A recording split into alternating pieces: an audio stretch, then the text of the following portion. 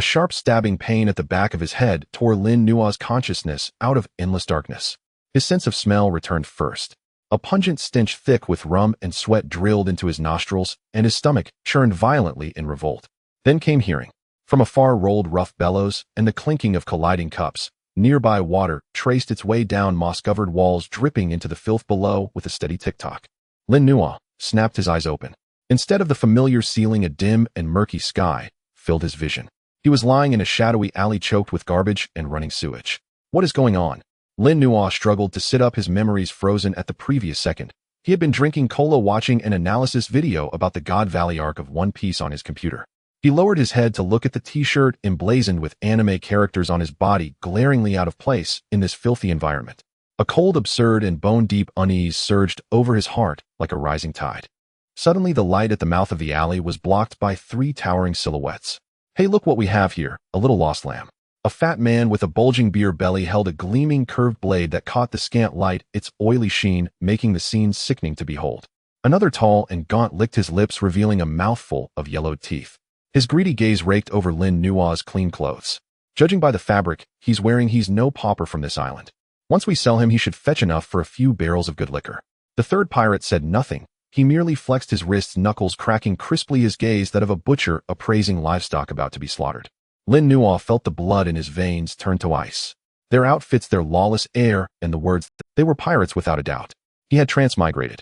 No system, no guidance. Simply hurled straight into one of the worst, most chaotic, most lethal worlds imaginable. Wait, I don't have any money. Lin Nuo's voice came out dry and hoarse with fear as he scrambled backward on hands and feet. The fat pirate let out a deep, booming laugh as if he had just heard the most ridiculous joke. Good news, they weren't speaking some alien tongue. He could understand them. We don't need you to have money, boy. We'll take what we want ourselves. Bad news, blades do not distinguish their victims. Before the words had fully fallen, the lanky pirate lunged forward like an arrow loosed from a bow, his short knife carving a vicious arc straight toward Lin Nuo's neck. The instinct to survive crushed every other emotion. Lin Nuo snapped his upper body backward, slamming heavily into the garbage heap behind him as the short blade sliced past, barely grazing the tip of his nose. Run. That single word was all that remained in his mind. Lin Nuo rolled to his feet and bolted deeper into the alley at full speed. He was just an ordinary modern office drone, his stamina long eroded by takeout food and endless sitting. Yet in this moment, surging adrenaline drove him to a speed he had never known. Still trying to run. Catch him. The furious shouts and chaotic footfalls behind him beat against his ears like death drums. Lin Nuo darted through the maze-like alleys like a headless fly, lungs burning with every breath and the taste of blood filling his mouth. Ahead loomed a high wall. A dead end. Lin Nuo's heart sank to the bottom of an abyss. He turned back in despair. The three pirates had already blocked the entrance, advancing step by step with cruel grins, savoring his fear like cats toying with a mouse. Run, why don't you keep running? The lanky pirate picked at his nails with his knife, tip his face full of mockery. Lin Nuo panted heavily, his gaze sweeping wildly across the surroundings in a frantic search for any sliver of hope. His gaze finally locked onto a pile of smashed cargo crates by the corner of the wall. Driven by survival instinct, he scrambled and rolled toward them, curling up within the broken crates like a lamb awaiting slaughter. The instant he squeezed in, a rotten stench assaulted his nose. Amid a heap of decayed, blackened fruits lay one strange fruit of an eerie violet hue, its surface covered in bizarre spiral patterns, resting there in unnatural stillness. A devil fruit. Lin Nuo's pupils shrank to pinpoints. He recognized it instantly. He had never paid much attention to memorizing the shapes of devil fruits, so the specific ability of this one was unknowable. Yet even the most ordinary human fruit could at least enhance basic physical attributes. Without the slightest hesitation, Lin Nuo's hand shot out like lightning. He snatched up the fruit, ignored the filth smeared across its skin, and shoved it straight into his mouth, chewing and swallowing with all his strength. An indescribable taste exploded in his mouth, like rotten sludge mixed with the stench of foul socks, making him retch. Gagging against the urge to vomit, Lin Nuo forced the fruit down into his stomach. No surge of strength answered his desperation.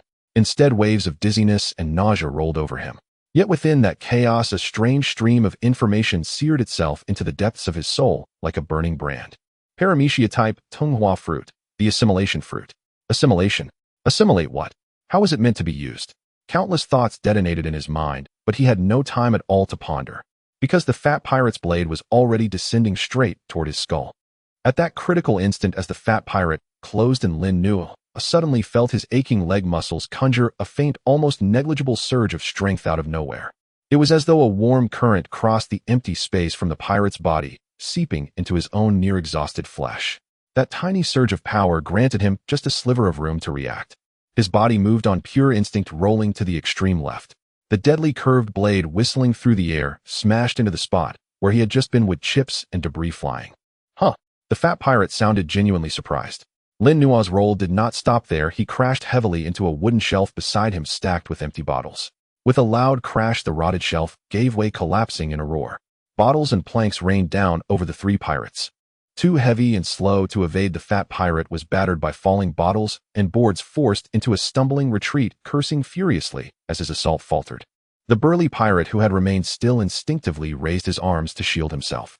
Only the lanky one reacted with true speed. He slipped aside from the shower of splinters, a vicious gleam flashing in his eyes as he seized the perfect opening. Got him! He vaulted over the mess on the ground in a single stride, driving his blade straight toward Lin Nuo's heart. Lin Nuo had only just pushed himself up from the ground. There was no way to dodge completely. He could only watch as the blade grew larger in his pupils. He twisted his torso to evade, but his body's limits could not be denied. The sharp edge still carved a deep gash across his arm. Agonizing pain flared, yet it also ignited a ferocity buried in Lin Nuo's bones. Gritting against the agony, he used his uninjured left hand to clamp down on the lanky pirate's wrist, refusing to dodge, and drove his body forward, ramming his head into the man's chest. The moment their bodies collided, a warm current far clearer than before surged from the lanky pirate into Lin Nuo, flooding his frame. He could feel his muscles greedily absorbing that power. The grip of his hand tightened noticeably in an instant. The lanky pirate's expression changed. His wrist felt as if caught in an iron vice. No amount of struggle could free it. Now, Lin Nuo snatched up a shard of broken glass from the ground, and with all his strength drove it upward into the pirate's lower abdomen, then dragged it brutally higher. Ugh! The lanky pirate's movements froze. He looked down in disbelief at his own abdomen, where blood was pouring out in a steady stream. Lin Nuo kicked him away. With a dull crash, a torrent of power far greater and wilder than before erupted from the fallen corpse, surging through Lin Nuo's body, like a river breaching its banks, scouring every limb and bone. His arm wound tingled with a strange itch, and the blood flow slowed noticeably. His legs, once weak and shaky, now steadily filled with strength. The brute force the lanky pirate had honed through years of brawling was being wholly absorbed by Lin Nuo. "You bastard!" Roaring, the fat pirate charged forward. Seeing his companion's gruesome death, his eyes burned red as he raised his curved blade for another strike. This time there was no trace of fear in Lin Nuo's eyes. With a simple sidestep, he slipped past the blade's path and closed the distance. Snatching up the short knife from the ground, he struck as they brushed past one another, reversing his grip and slicing cleanly across the fat pirate's throat. The fat pirate's bulky body staggered a few steps, his hands clutching his neck in disbelief, before he crashed to the ground. From him too a surge of power erupted, and Lin Nuo absorbed it whole. In the alley, only one uninjured brute remained. The ferocity on his face had long since been replaced by sheer terror. In the span of minutes their roles had reversed completely. He had become the lamb to be slaughtered. Gazing at the blood-drenched man before him, he dragged his legs as he stumbled backward in panic. Don't come any closer." Lin Nuo did not respond. After absorbing the fat pirate's strength, his speed and power had already surpassed the bounds of an ordinary human. With a single stride, Lin Nuo blurred forward. The brute saw only darkness as a powerful hand clamped around his neck and lifted him off the ground. In that last despairing gaze, Lin Nuo's short knife came down. Silence fell over everything. The alley was deathly silent. Lin Nuo stood amidst three corpses, gasping for breath, his chest heaving like a worn-out bellows. His adrenaline was rapidly ebbing away, replaced by waves of searing pain from his wounds and a hollow weakness born of surviving a deadly ordeal. Yet before he could catch his breath, a sudden mutation erupted.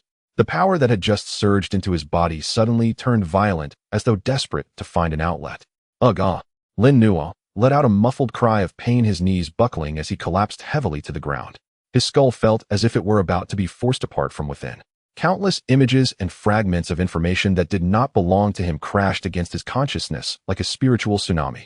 A fat pirate in a stifling cabin hoisted heavy cannonballs above his head, thick blue veins bulging along his neck and arms, each lift accompanied by the creaking protest of bone and sinew. A lanky figure under the moonlight hacked at a wooden stake again and again, with clumsy knife work drenched in sweat. From the perspective of a burly man in a shootout, 3 ribs were shattered beneath the kick of a stronger pirate, a pain and terror that carved itself into his memory. Years of honed muscle rough knife techniques and raw street fighting experience. The lifetime wealth of these three pirates were at this moment being branded into Lin Nuo's body and the depths of his soul in the most brutal manner.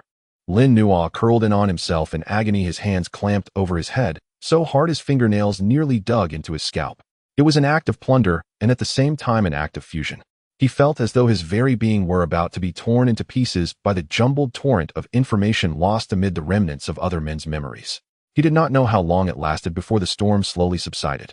Lin Nuo lay sprawled on the cold, filthy ground, his entire body soaked in sweat, as though he had just been dragged out of water.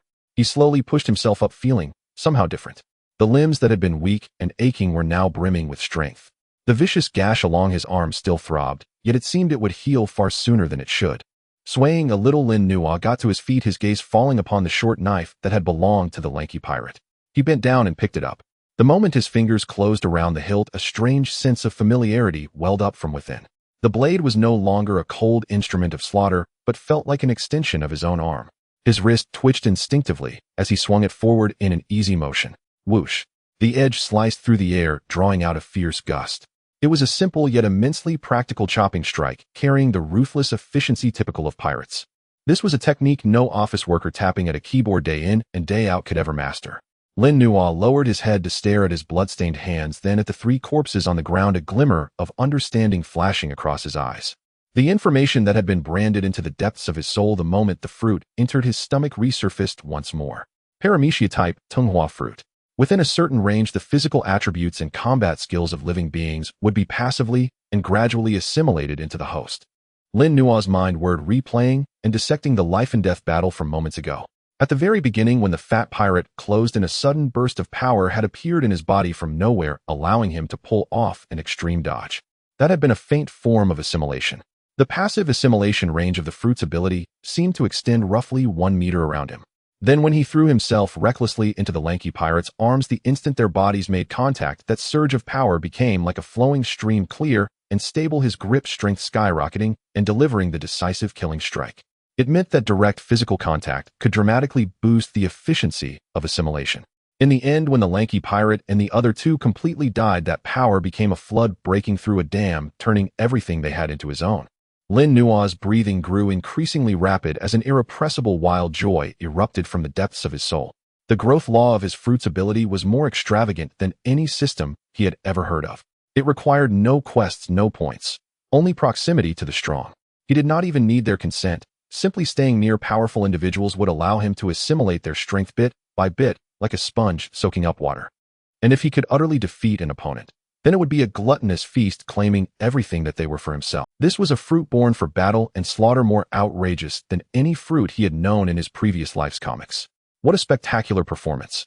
A voice laden with overwhelming pressure drifted in from the mouth of the alley, shattering Lin Nuo's train of thought. His entire body tensed as he jerked his head up. A towering man stood in the shadows at the alley's entrance. No one knew how long he had been watching there.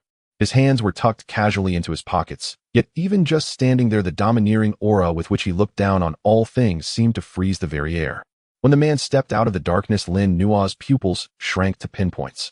Wild, unruly black hair flared out like a lion's mane tied back with a simple band at the nape of his neck. He stood at least 3 meters tall, his burly frame radiating explosive power. Yet what drew the eye most was the face etched with arrogance and boundless ambition. One of his eyes looked normal, while the other was opened abnormally wide, the white threaded with blood-red veins, lending him an air of madness and peril. A size mismatch between his eyes, this unmistakable trait. Something crashed in Lin Nuo's mind, and a name exploded like thunder. Roxdy. Jibek. Lin Nuo's heart hammered wildly, a chill 100 times colder than when facing the three pirates shooting up from his soles to his crown. Forcing himself to stay calm, he tightened his grip on the short knife and held his tongue, merely watching the man with wary eyes. Rox examined him with obvious interest, seemingly appreciating his composure. He spoke slowly, his voice deep and domineering. "What is your name?" "Lin Nuo." "Lin Nuo." Rox repeated, then bared his teeth in a grin. A rat fleeing for its life suddenly turns into a madman who kills 3 wild dogs. His gaze was like that of a hawk, as if it could pierce straight through Lin Nuo's soul. "I admire that ruthless will of yours, to do whatever it takes to survive in a dead end, and the brain that can figure out a way to save itself. I am going to become the king of this world." Rox's voice was not loud, yet it carried an unquestionable authority.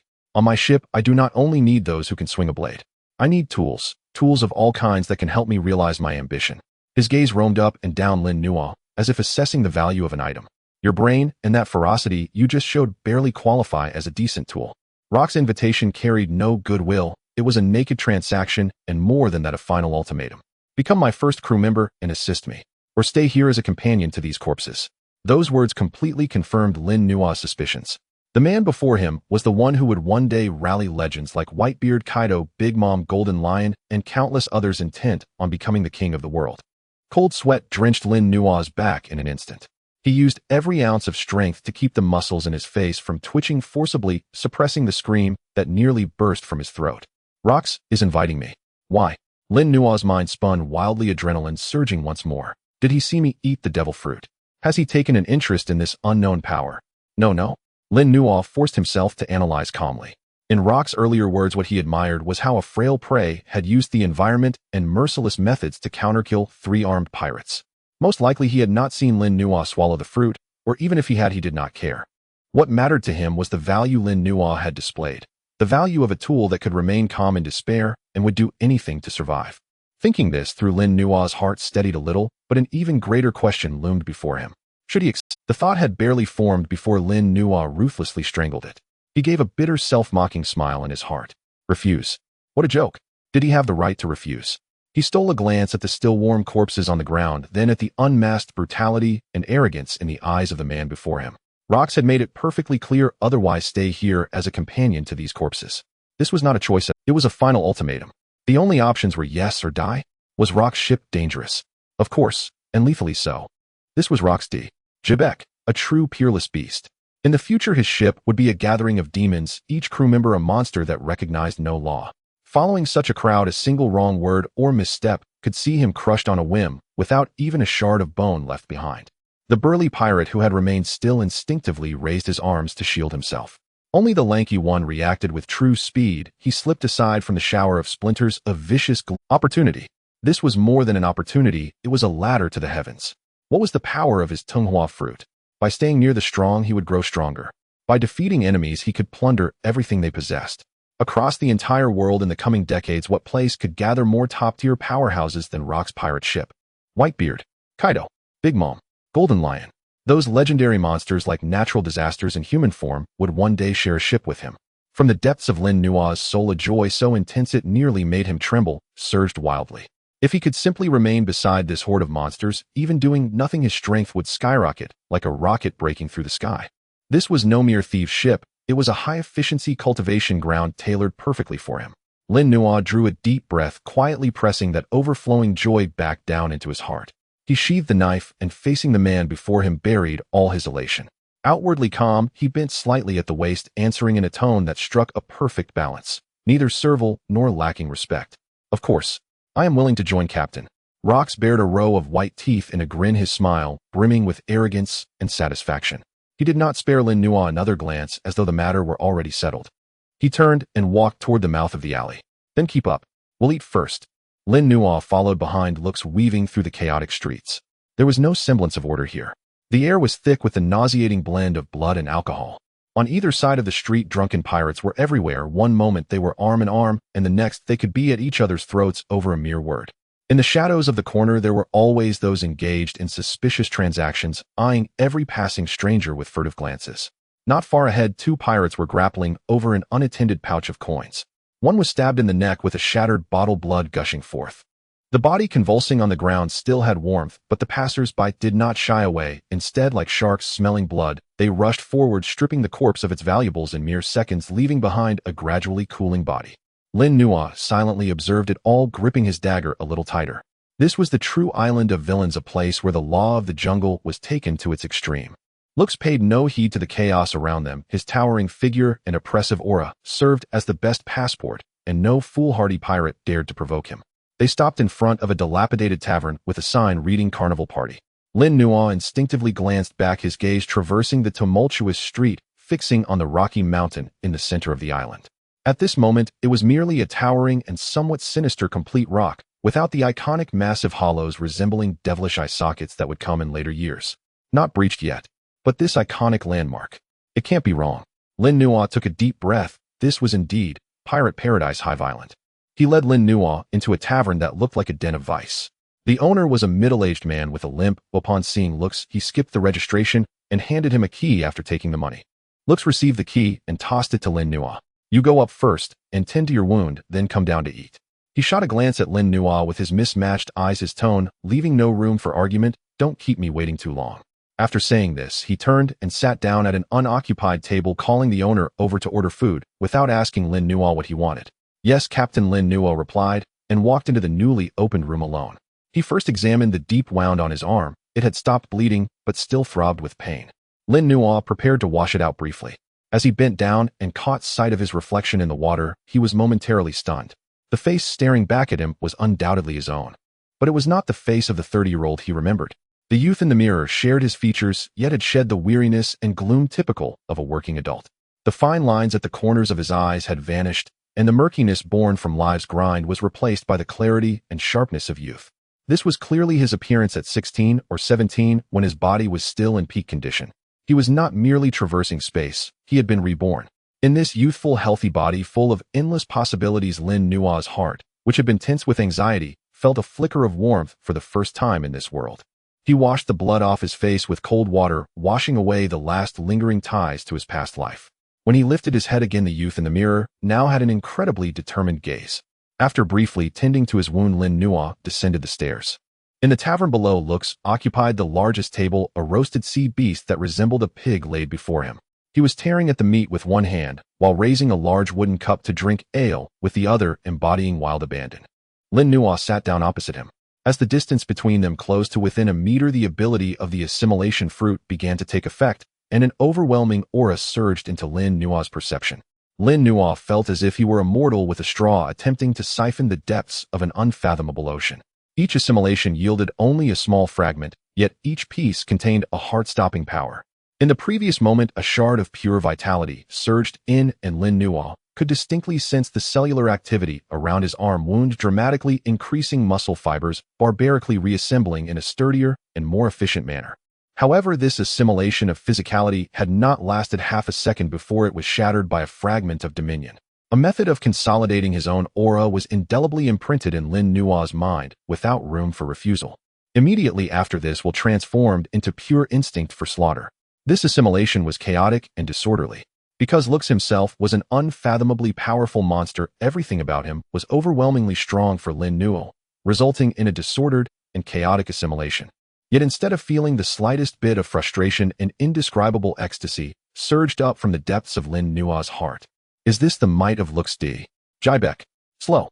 No worries. I have plenty of time. Chaotic. Then I will strip Lux of his wool. At that moment of inner jubilation, the sea beast with its skin roasted crisp and its fat sizzling released a rich meaty aroma that invaded his nostrils. As this fragrant wave surged in, it seemed to ignite the spark of dry tinder, unleashing an unprecedented hunger that felt as if it would devour his very insides. His stomach twisted violently like a waking beast greedily yearning for energy.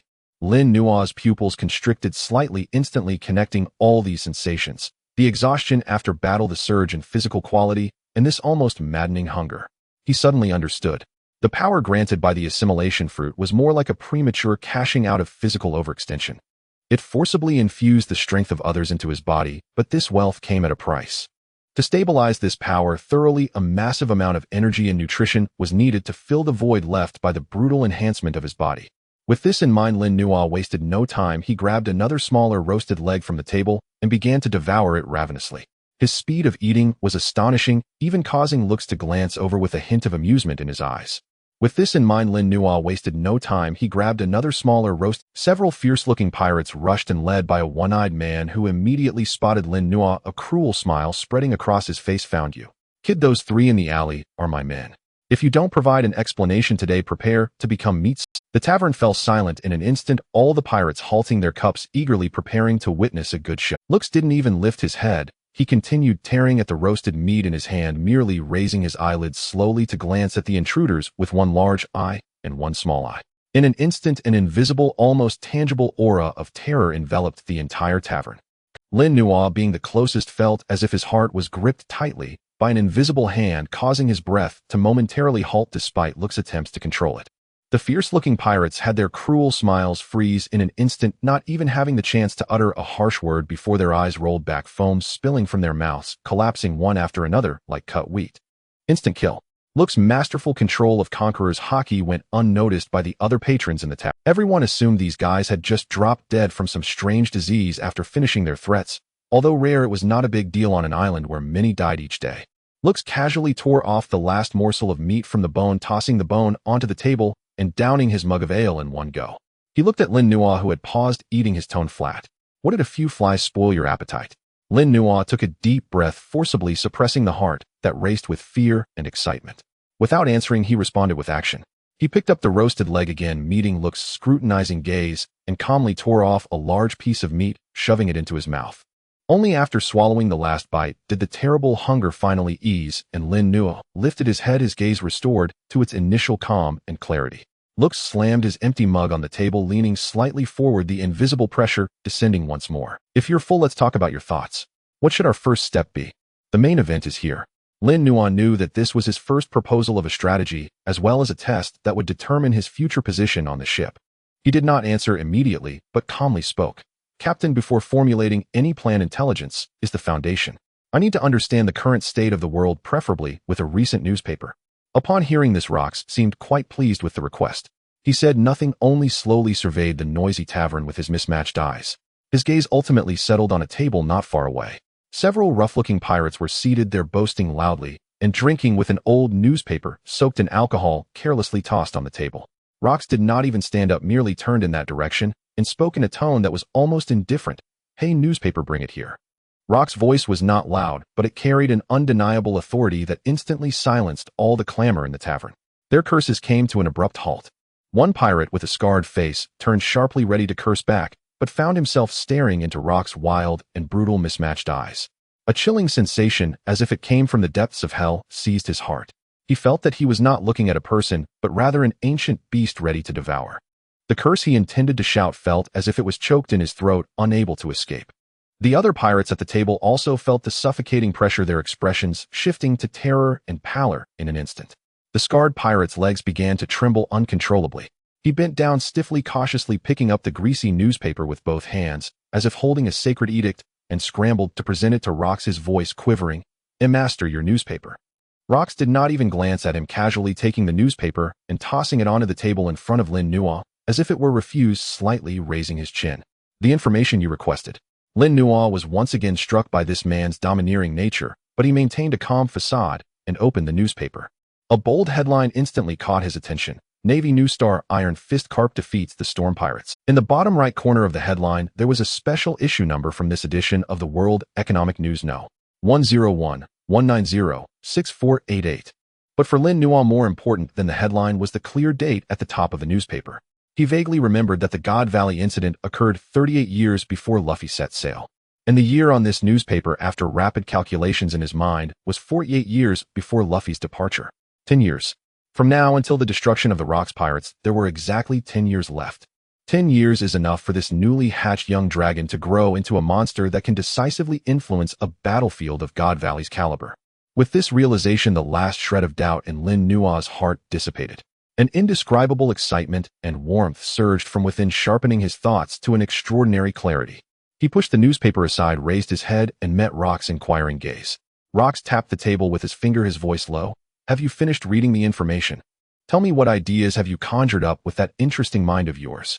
Lin Nuo extended his finger and gently tapped on the blurry photograph of Iron Fist Carp on the newspaper. I have seen the future. Oh, a glimmer of intense interest flashed in Rox's eyes. This newspaper mentions the Storm Pirates. They are numerous and somewhat famous in the New World, but against Carp alone, they are as insignificant as ants. Lin Nuo's analysis held no emotion. They are a typical mob. He lifted his head, looking directly into Rox's eyes, and stated clearly, to achieve your ambition of becoming the king of the world, your ship needs not the kind of cannon fodder that can be easily crushed. It needs monsters. Monsters that can contend against the strong in the seas. A strong interest flashed in Rox's eyes as he leaned slightly forward, signaling Lin Nuo to continue. Every chosen crew member must be a true powerhouse. Instead of so-called loyalty, we should value their strength and ambition more. At this, a glimmer of approval first appeared in Rox's mismatched eyes. Lin Nuo knew that his words had precisely scratched the itch of Rock's ambition. He continued, a group of ambitious powerhouses is indeed difficult to manage. But for you this is not for these people what can truly make them submit is not an illusory loyalty, but absolute power. As long as you are always the strongest on the ship, their ambitions will forever remain as knives in your hands. They will not dare, nor will they ever conceive any thoughts of rebellion. Ha ha, ha ha ha. Rox could no longer contain himself, letting out a deep and arrogant laugh. The sound shook the cups on the table, causing them to hum. As his laughter subsided, his mismatched eyes suddenly narrowed, slightly leaning forward with a hint of dangerous scrutiny, fixing his gaze on Lin Nuo. Kid, from your tone, do you know who I am? Facing this sudden probing and the overwhelming sense of terror, Lin Nuo did not hesitate at all. He merely leaned slightly forward, his tone carrying just the right amount of reverence along with a hint of fervor, seemingly captivated by the other's charm, soloing against the Holy Land Marioa, directly defeating the Navy Headquarters Admiral. Lin Nuo raised his head, looking directly into those fierce eyes, and stated clearly, in this era, if there is anyone worthy of the ambition represented by the words King of the World, besides you, Captain Rox, I cannot think of a second person. Rox could no longer contain himself, bursting into a deep and arrogant laugh. He looked at Lin Nuo, his eyes filled with appreciation. I like smart guys, and I also agree with what you said before. Power. It is the only law that binds pirates. He nodded in approval, signaling Lin Nuo to continue. Lin Nuo knew that his first move had been played correctly. Seizing the opportunity, he proposed his core plan. However, Captain, powerful and ambitious individuals are bound to be unruly and will never willingly submit. Using ordinary means, it is difficult to truly make them submit. So I suggest we use a more ancient and Puritella-compliant method to recruit them. Lin Nuo paused before uttering the name. The Davy back fight. Upon hearing this term, the excitement in Rock's eyes instantly dimmed. He showed no surprise or joy, merely curling his lips into a deep, inscrutable smile mixed with cruelty and amusement. He gently stroked the edge of his wine glass with his finger, repeating in a low voice, as if speaking to himself, the Davy back fight. Heh. He slowly lifted his head, his mismatched eyes shimmering with a glint Lin Nuo had never seen, as if able to see through one's heart. He fixed his gaze on Lin Nuo, asking word by word, Kid, you understand quite well. Do you realize that this game stakes not just partners and glory? Lin Nuo's heart trembled. He could feel a hint of scrutiny and probing in Rock's tone. But he maintained an impassive face and calmly replied, I only know that this is the most compliant with pirate law and the most efficient method of plunder. Plunder. Rox chewed on this word, his smile instantly turning exceedingly arrogant and satisfied. Clearly Lin Nuo's answer pleased him more than any flowery explanation. Ha ha ha ha. Rox laughed again, this time filled with recognition and joy, suddenly slamming his hand on the table. Well said. This is the true essence of the game. Good. Let's use this game to win over every monster in this sea. Seeing that Rox had completely agreed, Lin Nuo knew the time had come. He shifted the conversation back to the most practical issues. Rox stared at Lin Nuo with his mismatched eyes, a hint of impatience in his tone. Kid, I know you're short on ships and money, so tell me, is your grand blueprint just empty talk for now? Lin Nuo remained unperturbed by his imposing presence, keeping his composure. He understood that for someone like Rox, an action-oriented tyrant, only transforming the blueprint into practical steps would truly earn his trust. Captain, you know a small fry like me is indeed clueless about this place. Lin Nuo candidly admitted his shortcomings. He quickly shifted the conversation, but I believe that in a place like Hive Island where pirates from around the world gather, there must be a spot where information and secrets can be bought and sold like commodities. We need to find that place first. Despite this, Lin Nuo was convinced that in a lawless area like Hive Island, an information black market definitely existed. A glint of recognition flashed in Rox's eyes, and a cruel smirk appeared at the corners of his mouth. You want to find the rat's nest? That's easy. He stood up, tossing a heavy bag of berries on the table, showing no intention of asking the tavern owner how much he owed for the meal. Then he pointed towards the stairs with his chin, commanding Lin Nuo, let's go rest upstairs. We'll set off early tomorrow. Lin Nuo understood without asking further and followed him up the creaking stairs. The next morning, when Lin Nuo awoke from the rickety wooden bed, he found himself alone in the room. The other bed in the room was already empty, leaving only some indentations. He could clearly hear the raucous voices of pirates coming from the tavern below. Lin Nuo quickly rose, tidied himself up, and when he went downstairs, he indeed saw Rox already seated in his previous spot, with a massive roast and beer in front of him. After eating, the two left the tavern in silence, merging back into the chaotic flow of Hive Island. As they made their way to the underground black market, the streets grew increasingly narrow and crowded. Lin Nuo deliberately kept his distance from Rox, within a meter, almost closely shadowing him. The chaotic yet heightened energy flow continuously nourished his body.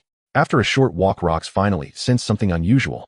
He suddenly stopped, turned around, and with a scrutinizing gaze stared at Lin Nuo, who was almost bumping into his back.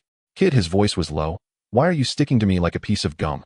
Lin Nuo's heart tightened, but he quickly put on an appropriately charming smile mixed with awe and unease. He pointed at the malicious gazes around them and chuckled awkwardly. "Captain, it's too dangerous here. Only by staying close to you do I feel a bit of safety." Rox let out a contemptuous snort, seemingly accepting the logic of this weakling. He no longer asked further, turned around, and casually grabbed a pirate selling inferior weapons from the roadside, lifting him up as if he were a chick. "How do you get to the abyssal throat?" The pirate was terrified, pointing tremblingly towards the deepest part of a dark. Rox casually tossed him aside and led Lin Nuo inside. The abyssal throat was darker than Lin Nuo had imagined. Here sunlight was perpetually absent, and the air was filled with the stench of mildew and blood. Rox walked ahead, his towering figure resembling an icebreaker, causing the sneaky shadows around them to retreat like the tide. Lin Nuo closely followed in his shadow, calmly observing the operational patterns of this underground. Rox did not wander aimlessly like a headless chicken, but quickly locked onto a target. A man wearing a raven mask seated in a secluded, quiet corner. His stall had no goods, only a table and 2 chairs. This posture indicated that he only engaged in the most secretive information trade. Rox stopped in front of the stall, remaining silent, but his mere presence exerted immense pressure. Lin Nuo stepped forward and sat opposite the man with the raven mask. "We are looking for someone." Lin Nuo's voice was low but clear. The information dealer under the mask let out a hoarse laugh, like sandpaper rubbing together. "Here, who isn't looking for someone? Dead or alive?" "Alive, a top-notch navigator." "Top-notch?" The information dealer scoffed, leaning back in his chair with a hint of disdain. "Silver compass, Silas, his navigation skills can leave even the Navy's warships behind. But he values his own feathers dearly. If you can't pay his price, he won't be willing to go with you." Lin Nuo shook his head, a faint smile appearing on his face. "We need a more pure pirate."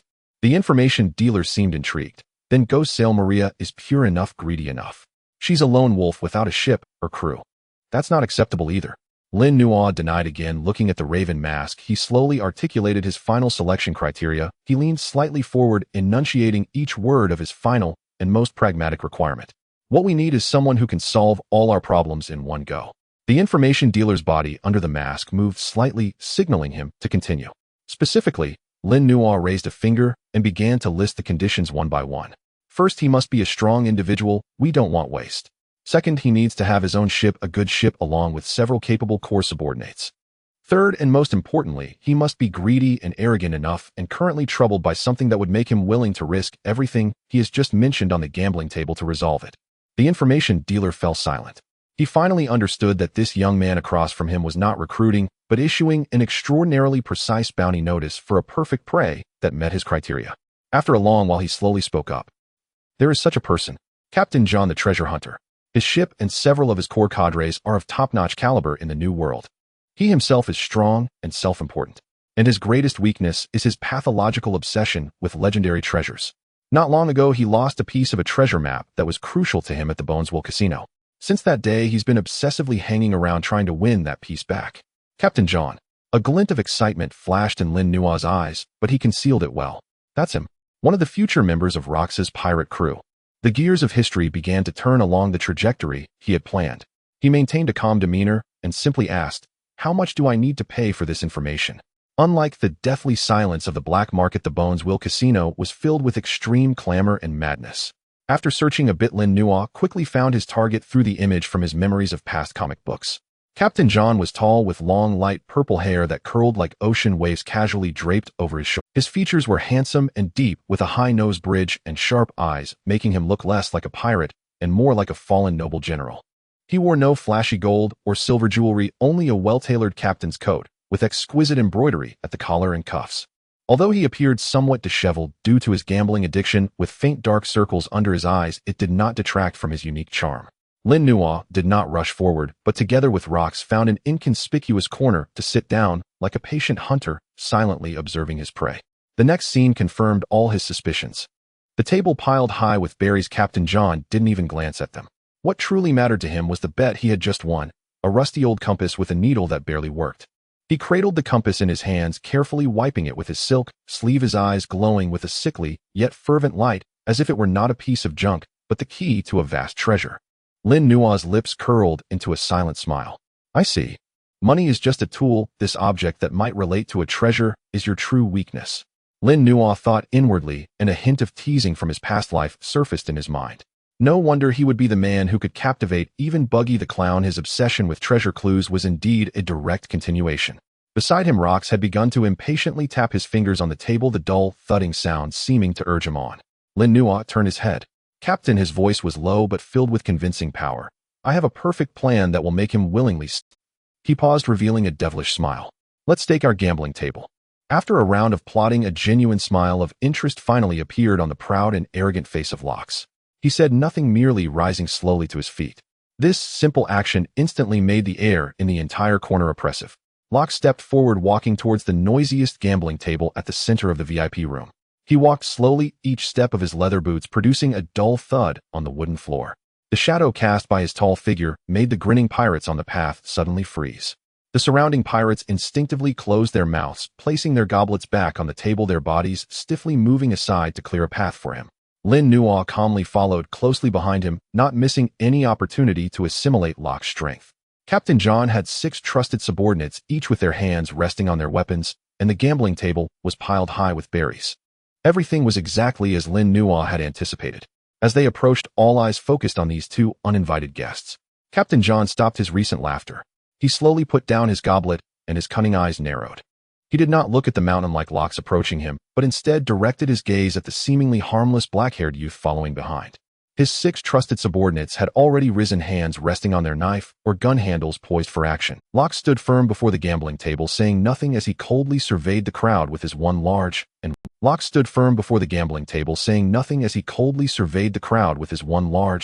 a cold sweat instantly broke out on his back, but being a person who brushed against death in the new world, the shock on his face was fleeting, quickly replaced by a familiar and slick smile.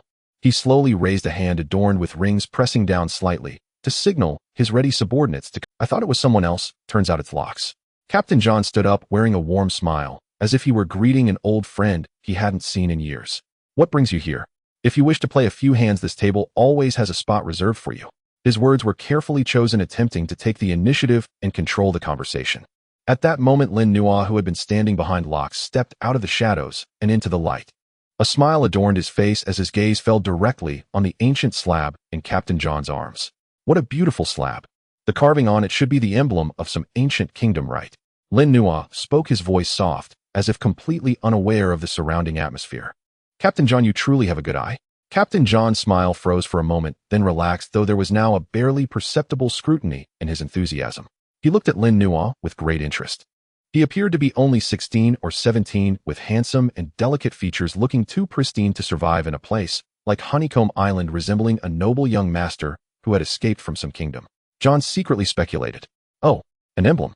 He intentionally elongated his tone, speaking in a condescending manner. Young man, do you understand antiques? Then tell me, which kingdom's emblem is this?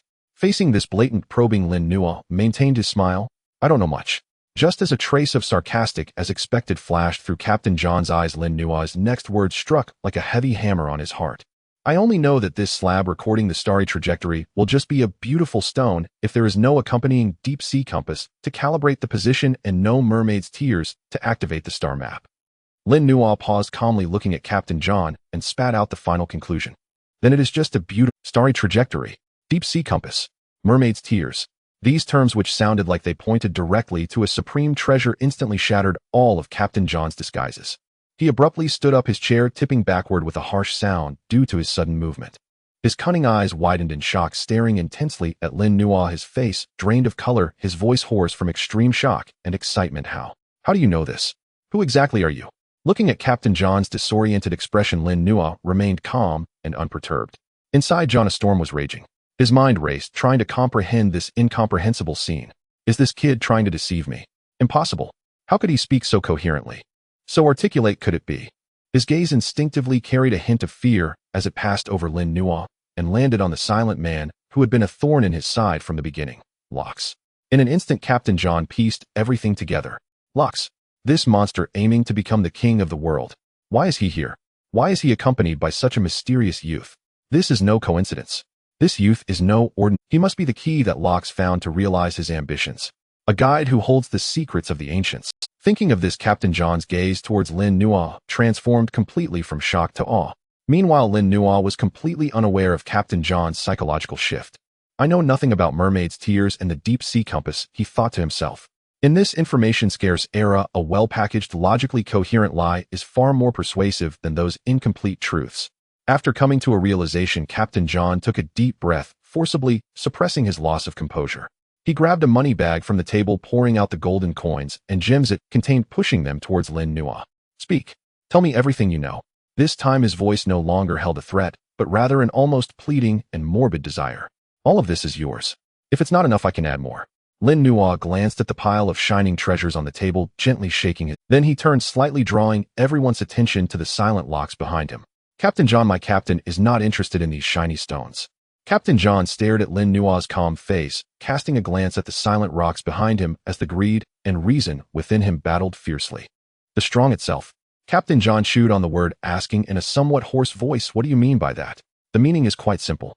Lin Nuo's smile remained unchanged, but his words carried a cold tone. My captain believes that only true strong individuals are worthy of possessing everything, be it treasures or secrets. Therefore, Lin Nuo's voice was filled with temptation. I propose we decide the ownership of these secrets in a manner more ancient and aligned with pirate laws, the David Championship.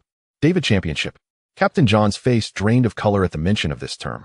He instinctively glanced at Rocks, forcing a slick smile as he waved his hands repeatedly. Don't joke around.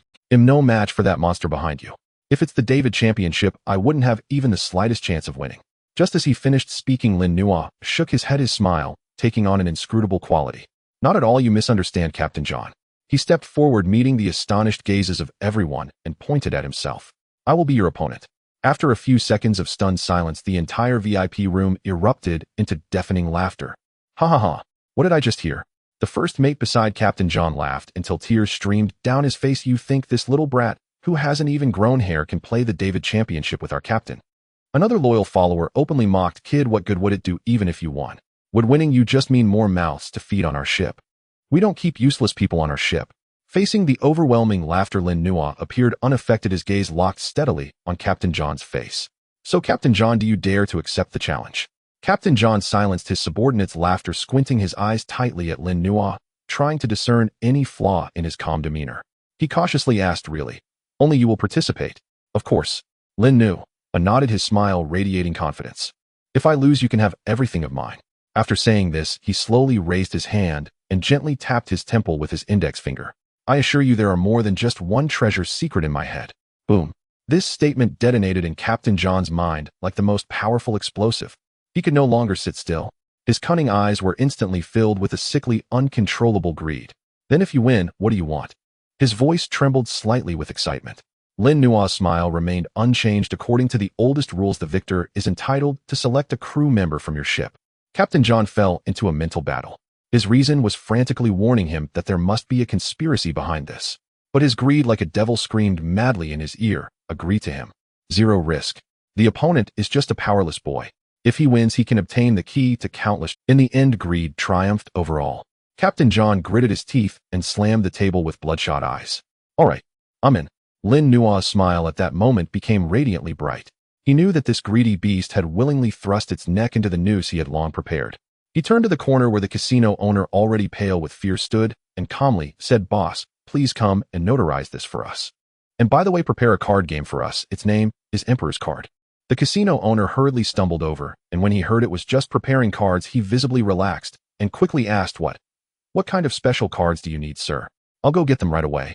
Lin Nuo smiled and shook his head. No need for anything special. A regular deck of playing cards will suffice. Soon a brand new deck of playing cards was presented. Lin Nuo, in front of everyone, opened the packaging and skillfully fanned out the 54 cards on the table. His movements were unhurried and filled with a convincing calmness. He selected 10 cards and pushed the remaining cards aside. First, the card group. Lin Nuo pushed a spade king to the center of the table. This card is the Emperor. Then he picked out 4 queens. These 4 cards are your citizens. He pushed these 5 cards, 1 king, 4 queens, in front of Captain John. You, Captain John, will play the noble emperor. Then he picked up a joker. This card is the slave. Finally, he picked out 4 jacks. And these 4 cards are my citizens.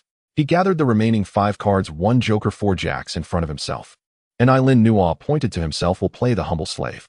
One of Captain John's subordinates could no longer hold back and scoffed. After all this, isn't it just a comparison of size?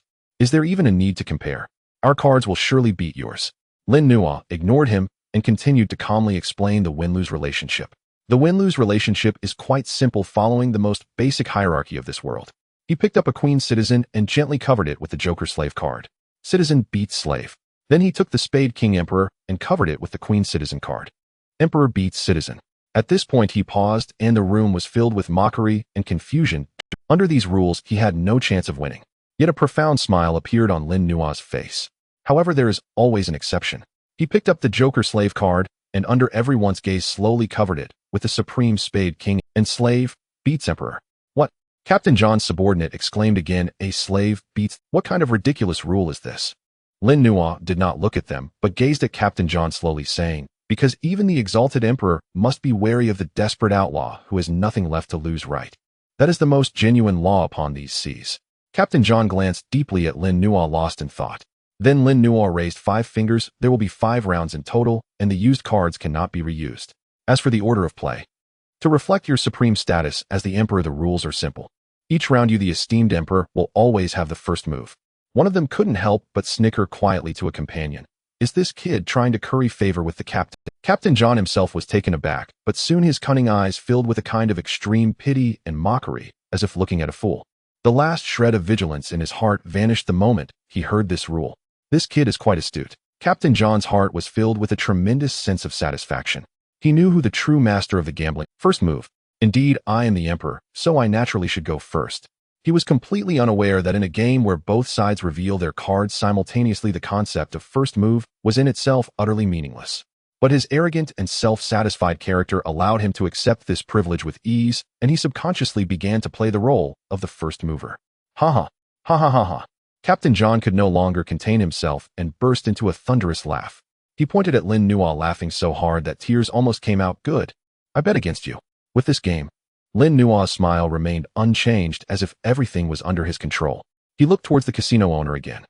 Boss, could you please notarize this David championship match? The casino owner wiped the cold sweat from his forehead and rushed over, stumbling.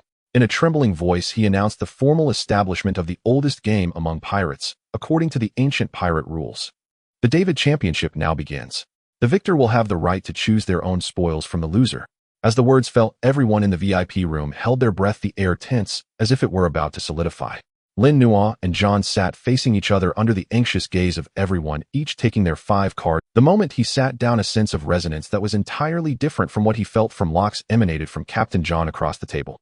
If the resonance from Locke's felt like trying to drain the chaotic ocean with a straw, resulting in nothing but chaotic noise infused with terrifying information, then now the flow of power from Captain John felt more like a rushing clear stream. Though it was nowhere near as vast as Locke's, it was much more friendly and efficient. Lin Nuo could clearly feel that he was resonating with John's traits at a speed several times faster than when he was with Locke's. The vast navigational experience across the seas, shrewd and practical combat skills, the extraordinary resilience of his physique, and that beast-like keen sense for treasure. Lin Nuo's heart opened up. Resonating with a target whose power disparity was too vast would significantly reduce efficiency. A powerhouse like Captain John was relatively more efficient for him. This made his determination to win the gamble even more resolute. Lin Nuo smiled, laid his cards on the table, then gathered them back in hand, making a gesture of please. So for the first round, are you ready, Captain John, the first mover? The trembling voice of the casino owner opened the curtain for this fate-deciding gamble. First round. Begin. The entire VIP room was silent enough to hear a pin drop. As the esteemed emperor and perpetual first mover of the rules, Captain John slowly laid out his 5 cards on the table, shielding them with his hands deep in thought. His brain was working at an unprecedented speed.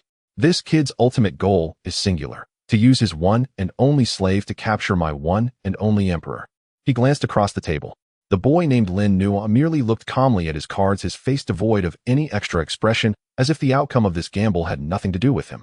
The rules are absolutely in my favor. Captain John's mind raced with calculations. My citizen card will never lose. At worst, it would be a tie. And my emperor is the key to my victory, but also my only weakness. 2 voices immediately emerged in his mind. One voice urged him, use the emperor first.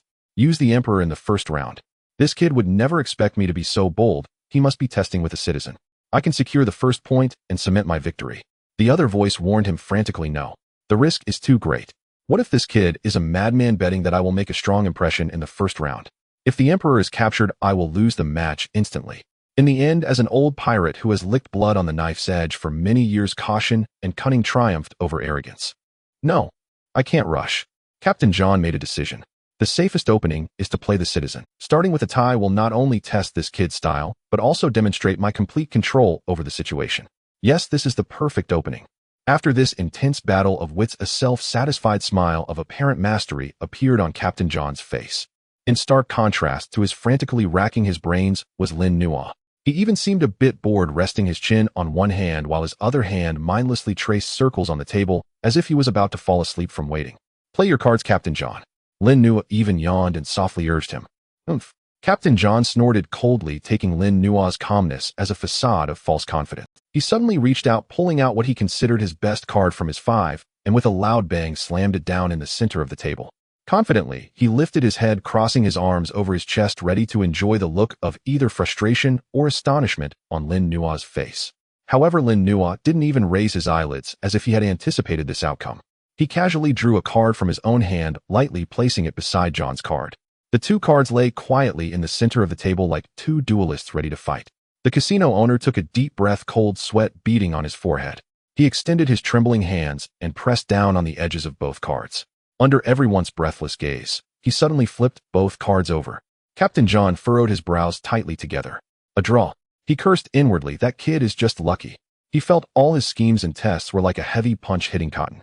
If that kid had gambled his life and played a slave, then it would be him laughing wildly now. The second round begins. The casino owner's voice rang out again. Captain John took a deep breath, forcing himself to calm down. He scrutinized his hand once more, a card of Emperor and 3 citizens. He couldn't play a citizen anymore. He immediately made a judgment. The Emperor card was a double-edged sword. The longer he held onto it, the fewer cards both sides had left, making it easier for that damned slave to pinpoint it. I must find an opportunity to play it while there are still plenty of cards left, take out a citizen, and secure a crucial point. As long as the Emperor isn't taken by the slave, I can directly declare the game over with my remaining citizens. Captain John's mind began a frantic game of wits. The first round was a draw, and that kid must be thinking my mindset is stable, continuing to play citizens to test. This was the best opportunity for me to ambush him with the Emperor. Just as this thought emerged, another voice immediately negated it. No. What if he is a madman? Wouldn't he gamble that I would be eager to succeed in this round? If he uses a slave to catch me? Captain John fell into a self-entanglement of conflicting logic, beads of sweat forming on his forehead. At times he felt he should play the Emperor, and at other times he thought he should continue playing citizens for stability, completely trapped in a hell of doubt. Ultimately, in his mind, arrogance and anger overwhelmed everything. Enough. I am the Emperor. I am the master of this game. Why should I be led by a brat? I will crush him with my strongest power. He slammed his hand on the table, forcefully placing the card he had finally chosen in the center. Kid, it's your turn. Captain John crossed his arms, a cruel grin on his face as he looked down at Lin Nuo. Let's see your pitiful choice. All eyes in the VIP room instantly focused on Lin Nuo, waiting for his final decision. In the brief moments where everyone held their breath as if time had frozen, Rock, sitting afar, seemed a bit bored, slowly lifting his hand and casually scratching the back of his head. This action was extremely natural, as if his neck was just a bit itchy, and no one in the room noticed this detail. Except for Lin Nuo, who had been keeping an eye on him. Lin Nuo seemed to have anticipated all of this with no ripples on his face. He leisurely placed his pre-selected card lightly beside him. The casino owner took a deep breath, trembling, and simultaneously revealed both cards. One was the Black Spade King of Crown the Emperor, and the other was the slave with a jester on it. Regicide. After a complete 3 seconds of silence in the VIP room, a wave of terrified uproar erupted. The second round. Slave side wins. Captain John's smile froze on his face like a waterfall encased in ice. He looked at the Emperor and the slave on the table as if he had seen a ghost, his mind blank. Lost. I lost. His meticulously devised counter-logical attack, which he believed to be a godly hand, had been so easily and accurately defeated by the opponent. This is impossible. This absolutely cannot be.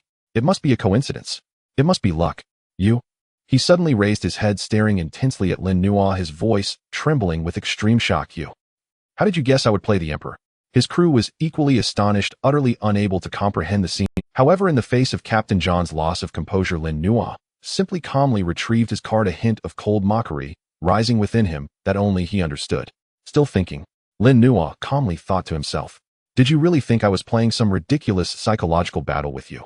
He caught a glimpse of the man sitting far away who had maintained his steady position throughout, a cruel smile lingering at the corner of his mouth. Rock's observation Haki can see future events. He knows exactly what card you play each time. Otherwise, why do you think I had to give you that meaningless first move advantage? Just so that you would play that card in Rock's mind, first allowing me to know in advance what you would play. At this point in the game, the outcome was already decided. In the remaining 3 rounds, both sides had only citizens left. No matter how they played, the result would only be a draw. Lin Nuo stared at the already lost and blank-eyed Captain John, revealing a kind smile as he softly asked, "Do you want to continue?" "Captain John, we only have citizens left." This sentence was like the last straw that broke the camel's back, utterly shattering the last shred of dignity and luck Captain John had. He trembled all over as if all his strength had been drawn away, collapsing limply into his chair, speechless. Lin Nuo no longer looked at him, glancing around the eerily silent VIP room, turning his gaze to the casino owner who had long been scared to the point of trembling. "Boss," his voice was calm and clear, "since the outcome is already decided, let's directly announce the result of the match. I think there is no need to continue playing." "Yes. Yes." The casino owner, as if granted a reprieve, looked at the 1-0 score on the table, using all his strength to shout, his voice trembling to the point of changing pitch, ringing the death knell for this already predictable bet. The David Championship is over. The final victor is the side of Rocks. At the moment the casino owner announced the result, a familiar yet larger and purer torrent of power erupted from Captain John across the table, surging wildly into his own body. Lin Nuo was momentarily stunned. This is the feeling from when I killed those 3 pirates back then. How could it be? At this moment his mind roared, an incredible, yet overwhelmingly joyful thought surged forth. The David Championship. Has this victory in a soul battle that risks everything also counted as a success in the rule of the Assimilation Fruit? Is this even possible? Captain John's hardened physique from years of training, his cunning yet practical combat skills, and his sailing experience across the seas. Everything was forcibly merging with Lin Nuo's body and soul in a savage manner. He felt himself growing stronger at an astonishing speed, being reborn. Yet along with the influx of power, a terrifying hunger almost consuming his rationality erupted from the depths of his body. Lin Nuo struggled to maintain his calm face amidst the volcanic-like upheaval within his body and the dreadful hunger that could drive an ordinary person mad. But in the eyes of others, this young man who had just used a godly hand to win the game appeared increasingly pale, at a visible speed, beads of cold sweat forming on his forehead. "Boss, bring me everything edible here. Hurry." Lin Nuo shouted at the still-dazed casino owner, suppressing the spasm in his stomach that felt as if it would devour him. His voice had become somewhat hoarse from extreme hunger, and beads of cold sweat were forming on his forehead. Just a moment ago, at the instant the victory of the David Championship was declared, an immense stream of information far greater than any before surged into his brain and body like a devastating tsunami.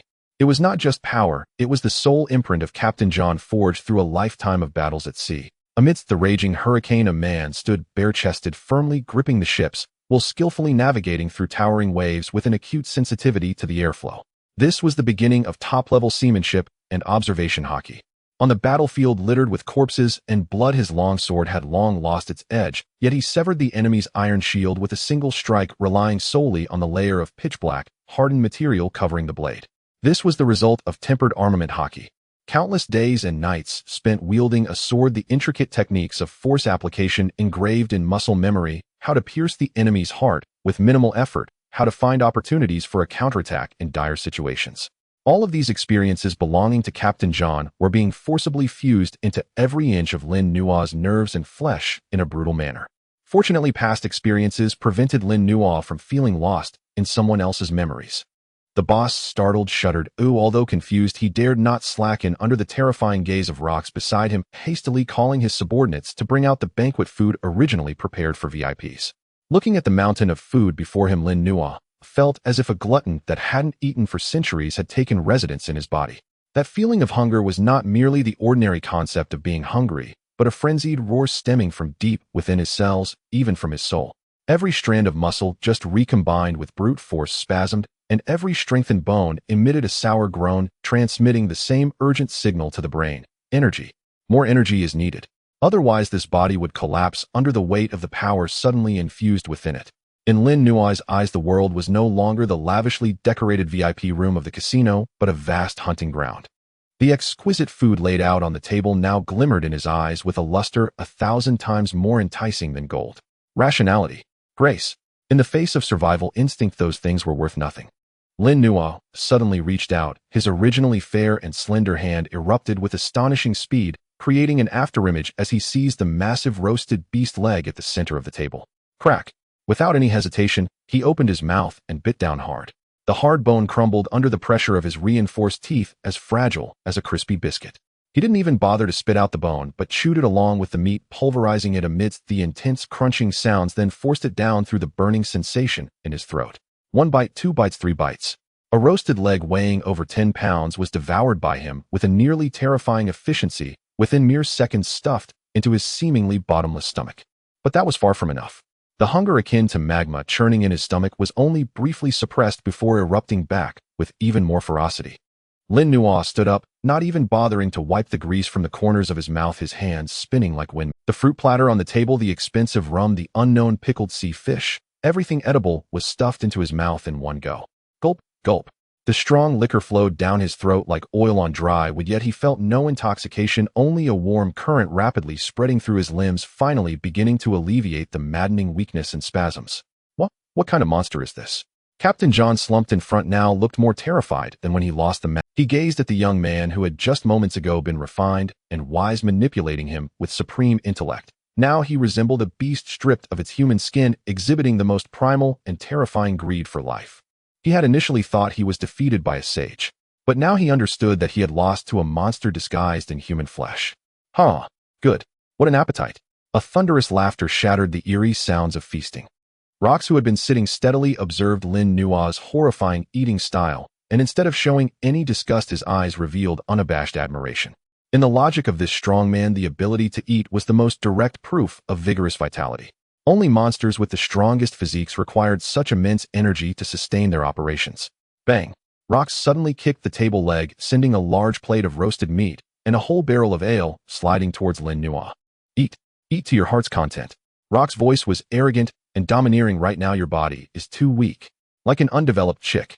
If you want to carry my ambitions, you need to consume even more food and grow stronger. Lin Nuo did not respond, nor did he lift his head to say thank you. All of his energy was focused on resisting the hunger that was gradually subsiding. He seized the food Rox had kicked over and continued this frenzied feast. 10 minutes. For a full 10 minutes, apart from the sounds of chewing and swallowing, no one in the VIP room dared to utter a single sound. Until the last piece of meat was swallowed, the last drop of wine drained. Lin Nuo let out that breath coalesced like white steam in the air, lingering without dissipating. It was a manifestation of the extreme fullness of energy within him, a hyperactive metabolism. He slowly straightened his back. His body, that had been slightly hunched from pain and hunger, now stood tall, and though still thin, every muscle beneath the slightly oversized shirt had been reshaped in a way akin to rebirth during this brief process. They were tight and resilient, containing explosive power that Lin Nuo had never dared to imagine before. That was the robust physique forged by Captain John through countless storms. Lin Nuo raised his hand and clenched his fist. The air was compressed between his fingers, emitting a slight explosive sound. An unprecedented sense of control over his destiny intoxicated him. This is power. He turned his head, his eyes now clear, yet holding a chilling sharpness, resting on the man opposite who had curled up in defeat. Lin Nuo casually took the tablecloth and elegantly wiped the grease and remnants from the corner of his mouth, moving slowly, as if the ravenous beast that had just devoured everything was not him at all. He had transformed back into that refined young man. But those around him knew that this was merely an illusion. Now that I'm full, it's time to get down to business. Lin Nuo walked in front of Captain John, looking down at the once mighty pirate. He said no words of insult, but calmly extended a hand. Let's go, John. Lin Nuo's voice was not loud, yet it carried an undeniable authority. Take us to see our ship. Captain John looked at the hand extended towards him, then glanced at Rox behind Lin Nuo, who was staring at him with eyes as if he were already dead. His throat convulsed violently. All dignity, all unwillingness, all cunning thoughts shattered in that moment, facing the unbreakable rules of the David Championship in the world of pirates. Defeat is defeat. In the pirate code, the contract of the David Championship supersedes all. Trembling, he reached out his hand, grasping Lin Nuo's, using it to stand up. He no longer tried to straighten his back, but deeply bowed his head, removing the feathered tricorn hat that symbolized the captain's power and cradling it against his chest. This was a standard posture of submission to a superior. Yes. Captain John's voice was hoarse and bitter. This scene was akin to the sky collapsing for the 6 loyal subordinates standing around the room at this moment. Captain. A burly subordinate instinctively stepped forward, his curved dagger half drawn, his eyes filled with disbelief and anger. What are you doing? Why bow down to this brat? We are the John Pirate crew. How could we possibly lose to this nobody that popped up from nowhere? Another subordinate shouted with red eyes. We can fight them. I don't believe so many of us. Shut up. Captain John suddenly turned his head, issuing a fierce shout that interrupted his subordinate's agitation. His face was pale, but his eyes held a desperate fierceness. Defeat is defeat. Do you want to defy the rules of the David Championship and earn the scorn of the entire sea? More importantly, John's peripheral vision caught a glimpse of rocks behind Lin Nuo, who had remained silent all this time. Fight. What can we fight with? That man named Rox single-handedly stormed Mariehua and defeated an admiral. Several subordinates were stunned by John's roar. Those still filled with unwillingness and humiliation, their hands gripping their weapons bulged with veins. They ultimately did not dare to step forward again. They watched as the once mighty captain who had led them in reckless plunder across the seas now walked hunched like an old dog stripped of its spine, following behind the black-haired youth. A sound of shattered belief echoed clearly in everyone's hearts. From this moment on, the treasure hunter Captain John would no longer exist on these seas. The port of Hive Island is day or night the noisiest place in this chaotic land. Countless pirate ships dock here for supplies and unloading. One of the best berths at the port is occupied by an exceptionally eye-catching three-masted sailing ship. The ship is entirely painted black with a bow resembling a giant mouth ready to devour the ocean. The ship's sleek yet menacing lines boast dozens of ominous-looking cannons protruding from the sides, glinting with a cold metallic luster in the sunlight. This is Captain John's flagship, the foundation of his presence in the New World, the Greedy Baron. At this moment, dozens of elite pirates gather on the deck. Each one is strong and imposing, radiating an aura of menace, clearly seasoned veterans who have followed Captain John through life and death. Yet at this moment their faces are filled with anxiety and unease. Why hasn't the captain returned yet? A burly man shouldering a hefty broadsword paces back and forth on the deck. He is the first mate of the ship and John's most trusted enforcer. He just went to the gambling house for a few rounds. How could it take this long? What if something happened to him? Another crew member frowned. Just then someone with sharp eyes pointed towards the dock and shouted, "Look! The captain is back." The pirates perked up, rushing to the ship's edge. However, when they finally saw the approaching figures, their cheers caught in their throats. The one leading the way was not their familiar spirited Captain John, but a giant dressed in a black trench coat, with long terrifying hair, accompanied by a seemingly harmless young boy. And their all-powerful Captain John now trailed behind the two strangers, dejected, clutching his hat tightly, not even daring to lift his head. What is going on? The first mate's eyes turned red in an instant. A sense of foreboding surged in his mind.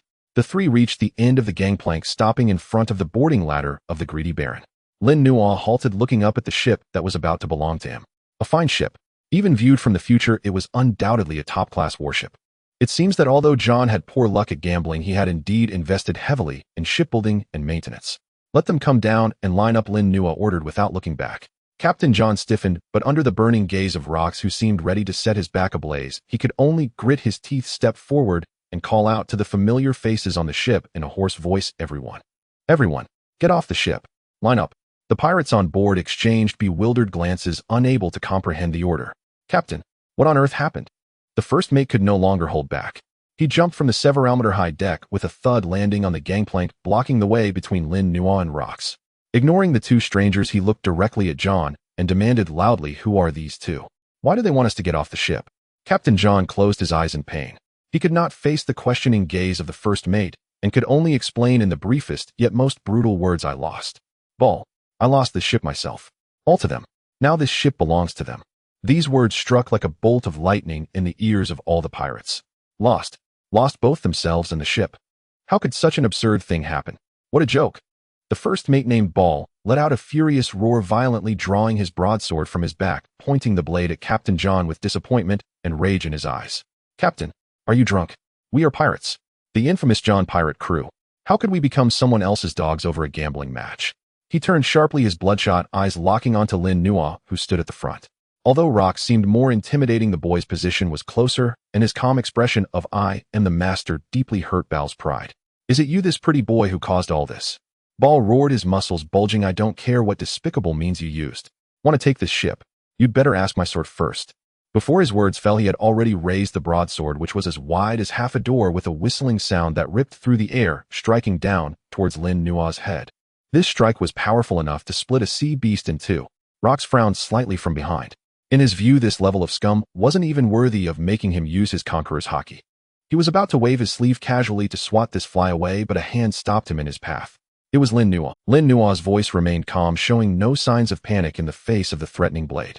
"This is my wager, I will handle it myself." Rox glanced at him, withdrew his hand, and a sly smile played at the corners of his mouth as he stepped back, adopting a posture of watching a show. Facing the terrifying blade that was already nearing his head, Lin Nuo did not move. He did not employ any flashy footwork to evade. He simply stood there quietly, as if petrified by fear. A cruel delight flashed in Bao's eyes.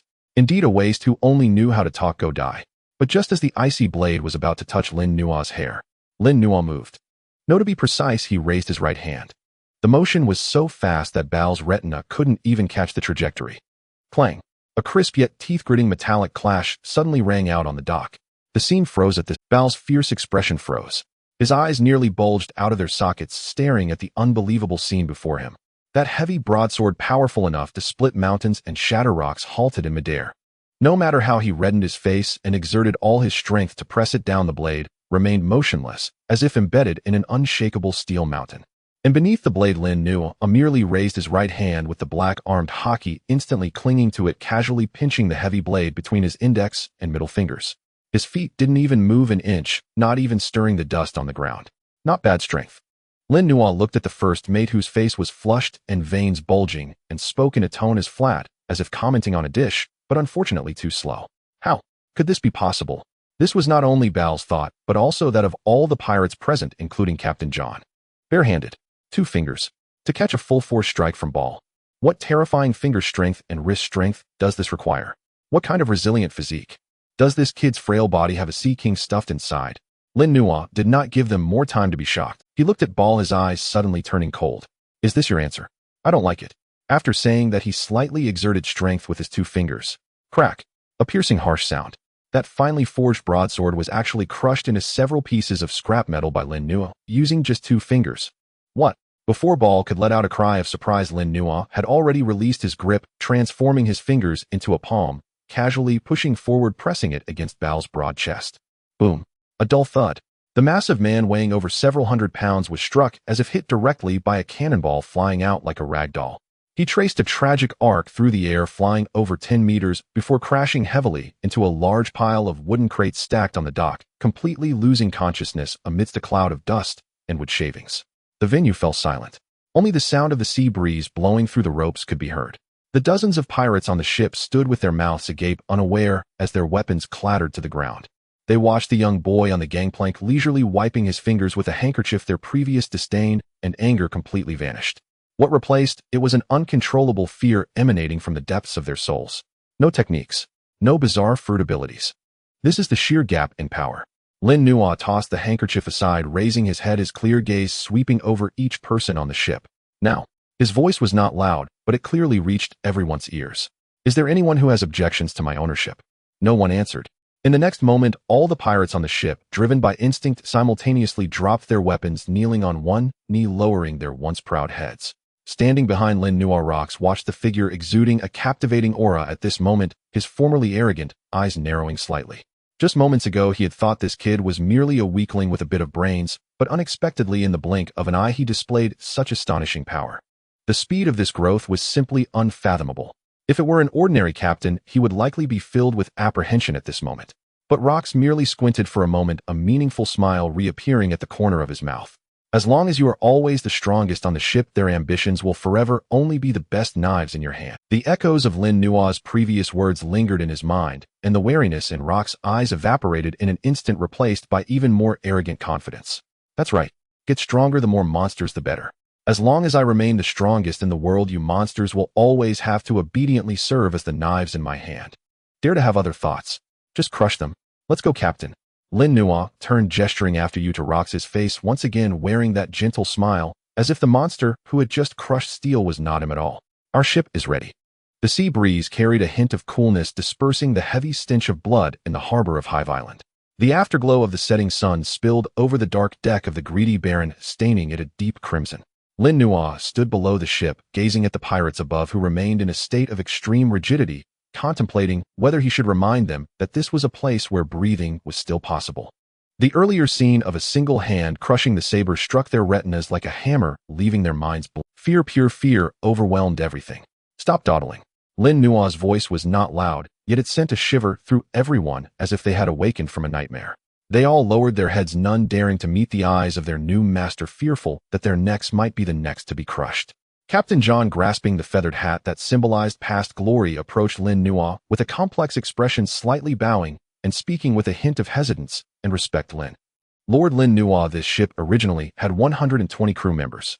Excluding the first mate Ball and a few unruly troublemakers, the rest are all here. What do you suggest we do with them? Lin Nuo turned around to survey the motley crew before him. Some looked fearful but had calloused hands and sharp gazes. Others avoided eye contact, their forms appearing insubstantial, clearly those who were used to slacking off. The place we are going does not require worthless individuals, Lin Nuo said calmly. John, you are the seasoned captain of this ship. You know who is useful and who is dead weight better than I do. Keep 30 who can make this ship sail fast and fire accurately. The rest, give them some severance pay and let them leave. John was taken aback. He had expected Lin Nuo to wield authority with bloodshed for the sake of establishing dominance or to absorb everyone in order to expand power, but instead he found this streamlined approach. Understood. I comprehend. Captain John nodded, a flicker of ruthlessness flashing in his eyes. Though he had lost to Lin Nuo, he remained the terrifying pirate in front of these ordinary crew members. The selection process was quick yet brutal. Those chosen felt fortunate to still hold value, while those not selected, though reluctant, glanced at the first mate still unconscious beside them, and at Rox, who sat atop the railing drinking rum to his heart's content. None dared to utter a word, taking their meager bounty of berries and leaving the ship in dejection. In the end, only 32 remained on the deck. The helmsman, navigator, gunners, cook, and ship's doctor. Each one was a valuable veteran. It was only at this point that the warship named Greedy Baron truly completed its transformation. As the sun set, the last rays of light were about to vanish. A seemingly astute young sailor cautiously approached John, pointing to the pirate flag emblazoned with gold coins and skulls that still fluttered above them, and asked softly, Captain, Brother John, now that we've changed, should we lower this flag? Once this question was posed, the atmosphere on the deck became somewhat delicate. The flag represented the face and soul of the pirates. Lowering the flag signified a complete denial of the past. John's body stiffened momentarily. He raised his head and looked at the flag that had accompanied him for over a decade, one that was somewhat renowned in the New World, his eyes reflecting a trace of unhidden melancholy and pain. But he knew the rules. He took a deep breath. Just as he was about to give the order to lower the flag, Lin Nuo's voice rang out first. Captain, what do you think? Lin Nuo did not make the decision directly, but turned to glance at Rox, who sat high above. All eyes were focused on that man. Rox was tilting his head back, downing a large gulp of strong liquor. Upon hearing Lin Nuo's inquiry, he did not even lift his eyelids, casually wiping the spilled liquor from the corner of his mouth with the back of his hand. What would we lower it for? His voice was low but carried an air of disdain, viewing everything as inconsequential. I can't be bothered to draw a new flag right now. Just keep this one up. He cast a glance at the flag, a hint of contempt curling at the corners of his mouth. To the world government, it makes no difference what flag is flying, we are all pirates regardless. As long as I'm on this ship, what difference does it make what flag is displayed? This statement was exceedingly arrogant. There was no need for a flag to signify identity, for the existence of Rox itself was a brand that held more intimidation than any flag. Captain John abruptly raised his head, gazing at the imperious figure of Rox. He had initially thought he would be humiliated, but he realized that the other party simply did not care about these trivialities. Though the feeling of being disregarded stung his pride somewhat, for some reason a sense of inexplicable ease surged within John's heart. The sense of loss from being stripped of everything seemed to fade a bit. I understand, John murmured, putting his hat back on, but this time his posture seemed to be a bit straighter than before. In order to showcase his still considerable value in front of the crew, and to prove that he was not entirely useless, John strode towards the bow of the ship. He suddenly raised his hand and grasped at the massive anchor from a distance. Zzz. Purple arcs of electricity danced in his palm. Raise the anchor.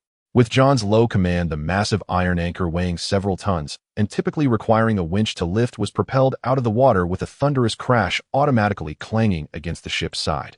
This was the power of the superhuman type, magnet fruit. Lin Nuo stood by, quietly watching the scene unfold, a glimmer of contemplation flashing across his eyes. Set sail. Depart. With John's command, the warship carrying the most notorious criminals of the future world slowly departed from the harbor of Hive Island under the cover of night, heading towards the broader and more perilous deep sea. Night deepened. The waves crashed against the hull, emitting a rhythmic sound. Lin Nuo lay in the luxurious cabin that originally belonged to the first mate, while Rox occupied the captain's quarters, leaving the first mate's cabin to him naturally. Lin Nuo was not feeling sleepy at the moment. He was reflecting on the gains of the day. The intense pain of his body being forcibly transformed had long since vanished, replaced by an unprecedented sense of fullness. He clenched his fist, feeling the power surging through his veins. Captain John was indeed one of the crew members chosen by Rox. Though he still fell short compared to the monstrosity that Rox was, even without considering the powers of the fruit, his sheer physical strength and Haki were sufficient to place him among the top tier of strongmen in these waters. Since his physical strength had been perfectly inherited, what about the fruit's ability? Lin Nuo closed his eyes, carefully sensing the changes within his body. The scene of John raising the anchor with magnetic control flashed through his mind. He attempted to sense the candlesticks and doorknobs in the room, trying to invoke that faint magnetic force. However, nothing happened. Just as I thought, Lin Nuo thought to himself, feeling no disappointment. The assimilation fruit could only acquire the other party's physique Haki skills and experience through contact or conquest, but could not break the ironclad rule of one person, one fruit. This also relieved him.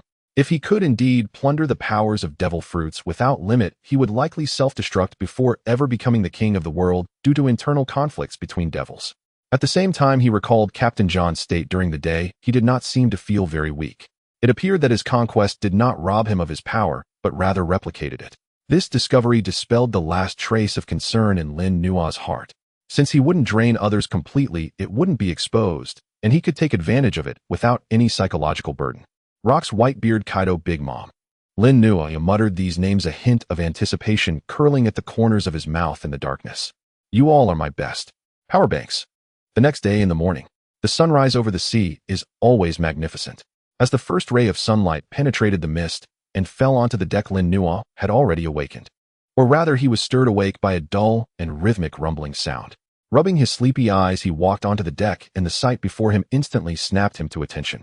On the spacious bow, Rox was bare-chested, his muscles glistening like cast iron with sweat evaporating in the heat, as if he were on fire. He wasn't using any conventional equipment.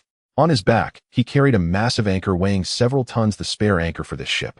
And he was performing handstand push-ups, balancing on just one finger in a manner that made one's scalp 1,241, 1,242. With each rise and fall, the deck groaned under the unbearable weight. Is this the strongest body in the world? Lin Nuo swallowed, took a deep breath, and pretended to stretch lazily, moving naturally and slowly towards Rox's workout area. 5 meters, 3 meters, 2 meters. The moment he stepped into the 1 meter radius around Rox, boom. If yesterday in the tavern that feeling of assimilation was like sipping the ocean through a straw, then now that straw had instantly transformed into a fire hose. Although he still couldn't glimpse the full extent of Rox's power, the speed and clarity of the absorption had increased by more than 5 times compared to yesterday. The enhancement of his physique directly improved the efficiency of assimilation. Lin Nuo felt ecstatic, not wanting to move, just wanting to lounge beside Rox, being a quiet ornament. To avoid arousing suspicion, he also lay down next to Rox, huffing and puffing as he did ordinary. Eager to leech experience, he got closer and closer until he was nearly touching Rox's sweaty face. 1,250.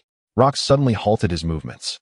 His one big, one small eye widened and fixed on Lin Nuo, who was almost nose-to-nose with him. The air instantly thickened. Kid. Rox's voice was deep, his brows furrowed into a knot as he looked at Lin Nuo with disdain. What's with that disgusting look in your eyes? I have no interest in men.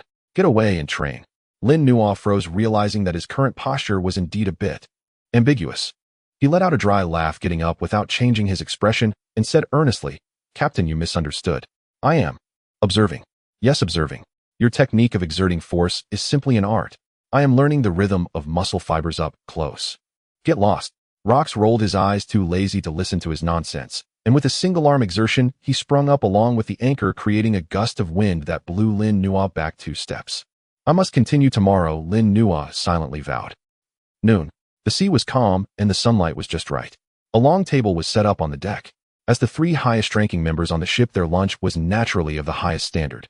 After a night's adjustment, Captain John seemed to have accepted his new identity.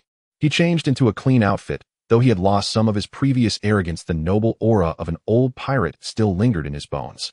He elegantly sliced into the steak on his plate, his movements as precise as if he had just graduated from an etiquette school. Lin Nuo sat opposite him, devouring meat while observing this new subordinate. One cannot deny that while the pirate world has many illogical aspects, it seems to follow the law of conservation of energy. Ever since assimilating Captain John's physique, Lin Nuo's appetite has also greatly increased. Lord Lin Nuo. Captain John set down his knife and fork, hesitated for a moment, and finally spoke. Although he had surrendered, he still had lingering thoughts about that bait. Though I lost now that we are all on the same ship. Could you perhaps reveal a bit about the clues regarding the deep sea? Lin Nuo paused his eating and looked up. Don't call me Lord. Just wave your hand casually, since we are all on the same ship, we are partners. Just call me Lin Nuo. All right. Lin Nuo. John quickly changed his wording. Lin Nuo wiped his mouth, looking at John's eyes filled with curiosity, and suddenly asked, John, I've always been curious. Why are you so obsessed with treasure? Are you short on money? Hearing this question, John was taken aback. He instinctively glanced around at his luxurious battleship and then shook his head lightly. Berries. No, as long as it's enough, that's fine. John's gaze became somewhat dreamy, as if he were looking through the vast sea at things that others could not see. I seek treasure to witness history. Witness history? Lin Nuo raised an eyebrow. Yes. John's voice turned low and fervent. There is too much forgotten history in this world, too many legends treated as fairy tales. The tomb of the Sea King, the land of gold, the Emerald City. People mock them as fantasies, but I believe they must have existed. I want to see the evidence of their real existence with my own eyes. When I unravel each puzzle and excavate those artifacts that can prove historical moments from dust-covered ruins, that thrill is 1,000 times more wonderful than gold. Lin Nuo listened somewhat stunned. He originally thought John was just a greedy miser, but unexpectedly this guy turned out to be a hardcore researcher and explorer. He probably would have much in common with the future Robin. No wonder he was deceived by the made-up terms like stellar trajectory and tears of the mermaid, which sounded mystical. It simply struck at his XP system. What a talent. Lin Nuo sighed inwardly. This obsession with the unknown, though a bit obsessive, often serves as a driving force for the strong at sea. Dreams are a good thing, John. Lin Nuo raised his glass, gently swirling it. But dreams require expensive travel fees. Right now, we don't have the luxury to dig up graves around the world. He shifted his tone, becoming domineering. Since we have become pirates, relying solely on treasure hunting hardly qualifies as being a pirate. Without berries in hand, we should be robbing. Rob. John was taken aback. Rox, who had been sitting in the main seat, drinking heavily and saying little, slammed his massive cup down on the table upon hearing this. Bang. Huh. That's right. Rox let out a thunderous laugh. Digging is something mice do. What's stolen is always the fastest. That's what pirates should be doing. He looked at Lin Nuo, his eyes flashing with ferocity. Looks like you already have a plan. Go ahead, who are we going to rob? There should be quite a few wealthy little nations nearby. John instinctively pulled out a seafarer map, pointing at several spots. Write these non-member states' trade routes. But Lin Nuo reached out and pressed down on John's finger. He stood up, gazing over the railing at the vast blue sea filled with peril. With his back to the sunlight, his expression appeared somewhat ambiguous. Such major decisions regarding our target should naturally be determined by the captain. However, he looked at Rox, a smile full of ambition curling at the corner of his lips. Since we are robbing, I believe someone of your stature would surely disdain robbing mere commoners of their trifles, right? Upon hearing this, Rox slowly stood up and walked to the bow. The sea breeze tousled his wild hair as he gazed at the endless ocean, much like a lion surveying its territory. Naturally, Rox's voice was low, yet carried a chilling aura that made even the sea tremble. I want to be the king of the world. If we are to rob, we should target the richest and toughest bones in this sea. John, Lin Nuo, turned to look at Captain John, who was listening with fervor. This sea region is your... Since the captain has spoken, you should be most aware of where the richest bone is, right? Hearing this, Captain John instantly perked up. This was a great opportunity to showcase his value. He certainly did not want to be just a helmsman who could only steer the ship. He quickly walked to the table, sliding his fingers skillfully over the map, his eyes gleaming with greed and shrewdness. If that's the case, ordinary merchant ships are indeed unworthy of us. John pointed to a marked trade route on the map, his tone growing excited. This one. This is the special supply route for the world government's member states to pay tribute to the Holy Land. Although naval ships patrol it regularly, they transport rare minerals, famous swords, and even devil fruits gathered from all over the New World. Compared to those impoverished backwaters, this is the true land of abundance. Moreover, John added, a sly smile creeping onto his lips. If you calculate the timing, a fully loaded transport fleet coming from the West Sea will be passing near the Mist Corridor in the next few days. I'm familiar with the terrain there. Even if they have naval ships escorting them, I can make this ship sneak up on them. Lin Nuo nodded in satisfaction, timely handing over the intelligence chart he had acquired from an informant regarding the Navy's movements and specific timetable. Then, Captain, the direction is already clear. Rox took the intelligence chart, glanced at it, and let out a... Tell the crew. Shine the cannons. The fog corridor is a renowned maritime forbidden zone in the New World. It is perpetually shrouded in dense fog where the sea floor is littered with hidden reefs and the currents are capricious and unpredictable, as if countless invisible hands are ready to drag passing ships into the depths of the ocean. Under normal circumstances, no ship would dare to approach this region. Yet due to its perilous nature, it has also become a natural harbor. To evade the rampant pirate raids along the New World trade routes, the world government's transport fleet equipped with top-tier navigators and precise recording instruments often risks crossing through this fog. In their view, the dangers of nature are far more reasonable than the greed of pirates. As long as they avoid the hidden reefs, this is a perfect golden passage. Unfortunately, they did not account for the presence of a local authority who knows this area far better than they do. At this moment, the greedy baron sailed like a black phantom, gliding silently through this white wasteland. On the deck, over 30 elite pirates were all tense, staring fixedly at the rolling fog outside the ship's rail, afraid that the next moment they might crash into a deadly reef. Only one person was different. Captain John stood at the helm, his hands steadily controlling the direction. His eyes, always glinting with cunning light, were now slightly closed, as if listening to the sea's breath. Hard to port, avoid the undercurrent. Straighten up, use this wind, full speed ahead. His commands were concise and precise. The massive, three-masted sailing ship was as nimble in his hands as a fish frolicking in the sea. With every turn, the ship dangerously skimmed past the black reefs hidden in the fog, the splashes even hitting the sailors' faces, yet there was never a true collision. Lin Nuo stood at the bow, letting the damp sea breeze caress his face. He did not look at the sea, but instead closed his eyes in meditation, or rather in enjoyment. Through the assimilation fruit, he had gained the instincts honed by Captain John over more than a decade of battling the sea and storms. The direction of the currents, the subtle changes in wind direction, and even the differences in air humidity all constructed a clear three-dimensional sea map in Lin Nuo's mind.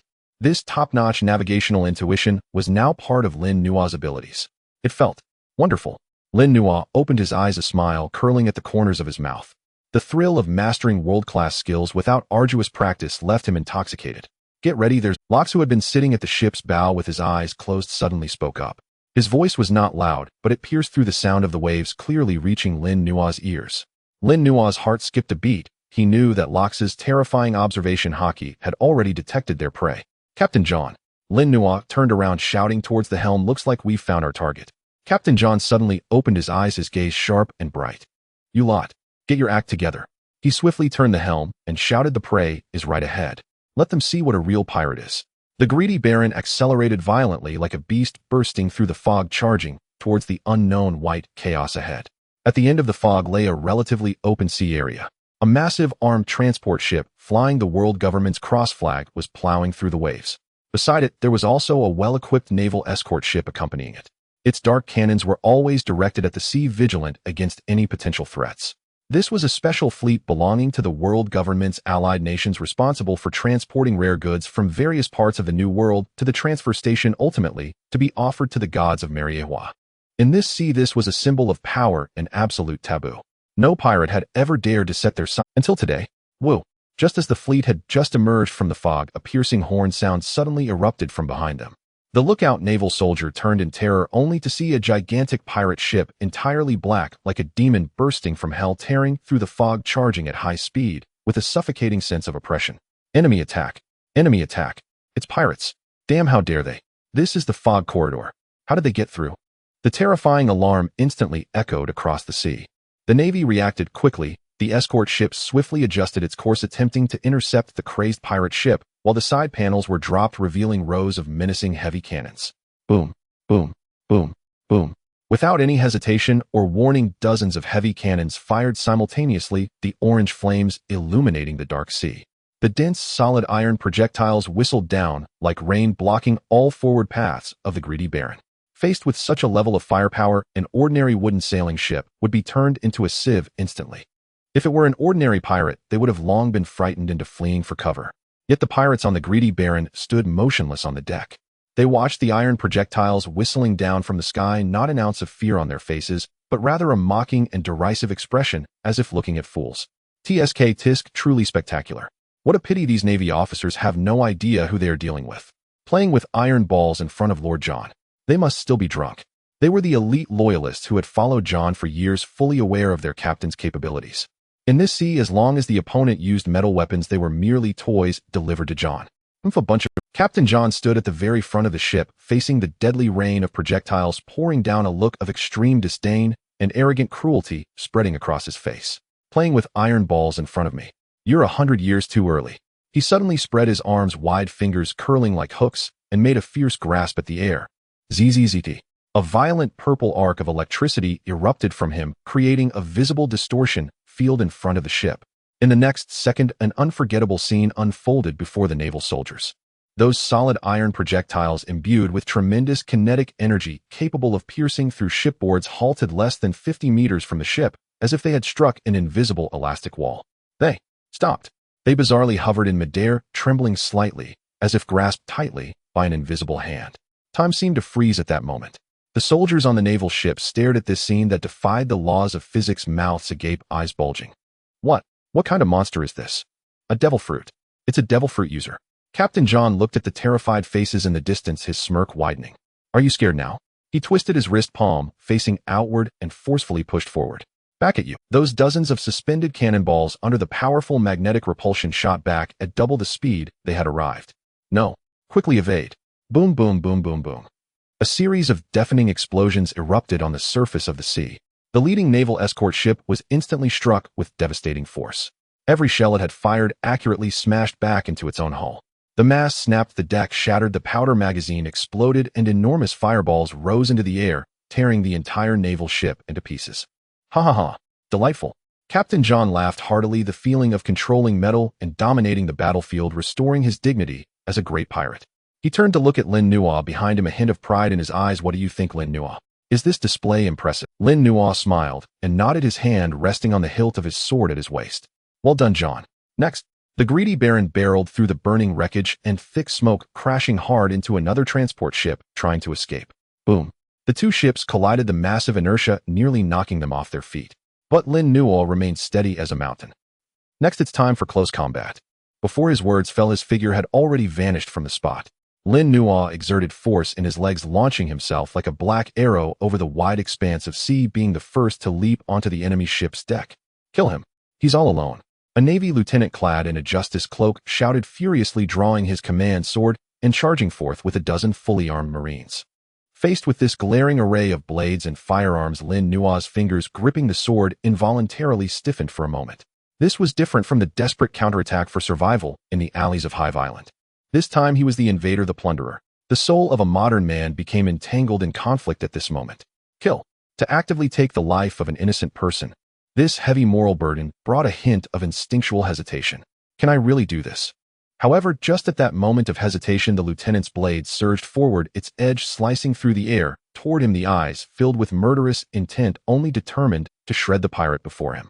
This chilling, killing aura instantly shattered the shackles of so-called civilization in Lin Nuo's mind, following which a strange, yet incredibly familiar violent emotion surged forth from deep within his body, like a flood breaking through a dam, instantly drowning out that minuscule sense of conflict.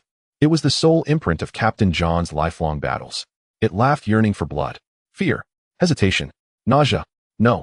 At this moment, what surged through his veins was only cold excitement and a disregard for the fragility of life. The instinct for battle took full control. Too slow. Lin Nuo whispered, his tone devoid of any warmth. In his eyes, the lieutenant's swinging blade moved like slow motion, full of flaws. He sidestepped his body narrowly, avoiding the sharp blade, while his right hand pulled out his sword. Clang. A piercing cold light flashed through the crowd. That was Captain John's signature sword technique, venomous fang thrust. Fast, accurate, fierce. No flashy moves, just pure killing efficiency. The naval lieutenant felt a chill in his throat, and the world before him began to spin. He clutched his bleeding neck and fell, never having seen how the opponent had drawn his sword. The first one. Lin Nuo flicked the blood from his sword's edge, his gaze calm to the point of being chilling. Meanwhile, a faint yet clear warm current flowed from the fallen corpse, instantly surging into his body. Although this power was insignificant compared to the torrential flow of Captain John's, he could clearly feel that his earlier expenditure of energy had been partially restored, and the resilience of his muscles had received a slight enhancement. Every little bit counts. A cruel smile formed at the corners of Lin Nuo's mouth. As long as there is killing, he can grow stronger. Whether strong or weak, they all become the stepping stones to his ascension. The remaining sailors were momentarily stunned by this brutal scene, but Lin Nuo did not give them a moment's hesitation. He charged into the flock like a tiger among sheep, his sword transforming into the fangs of death. With each swing of his sword a life was inevitably taken, each dodge was as precise as if calculated by intricate design. Limbs flew, blood gushed. Those Navy elites who seemed well-trained in the eyes of ordinary people were as fragile as paper dolls before this seemingly frail youth. This power? Lin Nuo kicked away a Marine attempting to sneak attack, feeling the powerful heartbeat in his chest and the explosive force surging through his muscles. He began to fall in love with this feeling. The sensation of controlling life and death, of transcending mere mortals. Lox didn't even have to lift a finger. He stood with his arms crossed at the bow of the greedy Baron, looking down at the scene. Watching Lin Nuo dance amidst the crowd, seeing that once youthful face now smeared with blood gradually becoming cold and hardened. A satisfied smile crept across his lips. Not bad. Lox murmured to himself, finally looks a bit like a pirate. The battle ended faster than anticipated. Under Captain John's magnetic control and Lin Nuo's leading charge, the world government's transport fleet quickly abandoned their resistance. The escort ship was naturally blown to the bottom, while the transport ship was captured intact. The deck was filled with kneeling surrendered captives, and the air was thick with the smell of gunpowder and blood. Quick, open the cargo hold. Captain John excitedly rubbed his hands together, directing his subordinates to pry open the heavy hatch. Let me see just how much treasure these lackeys of the celestial dragons have transported. Bang! The first hatch of the cargo ship was violently smashed open. Everyone craned their necks, anticipating a glimmer of maddening gold. However, when they saw what was inside, everyone was stunned. No gold. No berries. The cargo hold was filled with bundles of exquisite fabric. What is this? Captain John was dumbfounded, running over skeptically and drawing his knife to slice open a bundle. It was indeed fabric, though it was the kind of top-quality material only the nobility could afford. But how was this supposed to be divided? Was everyone supposed to take a bundle home to make clothes? Open the next one. The second hatch was opened. This time it was heavy. John, filled with hope, lifted the rain cover only to see huge, perfectly cut blocks of white stone. Each stone bore the world government's cross emblem, clearly intended for constructing some grand edifice. I risked my life to seize a pile of stone. Captain John was almost on the verge of collapse, kicking the stone. The situation in the third cargo hold was slightly better. It was filled with cases of special red wine silk and exquisite porcelain. Although these items were indeed worth a fortune, any merchant capable of taking so much stock would likely be unwilling to offend the world government over such goods. How are we supposed to cash this out? Captain John casually picked up an exquisite golden candlestick, weighing it and furrowing his brow. These artifacts, clearly marked by the world government, wouldn't even be accepted by ordinary black markets. To exchange these goods for berries, we would have to sail thousands of miles to the underground black market and bargain with those vampires, which would take at least a month. Rox grabbed a heavy steel ingot used for ballast, glanced at the mark on it, and flexed his finger. Creak. The hard steel ingot was deformed in his hands like clay. Boom. He slammed the scrap metal onto the deck, creating a large dent. His face darkened terrifyingly as the pressure around them dropped to freezing levels. Is this the route you brought us, John? Rox's voice suppressed his rage, having struggled for so long only to seize a pile of rubble and fabric for women. Are you telling me to use these iron lumps to buy wine? Captain John turned pale with fright, cold sweat pouring down. He knew how terrifying Rox could be when enraged. Captain, calm down. Please calm down. He quickly wiped his cold sweat, explaining as his mind raced to find a way out. I didn't expect this either. This fleet looks so impressive. Who would have guessed they were transporting such bulk materials? Given the scale of these building materials and supplies, they must be responsible for delivering expansion materials to some large base. Expansion materials? Lin Nuo's eyes flashed as he keenly caught the keywords. Exactly. Captain John seemed to have grasped the lifeline. Although these items have high total value, they are all bulk goods. And typically the buyers receiving these goods to pay for this massive sum or to settle military expenses for such a large transport fleet would surely have huge amounts of cash stored in their coffers. Since we want cash, we need not worry about this junk. We should go straight to the source. Lin Nuo's finger traced a red line across the sea chart, finally stopping heavily on an island marked in red. This fleet is heading southeast. In that direction, there is only one place that qualifies to swallow such a massive amount of goods. Lin Nuo raised his head, looking at Rox, speaking word by word. The Navy's outpost and material settlement center in the New World, Branch G3. Go to G3. That's their bank. What a... Captain John's face, already pale, turned ashen at this conclusion, his voice cracking. You guys are crazy. He pointed at the red dot on the sea chart, his hand shaking like a leaf. That's the G3 branch. The Navy's stronghold in the New World. Thousands of elite Marines stationed there. Not to mention that at least one rear admiral commands there. plus countless coastal heavy artillery. Just the three of us. One ship. Over 30 people. This is a death sentence. This is suicide. Without a large fleet's firepower, there's no way to storm such a stronghold. Captain John's fear was genuine. In this era, the Navy's deterrent power remained at its peak, and facing off against a branch like this was an act of madness in the eyes of any sane pirate.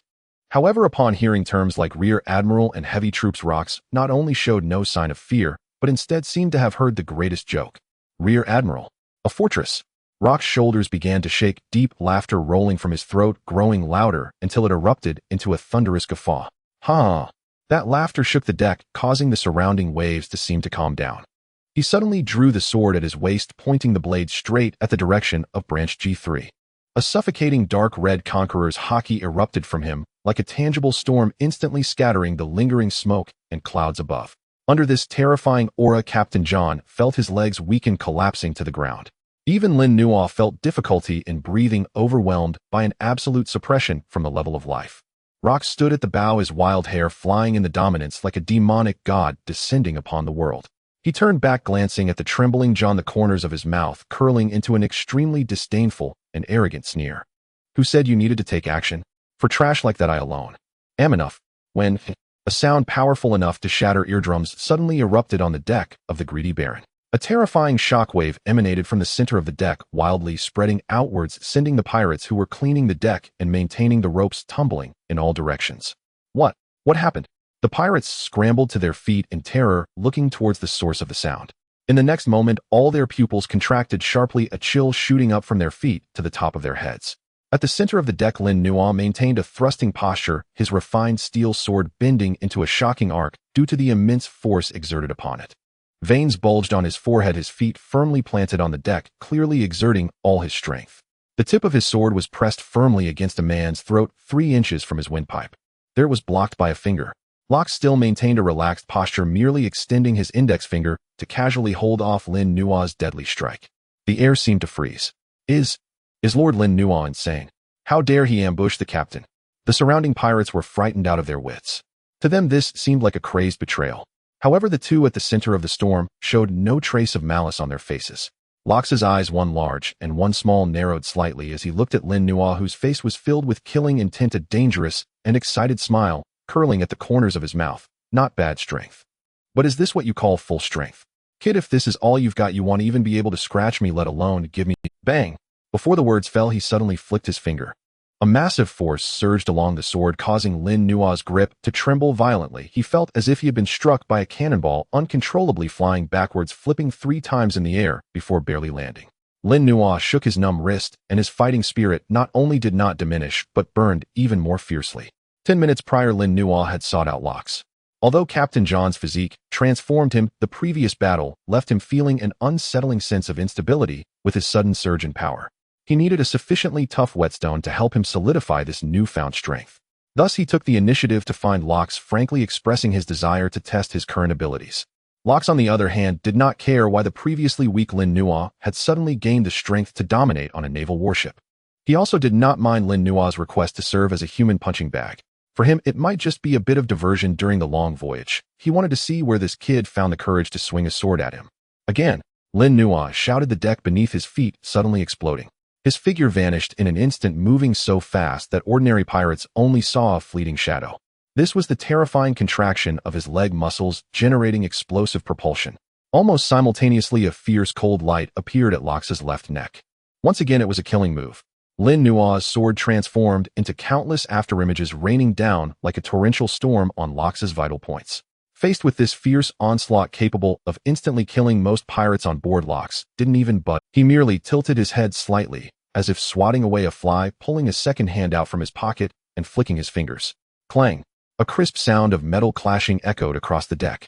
At the moment of collision, Lin Nuo felt an overwhelming force surge through the sword, instantly shattering his grip.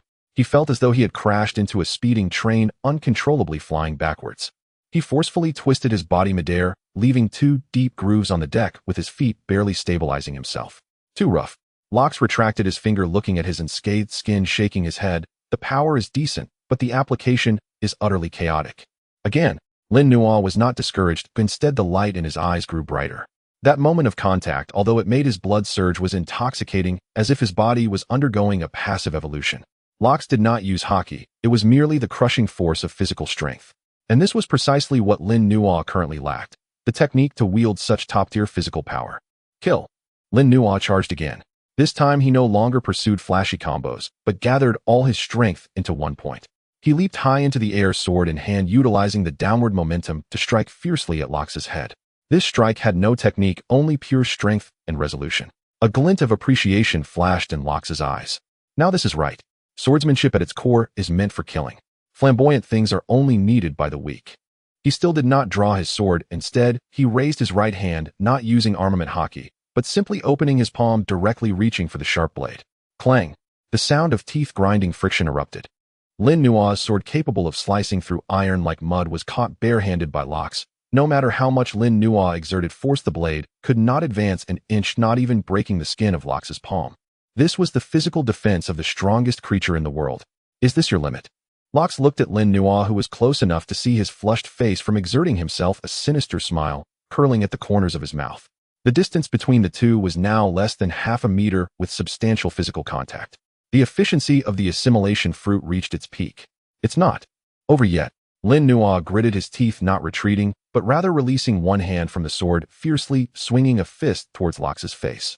If the sword couldn't cut, then use his fists. This punch drew on the strength of every muscle in his body, even instinctively employing the explosive technique he had just assimilated from Locks. Locks did not dodge. He allowed Lin Nuo's fist to crash onto his face. Bang! A muffled sound. Lin Nuo felt as if he had struck an indestructible alloy, a sharp pain radiating from his knuckles. Locks' head merely tilted back slightly. In the next second, he slowly turned his head back, the grin in his mismatched eyes growing even more intense. Interesting. Locks' voice became low and dangerous. You kid learn pretty fast. He keenly sensed that Lin Nuo's punch had traces of his own style. Though still immature, the technique was indeed uniquely his. Since you want to learn, I'll teach you. Locks suddenly released his grip on the sword and transformed his palm into a fist. What true power is? There was no earth-shattering buildup, just a simple straight punch. But to Lin Nuo, this punch seemed to occupy all his vision. The entire sky appeared to collapse, all the air being compressed and expelled by this punch, creating a suffocating vacuum. There was no escape. Lin Nuo's pupils constricted instinctively, raising his arms to block. Boom! An indescribable, terrifying force erupted. Lin Nuo was sent flying like a cannonball, crashing through the ship's railing, soaring out over half the ship, and was about to fall into the sea. At that moment, a large hand shot out like lightning, grabbing his ankle.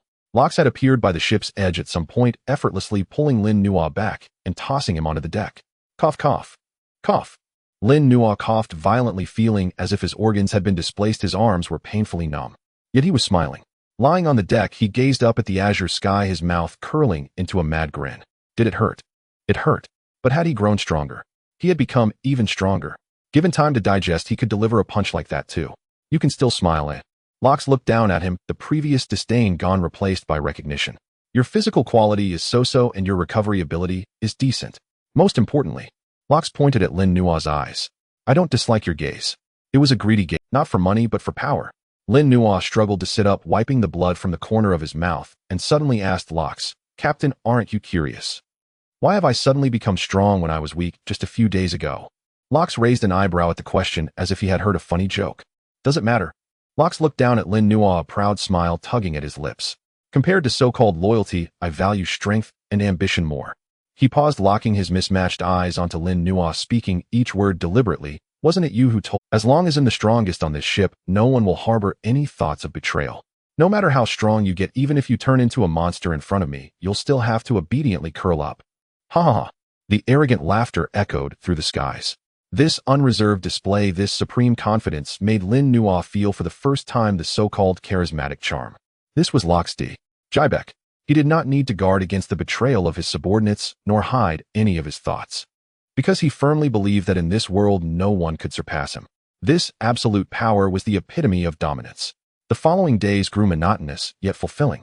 Lin Nuo spent his time eating, sleeping, and finding ways to take a beating from Rocks.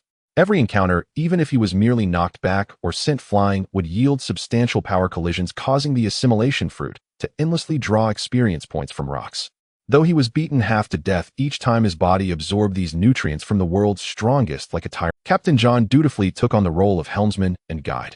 Occasionally he would display a hint of schadenfreude while watching Lin Nuo being tossed around like a punching bag by rocks, but more often than not he was filled with awe at Rock's unfathomable strength. Time passed until the evening of the 5th day. The sunset dyed the sea a bloody hue. While observing the sea conditions with a monocular from the lookout tower, the lookout suddenly let out a high-pitched scream, breaking the tranquility on the deck. There's something happening. What's going on? Don't make a fuss. Lin Nuo, leaning against the ship's railing and polishing his sword, looked up with a frown. It's a fleet. The lookout's voice trembled with fear as he pointed at the southeastern horizon. So many warships. 5. No, 6. It's a large fleet. What a... Captain John's expression changed dramatically. The appearance of such a fleet at this position was certainly not a coincidence. Could it be the G3 branch's patrol fleet? No, patrols usually have only 3 ships. John muttered as he quickly took out his telescope and looked in that direction. In the lens, several dark spots appeared on the horizon, rapidly magnifying. They were 6 enormous warships arranged in a protective formation cutting through the waves. At the very center of the fleet, guarding a uniquely shaped, entirely black yet adorned with golden patterns massive armed transport ship. But that was not what shocked John the most. As his gaze focused on the tallest mast of the flagship, the flag fluttering in the wind made him feel as though he had been struck by lightning, leaving him frozen in place. It was not the seagull flag. It was a cross pattern made up of 5 dots, and at its center was a symbol of supreme authority, the celestial dragon's hoof. Thud! The telescope slipped from John's grasp, falling to the deck with a crisp sound. His face turned pale instantly, his lips trembling, unable to utter a complete sentence. What's wrong, John? Lin Nuo walked up to the helm, seeing John's ghostly expression, feeling a hint of confusion rise in his heart. He picked up the telescope and looked in that direction. What a grand display. Lin Nuo couldn't help but 6 warships escorting a transport ship. Such treatment could only be due to a high-ranking naval official's journey. Hey John, that symbol belongs to the celestial dragons, right? Is it really that grand when the celestial dragons go out for a stroll? Or perhaps that ship is transporting something extraordinary. Whatever you do, don't set your sights on that fleet. Captain John turned sharply, his voice trembling as if he had stepped on a cat's tail. That scale of escort, that level of ship. It can't be mistaken. Captain John stared intensely at the heavily guarded black giant ship, his eyes filled with awe and fear as if gazing at a beast that could devour everything. He swallowed hard, his voice hoarse and barely audible. That is not an ordinary ship, that is. The ship transporting heavenly gold. Heavenly gold. Lin Nuo raised his eyebrows in feigned surprise, but deep within his clear eyes a flame named greed ignited. The vast wealth contributed to the celestial dragons by the various allied nations. This was no fleet. This was clearly a moving mountain of gold. Lin Nuo turned to look at Rox, who was coming out of the cabin, his voice brimming with uncontainable excitement. Captain John says we're in luck. The fleet ahead is transporting heavenly gold. Rox raised an eyebrow at this and stepped onto the helm, taking a look through the telescope. Oh, heavenly gold. Rox put down the telescope, showing no surprise, instead revealing a playful smile. It seems far more interesting than that pile of broken stones we had before. No, we can't. Absolutely not. Captain John finally regained his composure, lunging forward to grip the helm tightly, as if trying to break it, madly turning it to the left. No, we can't. Absolutely not.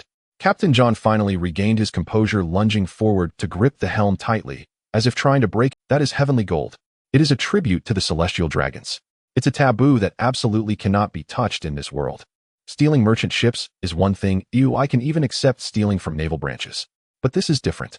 That is the face of the world government. Once we act against it, it won't just be a matter of being hunted.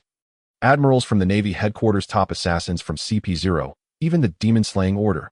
Everything will pursue us like rabid dogs until we are completely torn apart. We simply cannot bear such consequences. We must take a detour. Captain John's fear was heartfelt. As a veteran pirate who had roamed the New World for many years, he understood all too well what the words celestial dragons represented.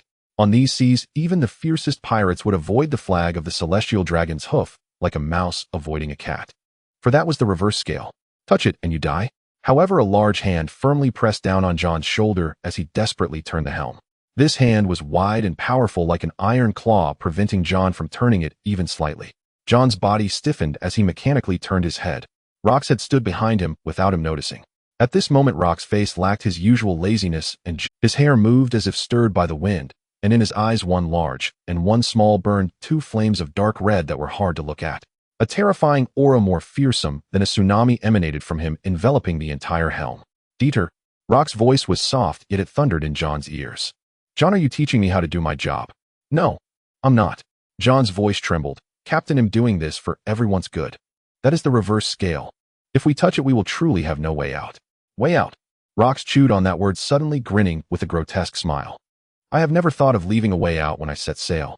He forcefully pushed John aside, seized the helm with one hand, sharply straightened it, and locked it tightly. Reverse scale, eh? Rox gazed at the massive fleet in the distance, at the flag, symbolizing the highest authority in the world, and the red glow in his eyes became more intense. I am the greatest reverse scale on these seas. This roar exploded in everyone's hearts like since it is a gift for those damned celestial dragons.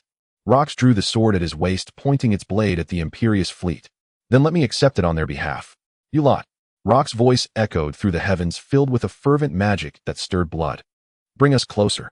Open all the cannon ports. Dare to run. Sink it for me. He had gone mad. Completely mad. Captain John collapsed to the ground, looking at that arrogant figure with only one thought in his mind. But Lin Nuo did not go mad.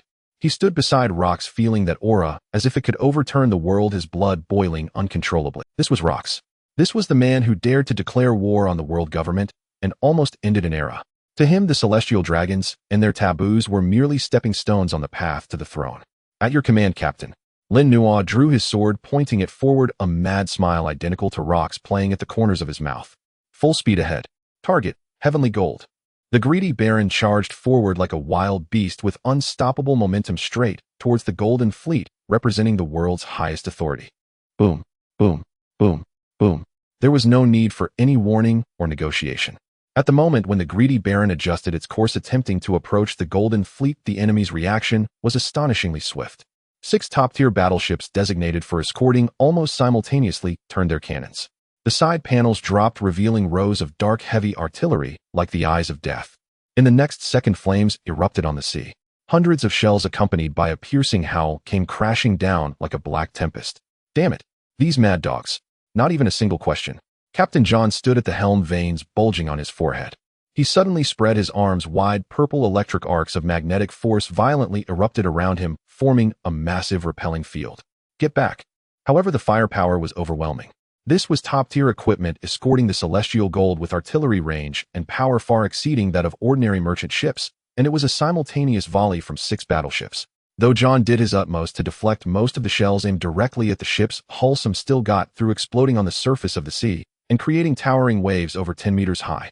The greedy baron rocked violently in the raging waves, the wooden hull creaking under the strain, and the pirates on deck were tossed about, with some even thrown directly into the sea. No, I can't hold them off. It's impossible to stop them. Captain John was drenched in sweat, his purple hair clinging to his face, looking utterly disheveled. His proud magnetic fruit seemed powerless in the face of overwhelming numbers. He gazed at the 6 iron behemoths in the distance, still spewing flames as the last flicker of hope within him extinguished. Captain, let's retreat. This battle is on a completely different level. John turned to Rox, yelling hysterically, his voice laced with despair. We're still several nautical miles away, and we're at the edge of their optimal firing range. If we get any closer and enter their encirclement, I won't be able to stop that many shells. The ship will be torn apart. This was the gap between pirates and regular forces. Under the cover of long-range firepower, even those with abilities would feel a deep sense of helplessness. However, Rox did not respond.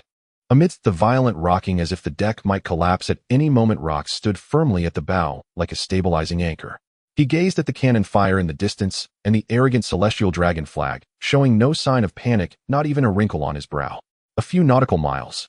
Rox murmured to himself, his gaze devoid of fear, only a mocking glint as if regarding prey. Just right. He slowly drew a sword-like dagger from his waist. The surrounding pirates, who were frantically dodging the cannon fire or attempting to retaliate with muskets, turned their heads at this scene, their eyes filled with confusion and shock. Captain, what are you doing? We're still several nautical miles away. Even our cannons can't reach that far. Does he want to use sword energy? Don't joke around. How could he possibly strike that far? In common knowledge, a swordsman's strike is indeed powerful, but the farther the distance, the weaker the effect. To sink a warship from several nautical miles away, that's a plot only found in mythological stories. Lin Nuo tightly gripped the railing, steadying himself, letting the seawater drench his clothes while his gaze never left Rox's figure. Even from a distance, Lin Nuo felt every hair on his body stand on end, every inch of his skin tingling. An unprecedented sense of oppression was emanating from that man. Lin Nuo didn't even dare to blink. He knew that what he was about to witness was the truth of this world. This was the pinnacle of this world. Under everyone's watchful eyes, Rox moved. He did not adopt any orthodox swordsmanship stance. He gripped the long hilt with both hands, hoisting the blade horizontally over his right shoulder, slightly leaning back, his left foot raised, striking a pose reminiscent of preparing to swing a baseball bat. Buzz! Without warning, a stream of pitch-black air instantly coiled around the blade, turning the renowned sword into a black blade.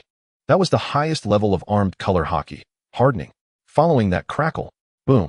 Several thick, dark red bolts of lightning erupted like venomous snakes with a life of their own, coiling tightly around the black blade, emitting a spine-tingling explosive sound. Conqueror's Haki constriction. As this power coalesced, the previously tumultuous sea seemed to be forcibly pressed down by an invisible hand, and the waves within a radius of several hundred meters eerily calmed. Even the falling shells as they approached within 100 meters of rocks were directly shattered into powder by the What is that? Captain John stared wide-eyed at the magic sword entwined with black and red lightning, his soul trembling. He had never seen such a materialized Haki. It was simply the embodiment of a natural disaster. Rox fixed his gaze on the most powerful vanguard warship in the distance, as if eyeing a baseball flying towards him. He grinned, revealing his gleaming white teeth like a demon. Get lost. Rox's arm muscles instantly swelled, veins twisting like dragons. With a swing of the sword, boom! In that instant, heaven and earth fell silent. A massive black-red crescent slash capable of overshadowing the sky burst forth. It was not sharp like an ordinary sword energy. It resembled a moving storm, a torrent of destruction. The slash enveloped in devastating wind pressure, and dark red lightning tore through the air, even splitting the sea. A distance of several nautical miles. In the face of this slash, it seemed non-existent. With a speed imperceptible to the naked eye, it carved a bottomless vacuum trench across the sea, instantly traversing the long distance and crashing down on the foremost naval battleship. There was no sound of explosion. The sound of the explosion had been drowned out by the roar of the slash. In the horrified gazes of everyone, that massive warship, crafted from steel and sturdy wood, capable of withstanding heavy artillery fire, was like a fragile piece of tofu, severed in half by that black-red slash. Moreover, it was, along with the defense cannons aboard hundreds of elite Marines and that entire area of sea, all split apart. The cut was as smooth as a mirror, with dark red lightning still flickering, emitting a sizzling sound. 1 second later, the two severed sections of the ship finally reacted, exploding under the immense pressure difference, transforming into two massive fireballs, slowly sinking into the cleaved trench of the sea. The wind stopped. The cannon fire ceased. The sailors on the remaining 5 ships were, as if stunned, forgetting to continue the attack. They stared blankly at the allied ship that had vanished in an instant, watching the abyssal trench on the sea that could not heal their minds blank. Fear extinguished all fighting spirit like cold water. Was this something humans could do? And aboard the greedy Baron, Captain John's hands crushed the helm with a crack unconsciously. He looked at Rox, who stood at the bow, slowly sheathing his sword, as if he had merely swatted a fly, trembling uncontrollably. It was only at this moment that he truly understood. The earlier words from Rox, "I alone am enough," were not some. The sea breeze seemed to be severed by that single strike, plunging the entire ocean surface into a deathly silence. Everyone stood in a daze, staring at the chasm that spanned the ocean, the wreckage of the colossal warship that once symbolized the authority of the world government, slowly sinking into the depths in 2 pieces. Fear spread among the remaining 5 warships like a plague. Monster! Monster!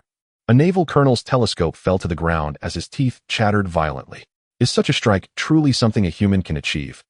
The once orderly defensive formation collapsed in an instant. Faced with such incomprehensible power, morale disintegrated like a sandcastle against a tsunami. Don't just stare. Run.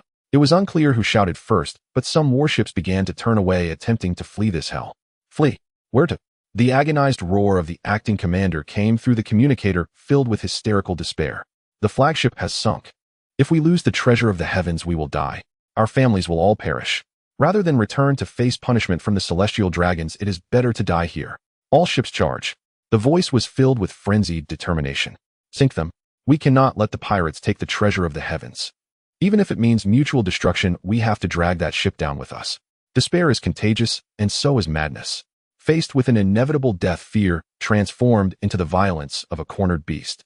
The 5 warships no longer cared about formations, disregarding whether they might harm their allies. All cannons fired as they charged like 5 frenzied beasts, adjusting their course towards the greedy Baron. Too noisy. Rox did not even glance back at the oncoming iron beasts. He sheathed his sword, seemingly losing interest in the frail Navy vessels. He turned towards the captain's cabin, leaving behind an arrogant silhouette and a cold command. John Lin Nuo clean. Yes, Captain. Captain John shivered, his fear instantly morphing into a feigned fervor. Having boarded Rock's ship, he had to show his value. Facing the 5 warships charging in a suicidal manner, Captain John stood at the bow, a cruel smile curling at the corners of his mouth. You think you can sink my ship? You dare. He spread his arms wide as if to embrace the entire sea. Magnetic pull. A terrifying purple magnetic field instantly enveloped the waters ahead. The first 2 warships, which had charged in a pincer movement, began to veer off course under the irresistible magnetic force. The helmsmen on board realized in terror that no matter how they turned the wheel, the ships were uncontrollably rushing towards their allied vessels like iron filings attracted by a magnet. No, stop. We're going to crash. Damn it. The helm is malfunctioning. Boom. Amidst countless despairing screams from the sailors, 2,000-ton steel warships collided like monstrous beasts, without any flashy buildup, only a devastating shock. The ear-piercing sound of twisted steel echoed through the skies, the keel shattered, and the powder magazine exploded. The 2 ships instantly turned into a heap of burning scrap metal, blocking the advance of the warships behind. The ear-piercing sound of twisted steel echoed through the skies, the keel shattered, and the powder magazine exploded. The 2 ships instantly turned into a heap of burning scrap metal, blocking the kill. The pirates, who could no longer contain themselves, brandished their sabers and firearms, howling as they leapt onto the enemy ships. A one-sided massacre had officially begun. This was not surprising. On one hand, those remaining on the Greedy Baron were the most elite desperados of Captain John's crew, having survived Lin Nuo's cleansing, each capable of taking on 10 foes. On the other hand, these naval soldiers had first witnessed the miraculous sight of the flagship being severed, only to then encounter the bizarre assault of the magnet fruit. 2 consecutive devastating setbacks had shattered their courage and left them utterly demoralized. Faced with the wolves-like pirates, they were like lambs awaiting slaughter. Lin Nuo paid no attention to the ordinary sailors being massacred. His gaze pierced through the chaotic battlefield, locking onto the armed transport ship that was being shielded in the center, the only one unscathed. There he sensed a sharp and murderous aura. It seems there are still big fish to catch.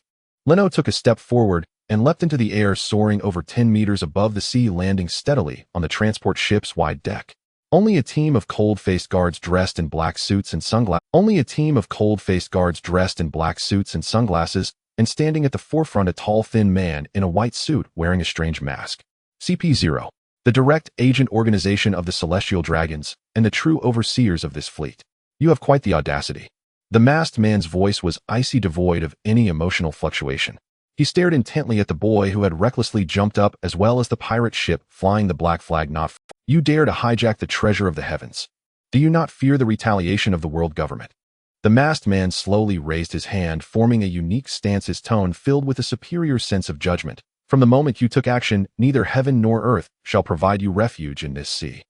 Even if you flee to the ends of the earth, you will face the relentless pursuit of the world government. Refuge? I think you've misunderstood something. Lin Nuo, far from being afraid, couldn't help but chuckle.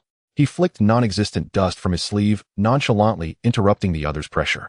Since we dared to touch this cargo, we never planned to hide in this sea. Lin Nuo raised his head, his eyes shimmering with the same madness and ambition as Rock's. As for the pursuit, let them come. The more there are, the more we will kill. Arrogant. The masked man's voice deepened with anger, his eyes behind the mask seeming to blaze with fire. A group of ignorant bandits. Since that monster who severed the warship does not intervene, then I will deal with you first. The masked man erupted with a chilling, killing intent, locking onto Lin Nuo. Time to raise the flag. Before his words fell, his figure suddenly vanished from the spot. Not the kind of visual residue from a swift run, but a true disappearance. Lin Nuo's pupils contracted. So fast. Although his strength had significantly improved, he could only barely catch a glimpse of a blurred trajectory. To the left. The instinctive reaction brought by observation Haki was faster than his brain. Lin Nuo instinctively shifted to the right, while swinging his long sword sharply to the left. Swish. A light sound. Lin Nuo felt a chill on his shoulder as a blood mark instantly appeared. The masked man somehow had already appeared 5 meters behind him with a drop of blood on his fingertip. You actually managed to evade. The masked man's tone carried a hint of surprise. It seems you possess some strength. Lin Nuo touched the wound on his shoulder, a glimmer of understanding flashing in his eyes. This explosive movement technique. The sound of repeatedly pushing off the ground dozens of times. Though in this era this martial art seemed to still be a secret tradition of the CP organization, in Lin Nuo's eyes, it was not an earth-shattering technique. However, Lin Nuo's eyes gradually ignited with fervor. The 6 styles themselves are merely foundational, but if one could integrate all of the 6 styles, there would be a chance to master the advanced secret of freely controlling one's body, hair, internal organs, and even consciousness. Life return. That is the true treasure he seeks. Once mastered, he could more perfectly assimilate the powers he had gained, even completely resolving the side effects of fruit assimilation, gluttony. This CP0 must die. Come again. Lin Nuo did not flinch, but instead charged forward. The long sword in his hand transformed into a silver flash of lightning, stabbing directly at the masked man's throat. Too slow. The masked man snorted coldly, his body swaying oddly like a piece of paper, effortlessly dodging Lin Nuo's slash, while his right index finger instantly hardened, stabbing toward Lin Nuo's heart like a bullet. The finger gun. Clang. Lin Nuo did not evade. He relied on his robust physique and the armed Haki covering his chest to withstand the blow. Though a sharp pain surged through his chest, he held firm. Got you. Lin Nuo grinned wickedly, his left hand lunging out, seizing the masked man's wrist.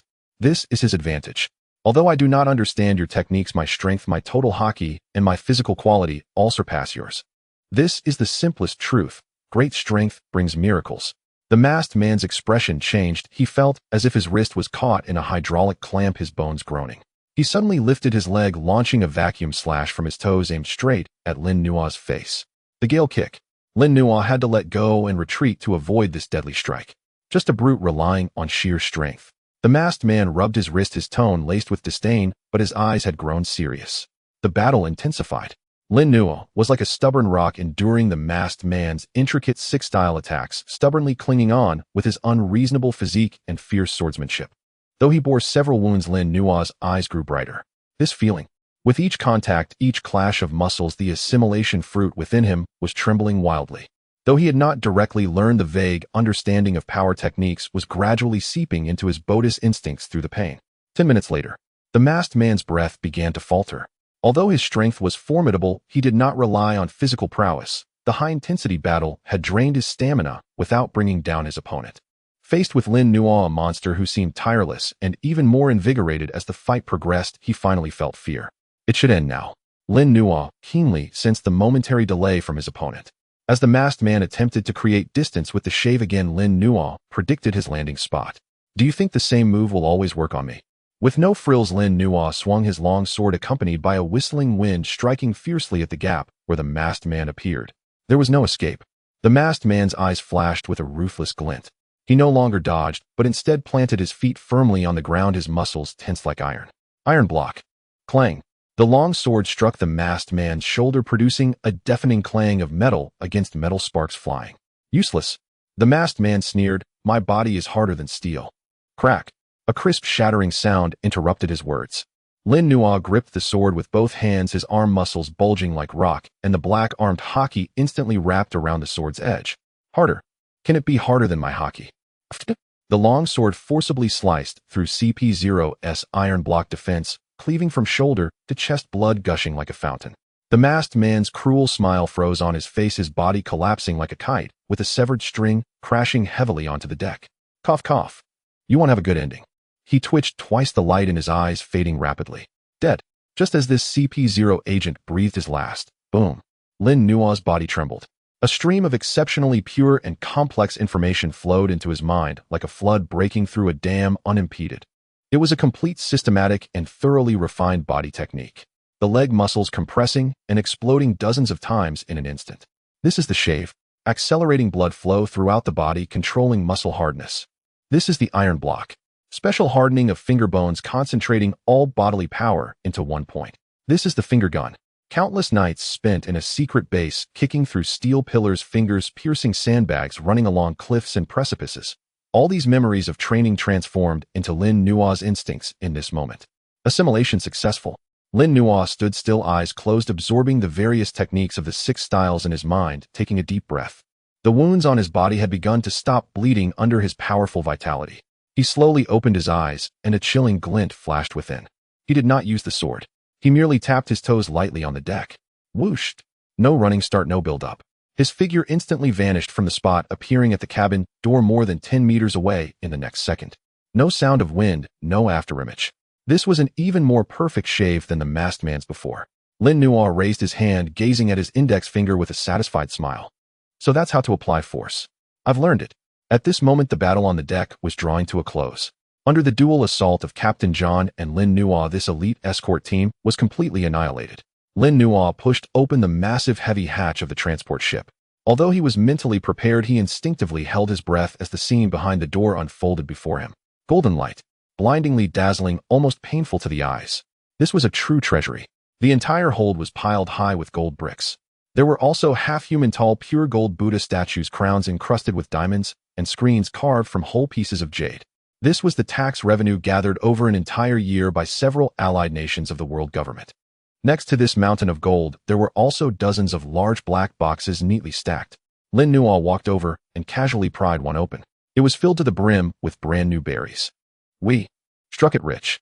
Captain John, who arrived shortly after, dropped his sword with a clang as he gazed at the overwhelming gold collapsing like a puppet with its strings cut, drooling uncontrollably before the mountain of gold.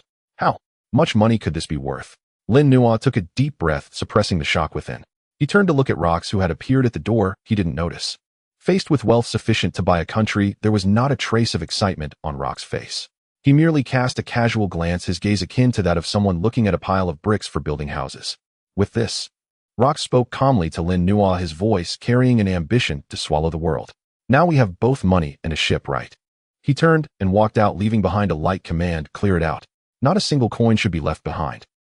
Hours later, the fully loaded greedy baron slowly sailed away from this sea filled with smoke and wreckage, disappearing into the vast ocean.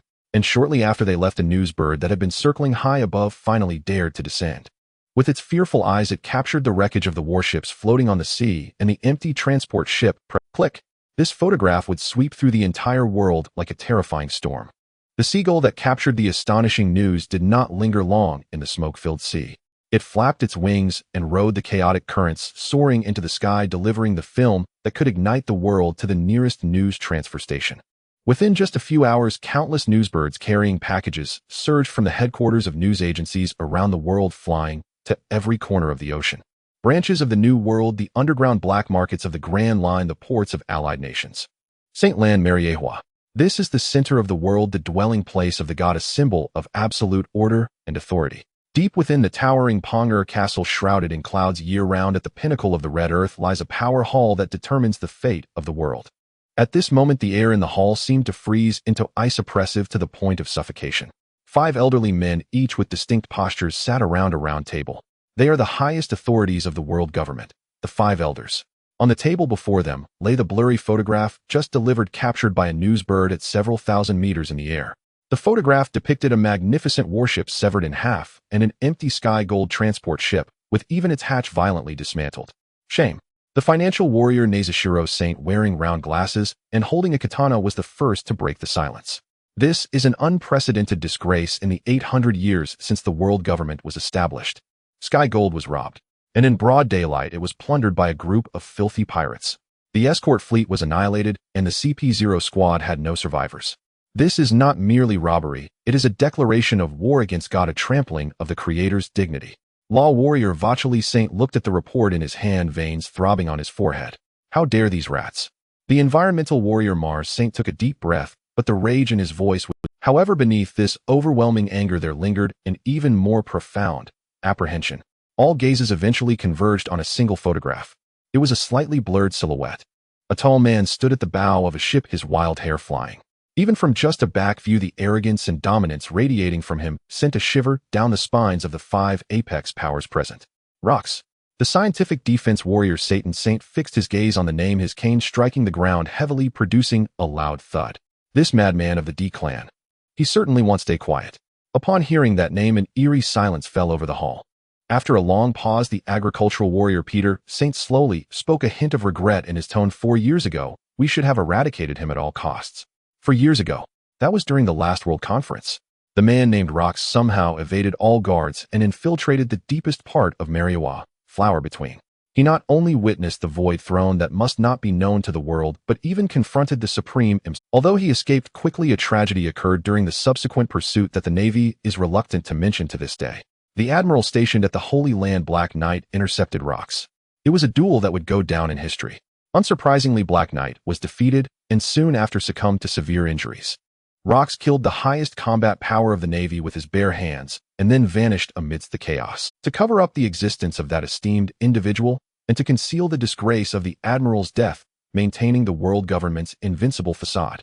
Satan's saint's voice was hoarse. We had no choice but to suppress this matter forcibly. We did not issue a bounty and even had to employ CP to cleanse all witnesses attempting to erase this name from history.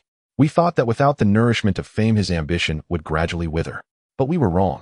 Satan's saint's eyes widened suddenly, filled with murderous intent. Our silence not only failed to make him disappear, but instead fueled his arrogance. For the past 4 years he has lurked like a venomous snake in the abyss, accumulating poison in the darkness. Now he is declaring his return to the world with the most extreme method of plundering sky gold. There is no longer a way to conceal it. Emerging from the shadows, wiping his sword, Fagalind Gallon, Saint stepped forward. As the leader of the Knights of God, the strongest among the celestial dragons, his face bore undisguised disdain and murderous intent. For years ago, if it weren't for that giant's sudden interference teaming up with Rox to breach the defenses, I would have already decapitated him. Since he wants fame so badly, let us grant it to him. Issue a bounty at the highest level so that everyone on these seas knows the cost of provoking God. No need to hide anymore. This time not only the Navy, but if necessary, the Knights of God will also act. Gallon Saint sheathed his sword, producing a crisp sound. I will personally bury this evil spirit. New World Elbaf. This is the land of giants, the strongest warrior nation in the world. The towering tree of war Adam pierces the clouds, seemingly supporting the entire firmament. In the palace beneath the tree, a thunderous laughter reverberated, shaking the dust from the ceiling. Kulalalala. It truly is him. That man really did it. Sitting on the imposing throne is the current giant king, Harold. He possesses a terrifying physique far beyond that of ordinary giants, with a pair of curved horns symbolizing the ancient giant bloodline, and 2 blood-red battle marks tattooed on his left temple. Even just sitting there, the aura he exudes is enough to distort the surrounding air. At this moment, he gently pinched a newspaper tiny like a stamp to him and brought it close to his eyes. Looking at Rock's arrogant face on it, his eyes were filled with excitement and nostalgia. King, do you know this human? Asked a young giant warrior Yururu in surprise. Know him? More than just knowing. Harold lowered the tiny newspaper, his gaze becoming profound, as if his thoughts drifted back to that chaotic afternoon 4 years ago. At that time, in order to secure the giant race's freedom of passage in the world to not be regarded as monsters and slaves by humans, he set aside the dignity of a warrior, disguised himself, and infiltrated the World Conference. But what he received in return was only the ridicule, fear, and indifference of those so-called kings of allied nations. Beasts should stay in cages. Giants. That kind of destructive monster is better off dead. Those arrogant words still echoed in his ears.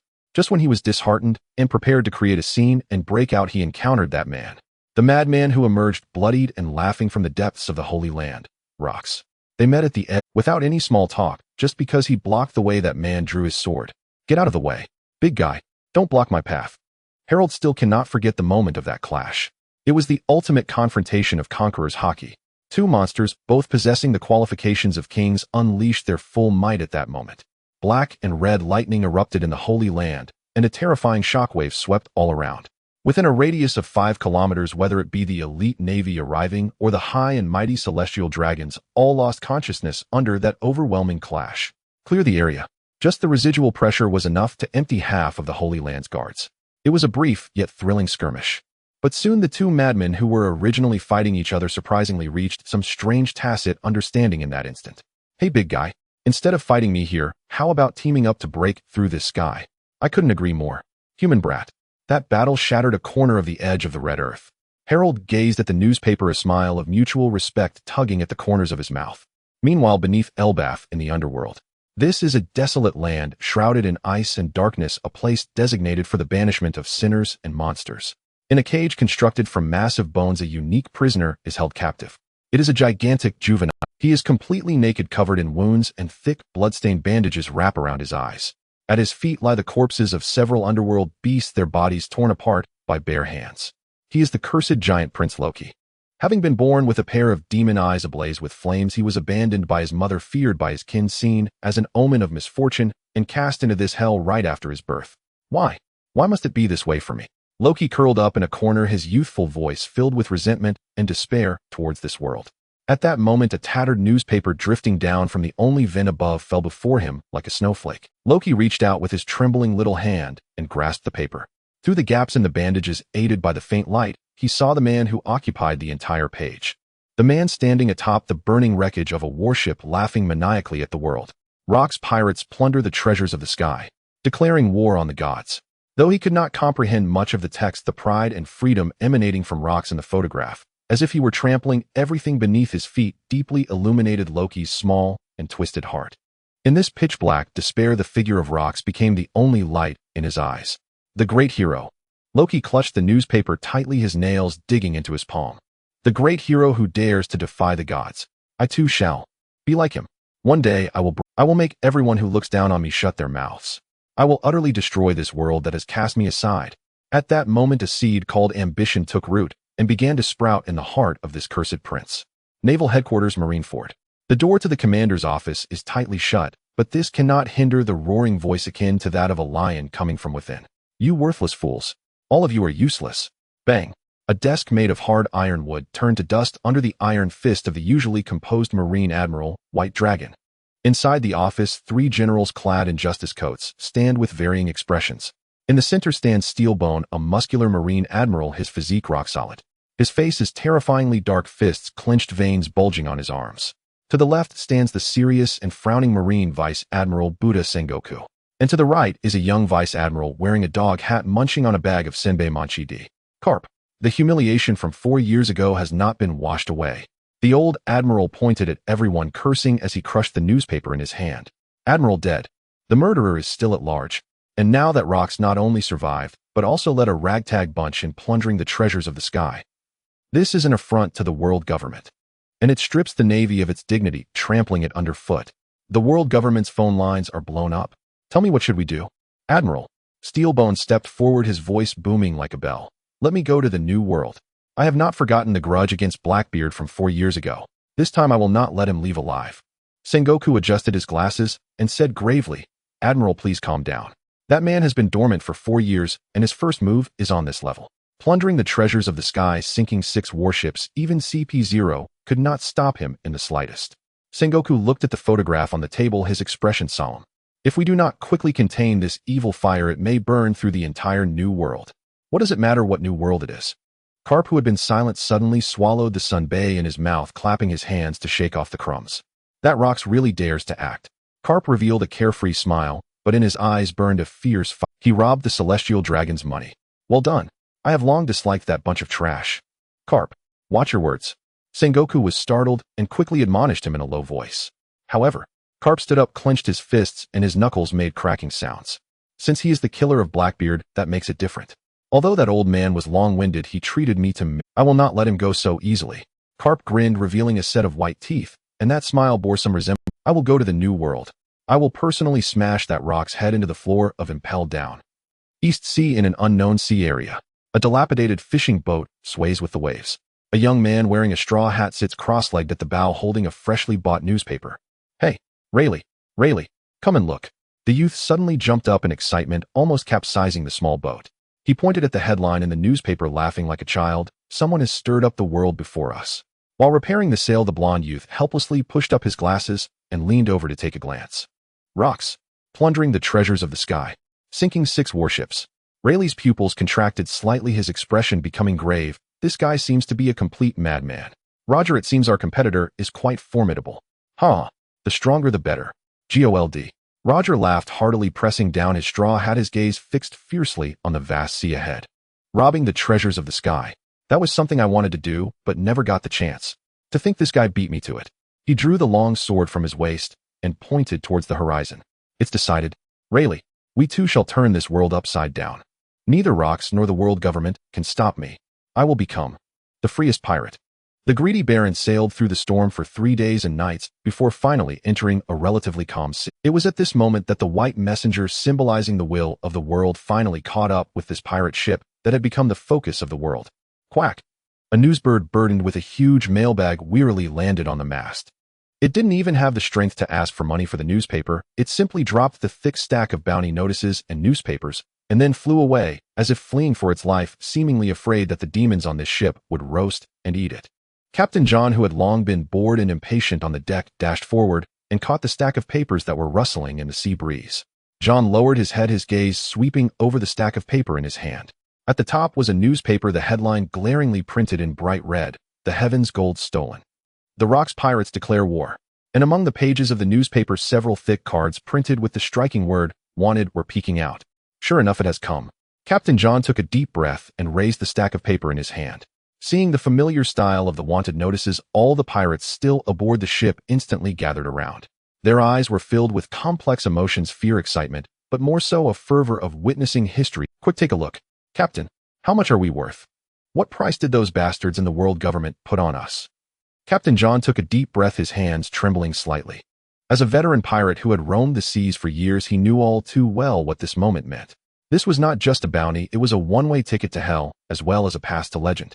He pulled out the topmost and heaviest card. The moment the number came into view, the entire deck seemed to be muted, falling into a deathly silence. Even the sound of the sea breeze seemed to vanish. Rocks. Bounty 30480000 berries. Life and death irrelevant. 300 million. 30 billion. An old sailor rubbed his eyes, his voice dry as if two pieces of sandpaper were rubbing against each other. I didn't misread, did I? How many zeros are there behind this? So this is our captain. Those pirates who had previously criticized John for being sold to Rocks now looked at the bounty notice with Rocks' arrogant and unruly face, and all their last bit of dissatisfaction vanished, replaced by a near reverent awe. 3 billion. This is a terrifying number that could buy several small countries. In this era, even those great pirates dominating the New World rarely have bounties exceeding 500 million. And 30 billion, this is simply a legendary number, a price only those true monsters who threaten the very foundation of the world government deserve. Rocks was lounging in his exclusive chair, holding a bottle of top-tier red wine from a ship that previously transported the heavens' gold. Hearing the exclamations of the crowd, he lazily beckoned with his finger. Captain John hurriedly handed over the bounty notice as if presenting a sacred edict. Rocks took the wanted notice, glanced casually at the number, and a cold, disdainful smile curled at the corner of only 30 billion. He tossed the priceless piece of paper onto the table, his tone filled with contempt for the pettiness of the world government. Those old geezers in the world government still underestimate my ambition. This amount is barely enough for me to enjoy a few good drinks. However, a glint of light flashed in his eyes. Since they are so afraid, I might as well make their lives more. The crew, listening to this incredibly arrogant declaration, felt not a hint of him boasting, but rather thought it was a matter of course. Indeed, daring to rob the heavens' gold 30 billion was merely a starting point for such a monster. So what's next? Everyone's gaze focused on the second wanted notice. On it was a photo of a young boy. The photo was clearly taken by that damn newsbird at an extremely high altitude. The background was a mountain of gold, and the black-haired boy was holding a sword with one hand, stepping on the corpse of the CP0 captain. He did not look at the camera, merely staring coldly ahead, his gaze as if looking down on a swarm of ants filled with cold rationality and greed. Lin Nuo. Bounty 2000 berries. Life and death irrelevant. Hiss. Once again a gasp echoed across the deck. 200 million. Is this the first time Lord Lin Nuo has been wanted? And it's 200 million for the first. Experienced old pirates knew that for newcomers being wanted for the first time, it usually only ranged in the millions, and crossing into the tens of millions would make them a supernova. Yet 200 million, this was undoubtedly a price that would give the entire Navy headquarters a headache. What was even more terrifying was that the wanted notice only had a name without any nicknames like Demon or Butcher. This was not because he wasn't bad enough, but because the world government hadn't fully grasped his background yet. This sense of mystery made this bounty notice feel even heavier. Lin Nuo took his wanted notice, looking at the number with no change in expression. 200 million, huh? He gently flicked the paper, producing a crisp sound. As a ticket for the world to remember me, it's acceptable. He wasn't as arrogant as Rocks, nor was he as excited as ordinary pirates. This maturity beyond his years elevated his status in the eyes of these outlaws once again. If earlier they feared Lin Nuo because he was strong, now seeing this wanted notice issued by the highest level of the world government, they had developed a true reverence for this number too. What about mine? What about mine? Captain John impatiently flipped out his own notice. When he saw the number, he finally breathed a sigh of relief, a proud smile appearing on his face. Treasure, bounty 5100000 berries. Life and death irrelevant. 500 million. I'm also a pirate worth 500 million. Captain John brandished the bounty notice triumphantly in front of the old subordinates who remained. He laughed loudly, his laughter filled with the joy of having his head held high. Although he had lost to Lin Nuo, and although he was now just a subordinate, this number proved that his worth was still irreplaceable. Listen up, everyone. Make sure you see this clearly. Following Captain Rocks and Lin Nuo, we are truly on the path to success. Days later, the greedy baron slowly sailed into a seemingly desolate island port. This is not a wealthy member state of the world government, but a non-member nation located in the no man's land, Sphinx Island. Before even docking, a mixture of poverty decay, yet with a strange sense of order struck them. Lin Nuo stood at the bow of the ship, furrowing his brow at the sight before him. There were no towering chimneys, nor bustling commercial streets. Instead, what met the eye were vast deserted farmlands and makeshift slums built from broken wooden planks and stones. The port was dilapidated with only a few fishing boats that looked ready to fall apart. What a poor place. Rox walked up to Lin Nuo, glancing disdainfully at the lifeless island, his brow wrinkled in disgust. He favored wealth and prosperity, and this place, which seemed to reek of poverty, even in the air, made him feel uncomfortable. It's just a supply stop. Lin Nuo retracted his gaze, speaking indifferently. Though poor, this place isn't under the world government's control, and the Navy seldom comes here. We need to replenish fresh water and food, and let everyone get some fresh air. The ship docked. Captain John had initially intended to indulge in the brothels, but upon seeing the island's deplorable condition, his face turned green. Will there be a tavern in this hellhole? John complained, yet still took his most loyal henchman off the ship. Forget it, let's look for a proper trading spot. We need to fill the ship's supplies. Go on. Rox waved his hand dismissively, like swatting away flies. Don't cause too much trouble. I'm not in the mood to clean up after you. Understood. John grumbled as he dashed into the shabby streets. Captain, what about you? Lin Nuo. Rox donned a long black coat that concealed his signature chaotic hair and blade. I've been cooped up on the ship long enough. He stepped towards the depths of the island where there seemed to be a slightly larger town gathering. Let's see what there is to explore in this backward place. I'll accompany you. Lin Nuo followed without hesitation, quickening his pace. Staying on the ship for so long without stepping out will make me rust. That's a lie. The real reason is simple. He wants to maintain that 1-meter charging distance. Even a casual stroll, though less efficient than in battle, would allow his strength to grow continuously as long as he stayed close to this human nuclear reactor.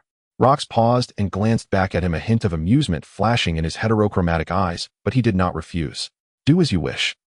The two walked along the worn dirt roads of Sphinx Island. Though Rox restrained his aura, his towering figure nearly 3 meters tall, and the innate sense of oppression he exuded still instilled fear in the ragged villagers around. By the roadside, a few emaciated children squatted in the mud, drawing something with sticks. Upon spotting these two evidently tough intruders, they immediately dove into a decrepit house, peering out cautiously through the cracks. This is the true depiction of a non-member nation. Without the ability to pay the sky-high taxes, there was no naval protection nor legal trading rights. They have been forgotten by the world, plundered by pirates, and consumed by poverty. But this place seemed a bit different. Lin Nuo keenly observed his surroundings. Though impoverished, he did not detect the usual chaotic violence. There were no street brawls, no corpses, and even petty theft was rarely seen. A strange order built upon poverty enveloped the island. Is someone guarding this place? Lin Nuo pondered this when suddenly a filthy small figure darted out from a dark alley, seemingly fleeing from something. Bang! It was a little girl who looked only 7 or 8 years old. She ran too fast and bumped right into Lin Nuo's leg. Lin Nuo's enhanced body stood firm like a rock, unyielding. Instead, the little girl was rebounded by the force and sat down abruptly on the ground. I'm sorry. Sir, I'm so sorry. The little girl was terrified. She looked up suddenly, revealing a face so dirty that her features were nearly unrecognizable, yet her large eyes were filled with fear. I'm sorry. Sir, I'm so sorry. The little girl was terrified. She looked up suddenly, revealing a face so dirty that her features... He did not move, did not scold her, nor did he show the slightest displeasure for being bumped into. He simply gazed quietly at the trembling girl. In her terrified eyes there was not only fear of death, but also a wild ferocity of desperation to survive. Just like the self from when he first crossed over. Lin Nuo's gaze flickered slightly. He stepped aside to clear the path. Watch where you're walking. His voice was calm, revealing no trace of anger or joy. The little girl was stunned. She looked at Lin Nuo in disbelief, unable to fathom that this big shot had not... Lin Nuo watched the direction she disappeared into, fell silent for a moment, then resumed his steps, catching up with the ahead rocks. Lin Nuo watched the direction she disappeared into, fell silent for a moment, then resumed his steps, catching up with the ahead rocks. The two continued forward, walking several dozen meters until no one else was around. Without turning back or pausing his stride, Rox suddenly spoke. His tone was as flat as discussing today's weather, yet with a hint of teasing. Why did you intentionally let that little mouse escape? Lin Nuo's steps faltered slightly. He knew that nothing could be hidden from this monster. Yet he did not show any panic, instead quickened his pace to catch up to Rox, precisely maintaining that comfortable charging distance. Mouse? What mouse? Lin Nuo feigned a natural expression, even adding a hint of confusion, as if truly not understanding. Rox stopped, turned his head, and with one large and one small, I glanced at Lin Nuo, switching to a more direct question, do you have enough money for this trip ashore? Lin Nuo paused for a moment, then, as if just remembering something, mockingly patted his empty pocket, his tone, laced with frustration and helplessness. You mean money? That. He shrugged, speaking casually, I seem to have left my money pouch on the ship when I changed clothes and forgot. Rox looked at him with that serious facade of nonsense, the corners of his mouth slowly curling into a meaningful arc. His gaze held no reproach or mockery, only a depth, as if he could see through a person's heart. He certainly knew Lin Nuo was lying. In front of Lin Nuo, the little girl's clumsy theft techniques were akin to a farcical performance under the glaring sun, every move laid bare. But he did not expose him. Rox turned around and continued deeper into the barren streets. Is that so? His voice came from ahead, carrying a hint of laziness. Then remember to bring it next time. No money, no booze. Aye, Captain. Lin Nuo smiled slightly and followed. The two figures gradually faded away at the end of Sphinx Island's somewhat desolate street. Though he lost money, Lin Nuo's mood seemed unaffected. In this land overshadowed by poverty and gloom, that little figure fleeing with the money pouch might just be the only splash of brightness today. The dusk of Sphinx Island carried a unique desolation. Unlike many feeble islands seen before the decay, here was a return to a primitive barrenness. There were no towering chimneys, no roaring machines, only the resilient weeds growing between the crumbling walls and the occasional barking of dogs from a distant village. In a makeshift tavern converted from an abandoned stone house at the edge of the island, the air was thick with the smell of cheap beer and roasted fish. Bang! A massive wooden mug slammed onto the oil-stained table, splashing liquid everywhere. This is truly vile horse piss. Rox frowned, looking at the murky liquid in his cup with disdain. Yet he tilted his head back and downed the remaining half cup in one go. For him, alcohol was a necessity. As for the taste, that was a concern only after choices were available. Just make do with it, Captain. Sitting across from him, Lin Nuo was leisurely slicing a piece of unknown roasted sea fish. Despite the humble surroundings, he maintained a demeanor of calm elegance, as if seated in a high society banquet hall. This is a non-member nation and a no-man's land. The fact that we have alcohol here already indicates that the security is better than I imagined. Lin Nuo looked around. There were only a few patrons in the tavern, most of them ragged locals, or a few outsiders who appeared to be refugees. They huddled in corners, eyeing the two incongruous guests with a mix of vigilance and numbness. There was no raucousness of pirates, no fervor of gamblers, only a suppressed atmosphere of careful survival. This wretched place doesn't even have a proper tavern. Rox idly played with his empty cup, his one large and one small eye revealing a hint of irritation. We have so much treasure piled on our ship, yet we have to gnaw on dried fish in this godforsaken place. Has that fellow John lost his way? Don't worry, Captain. We just pulled off a big score, and the Navy's rabid dogs are currently hunting for us all over the world. Lin Nuo set down his knife and fork, wiped his mouth, and explained gently, this forgotten corner by the world government, though run down, has the advantage of tranquility. It's just right for us to rest for a while, and he paused, his gaze deepening. To contemplate the future of this ship. Future? Rox raised an eyebrow, seemingly intrigued by this topic. Speaking of which, Captain, I have been thinking about something. Lin Nuo refilled Rox's cup and casually asked, we have a ship, we have money, and our name is echoing throughout the world. What? Haven't we officially declared the establishment of the Rox Pirates? We're still using that tattered flag. While the outside world calls us Rox Gang in terms of organization, we are even less formal than those fledgling pirates just setting out to sea. This question, in fact, was also on the minds of many aboard. Since we aim to be the kings of the world, why not raise a grand flag, recruit soldiers, or at least establish a foothold? Rox paused slightly at these words.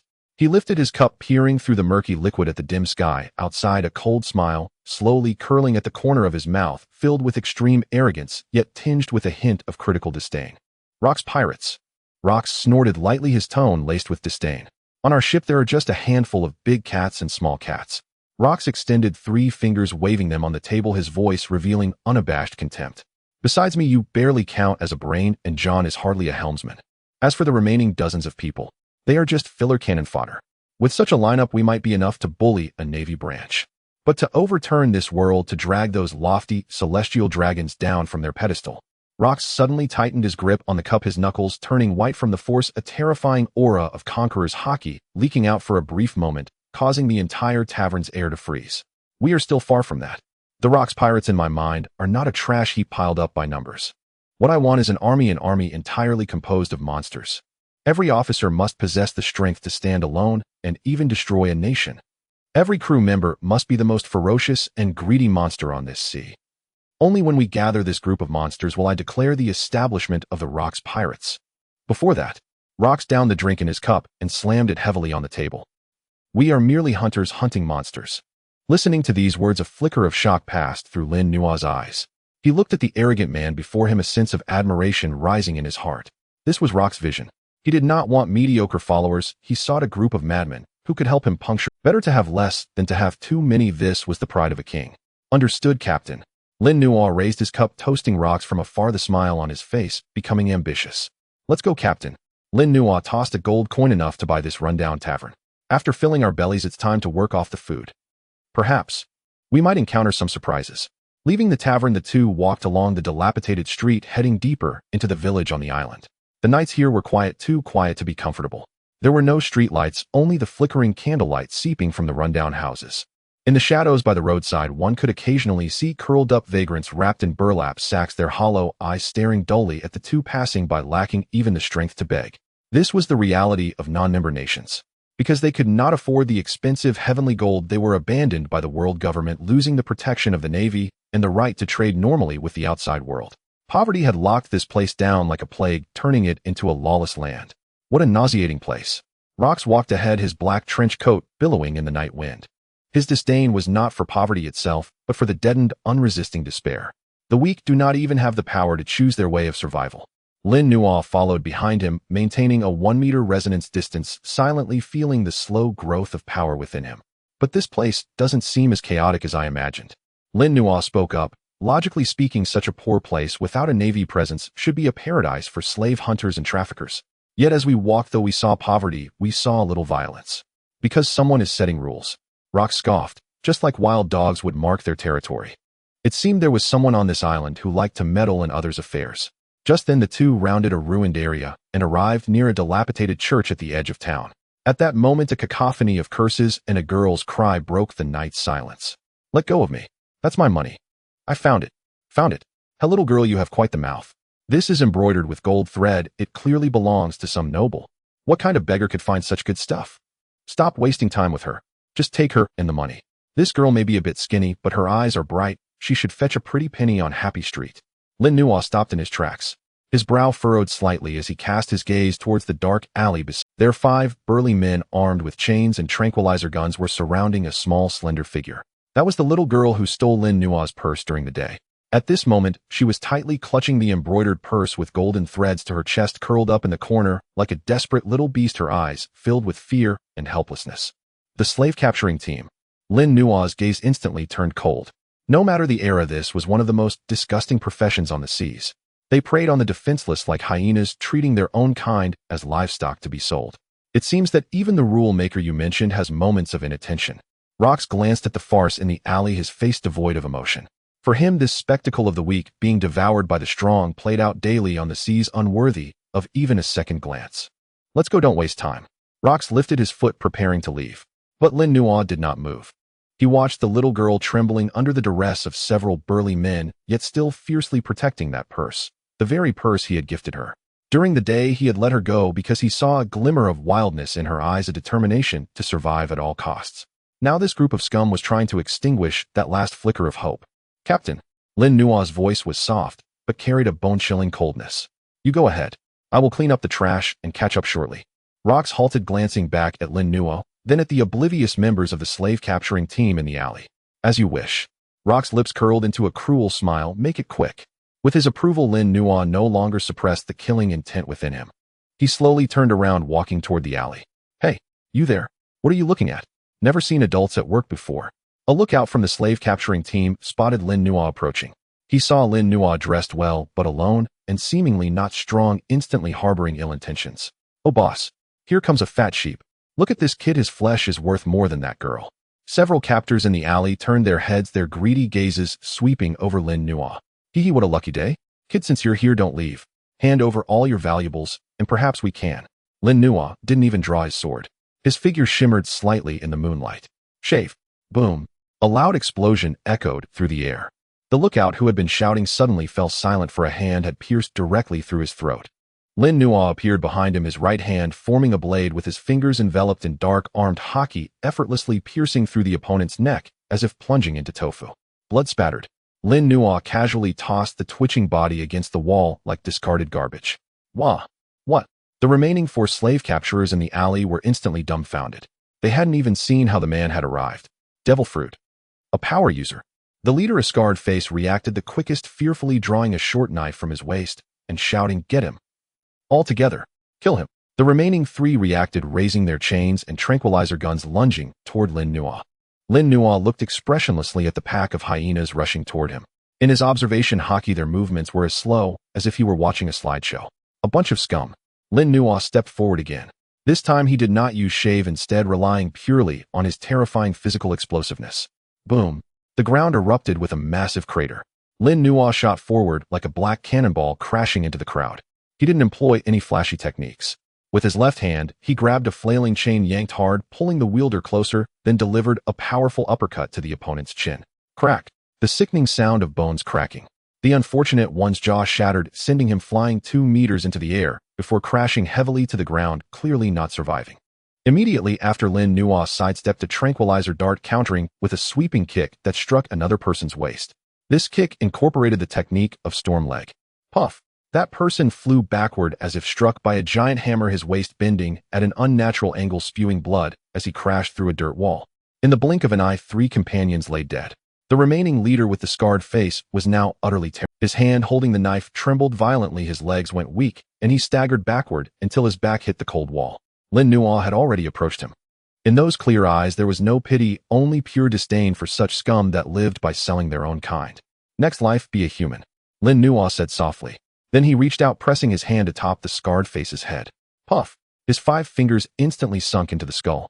The alley finally fell silent. Only the thick scent of blood and the little girl's rapid breathing in the corner remained. With the death of the last scarred face, 4 weak, yet clear, warm currents surged into his body. This was the conquest feedback of the Assimilation Fruit. However, these powers were too weak compared to the likes of Captain John and CP0 Leader. They were barely a drop in the bucket. Incorporated into Lin Nuo's already enhanced body, they merely stirred up a trivial ripple, not even enough to make him feel full. Better than nothing, Lin Nuo thought lightly in his heart, not caring too much. For him, these small fry were no longer of much value as food except to vent his anger and clear obstacles. Lin Nuo shook the blood off his hands, took out a handkerchief to wipe them, then looked toward the corner. The little girl remained in her previous position, clutching the purse tightly. She looked at the corpses scattered on the ground, then at the bloodied Lin Nuo, standing in the moonlight. The immense shock rendered her vocal cords as if locked, unable to make any sound. Fear. A fear deeper than when facing the slave-capturing team. In her eyes, this person who saved her was even scarier than those villains. Lin Nuo paid no mind to her fear. He did not expect the girl to rush up in gratitude, calling him her benefactor. In this world, things were that grim. He casually threw the blood-stained handkerchief onto a corpse and turned to leave. However, at the moment he turned, a chilling aura, as if it could freeze even the soul, suddenly erupted from the direction of the alley entrance, instantly enveloping the entire street. Lin Nuo's body hair stood on end at that moment, and his observation Haki emitted an unprecedented alarm. That feeling was like an ant suddenly being targeted by an ancient Tyrannosaurus. Boom! An invisible, yet substantial and heavy pressure bore down on the surrounding air, making Lin Nuo feel as if he could scarcely breathe. He abruptly lifted his head, looking toward the alley entrance.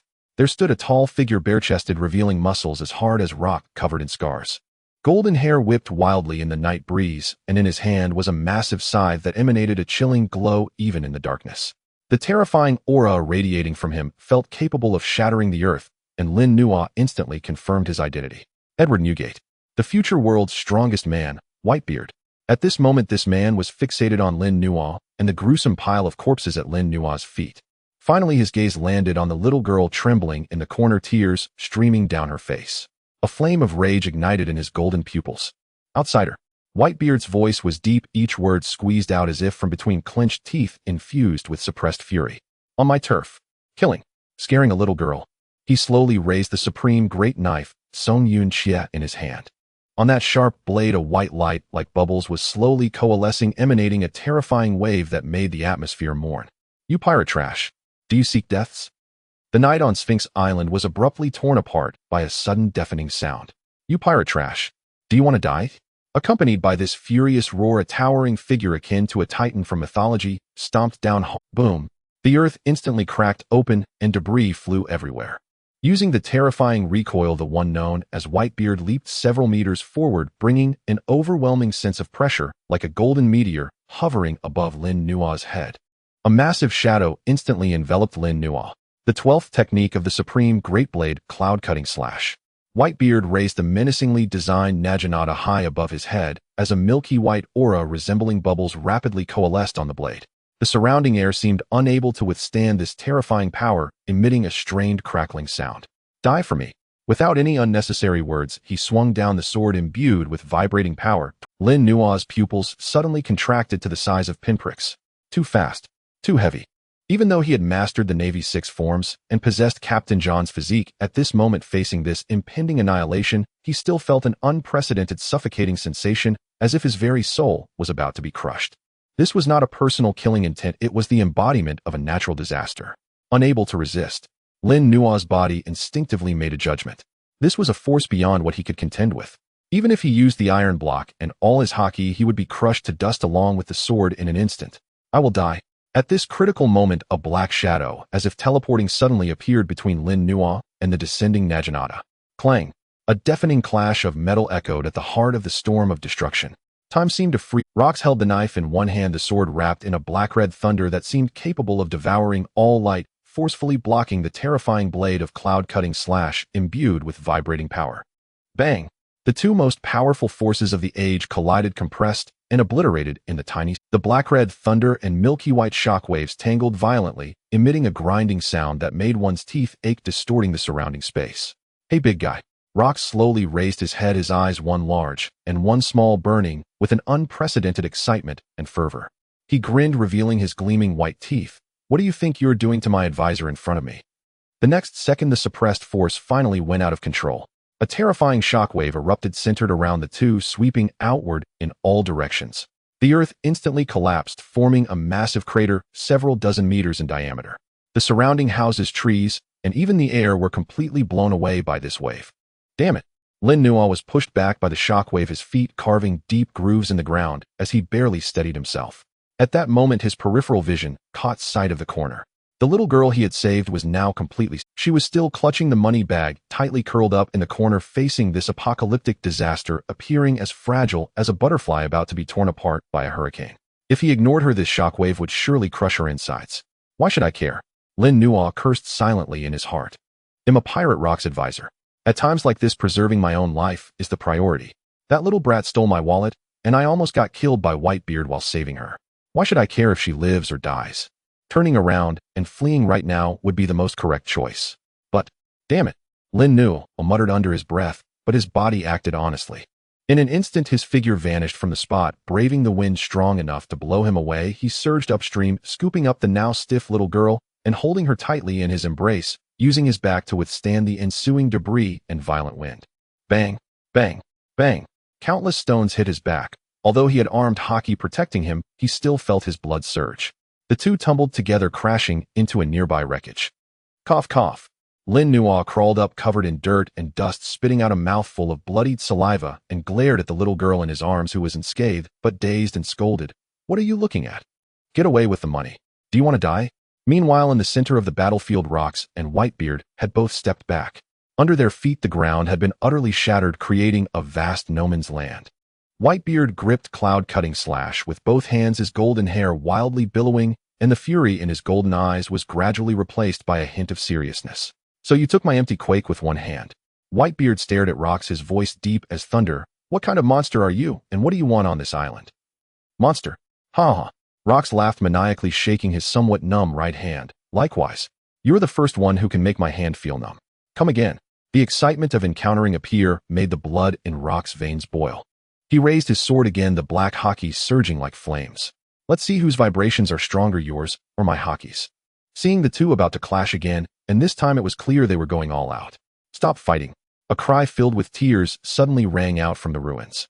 The little girl, protected by Lin Nuo, finally snapped back to reality from her fear. She rushed out regardless of everything, spreading her frail arms to block the two colliding monsters. Uncle Edward, please stop fighting. I beg you. She cried, her face smeared with tears and snot. They are good people. They saved me. Those bad guys on the ground, they wanted to catch me and steal my money. This big brother saved me. Her voice pierced through the battlefield, echoing above the desolate ruins. Whitebeard's movements suddenly froze. The cloud-cutting slash that was about to be swung halted midair, the wind pressure blowing the girl's hair into disarray. Rox also sheathed his sword, watching the scene with interest. Whitebeard was stunned. His gaze swept over the pile of tragic corpses of the slave-catching team on the ground. Those were the scum he despised the most. He then glanced at Lin Nuo, who stood behind the girl covered in dust with a bloodied corner of his mouth, but still looking displeased. Finally, he looked at the tear-streaked little girl, tightly clutching her money bag. Everything became clear. The overwhelming aura capable of destroying the world suddenly dissipated like a receding tide, vanishing without a trace. Whitebeard's sheathed cloud-cutting slash scratched his messy golden hair and displayed an expression that was incongruous with his fierce appearance, looking somewhat foolish. He seemed to be extremely embarrassed. Is it like this, eh? He looked at Lin Nuo in confusion, and after a long pause managed to say, "Sorry, I thought some trash had come here to cause trouble again." Trash? Rox sheathed his sword and strode over his heterochromatic eyes, sizing up Whitebeard, his appreciation nearly overflowing. "To withstand my strike without retreating, hey, what's your name?" Whitebeard glanced at Rox. Although the misunderstanding was cleared, he could still feel the pure ambition and malevolence emanating from the other party that made him uncomfortable. But he still answered, "Edward Newgate." "Rox D. Jebek." Upon hearing this name, Whitebeard's pupils suddenly contracted. He examined Rox up and down, his expression becoming somewhat strange, a mix of shock and realization. Rox, the lunatic who stole gold from the sky a few days ago, causing his bounty to skyrocket to 3 billion. No wonder a monster like you suddenly appeared in these seas. So you're the devil who dares to declare war on the world government. Ha ha ha.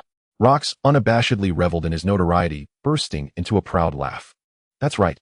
It's me." He extended a hand towards Whitebeard, his eyes burning with the flames of ambition, directly issuing an invitation. "Since you know who I am, then let's not waste more words. I have my eyes on you, Newgate. Don't waste your life in this broken place. Come with me. I'll take you to turn this world upside down." "Not interested." Whitebeard answered succinctly, not even sparing a glance at Rox. He bent down, gently patted the little girl's head, then picked up the weapons and a small amount of money that the slave-capturing team had dropped and turned to leave. "I have no interest in being a pirate, nor in conquering the world. I just want a home to grow up with these little ones." Rox was taken aback for a moment, then frowned. Such a powerful being without ambition was the most incomprehensible creature to him. Just then Lin Nuo stepped forward. He wiped the blood from the corner of his mouth and looked at Whitebeard's broad back, suddenly speaking, "Your ideals may be grand, but reality is harsh." Whitebeard stopped in his tracks. Lin Nuo stepped forward, staring into those golden eyes, his tone calm, yet cruel. "You alone are indeed strong. You can drive off the slave-catching team, you can shatter warships. But what can you actually do? Can you buy medicine for those children? Can you build them leak-proof houses?" Lin Nuo pointed to the desolate ruins around them. "Look at this place. This is your hometown Sphinx. Because you can't pay the heavenly gold, this place has been abandoned by the world. The money you desperately earn as a mercenary or a pirate, does it fill this bottomless pit? You cannot, because you lack money, and it's a severe lack." Whitebeard fell silent. Lin Nuo's words pierced into the softest and most helpless pain in his heart, like a sharp knife. He clenched his fists, his nails digging deep into his palms. Yes, no matter how strong he was, he couldn't conjure food or medicine. Watching those children die one by one from disease and hunger, that sense of helplessness was more despairing than facing an admiral. "So, Whitebeard turned around to look at Lin Nuo, his voice hoarse. "Can you provide for them?" Lin Nuo smiled. It was a confident smile, even tinged with a hint of greed. "Of course." He turned sideways, pointing toward the distant harbor. "You know, we just pulled off a big one. The ship is piled high with gold that can last a lifetime. It's the heavenly gold we seized from the celestial dragons. Come aboard, Whitebeard. Become our partner." Lin Nuo continued to raise the stakes, his voice filled with temptation. "As long as you nod, I can immediately have a whole chest of gold bricks sent over. This money is enough to buy this island, build the sturdiest fortress, ensure these children are well fed and clothed for a lifetime, and even hire the best doctors and teachers for them." Whitebeard looked at Lin Nuo, a glimmer of temptation flashing in his eyes, but quickly turning into deeper vigilance. He shook his head and sneered, "Sounds enticing. But we both know that in this chaotic world, immense wealth often invites great disaster. If I leave a group of children guarding a mountain of gold that won't help them, it will doom them." "Exactly." Lin Nuo nodded, not denying it. Without enough strength to protect, gold becomes a death warrant. He stepped forward, gazing directly into Whitebeard's eyes, and delivered the real killer move. "Therefore, you need a name. A name that makes all pirates, navies, and even the world government tremble at the mere sight of this island." Lin Nuo pointed at Rox beside him. "Whitebeard, you feel it too, right? The ambition and strength of this man. As long as you board this ship and raise the Rox flag at the highest point of this island, I guarantee you no one on this sea will dare to lay a finger on your family." Do you want to spend your life hiding here as a pitiful caretaker or sail with us and become a monster that shakes the world using your name to shield this place with an unyielding umbrella? The choice is yours. This statement struck Whitebeard's heart like a heavy hammer. He looked at the little girl clutching the money bag, gazing at him with desire, then glanced at the emaciated children peering out from the ruins in the distance. He finally understood. To protect them, he must leave. To turn this place into a true paradise, he must become a feared demon of the world. After a long silence, Whitebeard slowly raised his head. The confusion in his golden eyes was gone, replaced by an unprecedented resolve and dominance. The money must be sufficient. His voice was deep, but carried an undeniable authority. And don't get it wrong. I'm not going to be your subordinate. He walked in front of Rocks, his tall figure towering even over Rocks as two terrifying auras clashed silently in the air. I'm temporarily teaming up with you scoundrels to secure a future for these little ones. If one day you dare betray my family. Whitebeard tightened his grip on his weapon, a white halo of energy once again manifesting. I will shatter your broken ship into dust with my own hands. Faced with this blatant threat, Rocks didn't get angry. Instead, he grinned, revealing an extremely arrogant smile. Ha ha ha. Good. Rocks slapped Whitebeard's shoulder, excitement shining in his eyes at finding a kindred spirit. You have guts. I don't need obedient dogs. I want a monster like you who can pierce the heavens. He extended his hand. Then come on, Edward Newgate. Let's turn this world upside down together. Whitebeard looked at that hand and finally grasped it firmly. Deal. That night, a simple yet grand feast was held on the deck of the greedy baron's ship. A whole chest of gold bricks was delivered to the orphanage on Sphinx Island, and the cheers of the nuns and children even reached the harbor. On the deck, the bonfire blazed brightly. Rocks, Whitebeard, Lin Nuo, and Captain John sat together. Come, drink. Rocks raised a barrel and poured it straight into his mouth. Though Whitebeard was still somewhat uncomfortable with Rock's style, he was not one to be picky once on board. He also raised his barrel and drank heartily. Lin Nuo sat between the two, smiling at the scene, while quietly raising his own cup. At this distance, two vastly different, yet equally immense forces were continuously surging in. On the left was Rock's domineering aura capable of swallowing everything, and on the right was Whitebeard's ferocious power, seemingly able to shatter space. The two most powerful forces of the age converged, coursing through, washing and merging within him. Lin Nuo took a sip of his drink, concealing the fleeting extreme joy and greed in his eyes. What a pity. I didn't manage to win Whitebeard in the same way as in the Davy championship. He thought regretfully in his heart. If that were the case, he could absorb everything from Newgate in an instant like he did with John. But he also knew this was unrealistic. Against a monster of this caliber, even if Newgate agreed, he couldn't think of a suitable competition to win against this man. But he also knew this was unrealistic. Against a monster of this caliber, even if Newgate agreed, he couldn't think of a suitable competition to win against, as long as he got Whitebeard on the ship, as long as he stayed by his side. This power capable of destroying the world would eventually be his. Hey, Lin Nuo. The slightly tipsy Whitebeard suddenly turned his head, his face still lacking a signature. Whitebeard flushed slightly, his loud voice making Lin Nuo's ears buzz. You little brat may be a bit cunning, but considering you saved that girl. Here, this drink is on me. It's an honor, Whitebeard. Lin Nuo smiled, raising his cup to clink with the massive barrel. Cheers. With the crisp sound of clinking glasses, Edward Newgate, the second Imperial-level force of the Rocks Pirates, and the future strongest man in the world, officially boarded the ship. The first rays of morning sunlight pierced through the perpetual mist enveloping Sphinx Island, illuminating the dilapidated church orphanage. Today there was no sign of the usual deathly silence. 1, 2, 3. Lift. Accompanied by the synchronized shouts, dozens of bare-chested muscular pirates were sprinting from the port, carrying heavy black iron boxes to the open space in front of the church.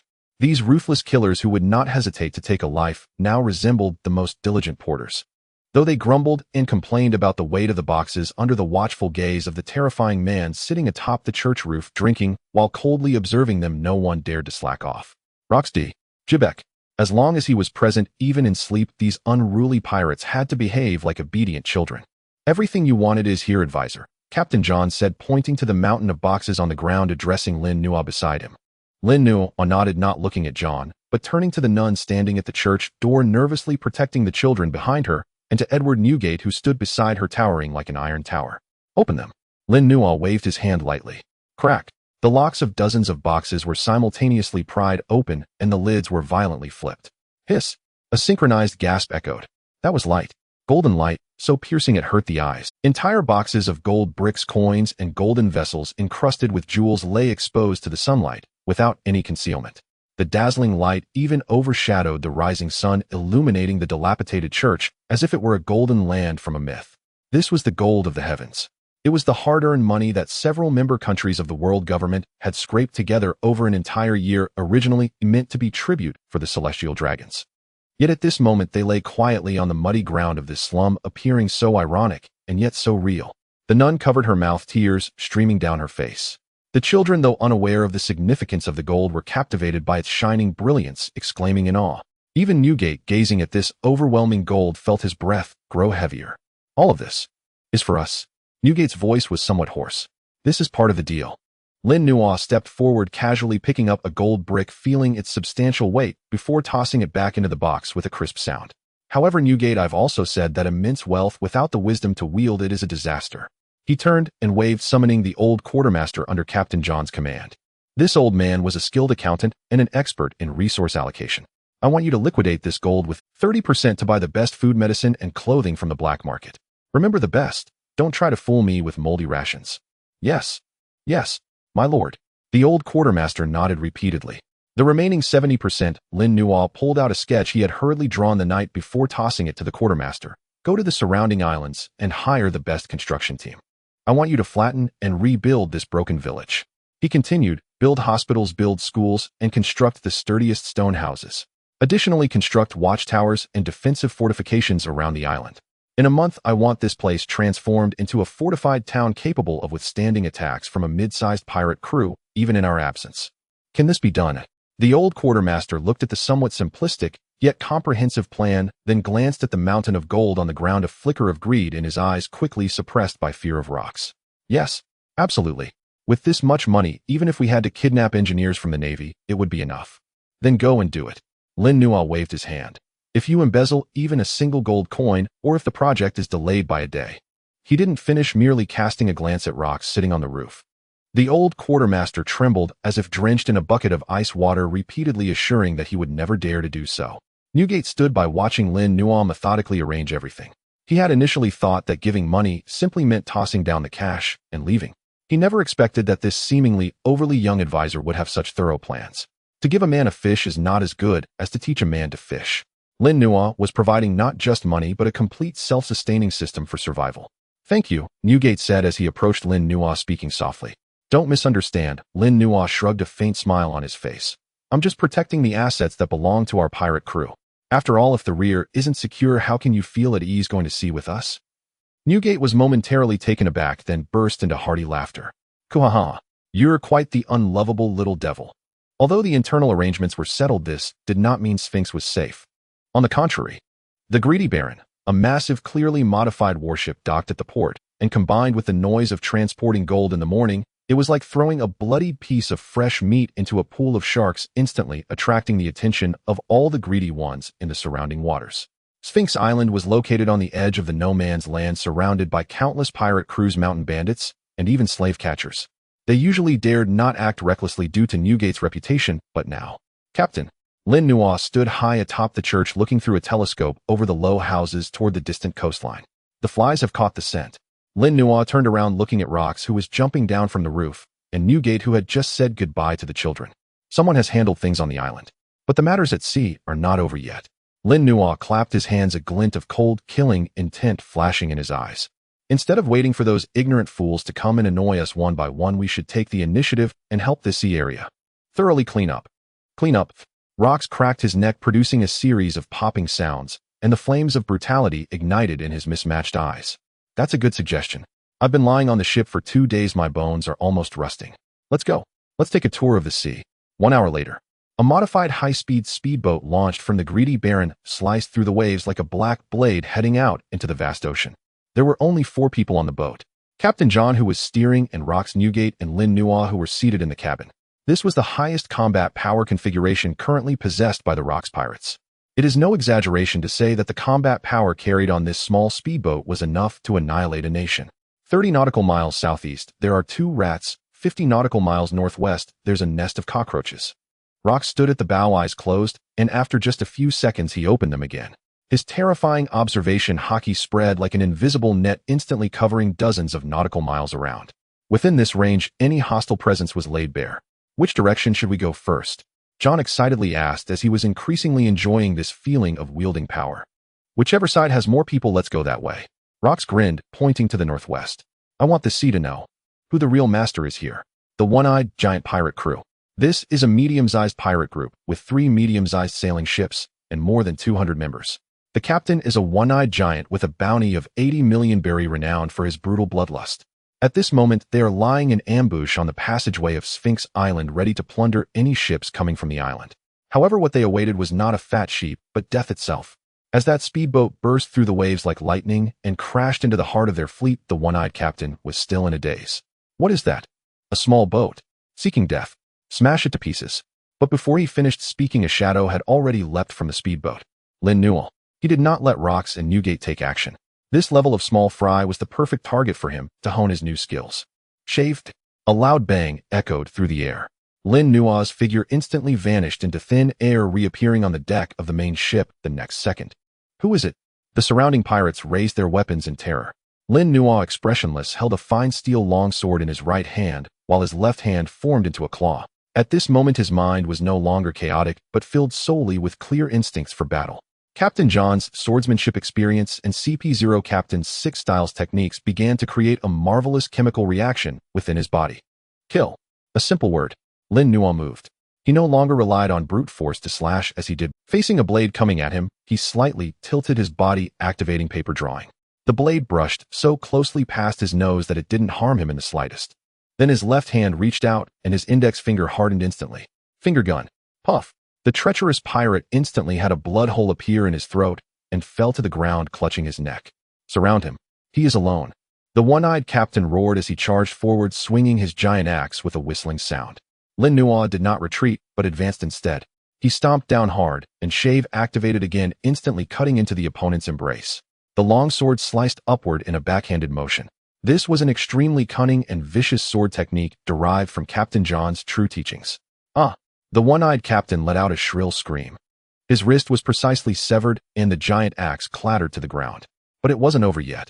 Lin Nuo did not rush to kill him. In this operation called broadcast, mere death held no significance. Only the fear of being alive could spread further. Lin Nuo began his performance. He moved through the crowd like an elegant dancer. Every strike was not fatal, yet each would take a piece of flesh or sever a tendon. The raging kick delivered a vacuum slash that severed the mast, crashing down onto the deck and causing even greater chaos. Moonwalk allowed him to freely reverse in midair, launching attacks from any unimaginable angle. In just 5 minutes, the deck was littered with moaning pirates. Some had broken arms, some had broken legs, and blood stained every inch of the wooden planks. Meanwhile, the one-eyed captain sat slumped on the ground, watching the demonic-looking youth approach step by step, trembling like a leaf. Don't kill me. Lin Nuo stepped in front of him, looking down from above, his face devoid of any bloodstains, frighteningly clean. I won't kill you. Lin Nuo smiled, crouching down to pat the one-eyed captain's face with the blade of his sword. Your life is useful to me. He pointed to the distant speedboat with only 4 people on it. Go tell all the trash in these waters. Sphinx Island will now be under Rock's protection. Whoever dares to stretch their claws, this will be their fate. The Black Iron Mercenary Group. If the first act was Lin Nuo's personal show, then this second act was Rock's display of brutality. This group was not pirates, but a gang of armed mercenaries willing to do anything for money. They were well-equipped, even possessing several naval standard cannons acquired from the black market. When they saw the speedboat with only 4 people charging over, they opened fire without hesitation. Boom, boom. The cannonballs whistled toward them. Standing at the bow, Rox furrowed his brow slightly. It's too noisy. He didn't even draw his sword. He simply pushed off the deck, propelling himself into the sky like a cannonball, directly charging into the hail of cannon fire. No dodging, no blocking. The cannonballs, capable of shattering rocks upon touching the invisible Haki shield around Rock's body, shattered into dust as if eggs had collided with stone. Monster. Monster. Before the mercenary leader could order a second round of fire, Rock's figure had already plummeted onto their deck like a meteor. Boom. The entire ship suddenly sank, the deck shattered instantly, and countless wood shavings flew through the air. Rock stood amidst the smoke, his red eyes filled with brutality. Dare to fire at me. He extended a hand, clawing at the void. Without using any devil fruit abilities, he relied solely on his terrifying physical strength and the wind pressure generated by his Haki. Shatter. As he waved his arm, a visible shockwave swept out. Those fully armed mercenaries could not even scream before being torn to shreds by this violent force. blood, severed limbs, and broken weapons instantly filled the entire view. This was Rock's fighting style. No techniques, no mercy, pure and absolute violent annihilation. Even the ship could not withstand the pressure of this strike, the keel emitting a painful cracking sound as it split in half. Newgate sat on the speedboat watching the bloody scene in the distance, his brow furrowed tightly. Though he was also a pirate and had killed, Rock's brutality, which was driven by a desire to kill and even tinged with enjoyment, made him instinctively uncomfortable. "Isn't this too much?" Newgate murmured. "Too much." Lin Nuo stood beside him, gazing at the wreckage floating on the sea, his tone calm. "Newgate, you must understand one thing. We are not doing charity, nor are we babysitting. We are setting rules. For these wolves licking blood on the sea, mercy is a language they cannot understand." Lin Nuo turned to look into Newgate's complex eyes. Only this bone-deep fear, enough to wake them from nightmares, can make them truly remember. This is a Newgate fell silent. He looked at Rock's maniacal figure in the distance, eventually sighing without saying anything more. He knew Lin Nuo was right. In this chaotic world, if you want to protect something, you must be more demonic than the demons. As dusk fell, the speedboat dragged several battered lifeboats back to the waters near Sphinx. Those lifeboats were filled with survivors from the defeated pirate crews. Each one wore a pale complexion and vacant expressions, as if they had just crawled out of hell. Lin Nuo had them gathered together. He stood at the bow, backlit by the setting sun, his figure cloaked in shadow, his expression obscured. Only his devilish voice could be heard. "Congratulations, you survived. Now I give you a chance to live." Lin Nuo pointed to the vast sea in the distance. "Take your lifeboats and roll away. Go to all the surrounding islands and taverns and spread everything you saw today exactly as it was. Tell everyone that this sea area is from today onward under Rock's protection.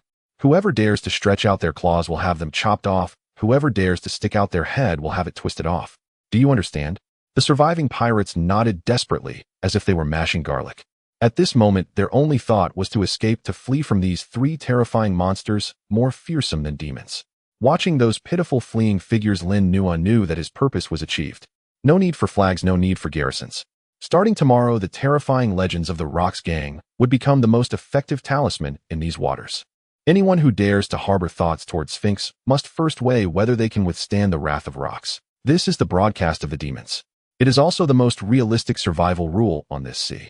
The morning sea breeze, carrying a hint of chill, dispersed the lingering smell of alcohol and roasted meat on the deck. Last night's feast, held to celebrate the joining of Newgate, lasted well into the early hours of the morning. Although there were no exquisite dishes, only large chunks of roasted meat and barrels of inferior rum, this group of outlaws drank with a fervor unmatched at any other time. After all, with the presence of gold in the sky alongside Rocks, and now Edward Newgate, a man as strong as a monster, the future of this ship gleamed brighter than the midday sun. The deck was in disarray, littered with pirates lying in drunken stupor. Lin Nuo rubbed his swollen temples and walked out from the first mate's cabin. Though his enhanced body granted him a high resistance to alcohol last night, he was repeatedly forced to drink by the two monsters, Rocks and Newgate.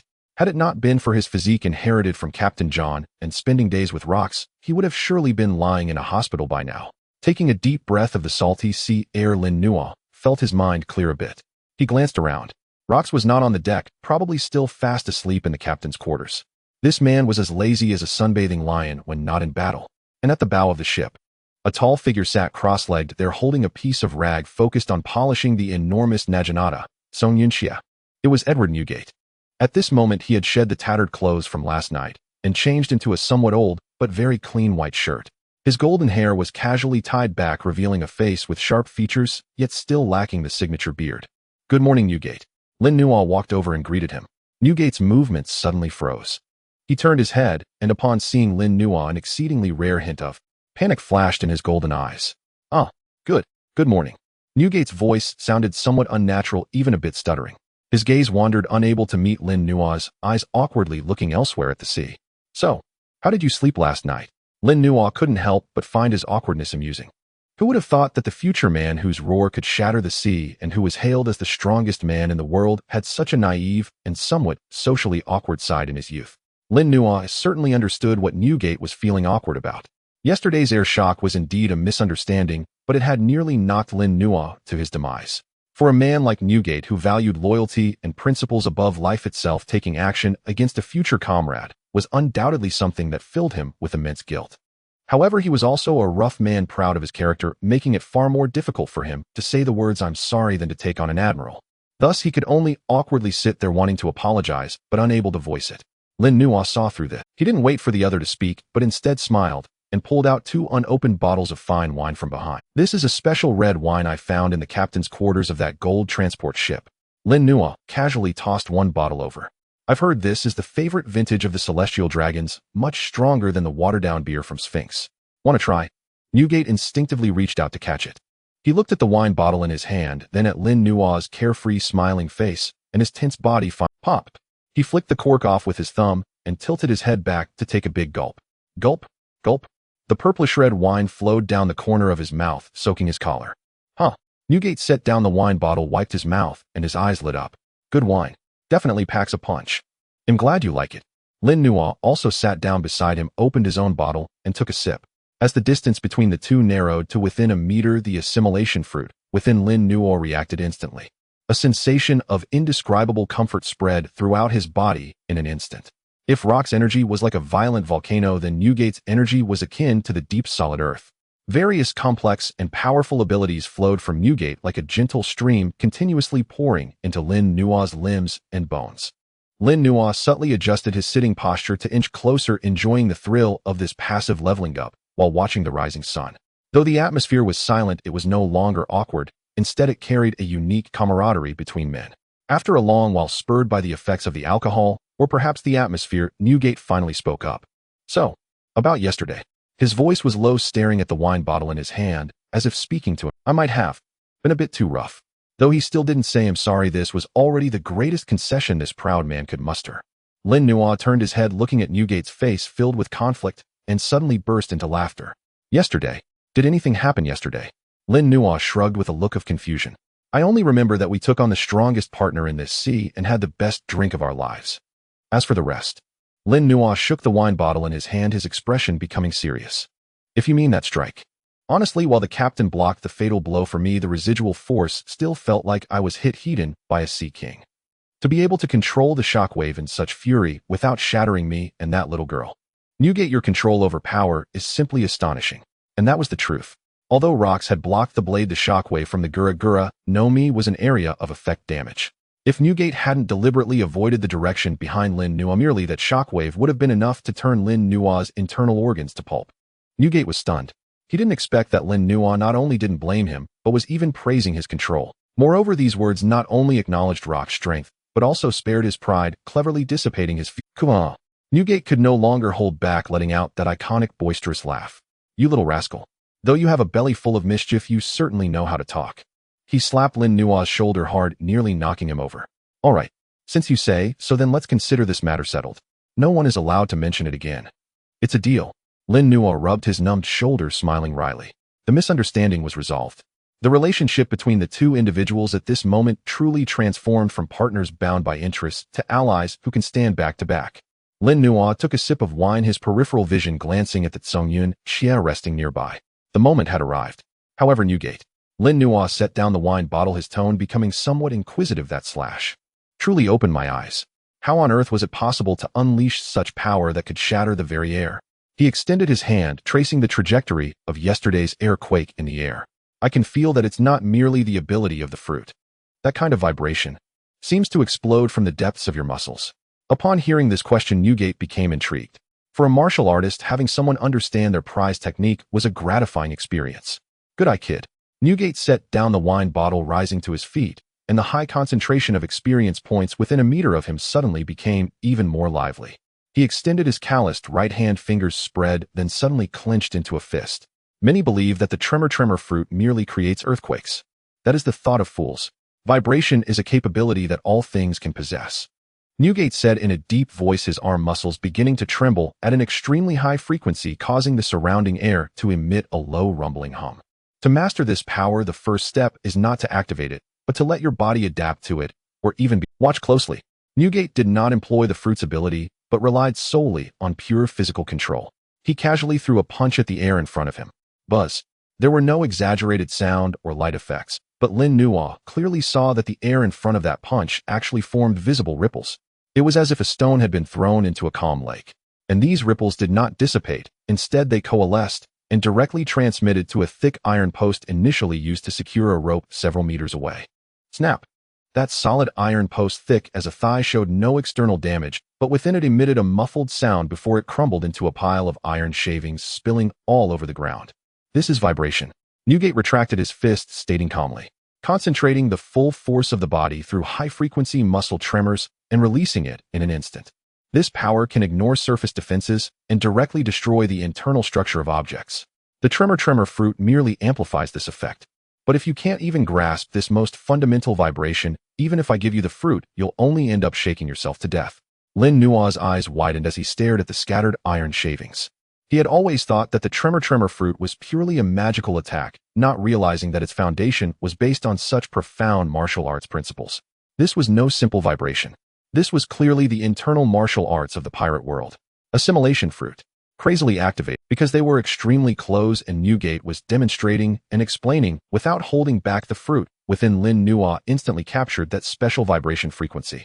Insights on how to control muscle tremors, how to spiral force transmission, and how to create resonance surged into Lin Nuo's mind like a tide.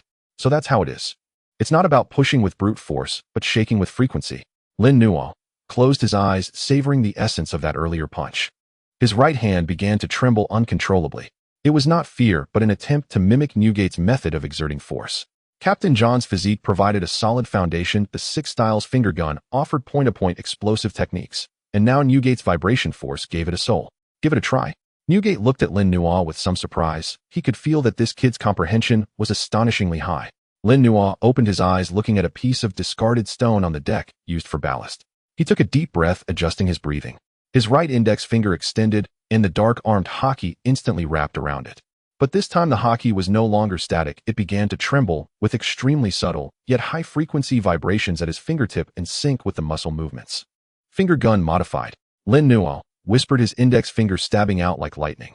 Vibration. Thud. A sound of impact that was not particularly loud. Lin Nuo's finger touched the iron plate, but did not penetrate directly like an ordinary finger gun. However, the next second, crack, crack. From that fingertip as the center, countless fine cracks spread across the iron plate like a spider web. Immediately after crash, the entire 5 cm thick steel plate actually shattered into dozens of fragments in an instant, scattering all over the ground. The internal structure was completely shattered. Even Whitebeard, who had been watching the show, widened his eyes at this moment, forgetting to swallow the wine in his mouth. Is this the vibration I taught you? Whitebeard looked at Lin Nuo in disbelief. You kid. Have you practiced before? No. Lin Nuo retracted his finger, gazing at the scattered iron pieces, his eyes sparkling with joy. I just watched you demonstrate once, and suddenly had a bit of inspiration. Monster. Whitebeard swallowed the wine in his mouth and muttered. He had always thought of himself as a genius, but compared to this guy who could learn immediately from just one glance, and even integrate it into his own techniques, he felt the other was the true monster. However, there's still a long way to go. Whitebeard, though surprised, still refused to concede. That last finger's vibration frequency was too low and the recoil was too great. Look at your hand. Lin Nuo looked down. Indeed, although the iron plate had shattered, his index finger was also trembling slightly, and the tip even oozed a bit of blood. That was the load on the muscles and bones from the high-frequency vibrations. This is something you'll need to guide me. Lin Nuo shamelessly leaned over, pouring another glass of wine for Whitebeard. Since we're drifting on the sea, it's boring. How about sparring every morning? Spar. Whitebeard shot him a sideways glance, a mischievous smile curving at the corners of his mouth. Sure. As long as you're not afraid of your bones shattering, I'm always up for it. As the sun fully rose, the temperature on the deck gradually increased. The door to the cabin creaked open. Rox walked out, still bleary-eyed. He glanced at the mess on the deck, then at the two sitting at the bow, clearly having reached some sort of tacit understanding. Stretched widely, and his bones crackled like exploding beans. Hey, you two. Rox casually grabbed an apple from a nearby wooden barrel, bit into it, and mumbled, since you're awake, come over for a meeting. Lin Nuo and Newgate exchanged glances and got up to walk over. Captain John, who was polishing the helm, hurriedly ran over. The four of them sat around in the center of the deck. Now that we have money and fame. Rox swallowed the apple, his gaze sweeping over everyone, his heterochromatic eyes gleaming with ambition, but to overturn this world merely drifting on the sea like phantoms won't suffice. We need more manpower, more monsters. Advisor, what are your thoughts on the next step? He looked at Lin Nuo. Lin Nuo dusted off the dirt on his pants, his expression becoming serious. Captain, since our fame has spread throughout the world, I think we no longer need to search for companions all over the place.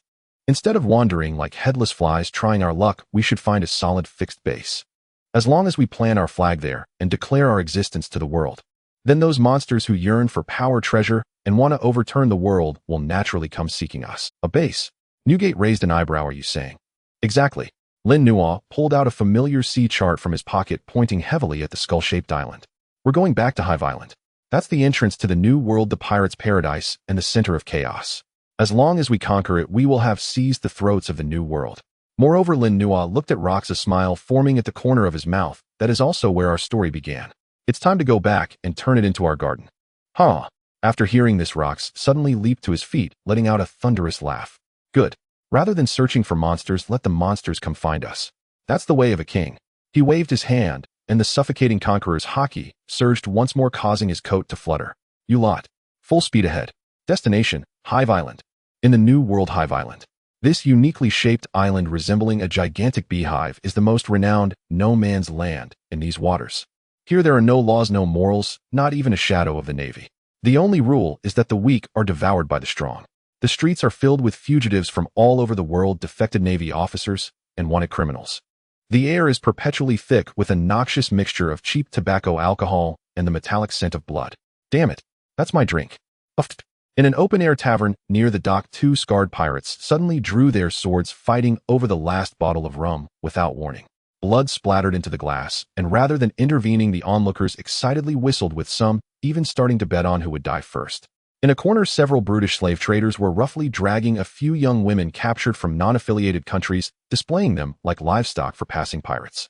This is a breeding ground for evil, a paradise of chaos. Hey, have you heard? A one-eyed pirate counted the blood-stained gold coins he had just stolen, speaking mysteriously to his companion. That rocks. It said he stole the gold from the heavens. If you believe that kind of fake news.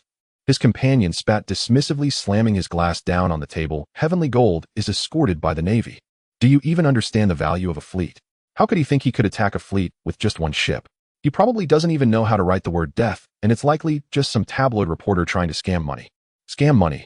The one-eyed pirate chuckled coldly, pulling out a crumpled piece of paper from his pocket and slamming it onto the table. Open your eyes wide and look. This is a bounty notice issued a few days ago. Signed by the Naval Headquarters, the Steel Seal. Can't be fake. He pointed at the astonishing number, his voice trembling with excitement. 3 billion. 3,480,000,000 berries. If he hadn't done something earth-shattering, would those stingy bastards in the world government offer such a high bounty? His companion leaned in for a look, gasping in shock, the alcohol almost sobering him up. Is this real? Did he really steal the heavenly gold of the celestial dragons? Even if it's true, it's useless. With such a high bounty, who knows how many people are eyeing his head? Someone interjected sourly, but their tone was clearly lacking confidence. Just as they finished speaking, the previously clear sky suddenly darkened without warning. What's going on? Is it going to rain? Someone raised their head in confusion. Above the harbor, heavy dark clouds seemed to be pulled down by an invisible hand, hanging low over the sea, rolling and churning with a sense of oppressive dread. The air felt thick, making it difficult to breathe. Wait, why are those clouds red and black? Just as the crowd was filled with uncertainty, a completely black, three-masted ship broke through the oppressive waves, slowly coming into view. The bow resembled a ferocious golden beast, and the ship's lines were both smooth and menacing. Though not large, it exuded an aura that warned others to stay away. At the highest mast, a tattered skull flag, recently made infamous by the news, flapped wildly in the wind. That's the Baron of Greed. Someone recognized this flagship, originally belonging to Captain John. No way. Look at the man at the bow. All eyes were drawn to the figure atop the ship's head. There stood a tall man clad in a black trench coat. His wild hair danced in the sea breeze, and in his one large and one small eye there was an overwhelming greed and arrogance, as if he intended to devour everything before him. Roxdy, Jibek, he has returned. Back here with a ship full of gold and ambitions capable of overturning the world. Rox gazed down at the throng below, which appeared as ants. Taking a deep breath, his chest heaved as an invisible dark red Conqueror's Haki began to gather around him. Trash of Hive Island. This roar detonated like an invisible bomb over the harbor. Buzz. The terrifying sound wave, infused with the pressure of Conqueror's Haki, transformed into a tangible shockwave, sweeping wildly in all directions. Bang, bang, bang. All the glass windows in the buildings near the harbor shattered simultaneously. Countless shards rained down like a storm. Those weaker pirates had no chance to react, their eyes rolling back as they foamed at the mouth, collapsing in droves like cut wheat. The sea erupted in towering columns of water, as if even the ocean trembled under this overwhelm. Under the terrified gaze of all, Rock's voice rolled like thunder across the entire island. Listen up. From today on, this island belongs to me, rocks. Anyone who doesn't want to die, step forward and welcome the new master of this island. Silence. In that instant, the entire Hive Island fell into a deathly silence. Then, as if it had been poked by a stick, it erupted like a hornet's nest. In the harbor area, within a massive fortress converted from a decommissioned warship. This is the territory of one of the largest factions on Hive Island, the Skull Crusher Giro. Giro is a giant over 3 meters tall, covered in black fur. He sat in a tiger skin chair, gripping a massive roasted beast leg with a trembling slave beneath his feet, enjoying his lunch. Boom. The sound of Rock's voice shook him, causing the wine glass in his hand to shatter, spilling wine all over him.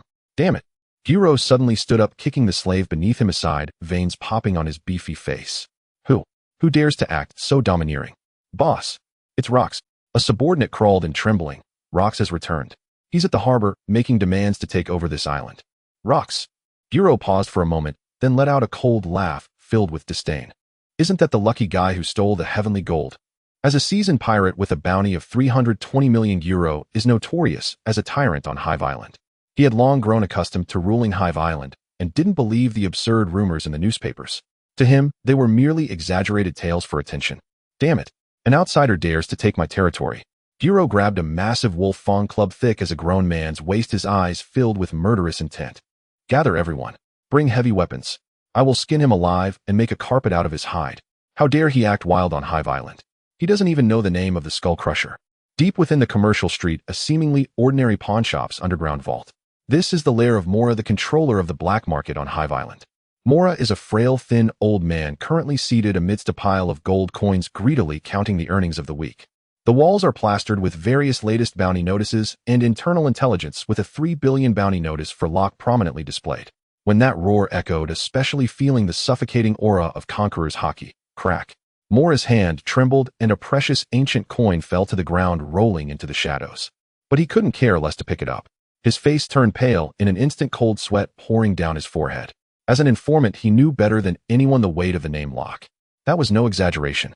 He was a true demon crawling out from hell. That madman has really come, and this aura is even more terrifying than rumored. Lord Mora, what should we do? Several trusted subordinates rushed in, their faces anxious. Gullo has already taken people to the port. Should we go support them? Support? Mora slapped one subordinate across the face, roaring, support my ass. We will wait and see what happens. He jumped down from his chair, moving with the agility of a young man, frantically stuffing the most valuable gems and documents into his pockets. Hurry, gather all the valuable items first. If the situation is determined over there, we might not have time. On the western side of the island, a heavily fortified stone castle. This is the territory of one of the 3 major forces on Hive Island, Wangji. On the castle's terrace, a man in splendid armor stands with his hands behind his back, gazing towards the port, where dark red-black clouds swirl. His demeanor is cold and noble, in stark contrast to the filthy pirates below. He is Wangji, a powerful figure in this chaotic land. Faced with Locke's provocation, which could shatter the courage of ordinary people, he did not rage like Gullo, nor did he tremble like Mora. He merely squinted slightly, observing the distant black warship, feeling the overwhelming wave of dominance lingering in the air. His audacity is indeed remarkable. My lord, shall we take action? A trusted subordinate asked softly from behind. Gullo has already taken people over there. His audacity is indeed remarkable. My lord, shall we take action? A trusted subordinate asked softly from behind. Gullo has already taken people over there. No rush.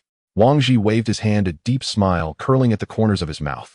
Want to establish a foothold on Hive Island? Then let me see if you have that capability. Let Gullo test his mettle. Wangji turned back into the depths of the stone castle, leaving behind a profound statement. If Locke can't even handle that dumb pig, then he doesn't deserve to be my opponent. But if Gullo loses, then we might find an even better opportunity. At the port, the pier. The greedy baron has docked, lowering its massive gangplank. But no one could disembark. At the end of the pier, the exit is blocked by a densely packed crowd. Gullo the Skull Crusher led several hundred fully armed pirates, blocking the way. They wield various weapons, even rolling in a few light cannons, their dark muzzles aimed at the ship's bow. Gullo stood at the forefront, waving a blood-stained spiked club pointing at the tall figure on the ship's bow, shouting, with spittle flying, what are you? Don't think being in the newspaper makes you the boss. This is Hive Island, and I am the law here. Want to come ashore? Fine. Leave the gold from the heavens behind and crawl through my legs. Otherwise today I'll chop you into pieces for the fish. Roar. The small pirates behind him joined in the ruckus, letting out deafening howls, trying to overwhelm the opposing side with their momentum. However, the ship's response left them a bit bewildered. Facing the encirclement of hundreds and Gullo's insults, Locke at the bow of the ship didn't even lift an eyelid. He even dug into his ear as if hearing some annoying noise. Behind him stood two figures, one on each side. On the left was a calm young man dressed in black. On the right was a burly man with golden long hair wielding a massive naginata. It's too noisy. Locke flicked the earwax from his nails, turning his head to the golden-haired warrior beside him, a mocking curve forming at the corner of his mouth. Hey, Newgate. His voice was not loud, but it clearly echoed throughout the port. This fly is too noisy. I'm leaving it to you. Don't make me waste time in a place like this. Sigh. Newgate sighed, shaking his head helplessly. What a captain who knows how to delegate tasks. He wielded the supreme great sword named Cloud Cutting, stepping down the gangplank. With each step, the heavy wooden pier groaned under the burden, as if unable to withstand the terrifying power contained within this man. Watching the golden-haired warrior descend alone, Gullo was momentarily stunned, then burst into an even more arrogant laughter. Huh, is this your response? Sending a nameless nobody to die? Gullo looked at Newgate's rugged yet obscure face with disdain in his eyes. Where did this golden-haired fool come from? Since you want to die, then I'll grant you that. Gullo roared, launching himself off the ground like a meatball war machine. He raised his heavy spiked club high, the pitch-black armed Haki instantly wrapping around it, carrying a momentum capable of splitting mountains, and smashed down towards Newgate's head. Turn into meat paste for me. Facing this overwhelmingly powerful blow, Newgate did not dodge. He didn't even raise his cloud cutting to block. He simply stood there quietly, watching the menacing figure in midair, slowly raising his left hand. His fingers clenched into a fist. Above that fist, a milky white halo resembling bubbles instantly condensed. In that moment, the surrounding space seemed to turn into a fragile mirror with countless visible cracks appearing. Void shock, Newgate whispered. Then with a casual punch towards the void before him, crack. The atmosphere shattered. Kong Jun. Accompanied by the deep hellish whisper of Newgate, his massive fist wrapped in a milky white glow struck the vacant air before him with a casual yet devastating force. Crack. In that instant, time seemed to momentarily freeze. Immediately after, a crisp yet excruciatingly sharp sound shattered the silence, piercing the eardrums of thousands in the harbor. Under the horrified gazes of all the previously empty space before, Gyro suddenly erupted with countless jagged, twisted white cracks, as if a heavy hammer had struck a mirror. The atmosphere truly tore apart. It was a visible physical distortion of space. Time seemed to stretch infinitely at this moment. Gyro, who was still in the pose of leaping high with a heavy spiked club, felt his fierce killing intent and the thrill of crushing his enemy freeze completely in that instant. He was horrified to discover that the world before him was collapsing. The heavy spiked club, forged from steel and weighing hundreds of pounds, even wrapped in the proud Haki he wielded, disintegrated upon contact with the spreading white cracks like sand sculptures meeting towering waves. There was no sound of metal clashing, only a nauseating sizzling sound. Under the force of distortion, the hard steel instantly lost its original form, breaking down into the smallest iron powder and exploding into a cloud of black mist in the air. Next were his arms, his armor, his torso. No. What is this? Gyro did not even have time to fully scream before his massive body was completely shattered by the unreasonable molecular-level destructive force. Boom. The white glow erupted violently, transforming into a storm of destruction. A visible shockwave terrifying enough to distort sight, and light swept forward in a fan shape. Run. That's a monster. Help. The 500 or 600 pirates who had just been blocking the pier attempting to drown their opponent with sheer numbers were now like dried leaves caught in a 12-level hurricane. In the face of that white torrent, human bodies seemed so fragile. The solid wooden pier disintegrated upon contact with the shockwave, turning into flying wood chips. The sturdy dock, made of giant stones, surged violently, cracking and collapsing as if struck by an invisible giant hand. The hundreds of pirates who usually killed and plundered at sea were thrown into the air like rag dolls, soaring dozens of meters high.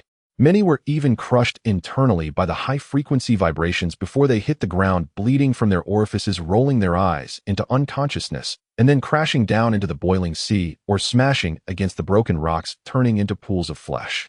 Splash! The calm harbor was completely stirred up by this strike. The sea rolled back, forming a small tsunami several meters high, crashing violently against the shattered shores, sweeping away all the scattered limbs, broken weapons, and debris into the bottomless whirlpool. A single punch. Just a single punch. The notorious pirate crusher Gyro, with a bounty of 320 million, was reduced to nothing. The elite pirate crew of 500 capable of rampaging through the paradise was instantly wiped out, completely erased from this world. As the smoke cleared and the sea breeze blew by, only a desolate ruin remained on the dock, the air thick with the heavy scent of blood and the dust of shattered rocks. At the edge of the ruins, the blond, muscular man still maintained his punching posture. Newgate slowly retracted his fist, exhaling a puff of white, turbid air generated by the explosive power within him. He didn't even glance at the hellish scene before him, merely flicking his slightly numb wrist and frowning, slightly complaining with dissatisfaction. TCH, the foundation here is too weak. I almost couldn't hold back my strength. Deathly silence. At this moment, everyone on Hive Island, whether peering from nearby or watching from afar atop rooftops, fell into a suffocating silence. But they had never seen such pure, unreasonable violence, as if it would shatter the world itself. It felt not like humans in battle, but rather like a natural disaster. They were pirates. They had seen murder, seen those with fruit powers, and even witnessed the earth-shattering forces of the Logia type. But they had never seen such pure, unreasonable violence, as if it would shatter the world itself. It felt not like humans in battle, but rather like a natural disaster descending upon them. Monster. On top of the highest clock tower in the commercial street, Shadow Mouse Mora trembled violently as he held his telescope, cold sweat soaking through his expensive silk shirt. He had witnessed with his own eyes how the invincible Guro was reduced to ashes in an instant. The disparity in power could not be compensated for by number strategies or even ordinary Haki. It was a gap of dimensions. No, I can't stay. Absolutely cannot stay. Mora suddenly snapped back to reality, the last shred of hope shattered by that punch. His teeth chattered, not just from fear, but also from a deep reverence for the instinct of survival. He turned and dashed toward his underground treasury, not even stopping to pick up the scattered gold coins on the ground, shouting at a few equally stunned confidants. Quick! Prepare the ship. To the back mountain. Leave now. Immediately. Right away. This group is demons. Destroyers. Hive Island is finished. If we don't leave, we'll all die here. In the ruins of the port, Rox stepped down from the gangplank of the greedy Baron. His boots crunched on the ground, a mixture of gravel and blood, producing a chilling sound.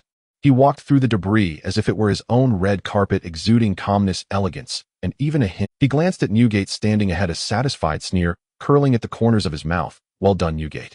It's a bit quieter now. Oh, I can't even hear the flies buzzing. Lin Nuo and Captain John followed behind. Captain John looked at the horrific scene on the ground, unable to suppress a gulp, a chill creeping up the back of his neck. Though they were already companions, every time he saw the newly joined giant unleash his power, he felt a primal fear of facing death. Fortunately, this guy is now one of their own. Let's go. Rox did not linger in the ruins. With his hands in his pockets, he strode straight toward the center of the island. The port, once packed to the brim, was now desolate. Occasionally, a few survivors who had not run far saw Rox approaching and recoiled in terror, as if they had seen the Grim Reaper scrambling to the sides and creating a wide path to the island's center. No need for scolding, no need to clear the way, for fear itself was the best pass. Lin Nuo followed behind Rox, observing the extreme reverence in the eyes of those around him, who even dared not look up. The pirates, usually fierce and menacing, now cowered like quails in the corners, shivering. He knew from this moment on the situation had completely changed. They were no longer outsiders needing to prove themselves through battle. They had become the kings of this place. In the central square of Hive Island, the largest tavern, the Skulls. Originally, it was the pride of Gullo, lavishly decorated to the extreme. But now it was empty. The pirates who once drank and bragged here, waiting to see how Gullo would deal with the outsiders, had long since fled through the back door upon hearing the commotion at the port and the subsequent dreadful news. Even the bartender had vanished, leaving behind tables of unfinished drinks and scattered gambling tools. Bang! The heavy oak door of the tavern was violently pushed open, crashing against the wall with a loud noise, sending a layer of dust falling. Rox strode in, scanning the empty hall, letting out a cold snort as he walked straight to the central round table, the largest one draped with a tiger skin. John checked the bar for any remaining drinks. Newgate, feel free to sit. Rox propped his feet on the table, his coat spread out, embodying a host's demeanor. Sure thing. John hurried to the bar and soon brought over several barrels of the finest rum and some decent-looking smoked meat. Cheers. To our new territory. Rox pulled the cork from the barrel, tilted his head back, and drank deeply, the liquor streaming down his neck, adding to his wildness. Newgate, not one to be polite, grabbed a barrel and downed it like water, then wiped his mouth with a satisfied sigh. That punch he threw had alleviated much of the pent-up frustration in his heart. Lin Nuo sat nearby, holding a cup of wine, gently swirling it, but not drinking. His gaze remained vigilant, observing the surroundings, his ears slightly twitching, catching every subtle movement outside the tavern. Even in this seemingly relaxed atmosphere, he maintained his alertness. What's wrong, advisor? Rox glanced at him, setting down the barrel, still worried about other rats here. Mora has already run away. That coward flees at the scent of blood, not worth concerning over. Am waiting for the last person, the three major forces of Hive Island. The brute is dead, the coward has fled. Only one remains. The most dangerous and inscrutable one, Wang Ji. At that moment, creak. The tavern's door was pushed open again. This time there was no violent wind, no cries for blood, and no crowd of henchmen. Only a steady, unhurried set of footsteps echoed in the empty tavern. Tap, tap, tap. Lin Nuo set down his cup, his eyes narrowing slightly. Here he comes. A few figures entered through the doorway. The leading man wore exquisite silver full-plate armor with an unsheathed famous sword hanging at his waist. He was tall and straight, not wearing a helmet, revealing meticulously groomed long hair and a handsome stern face. Unlike Golo, who exuded the stench of blood and savagery, this man radiated an elegant, noble aura, making him seem somewhat out of place. Yet this only made him appear more dangerous. For only true beasts know how to retract their claws and maintain elegance before the hunt. He was the last and the strongest local tyrant of Hive Island, Wang Ji. Behind him were only 4 confidants, each exuding a restrained aura, clearly true experts. But they did not draw their weapons, nor did they release any killing intent, merely following silently behind their master. The atmosphere in the tavern instantly shifted from relaxed to tense. John's hand instinctively rested on the grip of his gun, and Newgate lowered the barrel, his golden eyes narrowing slightly, coldly locking onto the newcomers. Only Rox maintained his lazy posture, not even glancing at Wang Ji, continuing to drink, as if the one who walked in was merely an inconsequential passerby. Wang Ji ignored the hostility from John and Newgate. He walked straight to the round table, stopping a few steps away from Rox. He did not draw his sword nor adopt any pose of attack. Instead, he extended his hand, picked up a clean wine glass from the table, and poured himself a full cup from the barrel John had left. The scarlet liquid swayed in the cup, reflecting his calm eyes. Wang Ji raised his glass and toasted to Rox from afar. Impressive. His voice was calm, devoid of any emotion, as if he were commenting on a play just concluded. That punch truly qualifies for Hive Island to bow down. That fool Gullo deserved to die. Rox finally set down the barrel in his hand. He slowly lifted his eyelids, the glint in his heterochromatic eyes sparkling with intrigue as he regarded the man before him who dared to be so composed in his presence. What's this? You want to give it a try too? Rox's voice was light, but the moment he finished speaking, a suffocating wave of Conqueror's Haki pressed down on Wang Ji like a mountain. It was not merely an aura, it was a tangible spiritual impact. The 4 confidants behind Wang Ji turned pale instantly, their bodies involuntarily trembling, and some even had to step back to steady themselves. But Wang Ji did not move. Not a single drop of wine spilled from the cup in his hand. He faced the suffocating pressure, not only refusing to retreat, but also downing the wine in one gulp and slamming the cup on the table. Bang! Wang Ji stared at Rox, his eyes unwavering. I do not wish to die. I don't want to die, Wang Ji said calmly, his tone carrying a rational coldness. Against a monster like you, along with that golden-haired giant who can shatter the atmosphere, brute force leads only to death. I, Wang Ji, am not done living yet, and I do not wish to meet Rogers so soon. But I also do not want to kneel down just like that. He pointed outside the door. Gullo was a fool, believing only in brute force. But he died like a dog, and I dislike that manner of death. Though I am not a good person, I adhere to rules. Rox, you want my territory, my people, even my life. You can have them all. Wang Ji's gaze sharpened like a sword drawn from its sheath, piercing the heart. But you must follow the oldest pirate rule, win them. Rox raised an eyebrow. Oh, you mean? Wang Ji pulled out a somewhat aged piece of parchment from his pocket and slapped it on the table. It bore the familiar symbols of oaths known to all pirates, the most sacred and inviolable contract on this. I've heard that the treasure hunter John willingly boarded your ship after losing a game to you. Wang Ji turned his head, glancing at John, who sat nearby with a complicated expression, then looked back at Rox. If that's the case, I want to play a game with you as well. Let's wager the last territory of Hive Island, wager everything of mine, Wang Ji. A winner takes all, David's championship. The air in the tavern seemed to thicken with this utterance. A decisive battle, the David championship.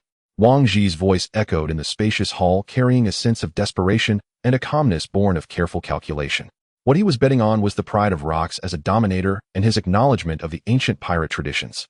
In this world where the weak are preyed upon by the strong, monsters like Rox with the power to destroy the heavens and the earth often find it unbearable to be provoked by the weak in terms of courage.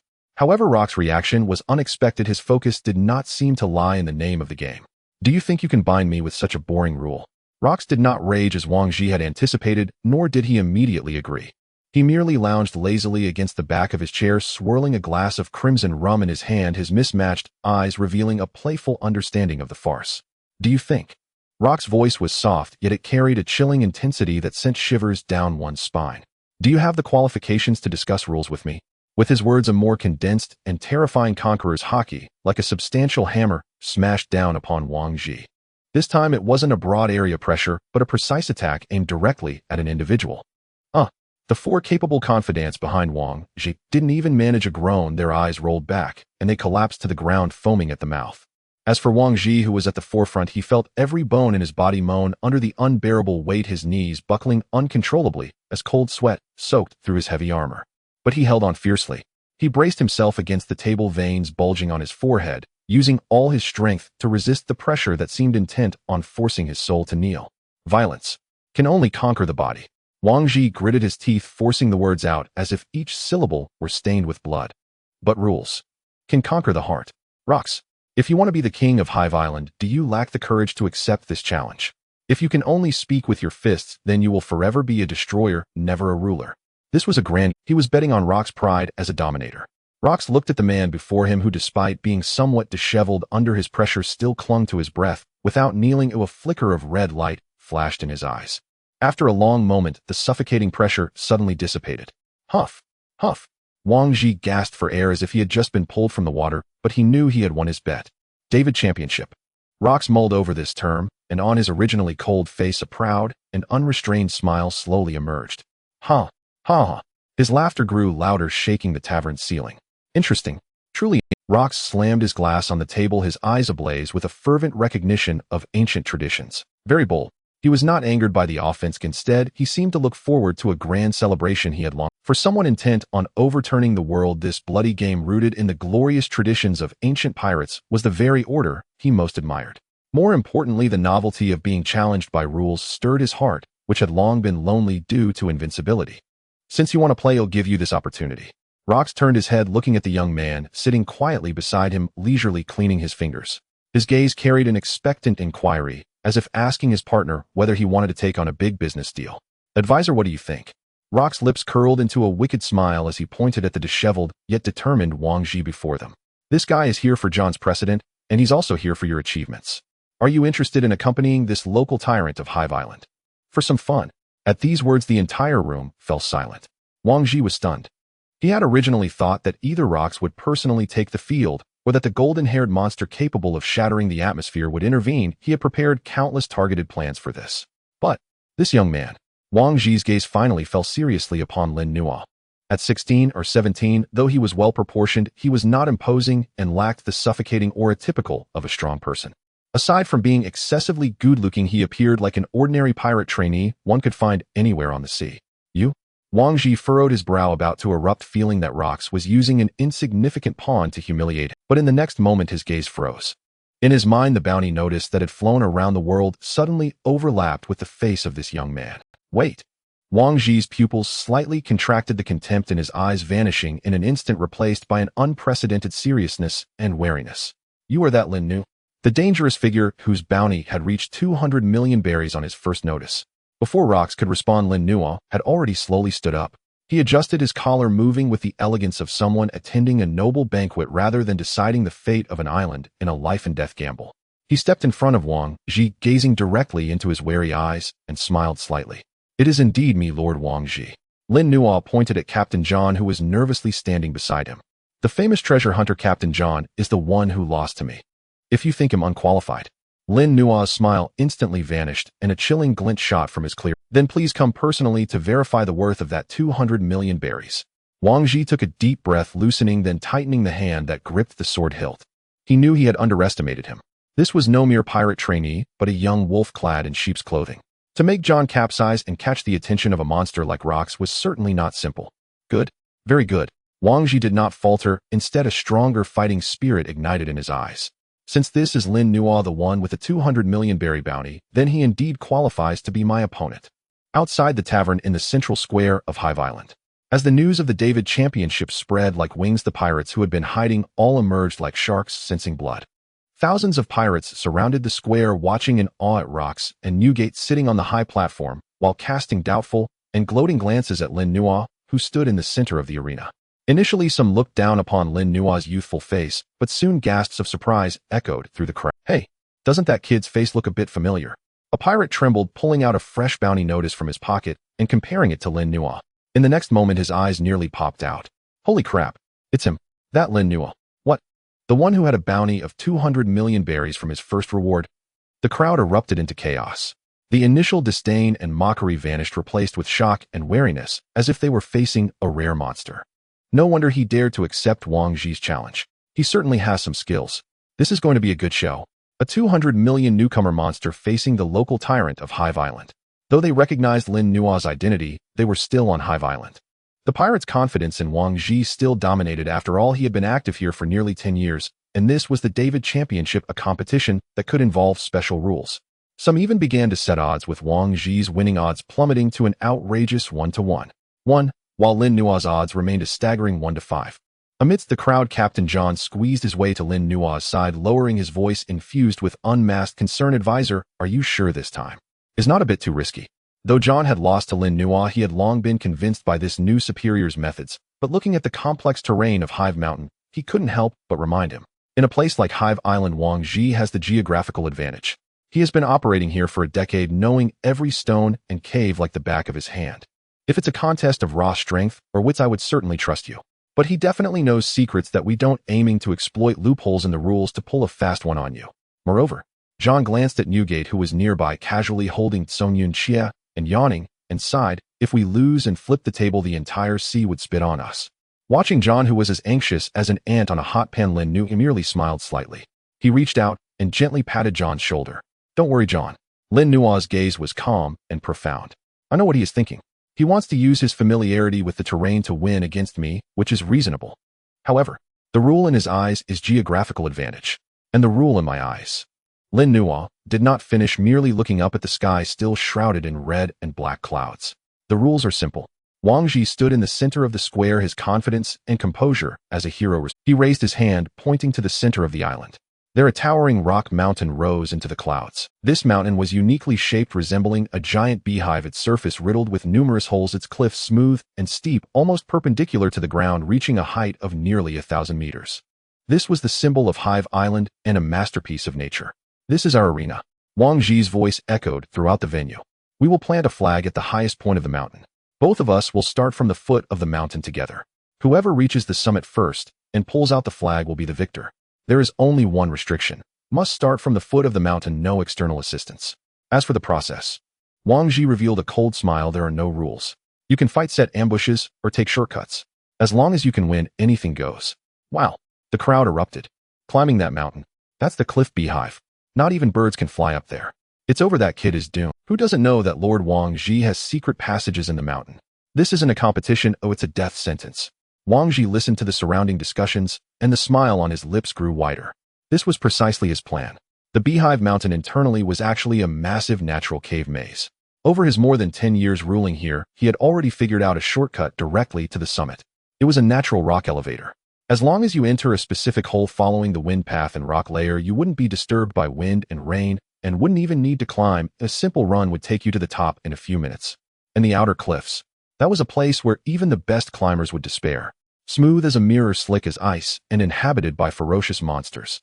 As long as Lin Nuo agreed to this rule, he had already won 99%. "So what do you think, advisor?" Wang Zhi provocatively looked at Lin Nuo. "If you think it's too difficult, it's still not too late to admit defeat now. As long as you kneel down and bow to me 3 times, I might consider leaving you a position to sweep the toilets on the island." Lin Nuo raised his head, his gaze sweeping over the towering rock mountain. In his mind, Captain John's top-notch treasure hunter instinct instantly activated.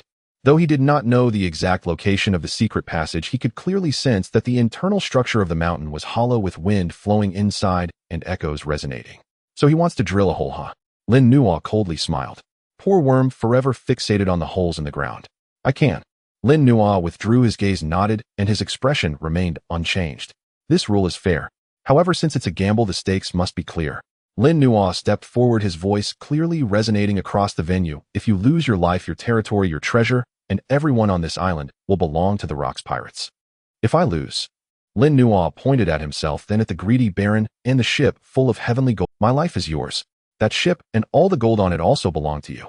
Moreover, the Rocks Pirates will immediately leave Hive Island and never return." "Agreed." Before Wang Zhi could speak, Rocks, sitting on the high platform, suddenly spoke. He rested his chin on his hand, his eyes filled with amusement, as if the stakes on the table were not his entire fortune, but a pile of waste paper. "Deal. Deal." Wang Zhi's heart raced. Winning this match would not only allow him to keep his territory, but also gain heavenly gold and even Rock's promise. This would be the greatest opportunity for Wang Zhi's rise. At the foot of the mountain, a red starting line was drawn on the ground. Lin Nuo and Wang Zhi stood side by side. Wang Zhi removed his heavy armor, donning lightweight leather armor, his entire demeanor sharp and striking.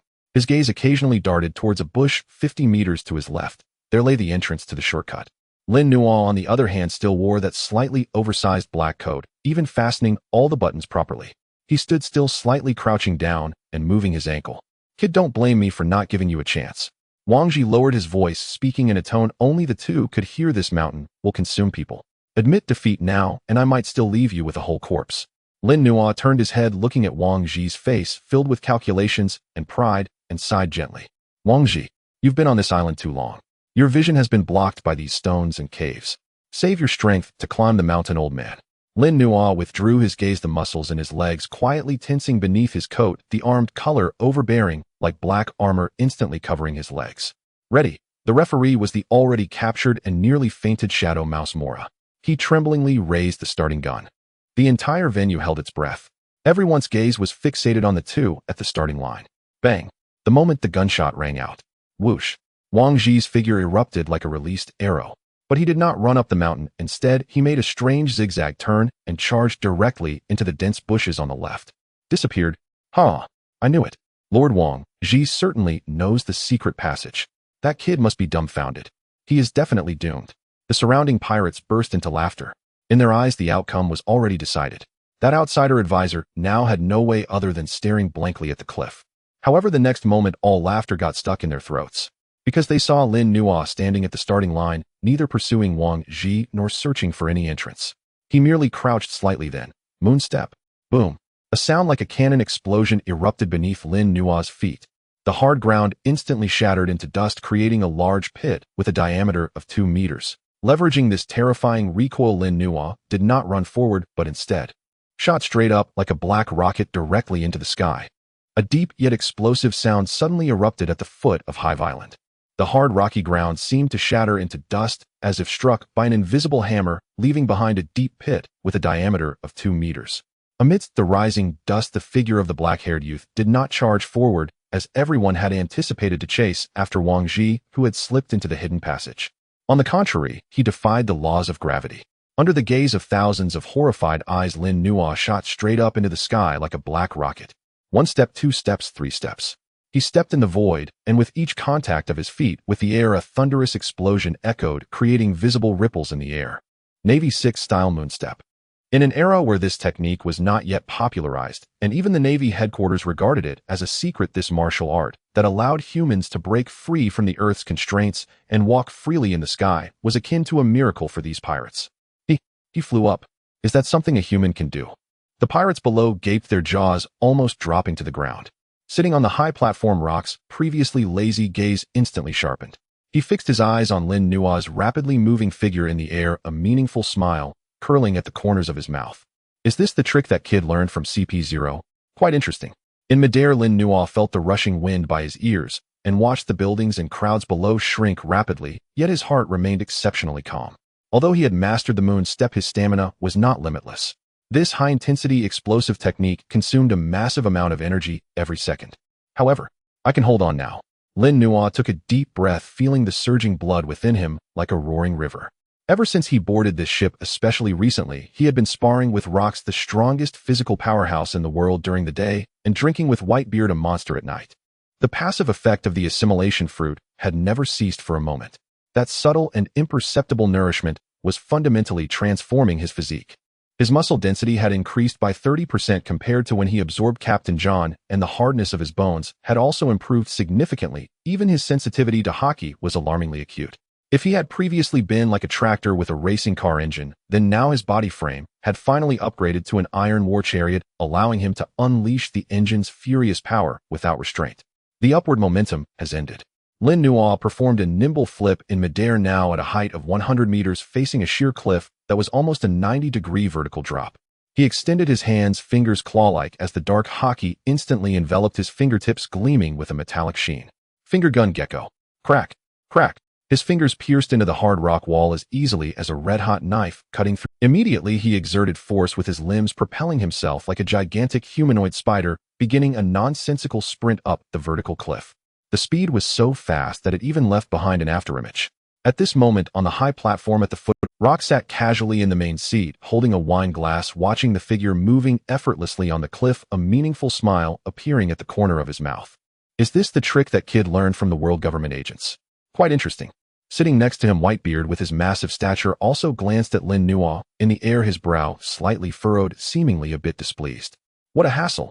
Whitebeard grabbed a barrel of wine and took a swig, wiping the wine stains from the corner of his mouth, muttering, "What's the point of jumping around like a monkey? Hey Rox, why didn't you let me go up just now?" He pointed to the towering hive mountain, his tone carrying an air of natural authority. "If it were me, it wouldn't take this much effort at all. I just need to punch the foot of the mountain and the whole mountain would collapse. At that time the flag would fall, and picking it up would mean victory, right?" This was Whitebeard's logic. In the face of absolute power, terrain mazes and shortcuts were all jokes. Childish. Rox glanced at him and sneered. "Collapsing the mountain is demolition, not conquest. What we want is this island as a base, not a pile of rubble." He shook the wine glass in his hand, his gaze never leaving Lin Nuo's figure, eyes sparkling with the light of a hunter observing the growth of a young one. "And, don't you think this is more interesting?" "Interesting?" Whitebeard was puzzled. "Do you know what he was like when I first met him?" Rox pointed to Lin Nuo, his tone filled with a playful reminiscence. "At that time he was being chased by several pirates as small as ants, with a face full of desperation to survive." Rox's gaze deepened as he focused on the figure darting across the cliff. "But now, in just a short month, he has already attained such strength. So he has indeed become stronger too quickly," Whitebeard said solemnly. "I sensed it last night while drinking. His physique is already much stronger than when I first met him. And the way he exerts force now." Whitebeard stroked his chin. "That method of exertion resembles what I taught him just yesterday." "What exactly is this kid's background?" "His ability to learn is simply like an endless pit, swallowing everything he sees." "Who knows?" Rox grinned, revealing his white teeth, seemingly unconcerned about Lin Nuo's origins, even relishing in it. "No matter if he is a monster or a demon, as long as he is on my ship, he is my strength." And Rox gazed at Lin Nuo's fervent figure, a hint of appreciation shining in his eyes. "Don't you think our strategist seems quite passionate about the ancient game of the Davy Championship? Since that's the case, we should indulge his enthusiasm." Whitebeard paused for a moment, then helplessly shook his head. "What a bunch of lunatics. Well, as long as you don't sink the island, do as you please." Inside the mountain, in the hidden passage, Wang Ji was moving like an agile monkey, swiftly weaving through the complex cave tunnels. This was the secret passage he had managed for over a decade, and it was also his greatest trump card that allowed him to propose this gamble. There was no wind or rain here, no need to climb. Just by running along this path, he could reach the summit in 5 minutes. Humph, that arrogant kid is probably still at the foot of the mountain worrying about the cliff. As Wang Ji ran wildly, he sneered inwardly. However, just as he passed a ventilation shaft close to the outer rock wall, bang, bang, bang, a series of deep and rhythmic impacts clearly reached his ears through the thick rock layers. Moreover, the sound was moving rapidly upwards from below him at an astonishing speed. Wang Ji suddenly stopped, leaning towards the gap of the ventilation shaft to look outside. This glance made his scalp tingle. He saw a shadow on the cliff above, climbing up at a speed even faster than when he was running on flat ground. Rubble flew everywhere as that figure moved as if on flat ground. How is this possible? Wang Ji's pupils constricted violently. Is that a move a human can make? At this speed, that kid would definitely reach the summit before him. Damn it, damn it, damn it. Wang Ji's face turned incredibly ferocious. He realized that his proud geographical advantage had become a joke in the face of absolute mobility. I can't let him get up there. Absolutely not.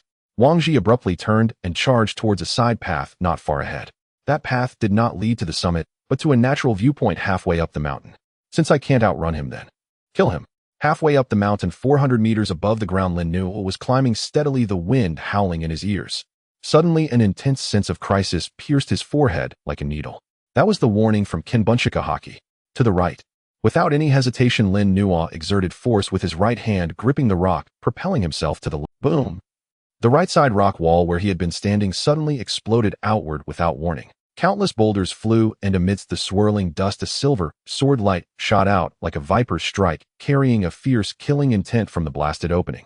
Wang Ji. He burst through the wall, wielding the famed sword Silver Fang, enveloped in advanced Haki, aiming straight for Lin Nuo's throat.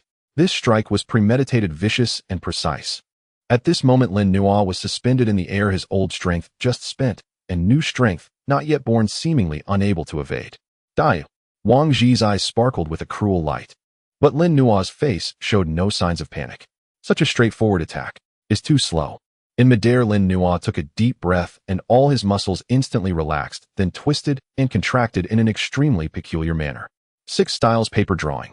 His body moved like a piece of paper blown by the wind, narrowly gliding past Wang Ji's sword edge at the last moment.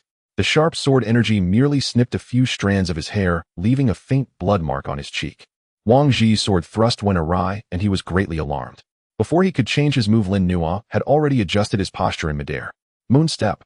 The howling wind swept through, making the clothes of the two flutter wildly. You guy? Wang Ji stood at the cave entrance, the long sword in his hand, trembling slightly. The failure of that last strike stirred a surge of intense unease within him. Not only was the opponent fast, but their agility in the air surpassed his comprehension.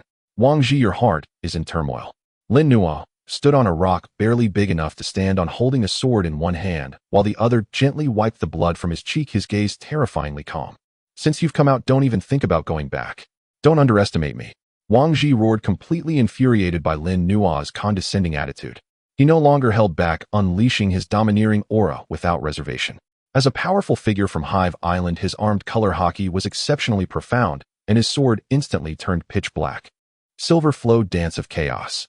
Wang Ji swung his sword, unleashing countless silver sword chi that swept through like a storm, sealing off all of Lin Nuo's escape routes. Since your movement is good, I'll use an overwhelming attack to force you down. Facing this rain of swords, Lin Nuo did not retreat. A glint of ruthlessness flashed in his eyes. His current physique was no longer that fragile body that could only rely on evasion when he first crossed over. Iron block. Lin Nuo let out a low shout, instantly tightening all the muscles in his body like iron. His armed color Haki enveloped him completely as he charged directly into the surrounding sword chi. Clang, clang. The sword chi struck against him, producing a sound of metal clashing, sparks flying, yet it could only leave white marks on his skin. Got you. Lin Nuo broke through the sword net, instantly lunging in and struck towards Wang Ji's head with his sword. Clang. Wang Ji raised his sword to block, and the two swords clashed, the tremendous force shaking the rocks beneath their feet to the point of cracking. It was a life-and-death duel danced on the edge of a blade. Below them lay an abyss, and the slightest misstep would lead to shattering death. After all, Wang Ji was a seasoned powerhouse skilled in swordsmanship and occupied a relatively stable position at the cave entrance. Meanwhile, Lin Nuo had to constantly use Moonstep to maintain his balance, which consumed a tremendous amount of stamina. After dozens of exchanges, Wang Ji gradually regained his rhythm, his strikes coming faster, trying to force Lin Nuo off the cliff. Die? Silver Judgment. Wang Ji seized an opening as Lin Nuo took a breath, both hands gripping his sword, gathering all his strength to unleash a massive crescent-shaped slash capable of cleaving through rock. This slash was so vast that it covered all of Lin Nuo's escape routes. Even the mountain behind him fell within its attack range. There was no way to evade. Lin Nuo looked at the silver light rushing toward him, the shadow of death reflecting in his pupils. But he felt no fear. On the contrary, a scene suddenly surfaced in his mind that clear morning when the Whitebeard man shattered the iron post with a punch. It's not about pushing with brute force, but about shaking with frequency. Let your body adapt to it, even become it. A moment of enlightenment surged through Lin Nuo's nerves. He did not use his sword to block, for it was futile. He sheathed his sword, tightly clenching his right fist. The armed color Haki surged violently toward his right arm, dyeing it a deep ink color. At the same time, he controlled the muscles in his entire arm, beginning to tremble violently at an extremely high frequency. Buzzing. The air began to wail. Iron block, steel fist. Lin Nuo roared, facing the massive slash wave, and struck out with his fist. Shatter. Boom. His fist collided head-on with the slash wave. There was no stalemate of equal force. The high-frequency vibrating power from Lin Nuo's fist acted like a drill, encountering glass, instantly destroying the energy structure within the slash wave. The silver slash wave shattered and exploded at the moment it made contact with his fist. A terrifying explosion erupted halfway up the mountain, and the shockwave, having lost its vent, directly crashed into the mountain nearby. Boom! The entire Hive mountain trembled. Countless boulders collapsed and rolled down. As the dust settled, everyone was horrified to see that on the once intact left side of the mountain, a deep, bottomless circular hollow with a diameter of several dozen meters had been blasted out by the residual waves of the clash between the two. That was an empty eye. Cough, cough. Wang Ji was thrown against the rock wall by the explosive shockwave, spitting blood. He looked in shock at the large hole, and then at Lin Nuo, who hovered in midair, his right arm still trembling slightly.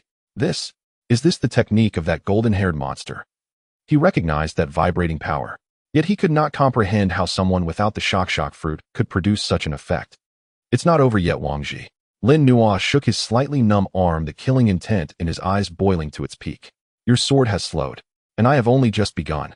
With a sudden stomp on the air, Lin Nuo unleashed. He used the falling debris as a leverage point, his figure like lightning instantly charging and appearing above Wang Ji. It's over. Lin Nuo raised his right leg high, resembling a giant axe of creation. In that moment, he perfectly fused John's physique, the six forms Gale Foot technique, and the Whitebeard man's vibrating power. Armed color hardened.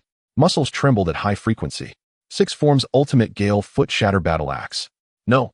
Wang Ji let out a desperate howl, raising his famed sword in an attempt to block. Get inside for me. Lin Nuo brought his leg down. Clang. Crack. The famed sword in Wang Ji's hand shattered the moment it came into contact with that leg. The terrifying vibrating power ignored all defenses, directly transmitting into Wang Ji's body, shattering his ribs and injuring his internal organs. Puff.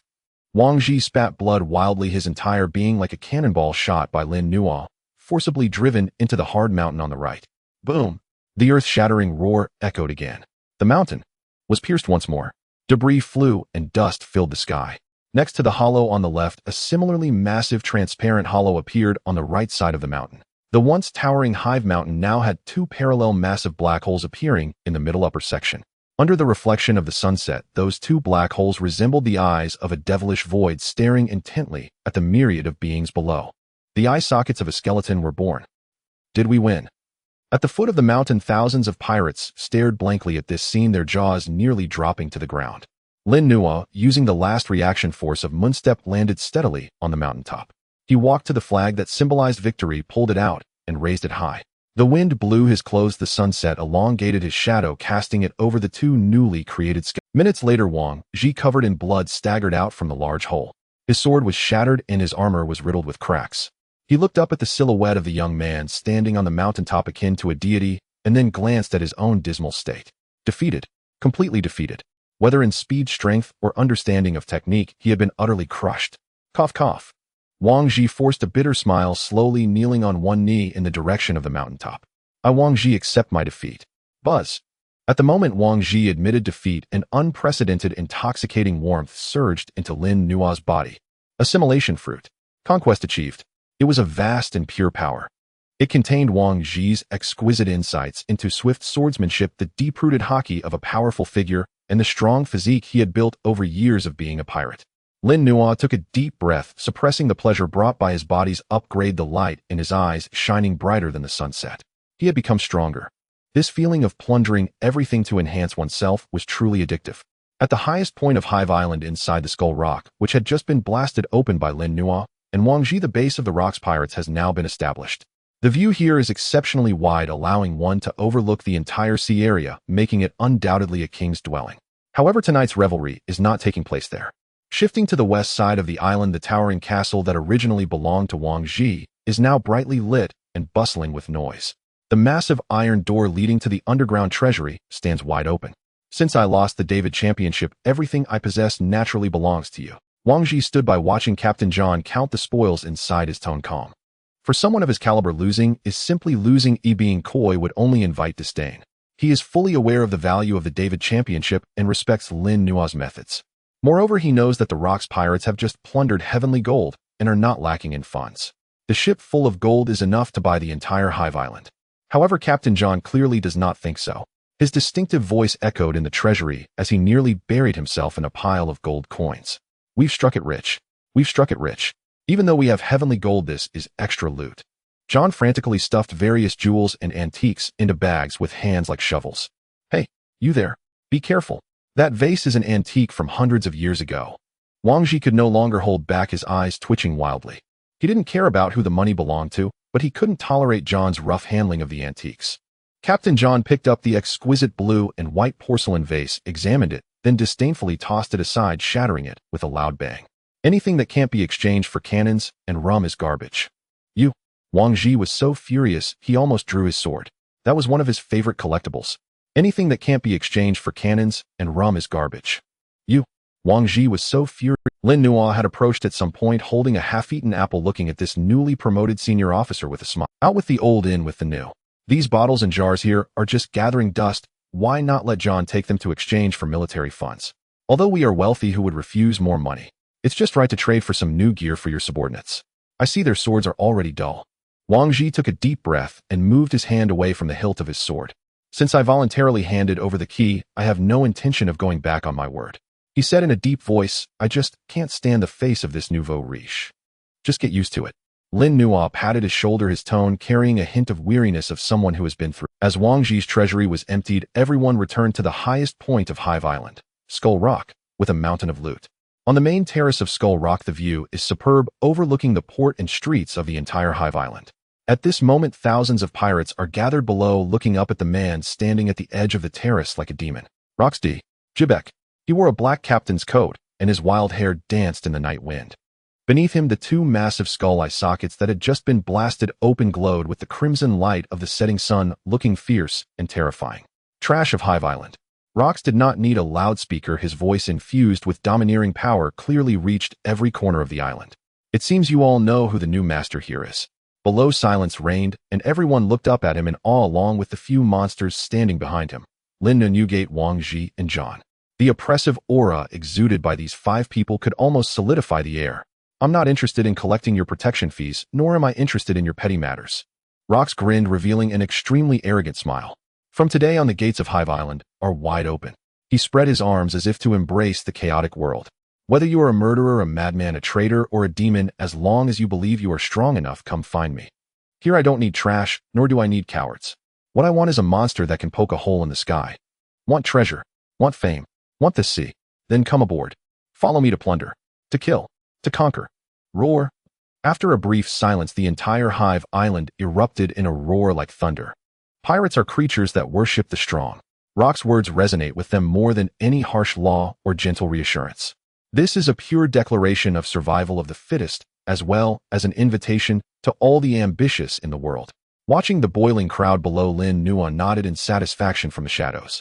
With this, the name of Hive Island's pirate paradise will be thoroughly established. From now on, we won't need to search the world for recruits. Those self-important individuals will flock here like moths to a flame. Night fell. In the grand hall of the castle, a banquet of victors was underway.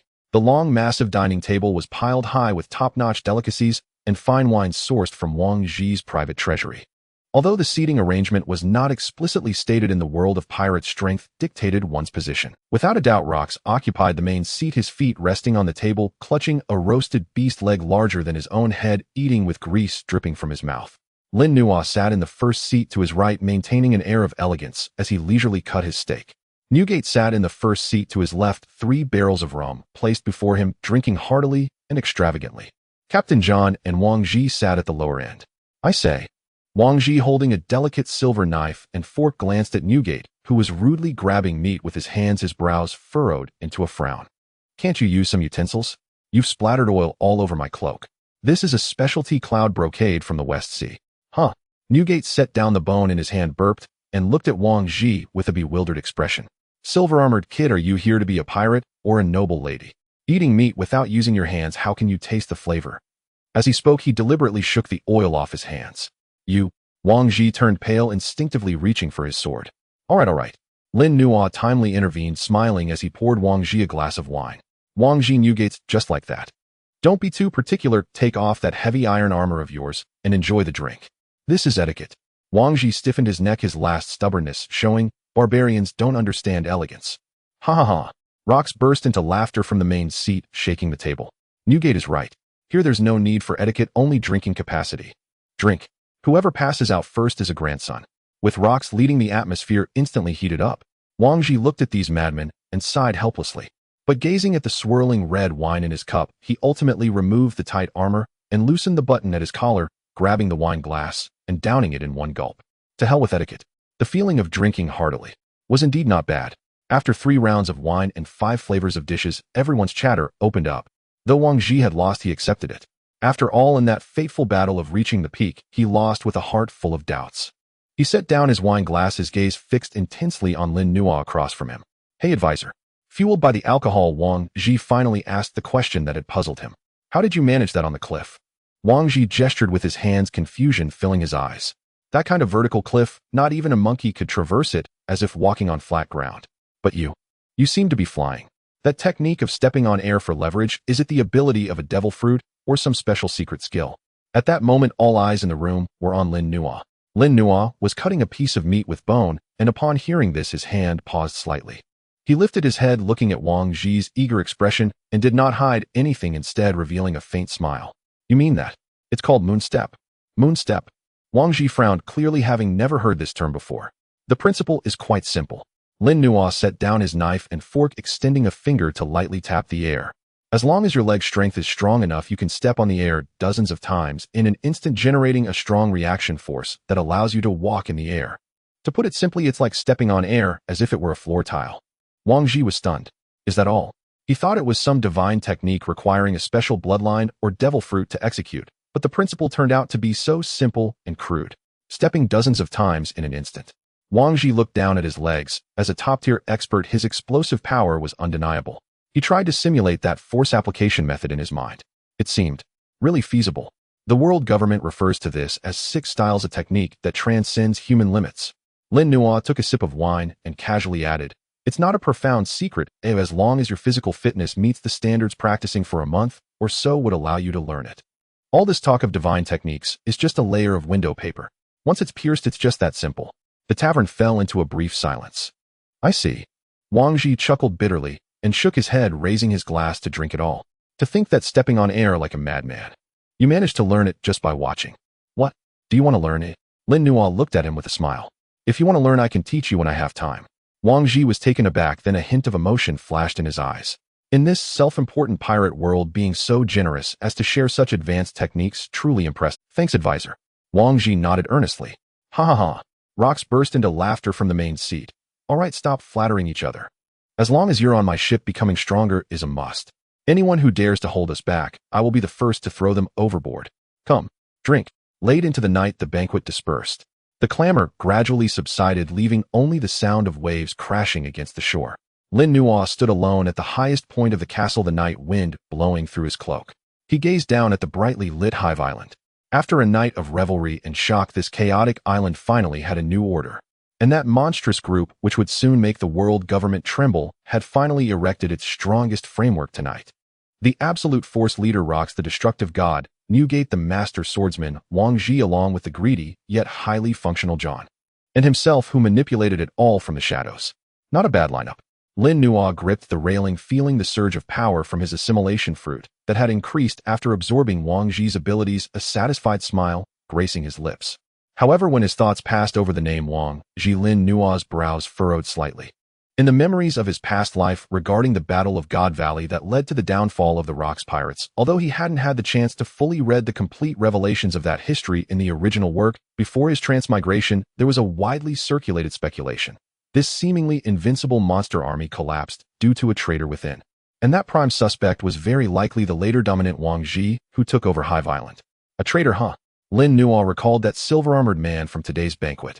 Though proud, ambitious, and even somewhat arrogant, his willingness to gamble and accept defeat certainly did not resemble that of a petty person who would stab someone in the back at a critical moment.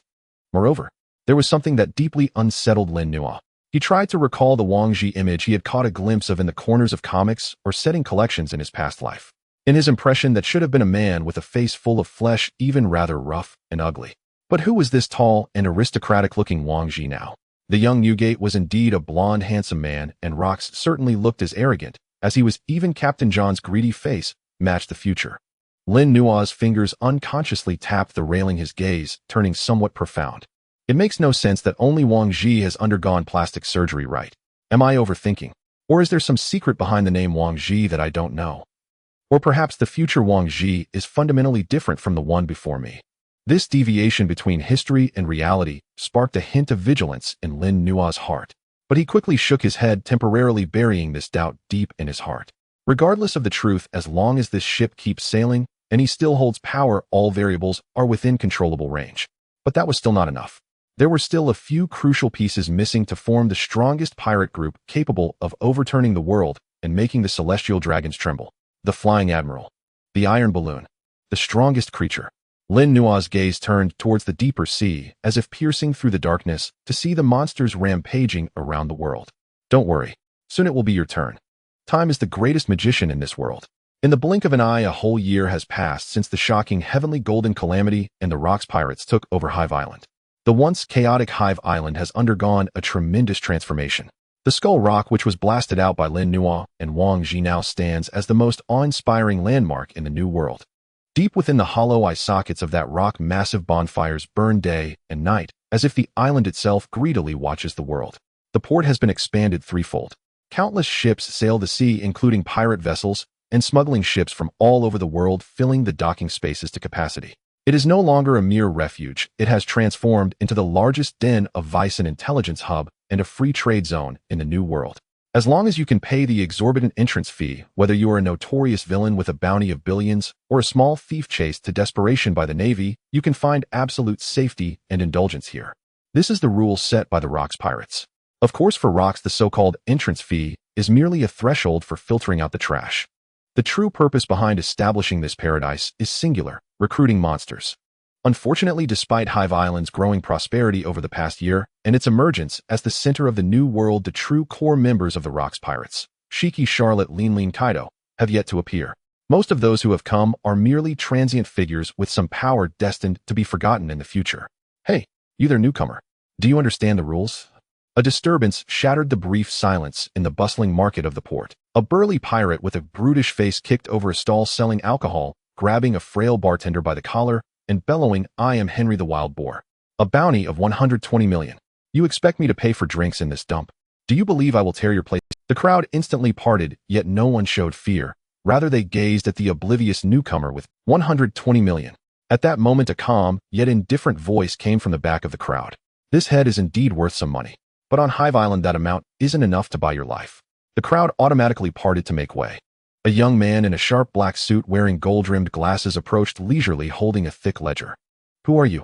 Henry the pirate dropped the bartender, unsheathed his curved blade, and glared fiercely at the seemingly weak young man. "Dare to meddle in my affairs? Are you tired of living?" The young man adjusted his glasses, but did not respond. He merely glanced at him indifferently, as if looking at a piece of trash needing disposal. "On Hive Island, Captain Rock's word is law, and my rules." His voice was not loud, yet it carried an undeniable chill that resonated throughout the market. "Are ironclad. You want to die?" Henry was completely incensed by the contemptuous gaze. He roared, swinging his curved blade down towards Lin Nuo's head with a fierce gust of wind. However, in Lin Nuo's view, that strike was as slow as rusted gears turning. He did not even move his feet, merely tilting his body slightly. Swish! The blade brushed past his clothing without touching a single thread. In that fleeting moment, Lin Nuo raised his right hand. No build-up, no superfluous movements. His index finger was instantly enveloped in a layer of pitch-black Haki, the muscles at his fingertip vibrating at a terrifying frequency. Finger gun shock. Thud. A dull sound echoed.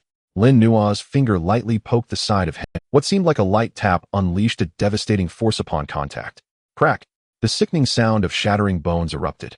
The terrifying shockwave instantly penetrated flesh, turning the knee bone inside that thick thigh into dust.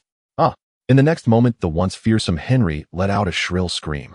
His entire right leg bent at an unnatural angle, and he collapsed heavily to the ground, losing control and frothing at the mouth due to excruciating pain. "John." Lin Nuo did not even glance at the howling waste on the ground, taking out a handkerchief to wipe his finger before turning to continue reviewing the ledger.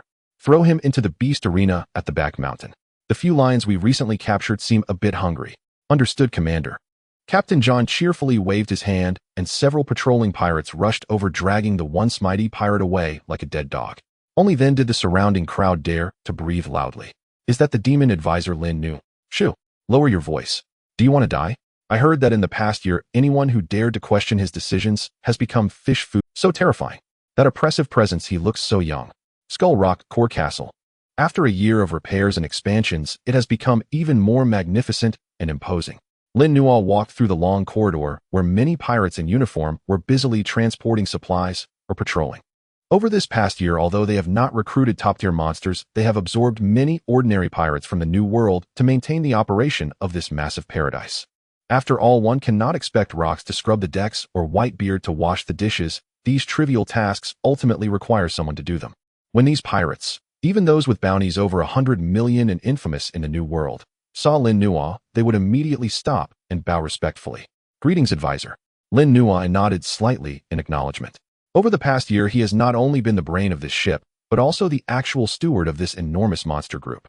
Rocks remains a hands-off manager. Apart from occasionally venturing out to find a few unfortunate souls to practice on, he spends most of his time in seclusion developing new techniques, or studying the secrets of the world. Newgate often takes a portion of the crew out to sea to hunt continuously, sending back the profits to Sphinx Island. That once barren island has truly transformed into a paradise under the protection of the flags of heavenly gold and rocks. As for Lin Nuo, he pushed open the door to the office at the top of the castle where the view was best and sat behind the enormous mahogany desk. The desk was piled high with documents from around the world, intelligence summaries, financial reports, and most importantly, recruitment lists. Just more oddballs. Lin Nuo casually flipped through a few new recruits' profiles, sighing in disappointment. Over the past year, although countless people have come seeking fame, the top powers of this vast sea seem to possess their own pride. The flying Admiral Jean Shitzi, known as the Iron Balloon Charlotte Linlin, and the future strongest creature Kaido. None of them have appeared. But there's no rush. Lin Nuo leaned back in his chair, feeling the slowly but steadily growing power within. As long as Rocks and Whitebeard, these two supercharging treasures, are by his side, his strength is increasing at an unimaginable rate every day. More importantly, through this year's accumulation, although his overall Haki still pales in comparison to those two monsters, he is undoubtedly a force to be reckoned with in the new world. Other pieces of the puzzle will eventually come. Just then there was a knock on the office door. "Come in." The door opened, and Captain John walked in, his expression somewhat peculiar, as if he had encountered something he couldn't quite grasp. "Sir, two people have come outside. They say they have something very important to offer Captain Rocks." "Something important?"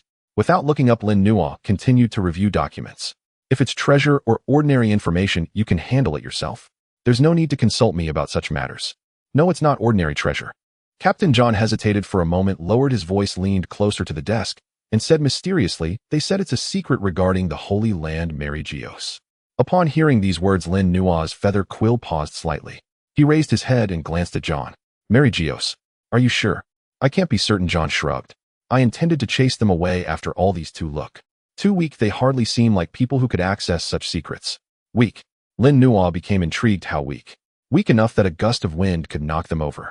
John gestured. "One looks like a frail old woman, and the other is a little brat. They looked pitiful, like refugees who just escaped from some destroyed country. I really don't know how they made it here. But I caught a glimpse of the map that old woman is holding. It seems to be an extremely detailed defense map, and there are many hidden paths marked that even I can't understand." Lin Nuo pondered for a moment. Rocks had always had his eyes on the lofty god's kingdom. Although he had escaped unscathed from the uproar at the Holy Land years ago, he still suffered quite a bit from unfamiliar terrain.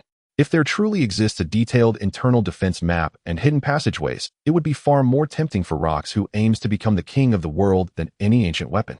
This is quite interesting. Lin Nuo leaned back in his chair, lightly tapping his fingers on the armrest. "Since they have come for the Holy Land, let's meet them. If it's real, it would be a pleasant surprise. If it's fake..." He curled his lips into a cold smile. "Then, well, throw them into the sea to feed the fish.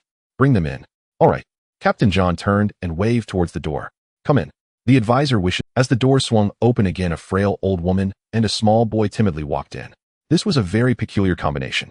The old woman, with a face full of wrinkles, wore a tattered gray robe, stooped slightly, and her face was etched with the marks of hardship. Her somewhat murky eyes seemed to harbor deep fatigue and vigilance. Beside her, tightly clutching her garment, was a boy who looked no more than 7 or 8 years old. The child was frail, his clothes tattered, and he clutched a worn-out doll with one eye refusing to let go. He hid behind the old woman, peering timidly at the luxurious office with his fear-filled eyes, like a little white rabbit who had stumbled into a pack of wolves. "And mister..." The old woman saw Lin Nuo and trembled, nearly kneeling down, her voice hoarse and mournful. "Please. Please save us. As long as you can help us take revenge. This is the secret that our family has concealed in the Holy Land for generations, exchange for the lives of several generations. We offer it all to you." Saying this, she tremblingly took out a yellowed parchment scroll from her bosom. Lin Nuo remained silent. He remained seated, fingers interlocked, his eyes slightly narrowed behind the lenses, surveying the old woman. "You say you're here for revenge." Lin Nuo suddenly spoke, his tone gentle. "But as far as I know, Mary Geos is quite far from here. How did you two manage to cross this hellish sea and arrive in the new world?" The old woman shuddered, then began to cough violently, as if she were about to choke. "Cough, cough. It's luck. And also hatred that supports this old body."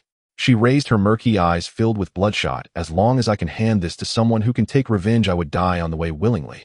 "I see. The power of hatred is indeed great." Lin Nuo nodded, seemingly accepting this explanation. He then turned his gaze to the trembling boy hiding behind, focusing on the shabby doll in his arms. "Little friend, your doll is quite unique." Lin Nuo smiled and asked, "It only has one eye. Did you break it?" "And no. It was like this from the beginning. It's my friend." The little boy shrank back in fear, burying his head in the doll, his voice as thin as a thread. Friend, huh? Lin Nuo repeated thoughtfully, lightly tapping his fingers on the armrest, producing a rhythmic thump-thump sound. The air in the room seemed to become a bit stagnant. Captain John scratched his head, feeling that the advisor was speaking a bit too much today. Usually he was the most enthusiastic about such opportunities that came to the door. Just as John was about to persuade them a bit more, Lin Nuo suddenly stood up. The scrutiny on his face vanished, replaced by a look filled with ambition, stirred by the treasure. The secret of Mary Geos. If that thing is real, Captain Rox would indeed be interested. Lin Nuo walked around the desk and approached the two, his tone becoming serious. In that case, this is indeed a secret that outsiders shouldn't hear. He turned to John. John, you stay outside. Personally guard this. No matter what happens inside, no one is allowed to enter without my command. This is a matter concerning the future of our pirate crew. All right. You can rest assured, advisor, not even a Captain John, trusting him fully, quickly scurried out and shut the heavy oak door behind him. Click. As the sound of the door locking echoed, the spacious and luxurious office was left with only Lin Nuo and the seemingly pitiful grandmother and grandson. The noise outside was instantly cut off. The air suddenly became quiet, so quiet that one could even hear the ticking of the clock on the wall. The old woman remained hunched over, still coughing intermittently. The little boy continued to cling tightly to her clothing, his head lowered, too afraid to look at anyone. Lin Nuo turned his back to them, slowly walking to the window, drawing the heavy curtains, dimming the light in the... All right, now it's just us. Lin Nuo turned around, the gentle smile still lingering on his lips, but deep in his eyes lay a haunting calm. The dim light in the office cast mottled shadows on the walls. Lin Nuo sat at his desk, hands behind his back, with a gentle and harmless smile on his face. He waved at the trembling pair of grandmother and grandson, much like an audience waiting to hear a story. Lin Nuo's voice was soft. Bring the drawing over. Oh, let me see if it's real. If everything checks out, I can speak on behalf of Rox and fulfill one of your requests. The old woman hunched over and, leaning on a cane, slowly approached Lin Nuo, each step taken with great caution. The little boy clung tightly to the hem of her clothes, his head bowed low, his body trembling. 3 meters. 2 meters. 1 meter. Just as the two approached within a meter of Lin Nuo, without any warning, the assimilation fruit within him suddenly pulsed. After spending a year among monsters like Rox and Whitebeard, who stood at the pinnacle of the world, Lin Nuo's body had long been spoiled by their overwhelming power. When an ordinary expert approached, the fruit inside him couldn't even be bothered to react. Yet at this moment, facing these two seemingly frail refugees, the long silent fruit unexpectedly generated a response.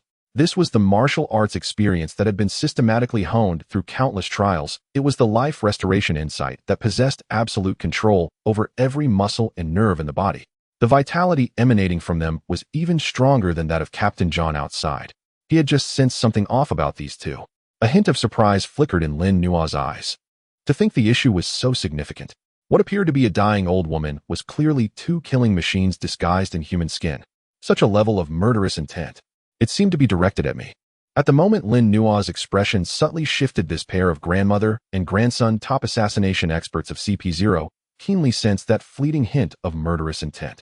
It was the gaze of a hunter seeing through its prey. Exposed. Alarm bells rang in the old woman's mind. Since the disguise had failed, it was time to reveal the blade at the end of the drawing. Without any needless words or preliminary movements, in that instant the image of the old, weak, sick, and disabled shattered like a broken mirror. Die. The formerly hunched old woman, who seemed on the verge of collapse, suddenly straightened her spine with a series of sharp cracks. The tip of the gnarled wooden cane in her hand exploded, revealing a dark, glossy sword tip evidently wrapped in advanced Haki. Silent step, stab. The carpet beneath her feet bore no damage, nor did it make a sound, yet she moved as if a ghost crossing the final meter with a venomous strike aimed at Lin Nuo's throat. Fast. Approaching at breakneck speed. Simultaneously, the little boy, who had been hiding and trembling in the back, suddenly lost his timid expression, replaced by a twisted, sinister grin. He tightly squeezed the one-eyed doll in his arms. Puff. The doll's mouth opened, unleashing a torrent of purple, sweet-smelling poison mist that enveloped Lin Nuo's surroundings. Immediately after, countless fine blue glowing poison needles shot out from the doll's body, like a storm, blocking all possible escape routes for Lin Nuo. A deadly ambush. Even a billion-buried pirate, when faced with such a well-coordinated surprise attack at such close range, would have no chance of survival. This was precisely the outcome the world government desired. Through their secret investigations over time, they discovered that Lin Nuo was like a shadow of Rox, almost inseparable from that monster. This young man was undoubtedly the absolute core of Rox's faction. Based on intelligence assessments, Lin Nuo's personal strength was far inferior to that of the two monsters Rox and Whitebeard. Thus, the CP organization determined as long as this brain was eliminated, this rapidly expanding group would fall into chaos. This assassination not only had a high success rate, but also significant strategic implications. However, in the face of this deadly strike, Lin Nuo didn't even shift in his chair. He merely watched the approaching sword tip calmly, a mocking smirk curling at the corner of his mouth. Too slow. Under the terrifying influence of Rock's observation, Haki, Lin Nuo's perception had evolved to an unfathomable level over the past year. Just as the sword tip was about to touch his skin, Lin Nuo took a deep breath, and all the muscles in his body relaxed, flowing like water. 6 styles paper drawing. His neck bent at an unnatural angle, defying human skeletal structure, slightly backward. Swish. The deadly sword grazed against his carotid artery, the force of the wind severing a strand of his hair, yet it didn't even break the skin. What? The old woman's pupils constricted. At such close range, how could he evade? Before she could change tactics, the storm of poison needles had already arrived. His body twisted and collapsed in his chair like a boneless mollusk, while the densely packed poison needles, as if they had eyes, all flew past him, thud, thud, thud, pinning themselves into the chair's back and the wall behind. As for the lethal poison mist descending upon him, Lin Nuo raised both hands, brought them together at his chest, and clapped forcefully. Smack! The sound of the clap was crisp and clear to the extreme. The terrifying wind pressure erupted from the center of his palms like a hurricane rising from the ground, instantly dispersing the dense poison mist cleanly, even blowing it back towards the old woman and the boy. You dare to show this level of 6 styles to embarrass yourselves? Lin Nuo's voice carried an air of law. The next second, Lin Nuo raised his right hand and flicked his fingers. Finger gun flick, shock. Ding. The sound of a crisp metallic clash echoed. Lin Nuo's fingernail accurately struck the spine of the sword the old woman was preparing to sweep with. A terrifying high-frequency shockwave instantly transmitted along the blade. Crack, crack. The assassination sword, crafted from fine steel and even covered in Haki, instantly became riddled with cracks before shattering into numerous pieces of scrap metal that fell to the ground with a clatter. My sword. The old woman felt her grip tremble violently, her entire arm numbed from the shock, staggering back several steps. As the smoke cleared, Lin Nuo remained steadily seated in the large office chair, even crossing his legs. He leisurely brushed off the slight traces of poison dust from his sleeve, looked up, and his eyes behind the glasses glimmered with a chilling light. Is this your greeting gift? Lin Nuo adjusted his glasses, his tone flat. Sending 2 rats to die is an insult to my intelligence. The intelligence was wrong. The old woman clutched her numbed arm, her expression grim. His mastery of martial arts is much higher than what the intel indicated. No more nonsense. Mission failed. Kill him. The little boy also dropped the pretense at this point. A series of sickening cracking sounds echoed from both of their bodies. The formerly hunched old woman suddenly swelled like a balloon, her sagging skin tightening, transforming into a lean figure with muscles defined like steel, a female assassin with the CP0 codename Puppeteer. As for the frail little boy, he shot up significantly in height, his limbs becoming long and powerful, his nails turning sharp like knives, making him resemble a human-like ape with the CP0 codename Poison Boy. Life restoration. This was a high-level technique of CP0 that allowed conscious control over the body, adjusting hair, internal organs, and the body to the most suitable combat state. Die, demon. The two no longer concealed their strength, stepping forward with a powerful stomp. Shave. The air exploded. Their figures vanished in an instant, one to the left and one to the right, utilizing their incredible speed to create afterimages in the office, trying to encircle Lin Nuo. Swish, swish, swish. The sound of slicing wind was incessant. Watching their movements, which were too fast for an ordinary person to see, Lin Nuo could only shake his head in resignation. Too slow. Moreover, the footfalls are too loud. He finally stood up. At the moment the two closed in on him, Lin Nuo's feet didn't stomp the ground with the same force. He merely swayed gently. Buzz, where is he? The two CP0 attackers once again struck empty air, colliding violently with each other. They looked around in terror, yet could not capture any trace of Lin Nuo. A cold voice suddenly echoed above the Poison Boy. He looked up sharply, only to see a large hand descending upon him like a dark cloud. Get down here. Lin Nuo gripped the back of the Poison Boy's neck with one hand, yanking his rapidly moving body to a halt midair before violently slamming him down onto the floor. Boom! The wooden floor was smashed through, embedding the Poison Boy into it, blood gushing as countless— Damn it! The puppet master, witnessing this, was infuriated, delivering a vicious wind kick aimed at the back of Lin Nuo's head, the vacuum blade capable of slicing through steel. Lin Nuo didn't even turn his head. His back muscles bulged, turning as dark as ink. Clang! The wind kick strike capable of cutting gold and jade merely sparked against his back, not even breaking the skin. How is this possible? This level of hardness. The female assassin was utterly despaired. Lin Nuo slowly turned around, gazing at the horrified female assassin, raising his right hand into a fist. Your 6 techniques lack mastery. Let me teach you what true power is. Finger gun essence shock. Although it was the stance of a finger gun, what was unleashed was a cannon of air infused with shockwave power. The female assassin was struck as if by thunder, her shirt exploding at the chest. Though she had quickly defended with an iron block, the penetrating shockwave force shattered her ribs and injured her organs. She let out a cry, flying backward and crashing into the bookshelf behind her, collapsing onto the ground, coughing up blood mixed with pieces of her internal organs. In less than a minute, 2 elite CP0 operatives proficient in the 6 techniques and possessing dual-colored domineering presence lay before Lin Nuo like 2 dead dogs, utterly unable to fight back. This was not a battle. It was a one-sided massacre. Cough, cough. Monster. The female assassin struggled to rise, but her body was completely unresponsive. She looked in terror at the young man, leisurely adjusting his collar, filled with despair. The intel said he was just an advisor, the brain of rocks. But this physical prowess, this domineering presence, it was even more terrifying than a rear admiral. Lin Nuo finished adjusting his collar, sitting back down in the chair, once again revealing that harmless, gentle smile. Don't be so tense. He pulled out a pristine white handkerchief from his pocket, gently wiping a bit of dust from his fingers, his tone calm, as if chatting with an old friend. Actually, I'm a person of principles. Lin Nuo looked at the 2 trembling captives on the ground, speaking slowly. In this chaotic sea, to maintain a shred of humanity, I've set a rule for myself. He raised 2 fingers. I don't kill women, nor do I kill children. Upon hearing this, the 2 previously hopeless CP0 operatives froze. They exchanged glances, a flicker of joy igniting in their eyes as if they had survived a disaster. This idiot. He actually has such a chivalrous rule. Great. As long as they could survive, there would be plenty of opportunities for revenge. The female assassin immediately reacted, suppressing her intense pain, desperately coughing up a mouthful of blood, speaking in an extremely weak and pitiful voice. Cough, cough. My lord, I'm a woman. Please, spare me. The poison boy embedded in the floor also struggled to lift his head, his once menacing face transforming into a tender innocence, tears welling as he looked at Lin Nuo. Big brother. I'm only 8 years old. I was forced. I'm just a child. Watching their superb acting, the smile on Lin Nuo's face grew even wider. He walked between the 2, glancing left and right, his eyes reflecting regret, as if he truly wished to let them go. The 2 CP0 operatives were overjoyed, thinking they had grasped a lifeline, preparing to plead further. However, in the next second, Lin Nuo's voice remained soft, yet it felt like a decree from hell. He looked at the female assassin on the left and sighed. What a pity you are not a child. Then his gaze shifted to the little boy on the right, his expression gentle, yet almost cruel. You are also unfortunate, as you are not a woman. Before his sentence finished, Lin Nuo's hands shot out simultaneously, quick as lightning. Uft! Crack!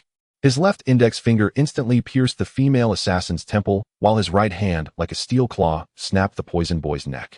The 2 crisp sounds echoed almost simultaneously, and the 2 bodies fell limp to the ground. The shockwave from his fingertips stirred the brains into pulp, while the fractured cervical vertebrae severed their life force. Even in death, their eyes were wide open, filled with confusion and fear at this absurd logic. Rules are rules. Lin Nuo carefully wiped each of his fingers clean with that handkerchief, then casually tossed it onto the corpses, his tone carrying a hint of helplessness. It's hard for me too when they don't meet the criteria. I can only ask you to die now. With the complete dissipation of their life forces, Lin Nuo's assimilation fruit instantaneously provided an intense feedback. Conqueror's completion. 2 streams of high-quality warmth surged into his body through an invisible in an instant, countless memory fragments regarding muscle control, bone adjustment, and blood flow transport fused into his instincts like rivers returning to the sea. The final piece of the puzzle for the 6 techniques' essence was completed. More importantly, the profound insight regarding life restoration elevated his control over his body to a brand new height. He could even distinctly feel that with just a thought he could control hair growth, organ movements, and even the speed of digestion. Huff. Lin Nuo exhaled deeply, his face revealing an expression of extreme pleasure. The feeling of plundering the lifelong efforts of others to evolve oneself, no matter how many times experienced, was intoxicating. At that moment, bang. The office door was violently pushed open. Captain John, who had been waiting outside, heard something amiss inside and couldn't help but rush in. Advisor, are you okay? I think I just heard. His words abruptly cut off. John gazed at the chaos in the office, the shattered floor, and the 2 tragically dead bodies, nearly having his eyes pop out. This. He pointed at the corpses on the ground, then looked at Lin Nuo, who was calmly adjusting his cuffs, swallowing his saliva.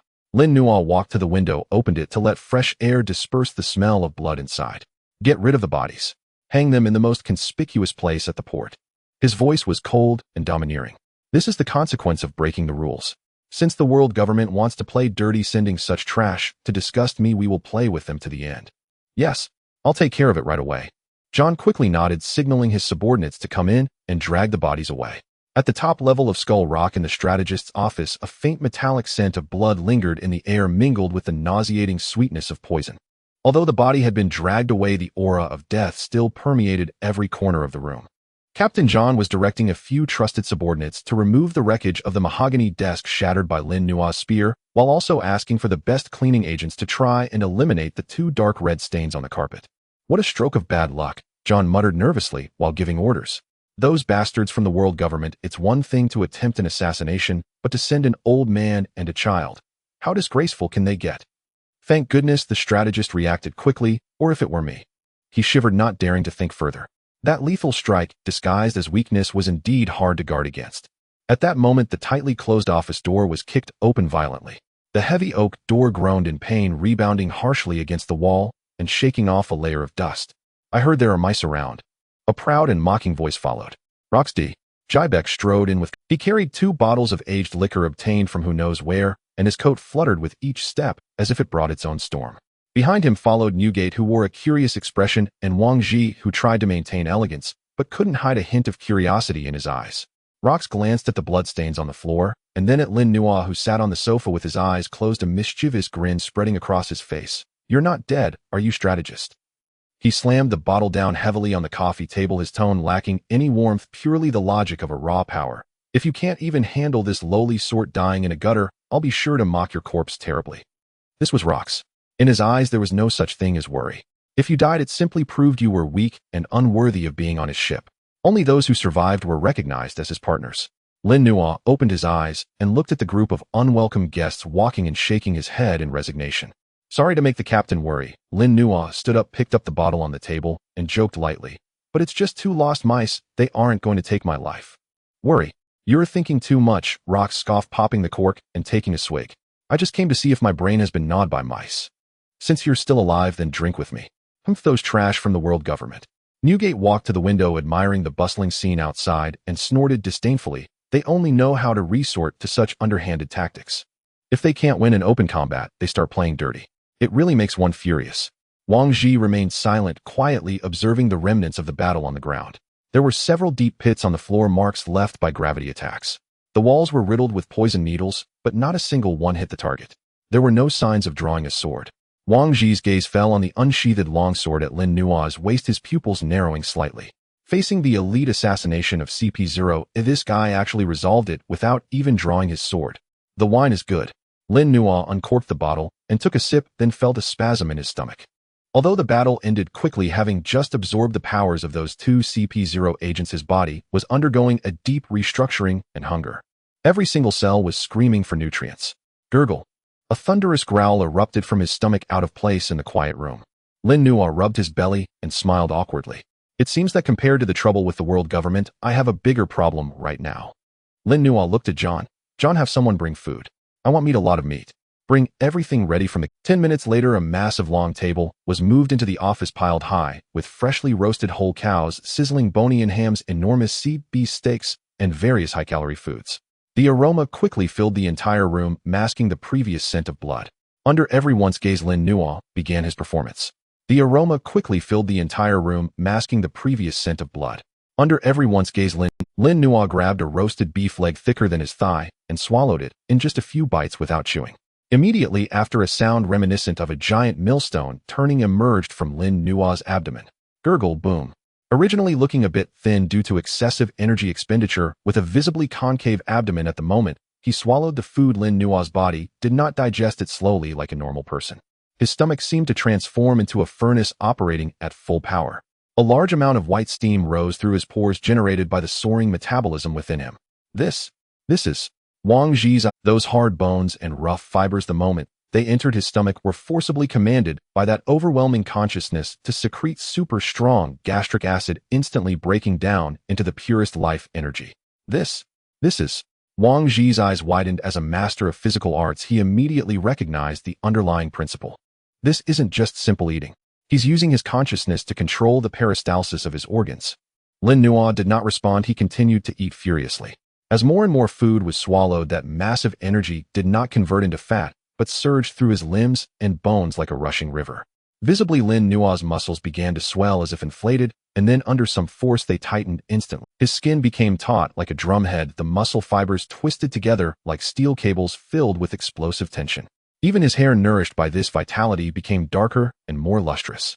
In just 5 minutes, 50 servings of food on the table were completely devoured. Huff! Lin Nuo exhaled. A wisp of white steam spewed from his mouth, lingering in the air.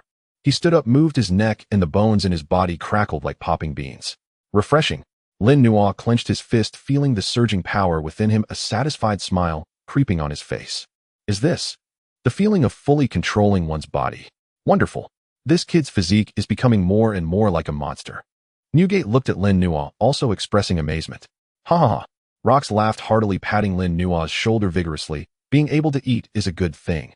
Eat more, build up your body, so it can withstand the trials. My strategist cannot be a weakling who easily... As everyone marveled at Lin Nuo's new abilities, the atmosphere grew increasingly lively.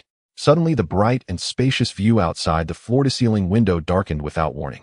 This darkness was not a gradual dimming like clouds obscuring the sun, but an overwhelming blackness that descended in an instant. It was as if a giant hand had abruptly turned off the lights of the sky. The entire Skull Rock, even half of Hive Island, was enveloped in a massive shadow. The light in the room vanished in an instant, as if the night had fallen. What's going on? John ran to the window in terror and looked outside. What he saw made the wine glass in his hand drop to the ground, shattering into pieces. The sky has collapsed.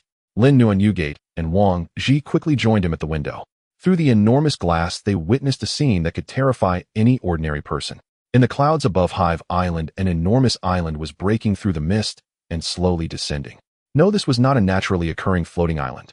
It was a real piece of land uprooted by some terrifying force, still hanging with countless rocks and soil. Though its area was not as vast as Hive Island, the oppressive feeling of having a mountain suspended above was enough to suffocate anyone looking up at it.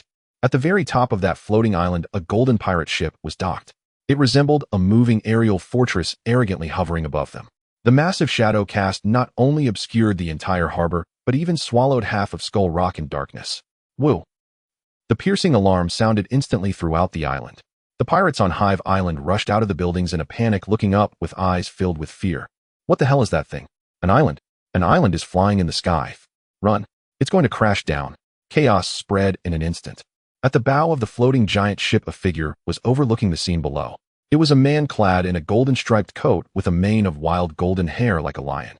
He had a cigar clenched in his mouth and 2 famous swords, Sakura Ten and Wood Wither, hanging at his waist. He stood there with his arms crossed, as if the ruler of the sky, surveying the ants below. Kik-kik-kik-kik-kik.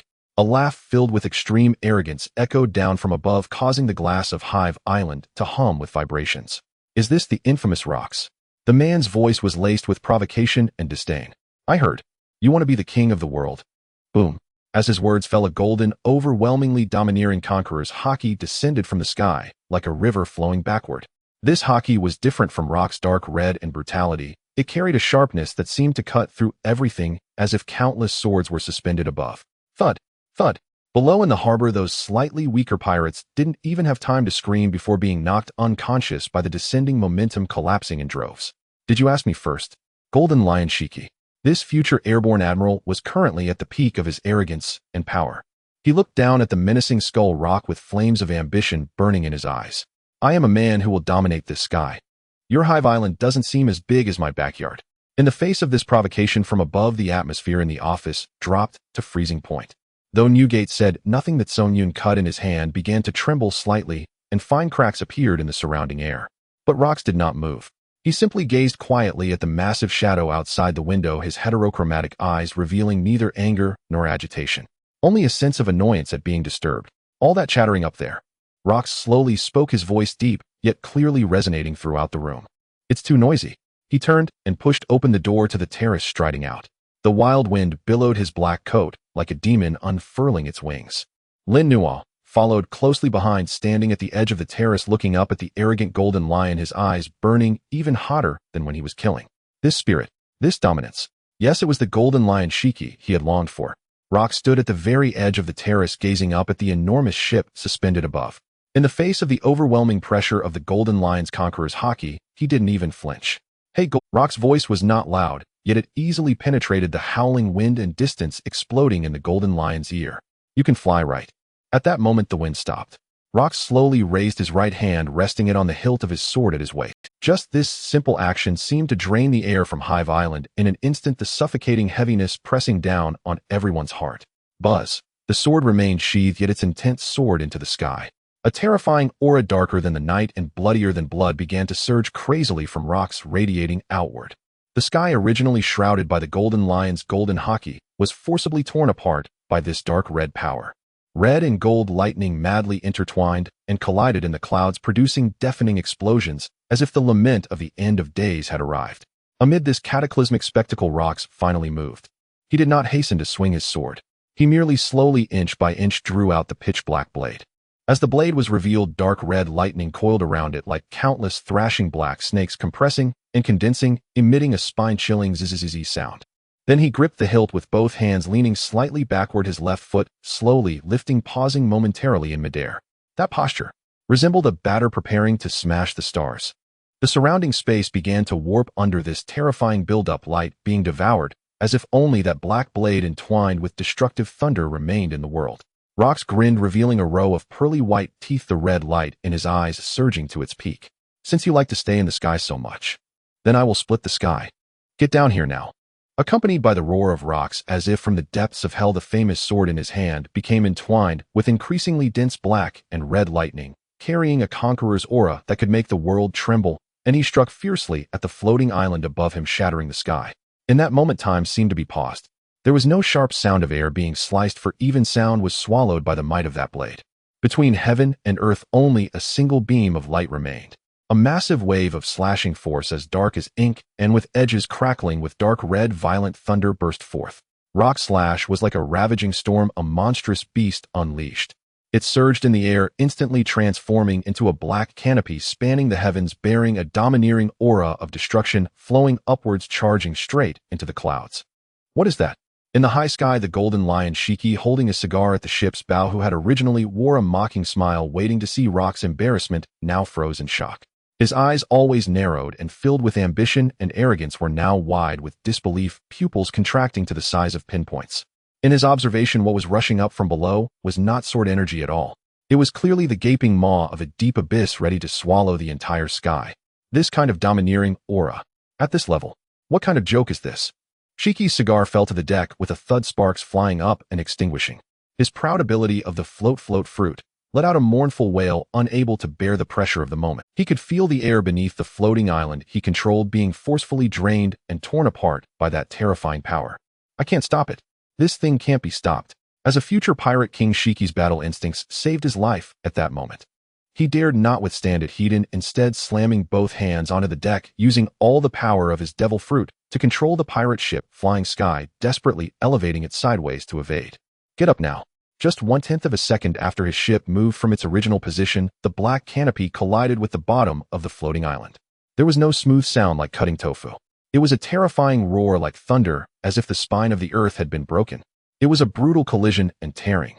The billions of tons of rock foundation before that black slashing force entwined with Conqueror's aura was like a piece of torn bread.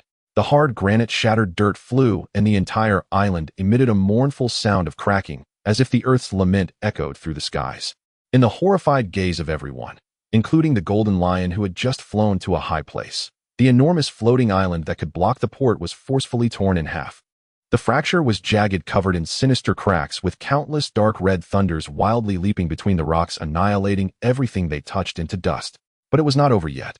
The terrifying black slashing wave, after cutting through the island, continued with unabated momentum, like a black dragon seeking to devour the heavens, roaring towards even higher skies. Sizzle. The heavy clouds were instantly ripped apart. The originally gloomy and oppressive sky was forcibly cut open by that blade, creating a massive fissure over 10,000 meters long. Sunlight poured down through the fissure, illuminating the ruins below. From afar, the entire sky seemed to be split apart under that blade. Is this the power of rocks? The golden lion grasped the ship's railing tightly, watching the island below split in two. Beads of cold sweat forming on his forehead. He had always thought himself the master of the skies, able to look down upon the insects on the ground. But today that man on the ground told him as long as the power is strong enough, one blade can split the sky and cut through the sea. On the ground, Hive Island. The pirates who had just cheered and followed the ruckus due to Rock's domineering declaration now all sat mute like ducks with their necks gripped tight, unable to make a sound. They gaped, and the rum bottle in their hands fell to the ground, smashing on their feet without them noticing. It was an island. A genuine island flying in the sky. Did it just break? Was it cut in half by that man standing on the ground? This power transcending common sense and understanding caused their worldview to collapse utterly in that. What kind of joke is this? A pirate captain with a bounty over 100 million sat slumped on the ground, his gaze vacant, muttering, "Is this still a human? What kind of joke is this?" A pirate captain with a bounty over 100 million sat slumped behind Nox. Lin Nuo stared intensely at the still lingering scar-like black, slashing mark in the sky. The wild wind ruffled his hair, stinging his cheeks. His observation Haki and instinct screamed in warning, urging him to flee to distance himself from this source of danger. But his feet felt as if rooted to the ground, refusing to budge, his pupils reflecting the earth-shattering scene. Gradually the fear in his eyes quickly faded. In its place was an almost frenzied greed and excitement that could ignite his very soul. This is the pinnacle. Lin Nuo's fingers dug deep into the stone railing of the terrace, knuckles turning white. This is the power I can obtain in the future. No need for schemes, no need for tricks, no need for any flashy techniques. As long as this blade is swung, all obstacles, all rules, all enemies will be reduced to ash. One day, I will also swing a blade like this. Not a blade stronger than this one. The assimilation fruit within me seemed to sense its master's strong will, and its assimilation range subtly began to expand. However, the shock was fleeting and reality was cruel. Rock's strike was indeed impressive, elevating the atmosphere to a new high. Yet it seemed he had forgotten one thing. Newton. No, the law of gravity in the pirate world was still in effect. The floating island cleaved in two still bore its weight. Moreover, it was directly above Hive Island. Crack. Rumble. A dull sound echoed from above. The shadow that had obscured the sky did not vanish. Instead, it grew larger, more oppressive. The two massive halves of the mountain, along with countless boulders the size of houses, descended like a cataclysmic meteor shower, accompanied by the pressure of falling winds crashing down towards the core of Hive Island, where Lin Nuo and the others stood at Skeleton Rock. This was a pure mass strike. Oh. The pirates below finally reacted. Run. The sky is falling. Help. Don't push me. Jump into the sea. Quickly jump into the sea. The crowd that had just been cheering instantly erupted into chaos, resulting in a serious stampede. Crying, cursing, and desperate screams filled the air. But it was all in vain. The sheer size of the falling island was enough to destroy half of Hive Island. Run. Where to run? It's over. All over. Faced with this catastrophic disaster, the instigator Rox acted as if nothing was wrong. He slowly sheathed his sword, took out a cigar from his pocket, and placed it in his mouth. Snap. He lit it with a lighter, taking a deep puff and exhaling a smoke ring. He looked up at the enormous rock approaching overhead, his face devoid of guilt, even showing a hint of appreciation, as if to say this fireworks display is quite impressive. As for the lives of the tens of thousands of pirates below, it was none of his concern. If they couldn't withstand this, it merely indicated their lack of strength. They deserved to die. What a reckless guy. A helpless sigh echoed from the terrace. The usually silent Whitebeard, he gazed at the despairing shadow above, then looked down at the desperate crowd, particularly noticing the children of pirates who hadn't managed to flee, staring blankly at the sky. His gaze sharpened. If the newly established base gets smashed, where will I sleep tonight? Whitebeard strode to the very edge of the terrace. Thud. He thrust the supreme blade, Songyun Chief, forcefully into the hard rock ground beside him, embedding it 3 inches deep. Next, he bent his legs, slightly taking a stance as steady as a mountain. His shirt ripped apart, instantly revealing muscles as hard as granite, each one brimming with explosive power. He crossed his hands over his chest, fingers clawed deeply, gripping the void before him. Huh! With a thunderous roar that shook the heavens, Whitebeard violently pushed his arms apart, making a motion as if to tear the very world asunder. Void, quake, heaven, collapse. Crack! At that moment, the atmosphere above Hive Island did not merely crack in a few places, it shattered completely. Countless thick white fissures spread like wildly growing roots, instantly extending thousands of meters into the sky, forming a vibrating web that blotted out the sun. Following that, an indescribably terrifying shockwave surged along these cracks, shooting skyward and precisely colliding with the 2 falling island remnants. Rumble. There was no sound of collision. The noise had been swallowed by the tremor. In the stunned gaze of those 2 massive mountain-like hard rock islands, upon being struck by the force of the tremor, crumbled like brittle cookies hit by a hammer. They disintegrated. They shattered. They were obliterated. Hundreds of millions of tons of rock were forcibly reduced to countless tiny grains and dust by the high-frequency shockwave. The disaster that could have annihilated Hive Island was in that instant forcibly transformed into a island whoosh. Tiny fragments of sand and stone rained down like a violent storm, hitting the pirates' faces and bodies. Although it stung a bit, it was not fatal. Dust filled the air, obscuring vision. Yet everyone knew they had survived. Cough, cough. Lin Nuo waved his hand to disperse the dust in front of him, looking at the golden-haired figure standing at the edge of the terrace, frozen in a pose of tearing the sky apart, filled with shock. Is this the power of the world's strongest man? However, the crisis was not entirely averted. Whitebeard had indeed shattered the main body, but many of the disintegrating fragments of the island still fell into the surrounding sea of Hive Island. Boom, boom, boom. Like 1,000 cannons firing at once, the sea's surface instantly boiled. Thousands of massive stones crashed into the water, sending waves soaring hundreds of meters high.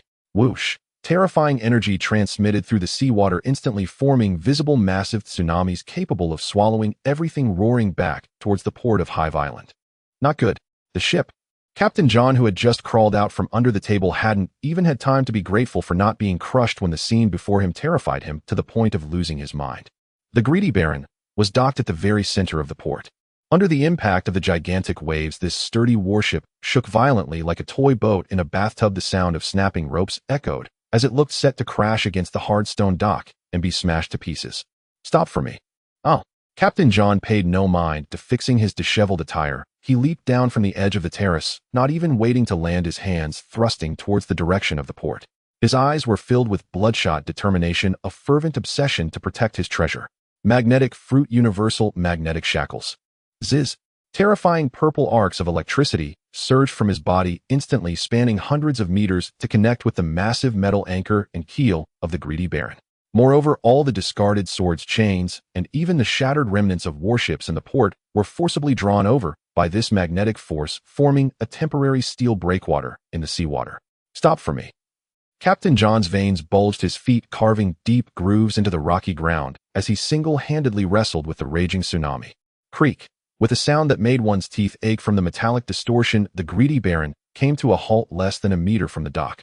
The massive waves crashed against the ship, but could no longer budge it an inch. Huff, huff. As the tsunami receded, Captain John collapsed onto the ground, gasping for breath, but his face broke into a mad grin of survival. Huh, I saved Captain Rock's ship. We are saved. From the ruins below, one by one, dirt-covered pirates cautiously poked their heads out.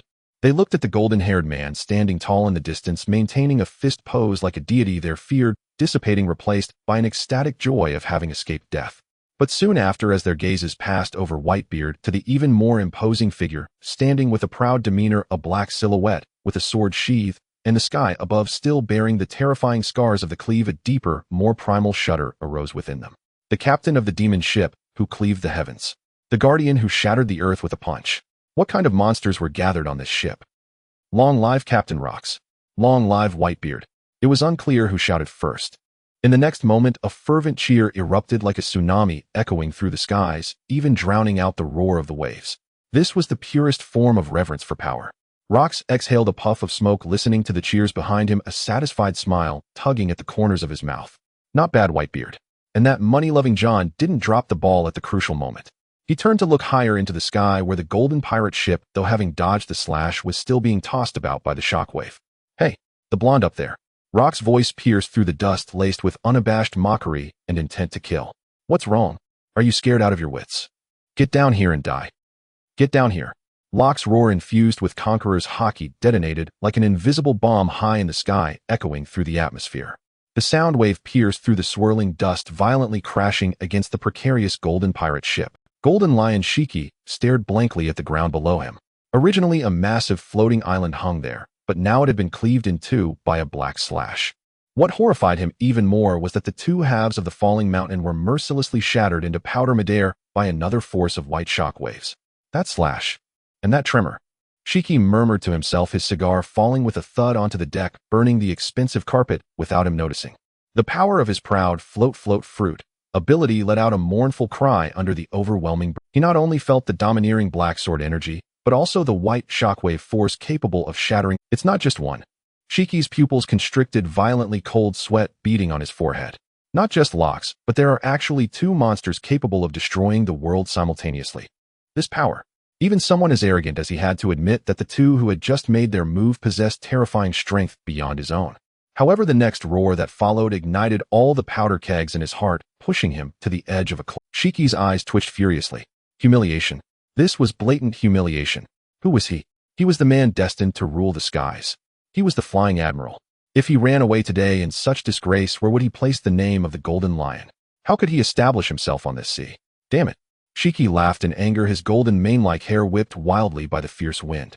He gazed down at the man standing on the skull rock platform, small like an ant, yet radiating an aura that made the heavens tremble, his apprehension instantly transforming into a furious resolve. You want me to come down? Fine. Since you're so capable, let's see if you can withstand the wrath of the entire... Shiki suddenly spread his arms wide, his fingers clawing fiercely at the surrounding void. Then I will bring this sky down. To crush you. Lion's Might Island collapse. With his movement, the dust and debris that had been severed by locks and then shattered by Whitebeard bizarrely halted midair. Immediately, the surrounding sea began to boil, countless waters defying the laws of gravity, swirling upwards to the sky. The seawater mixed with debris, rapidly condensing and shaping. In the blink of an eye, several massive rock-and water-formed ferocious lions, even larger than the former floating island, emerged from the clouds. They obscured the sky, each radiating a suffocating pressure, opening their giant mouths capable of swallowing mountains and unleashing deafening roars. Roar. The sound was not a vibration of vocal cords, but a lament of air being compressed by an immense mass. Go. Crush that grounded insect into meat paste. With Shiki's command, the rock lions surged with tremendous force, pouncing down on locks on the skull rock from all directions. The might of this strike even surpassed that of the falling island. This was a true natural disaster. A wrath of nature that human power could not contend with. It's over. This time it's really over. The pirates, who had just breathed a sigh of relief, looked up at the despair descending once more, many collapsing to the ground, too scared to even escape. However, at the center of the storm, Locks wore no expression. He didn't even glance at the approaching rock beasts. He simply raised his sword slowly, his eyes revealing a sense of impatience, as if his interest had been disturbed. What a flashy display. Locks snorted coldly. A true strongman only needs his sword. He did not accumulate power as before, instead flipping his wrist, his black sword transforming into an indistinguishable black storm in an instant. Though he held a sword, the essence of this move was not swordsmanship, but Haki. The terrifying black-red Haki transformed into countless fine slashing waves, erupting indiscriminately in all directions, centered on Locks. Swoosh, swoosh, swoosh. Those seemingly unstoppable rock lions, upon entering a 100-meter radius around Locks, seemed to have crashed into a precise meat grinder. The hard rocks disintegrated instantly, and the seawater was evaporated by the high temperature of the Haki. The giant beasts formed from the float fruit's ability didn't even get to graze Locks' clothing before being shredded into a cloud of dust midair. What a... Shiki in the sky's pupils suddenly constricted. His proud wide area attack was casually dismantled by the opponent, as if swatting flies. Had enough. Flot. Locks' voice pierced through the dust, ringing clearly in Shiki's ears. Before Shiki could react, on the skull rock platform below, the ground suddenly exploded. Locks did not use the moonwalk. He merely relied on his inhuman body, utilizing the terrifying power explosively released by his leg muscles to solidify the air beneath his feet. Boom! A sound like a rocket launching erupted. Locks transformed into a black missile, tearing through the swirling dust, soaring straight into the sky. So fast that dark red sparks ignited from the friction with the air. Damn! Don't underestimate people. Shiki, being a top-tier powerhouse, quickly reacted after a brief shock. With a thought, the flying pirate ship beneath him rapidly ascended, and he drew two famous swords from his waist, Sakura 10 and Wood Decay. With dual swords in hand, Golden Haki instantly coiled around them. Lion's Thousand Cuts Valley. Shiki swung his dual swords, unleashing countless golden slashing waves like a torrential downpour, attempting to slice the charging madman into pieces. However, could Locks not leverage strength in the air? No. Facing the dense slashing waves approaching, Locks not only did not dodge, but instead stepped on a golden slashing wave. Bang! He had actually treated the enemy's attack as a stepping stone. Using the rebound force, Locks' speed surged again, instantly breaking the sound barrier and shattering the layers of sword net, appearing right in front of the golden lion. The distance between the two was less than half a meter. Shiki could even see the burning red light in Locks' eyes and his row of sharp, white fangs. Can fly? I don't need that kind of thing. Locks gripped the sword with one hand, not swinging it, but extending his empty left hand like an iron claw, striking with lightning speed. Shiki instinctively swung his dual swords to block. Clang! The dual swords were forcefully halted by Locke's forearm sparks flying. His arm, covered in top-tier armament Haki, had a hardness that exceeded that of a famous sword. Then that large hand passed through the sword's blockade, grabbing Shiki's face. Fingers tightened. The terrifying grip made Shiki feel as if his skull was groaning. Got you. Rock's voice was like a devil's whisper. The sky is not your umbrella, Golden Lion. It is your grave. Rox grabbed Skypie's face, twisting his body in the air, head down, feet up. Using his own gravity, along with a powerful thrust, he yanked the proud flying admiral down from several thousand meters high, diving straight down. Get down, you bastard. Let go. Skypie struggled, desperately activating the power of the float fruit, trying to slow his descent. But before Rock's absolutely domineering power, all resistance seemed so pale and powerless. The two of them transformed into a black meteor streaking across the sky with a piercing scream, crashing down hard into the central square of Hive Island. Boom! The ground trembled. It was as if Hive Island had experienced a magnitude 10 earthquake, with countless buildings collapsing and the ground cracking. In the center of the square, a bottomless crater appeared. Dust and smoke filled the air, obscuring everything. After a long while, the dust gradually settled. Everyone held their breath, stretching their necks to look into the pit. They saw Rock standing there, his coat mostly intact except for a bit of dust. He was pulling out a new cigar from his pocket, bending down to light it. Meanwhile, at his feet amidst the rubble lay the once proud and aloof Golden Lion Skypie, covered in blood. His golden coat was tattered, two famous swords scattered nearby, and his iconic golden hair was stained red with blood clinging to his face. Though still alive, his monstrous vitality kept him conscious, but in his current state, even moving a finger with his arrogance along with his body had been utterly shattered by this fall. Huff! Rox blew out a smoke ring, looking down at Skypie with a calmness that lacked the joy of a victor, only a sense of natural tranquility. Now can we talk properly? Skypie coughed up blood, his chest heaving violently. He struggled to open his swollen eyes, looking at the man who loomed over him like a demon. There was no anger, no resentment. Even a mad smile slowly crept across his lips. Cough, cough. Huh, that feels good. It feels damn good. Skypie laughed while coughing blood, his eyes flashing with a sickly light. I've been floating up here for so long. It's my first time being slammed to the ground like a chicken. Rox, you really are a complete monster. Looking at the pitiful sight of the Golden Lion on the ground, a glint of light flashed in Lin Nuo's eyes. This was the future flying admiral. Even after looking at the pitiful sight of the Golden Lion on the ground, a glint of light flashed in Lin Nuo's eyes. This was the future flying admiral. Even after being beaten like this, his unruly spirit had not faded. Lin Nuo's fingers gently traced the neck of the wine bottle, a greedy desire rising in his heart. The current Golden Lion was like a piece of meat on a chopping block. If I act now with just a little force, I can instantly possess all of Skypie's current power, acquire the swordsmanship of the great swordsman, and gain the complete foundation of a future royal powerhouse. Kill him. Or, Lin Nuo hesitated. Although Skypie was strong now, he hadn't reached his peak, yet it seemed he still lacked a bit of maturity. The fruit is not ripe yet. Just as the killing intent in Lin Nuo's eyes wavered between harvesting and nurturing. Hey, Golden Lion. The silent Rox suddenly spoke. His heterochromatic eyes seemed to inadvertently sweep over Lin Nuo's hand, a playful smile tugging at the corner of his mouth. You haven't died after being thrown down from such a great height. Your body is quite resilient. Rox's voice carried an undeniable dominion and unabashed admiration. I quite like you.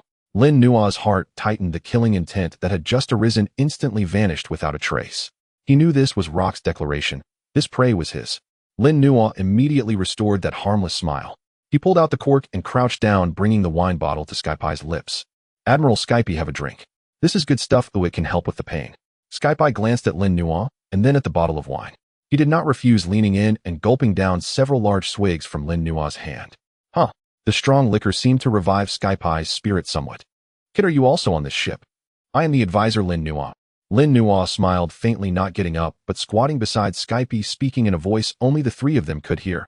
Admiral Skypie, this sea is vast enough to accommodate many strong ones. Lin Nuo pointed to the sky that had just been cut open above. You want to rule the world, and my captain also wants to rule the world. But that does not conflict, does it? Before ruling the world, we have a common enemy. If we do not bring down the world government, no one can sit securely on the throne. So before that, will you join forces with us? Skypie was taken aback. He looked into Lin Nuo's ambitious and calculating eyes, then glanced up at Rox, who was smoking. Join forces. Skypie murmured. He was a smart man.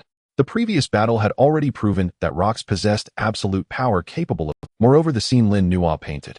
It indeed sounded much more interesting than floating alone in the sky. Hey, Golden Lion. Rox, who had been silent, suddenly spoke. He extended a hand toward Skypie. Get on the ship. As long as you and I join forces, there will be no place in this world we cannot go, nor any treasure we cannot obtain. Skypie looked at that hand. It was the same hand that had slammed him to the ground just moments ago, and now it was the hand inviting him. He was silent for a moment. Suddenly, he burst out with that signature mad laugh again.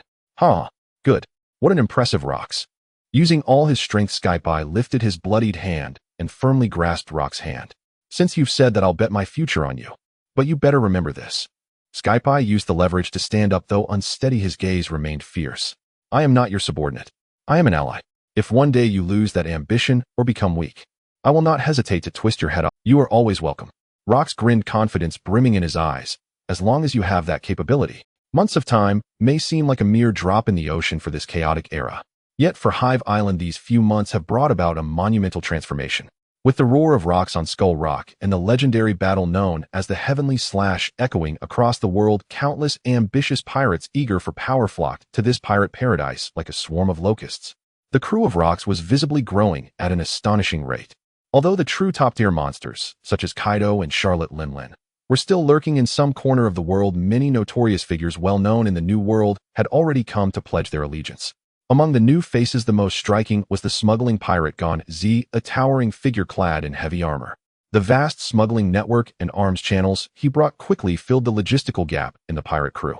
Another man, always puffing on a cigar and toying with a firearm, was known as the Godfather of the West. As the leader of one of the 5 mafia families in the West Sea, he had a profound understanding of the rules of the underworld and ruthless methods behind a face strikingly similar to that of a future superstar.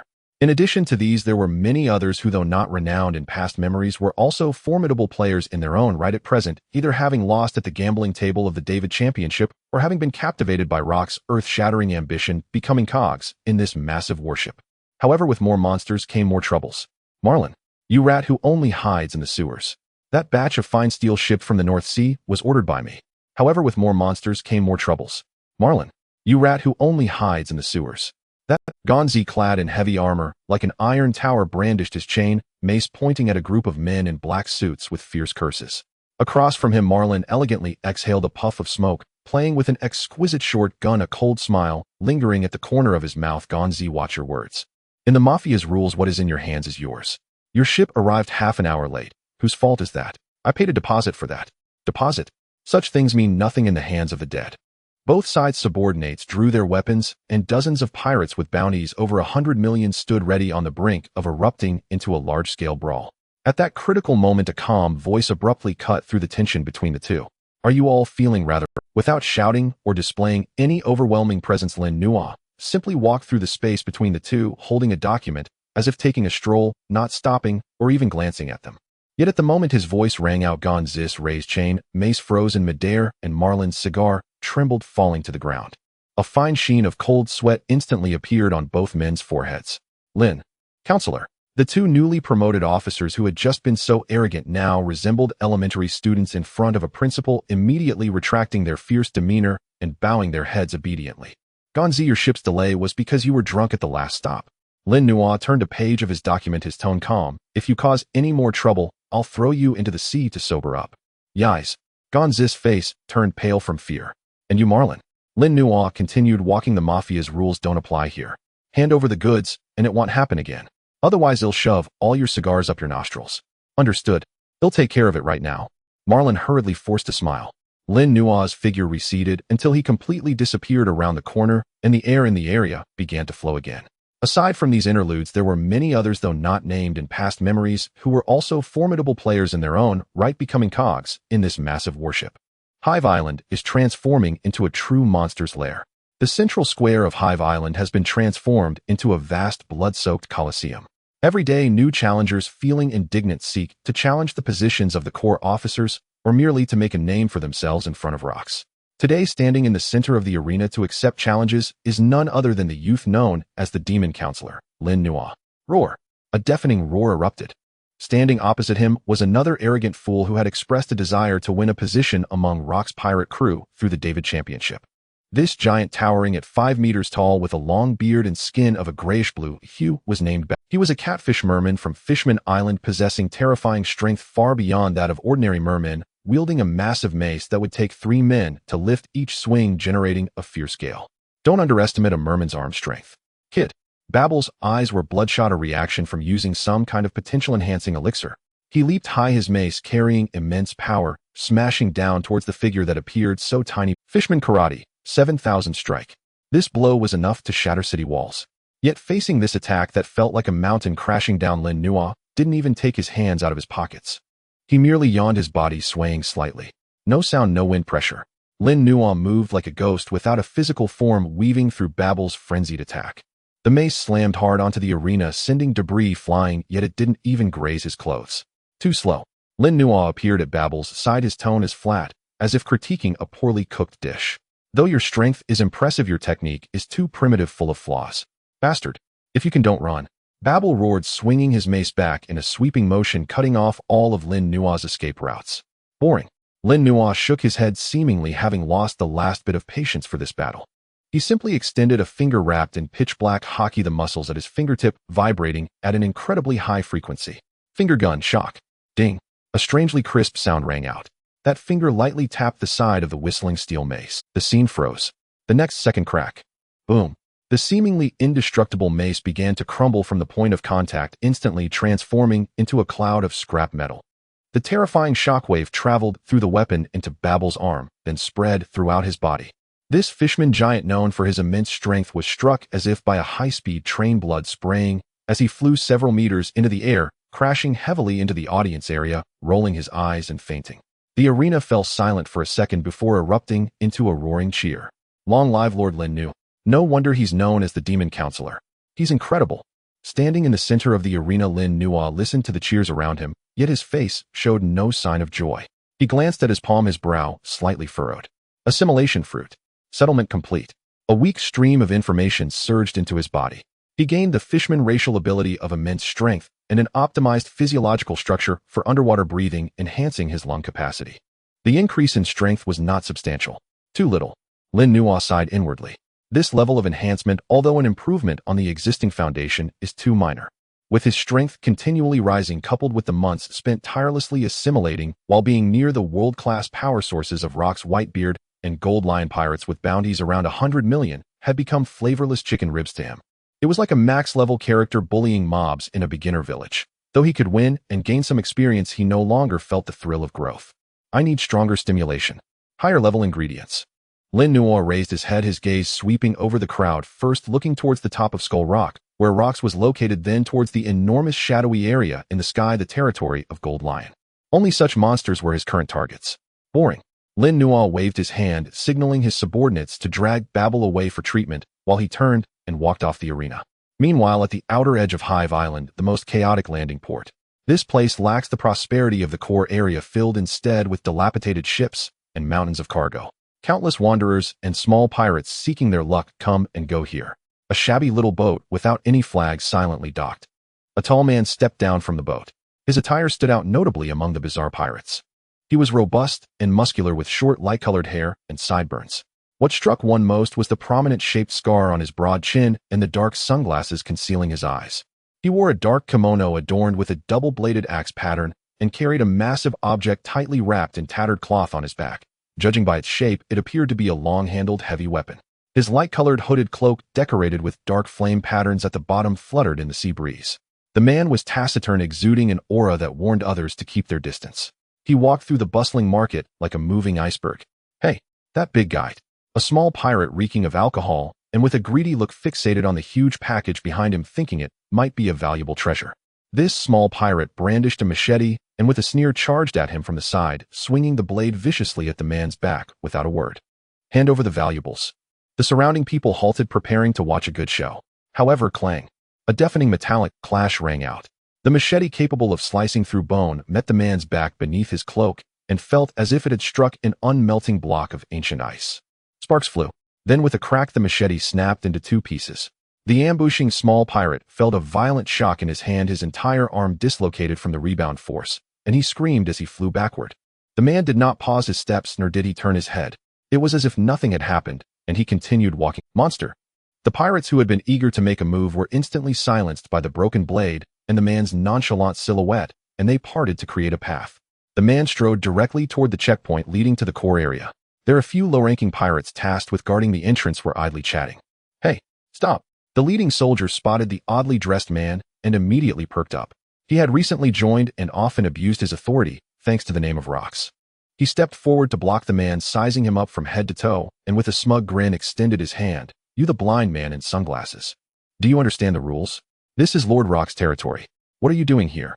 The man halted, his eyes behind the sunglasses, seemingly not looking at the soldier, but penetrating through him, gazing deep into the island. He said nothing, merely turned to the side, attempting to bypass him.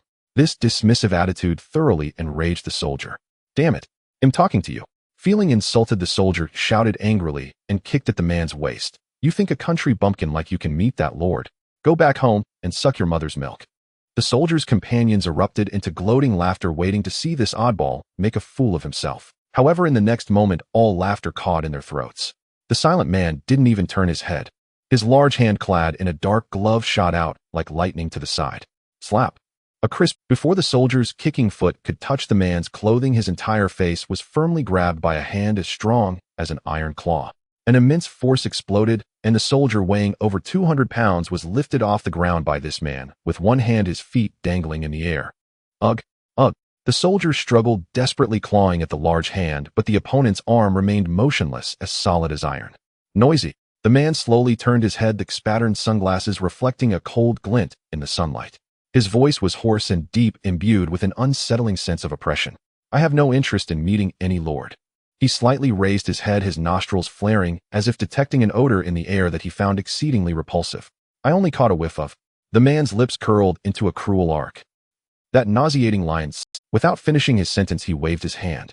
Whoosh. The soldier he held was flung like a cannonball toward the hard wall 100 meters away. The force behind this throw was so great that if it made contact, the soldier would undoubtedly be reduced to a puddle of flesh. Just at this critical moment, a shadow appeared before the wall like a ghost. Lin Nuo, who had just rushed over from the arena, caught the flying soldier with one hand. His arm shook violently like ripples on water, instantly dissipating the terrifying impact. Thud. The soldier hit the ground, though not dead. He was already scared to the point of foaming at the mouth and passed out. Lin Nuo clapped his hands, turned around, and fixed his gaze on the man in sunglasses in the distance. So brutal upon arrival. A glint of light flickered in Lin Nuo's eyes as he sized up this oddly styled, unexpected visitor, sensing the undeniable aura of a powerful being emanating from him. Is this your way of greeting newcomers? Stranger. Confronted with Lin Nuo's questioning, Silver Axe did not ignore him like he had the previous soldier. Through the dark sunglasses, his gaze locked onto Lin Nuo's hand that had just caught the soldier. The skill of neutralizing force and the reaction speed displayed in that brief moment instantly heightened his instincts as a powerful being. Interesting. Silver Axe's voice was hoarse and deep, like metal scraping against rock. It seems you are not just a minion here. His initially relaxed stance slightly adjusted, sinking into a more grounded position. He slowly raised his right hand, reaching towards the massive object tightly wrapped in tattered cloth behind him. Whoosh! The cloth was violently torn away, revealing the fearsome, true form within. It was an exaggerated single-edged giant axe, entirely silver-white. The blade glimmered with a cold light, and the heavy back of the axe seemed capable of smashing city walls, instilling a suffocating sense of weight simply by being held. Silver Axe grasped the axe handle with one hand and swung it casually. Whoosh! The air was torn apart, producing a dull, thunderous boom. Don't block the way, kid. Silver Axe coldly stared at Lin Nuo. The heavy aura emanating from him began to rise like a mountain. Otherwise, this axe has no eyes. Lin Nuo looked at the giant axe, the light in his eyes growing brighter. That pure, overbearing, unreasonable sense of oppression was precisely the ingredient he craved the most.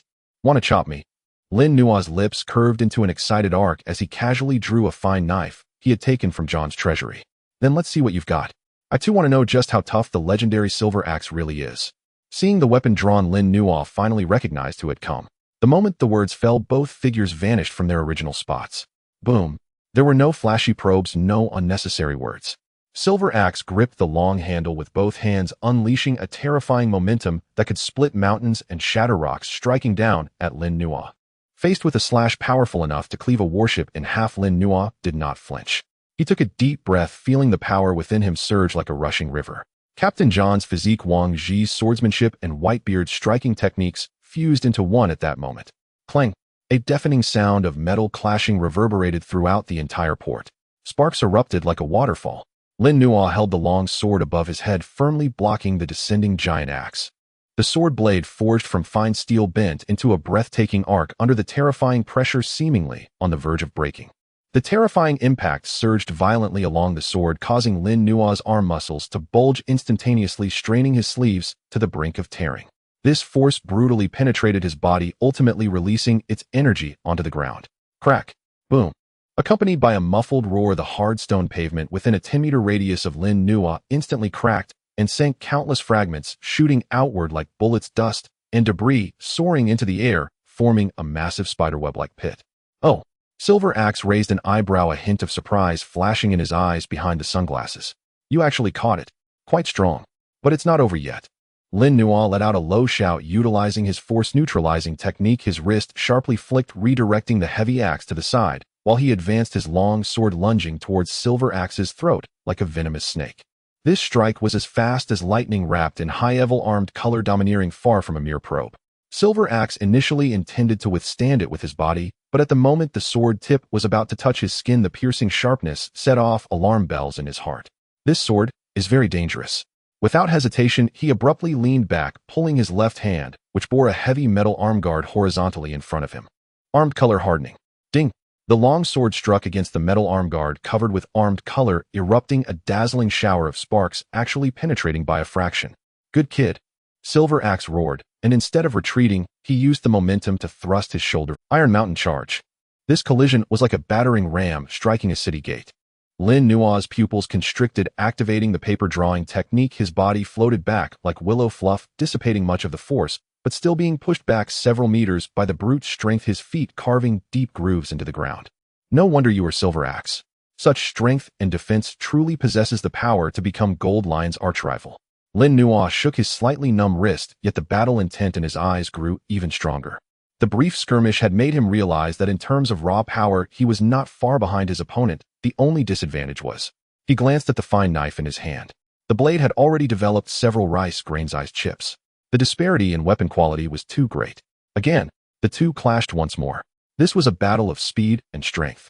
Lin Nuo utilized 6 styles and his high mobility, circling around Silver Axe, the long sword transforming into a flurry of sword shadows, constantly searching for weaknesses in the opponent's defense.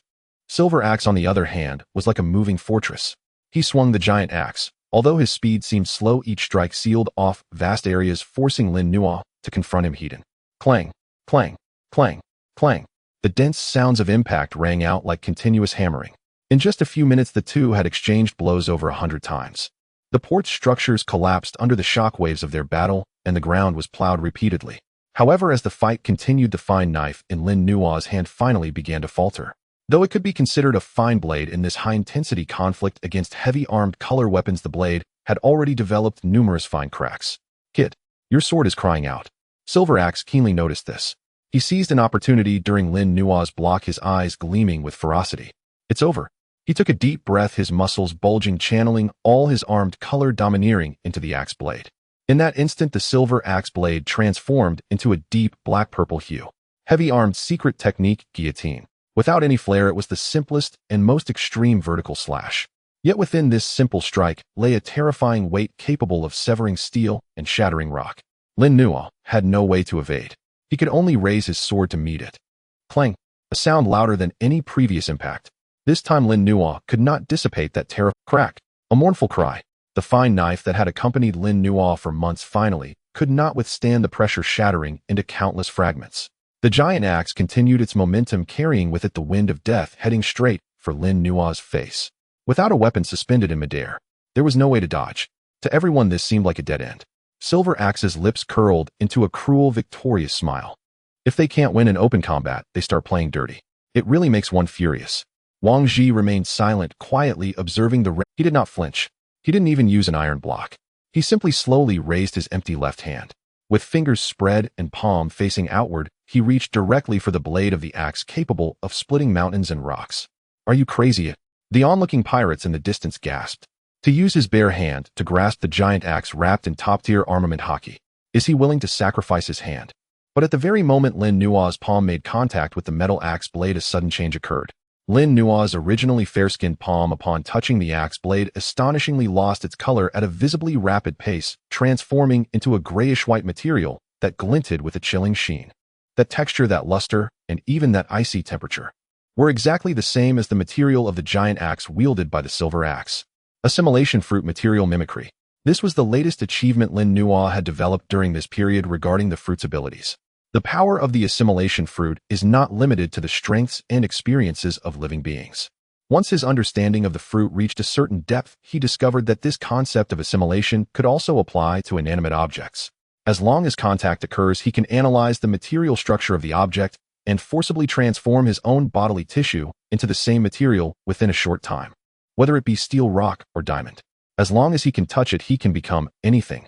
At this moment, his left hand was no longer flesh and blood, but had transformed into a living superalloy with the same hardness and toughness as the weapon of the silver axe. Ziz! The grating noise of the clash echoed, sparks flying wildly. That grayish-white metallic palm firmly grasped the descending axe blade, though the immense kinetic energy still forced Lin Nuo to one knee, creating a large pit in the ground, and despite his arm bones groaning under the pressure. But he caught it. He caught it without a scratch. What a... For the first time, astonishment appeared on the perpetually cold face of the silver axe. He widened his eyes, staring at Lin Nuo's hand that seemed fused with his axe, disbelief written all over his face. What? What ability is this? Nature type? No, that's not it. Is this your full-power silver axe? Lin Nuo slowly lifted his head, his metallic hand gripping the axe blade tightly, and with a sudden burst of strength, he actually pushed the giant axe back by an inch. He shook his somewhat numbed arm, releasing the mimicry, and his palm returned to its original color. Not bad in strength. Lin Nuo looked at the silver axe, a greedy glint flickering in his eyes. But if it's only like this, you still have a long way to go if you want to stir up trouble here. Arrogant brat. The silver axe snapped back to reality from his shock, his embarrassment turning into even more violent rage. Don't think that some tricks can win against me. I will smash you into meat paste. He raised the giant axe again, his entire aura reaching a peak, preparing to unleash an even more ferocious attack. Lin Nuo also assumed a stance. Although he was without a sword, he still had his fists. Just as the two were preparing for a second round of battle, suddenly, the sky above darkened without warning. A familiar sense of oppression roared down from the cloud. Following that, an extremely arrogant and boisterous laughter pierced through the clouds, echoing over the entire hive island. Huh. That nostalgic smell of rust. And that slow chopping sound like a turtle. As the laughter boomed, a golden figure descended from the sky, like a meteor hovering directly above the battlefield. With wild golden hair, a cigar in his mouth, and two famous swords glinting coldly under the sunlight. It was Gold Lion Shiki. He looked down from above at the silver axe on the ground, his killing intent far more intense than Lin Nuo's a moment ago. So it's really you. The turtle hiding its head. How about that? The last time in the New World, I made you run like a dog, and today you dare to come knocking. Since you're here, don't think of leaving. Today, I will smash your shell into pieces. Upon seeing the gold lion appear, the silver axe's movements instantly froze. He slowly turned his head, glaring through his sunglasses at the figure in the sky, veins bulging on his forehead. Golden hair. Birdman. The silver axe spat out these words through clenched teeth, his voice filled with deep-seated hatred. Perfect. He no longer paid attention to Lin Nuo, instead gripping the giant axe with both hands and slamming the axe handle heavily onto the ground. The debt from last time hasn't been settled. Today I will break your wings and see how you fly. Lion Thousand Cuts Valley. The gold lion didn't waste words at all. He simultaneously swung the famous sword Sakura 10 and would wither, unleashing dozens of golden massive slashing waves that poured down like a torrential rain, instantly covering the entire port. Well done. The silver axe roared, his entire body hardened with armament Haki as he swung the giant axe to meet the attack. Heavy armor whirlwind. The giant axe transformed into a silver whirlwind in his hands, forcefully shattering all the incoming slashing waves. Boom, boom. Instantly the two clashed together. The gold lion utilized the ability of the float fruit, maneuvering freely in the air, occasionally lifting debris from the ground and wreckage of ships to hurl at the silver axe. Meanwhile, the silver axe stood like an immovable fortress, enduring the winds and rains, occasionally countering to force the gold lion back. It was a contest of spear versus shield. These two lunatics. Lin Nuo stood at the edge of the battlefield, using moonwalk to dodge the flying debris and sword energy. Watching these two old foes poised to tear the island apart at any moment, he couldn't help but rub his temples. Well, I initially wanted to level up in an unknown fight, but now it has turned into a mixed doubles. And judging by the momentum, these two genuinely wished to kill each other. The battle escalated. The gold lion performed a maneuver in the air, seemingly losing patience with playing around with the terrain. His golden haki burned like flames behind him, and he transformed into a golden meteor, crossing his swords and diving down. Lion Thousand Cuts Valley Dance. He aimed to chop this iron kin into pieces in the most direct and brutal way. Meanwhile, the silver axe on the ground showed no signs of weakness. Facing the diving gold lion, he did not take a step back. His muscles expanded to the extreme, the armament haki, so dense it almost became liquid, all converging on the giant axe in his hand. Ultimate technique, Silver Cataclysm. He swung the giant axe, fiercely meeting the gold lion's twin swords with a powerful strike. Two forces capable of obliterating islands were rapidly closing in, about to collide in the next second, erasing the entire port of Hive Island. Buzz. At that moment, a terrifying dark red haki, 10 times more fearsome than the combined power of the two, seemed to erupt from the direction of Skull Rock, instantly enveloping the entire battlefield. Time seemed to be forcibly frozen at that moment. A black figure appeared like a ghost at the very center of the clash between the two. Rox D. Jibek. He stood there, his left hand covered in pitch-black armament haki, grasping the sharp blade of the gold lion's sword Sakura 10 with his bare hand. His right hand firmly gripped the giant axe of the silver axe, capable of splitting mountains. Clang. In that moment, both the gold lion's fruit ability and the silver axe's monstrous strength were as ineffective as a clay ox into the sea, stirring up not a single ripple. The entire place was silent. Rock's heterochromatic eyes scanned over the two, his voice deep and hoarse, carrying an undeniable authority. Have you had enough fun in my territory? Either be quiet or die. The air seemed to solidify into tangible cement in that fleeting moment. The once howling winds and flashing sword energies at the harbor were now silent, except for the mournful cries of two things. One was the renowned sword Sakura 10 in the golden lion's hand, which bent slightly under the pressure of that pitch-black hand, emitting a painful metallic tremor. The other was the heavy battle axe in the silver axe's hand, capable of cleaving mountains. Its immensely thick blade began to deform under pure finger strength. Rox D. Jibek. This man stood at the apex of the food chain, even in this paradise filled. At this moment, he had restrained his originally turbulent Conqueror's haki. The entire being felt like the pressure of 10,000 meters beneath the deep sea. Though silent, anyone within it could feel the suffocating sensation of impending crushing. Cold sweat trickled down the silver axe's stern and cold face, dripping onto the cracked ground. His eyes, hidden behind sunglasses, had pupils that constricted violently. Unable to move. Not only was the weapon firmly clasped by that large hand, but even the battle intent deep within his soul was frozen by the dark red eyes of the man before him. It was until this moment that this lone powerhouse who rampaged through the new world truly understood what the disparity of the world meant. So this is Rox. The silver axe felt his throat dry. The proud power in the other's hands was fragile as a joke. Since you understand human speech, let go of my hand. Rox's voice was deep and hoarse, carrying an undeniable. He suddenly shook his hands outward. Bang! A tremendous force erupted. Both the golden lion floating in the air and the silver axe, standing like an iron tower, were pushed back several steps by this power. The golden lion flipped in the air, stabilized his form, spat out a mouthful, while biting his cigar, and though his face was arrogant, the dual swords in his hands obediently returned to their sheaths. He was a clever man, knowing what would happen if he truly angered his captain. The silver axe, meanwhile, managed to stand firm only after crushing 3 stone slabs, his hands trembling slightly. Rox had his hands in his pockets, his mane like an angry lion dancing wildly in the wind. He didn't look at the golden lion, but focused his intensely aggressive gaze squarely on the silver axe. Silver axe, I've heard your name. Rox grinned, exposing a row of stark white teeth. That smile was both a devil's invitation and a countdown from the Grim Reaper. Want to kill Shiki? Go ahead. In this ocean, the law of the jungle is the only truth. As long as you have the capability, even if you chop off his head and use it as a ball to kick, I won't care and will applaud you. However, if you act against my crew as an outsider, then you are slapping my face. I will give you 2 choices. Rox extended 2 fingers, his gaze turning exceptionally cruel. First, second, join me. Become my subordinate, and together we will upheave this decaying world. Choose. Silence. The entire harbor was filled only with the sound of waves crashing against the shore. All eyes were fixed on the man wearing sunglasses. The silver axe lowered his head, gazing at the giant axe he had fought alongside for many years. On the smooth and hard blade, clear fingerprints were starkly visible. That was the mark left by Rox, just now proving absolute power. Was it humiliating? Of course. But as Rox said, this was the rule of the sea. Moreover, the silver axe raised his head, glancing through his sunglasses at the golden lion, who floated in midair with a mocking expression. If he stayed outside, he would never have the chance to kill that flying bastard. But if he was on the same ship, opportunities would abound. Who?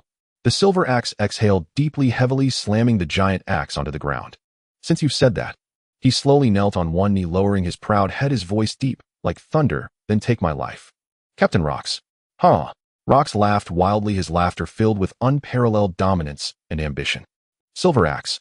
You will be grateful for your decision today.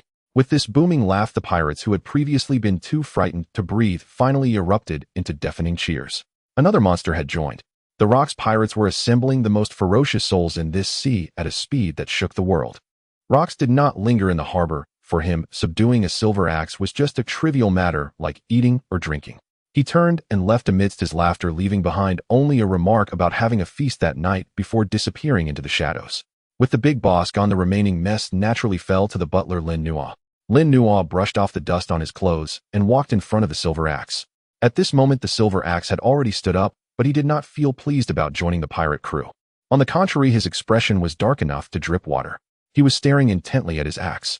That heavy axe, forged from deep-sea silver, now bore 2 deep-set fingerprints on the blade, a mockery of him. Such a weapon was simply unusable. Damn! The silver axe ground his teeth. This axe had accompanied him in battle for many years. How could he not feel heartache? Just as he was filled with frustration, even thinking of venting his anger on the nearby little pirate watching the fun, a plain voice rang out. Need any help? The silver axe turned his head, looking at the young advisor who had just exchanged blows with him. Help! The silver axe scoffed coldly, his tone unfriendly. This is deep-sea silver. No one can repair it except the craftsmen of Elbaf. What are you trying to say? Do you have a way? I don't have a way. Lin Nuo shrugged, his gaze falling on the giant axe, a subtle glimmer flashing in his eyes. However, as a gift to welcome a new partner, I can help you fix it on the spot. Huh. The silver axe looked at Lin Nuo as if he were an idiot. Kid, are you mocking me? This is... He hadn't finished his words when they got caught in his throat. Because Lin Nuo had already made his move.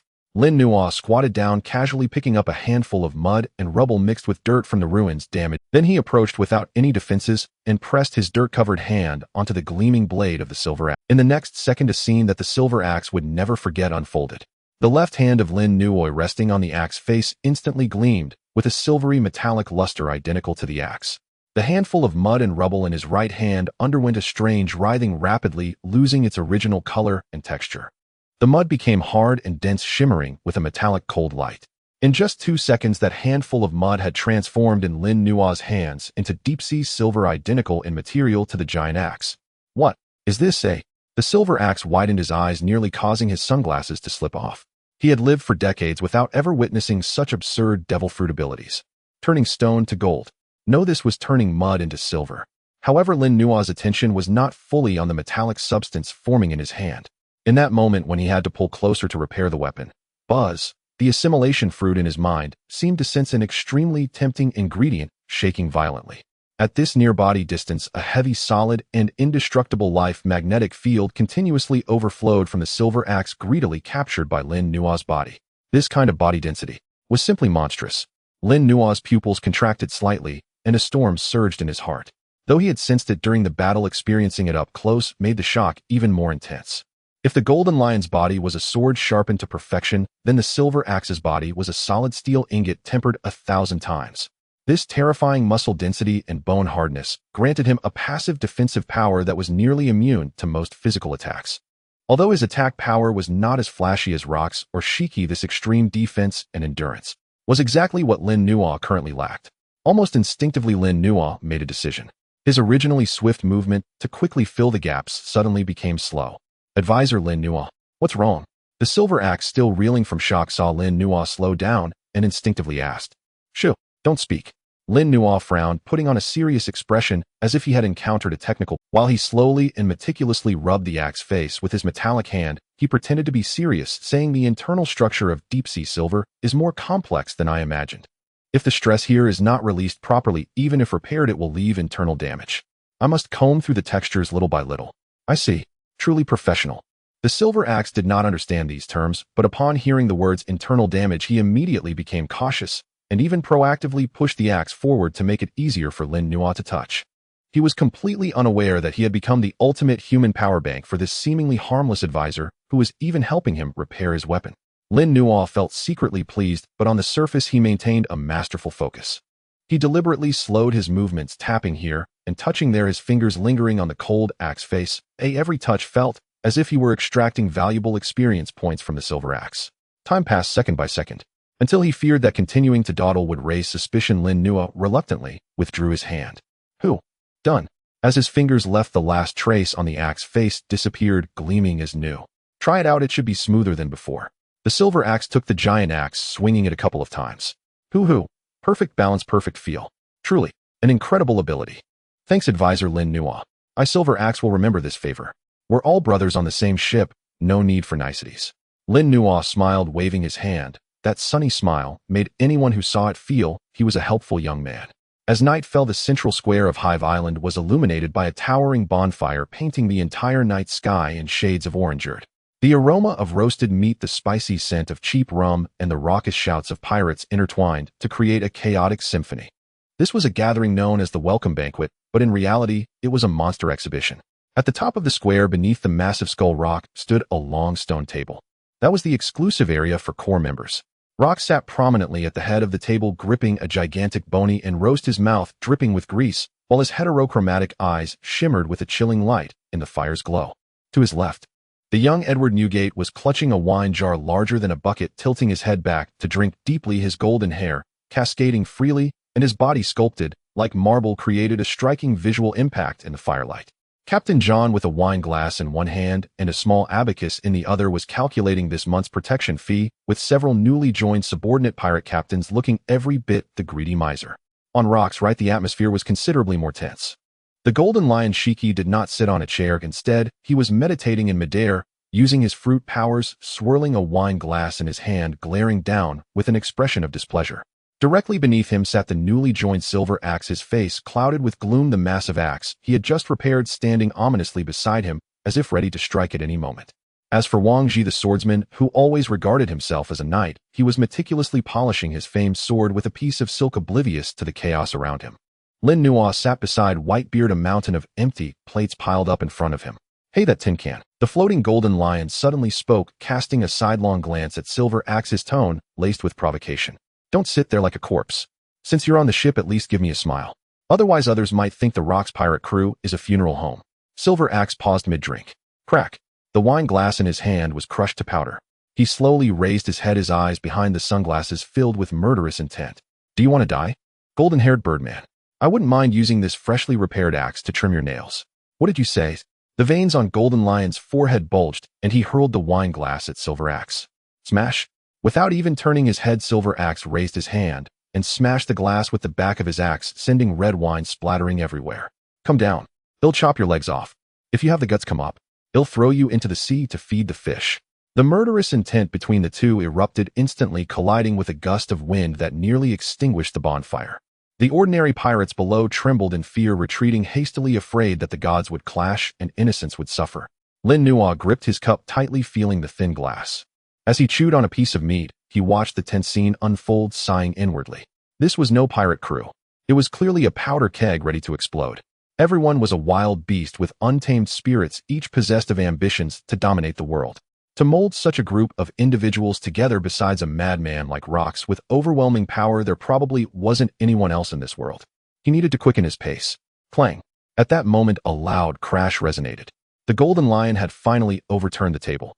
Food and fine wine spilled everywhere, even splattering onto Wang Ji, who was polishing his sword nearby. Shiki, are you looking for death? Wang Ji also drew his sword. Gulalala. It's quite lively. Whitebeard sighed, helplessly shifting his wine jar to the side.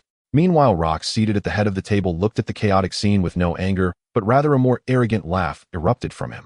Ha ha ha. Fight. Keep fighting. Rox stood up, spreading his arms wide like a demon king descending. Whoever can still walk out of here standing today, I'll reward him with 100 million berries. Observing this completely out-of-control scene, Lin Nuo shook his head helplessly and put down his water cup. He did not participate in this farce, but quietly slipped away from the crowd. He walked to a terrace at the edge of the square. The night breeze blew, carrying the ocean's distinctive salty scent, slightly calming his overheated mind from gluttony and battle. Behind him, the sounds of shattering tables and the roars of monsters echoed from the banquet hall, but this clamor seemed far away from him. Lin Nuo looked up at the vast, profound, starry sky above. Whitebeard, Golden Lion, Silver Axe, John Wang Ji. The core pieces of the Rock's pirate crew puzzle were finally coming together tonight. Yet Lin Nuo did not feel reassured by the gathering of all these pieces. Instead, he felt an unprecedented sense of urgency. I need to get stronger. Lin Nuo's fingers gently tapped on the windowsill, creating a rhythmic sound. Since I've boarded this pirate ship, I need to get stronger. Lin Nuo's fingers gently tapped on the windowsill, creating a rhythmic sound. Since I've boarded this pirate ship, I can only become the worst of the demons. The morning on Hive Island was filled with a nauseating hangover due to last night's banquet. The wild celebration held to welcome Silver Axe into the crew continued until dawn. At this moment, the massive central square resembled a scene after a typhoon. Broken wine jars and the remains of gigantic sea beasts reduced to mere bones littered the ground alongside pirates sprawled out, snoring loudly. A foul, sour odor pervaded the air. Occasionally, a few early-rising newsbirds flew by aiming to drop today's newspapers. However, the suffocating stench below forced them to fly higher, cursing as they departed. Yet in stark contrast to the chaos below the highest point of Hive Island, the summit of Skull Rock, was the cold wind howled through the heights, dispersing the unpleasant odor of wine completely. Roxy Jibex sat alone on a massive stone at the edge of the cliff. He held a bottle of red wine that appeared somewhat aged. Unlike last night's drunken revelry, he merely swayed the bottle absent-mindedly, his fearsome heterochromatic eyes unfocused, peering through layers of mist at the turbulent sea in the distance. It seemed as if he was contemplating how to completely overturn this world. Whoosh! A faint sound of air breaking shattered the tranquility. Rox did not turn around, nor did he even alter the rhythm of shaking the wine bottle. Is it here? His voice was somewhat hoarse, devoid of any discernible emotion. Lin Nuo's figure descended silently behind Rox, akin to a nimble black cat landing 10 meters away. Today Lin Nuo exuded a sharpness akin to a blade being drawn. Rox did not turn around, nor did he even alter the rhythm of shaking the wine bottle. Is it here? His voice was somewhat hoarse, devoid of any Captain. Lin Nuo slightly bowed as a form of greeting. You haven't forgotten today's morning routine, have you? Since joining Rox's pirate crew, Lin Nuo had come to seek a beating from Rox every morning unless they were out at sea on a mission. In reality, it was to assimilate the overflowing experience and physique of the world's strongest through close contact with this formidable figure. At this time in previous days, Lin Nuo had always been cautious. He would maximize his observation Haki dancing as if on the tip of a blade, doing his utmost to last a few seconds longer under Rox's attacks. He knew very well that with his previously frail body, if he were struck by even a casual punch from Rox, the day's routine would essentially end. But today, Lin Nuo glanced at his left hand.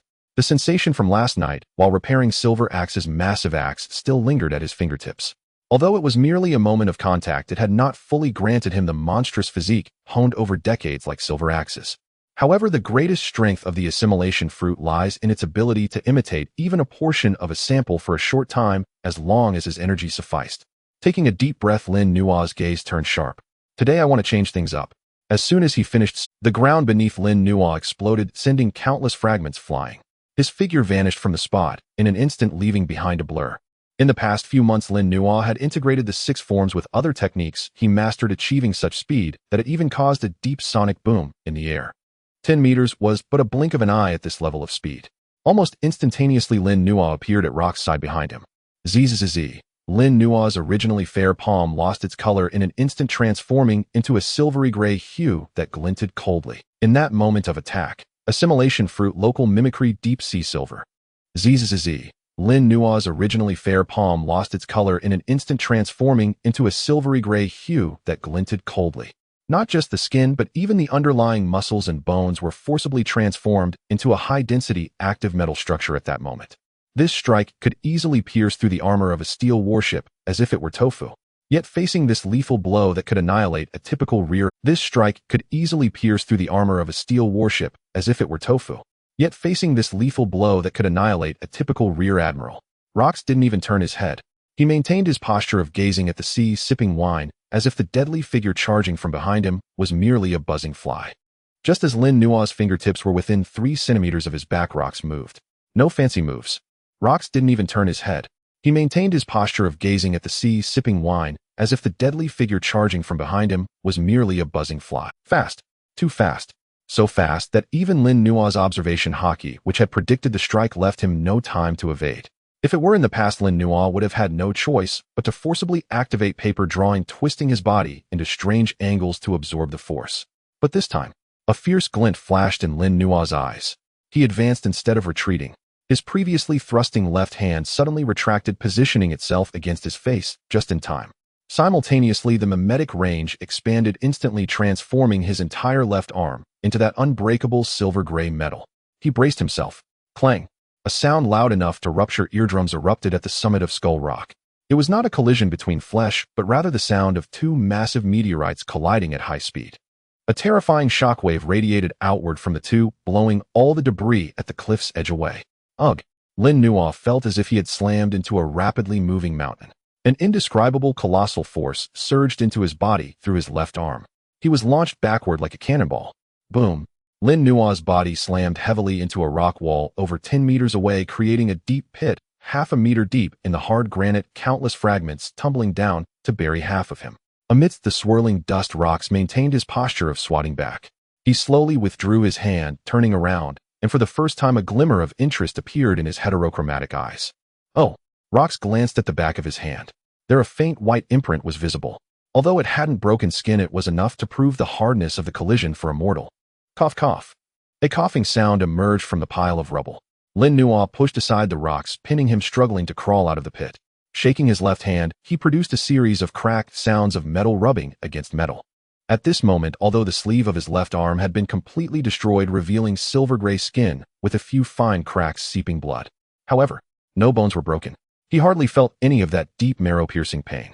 Most of the impact had been forcibly absorbed by that layer of high-density mimetic metal. Lin Nuo gazed at his arm, a smile involuntarily creeping to his lips. Even having only mimicked the surface combined with armament Haki and metal, he had truly withstood a blow from Rox. If it had been before, that arm would have already turned to mush.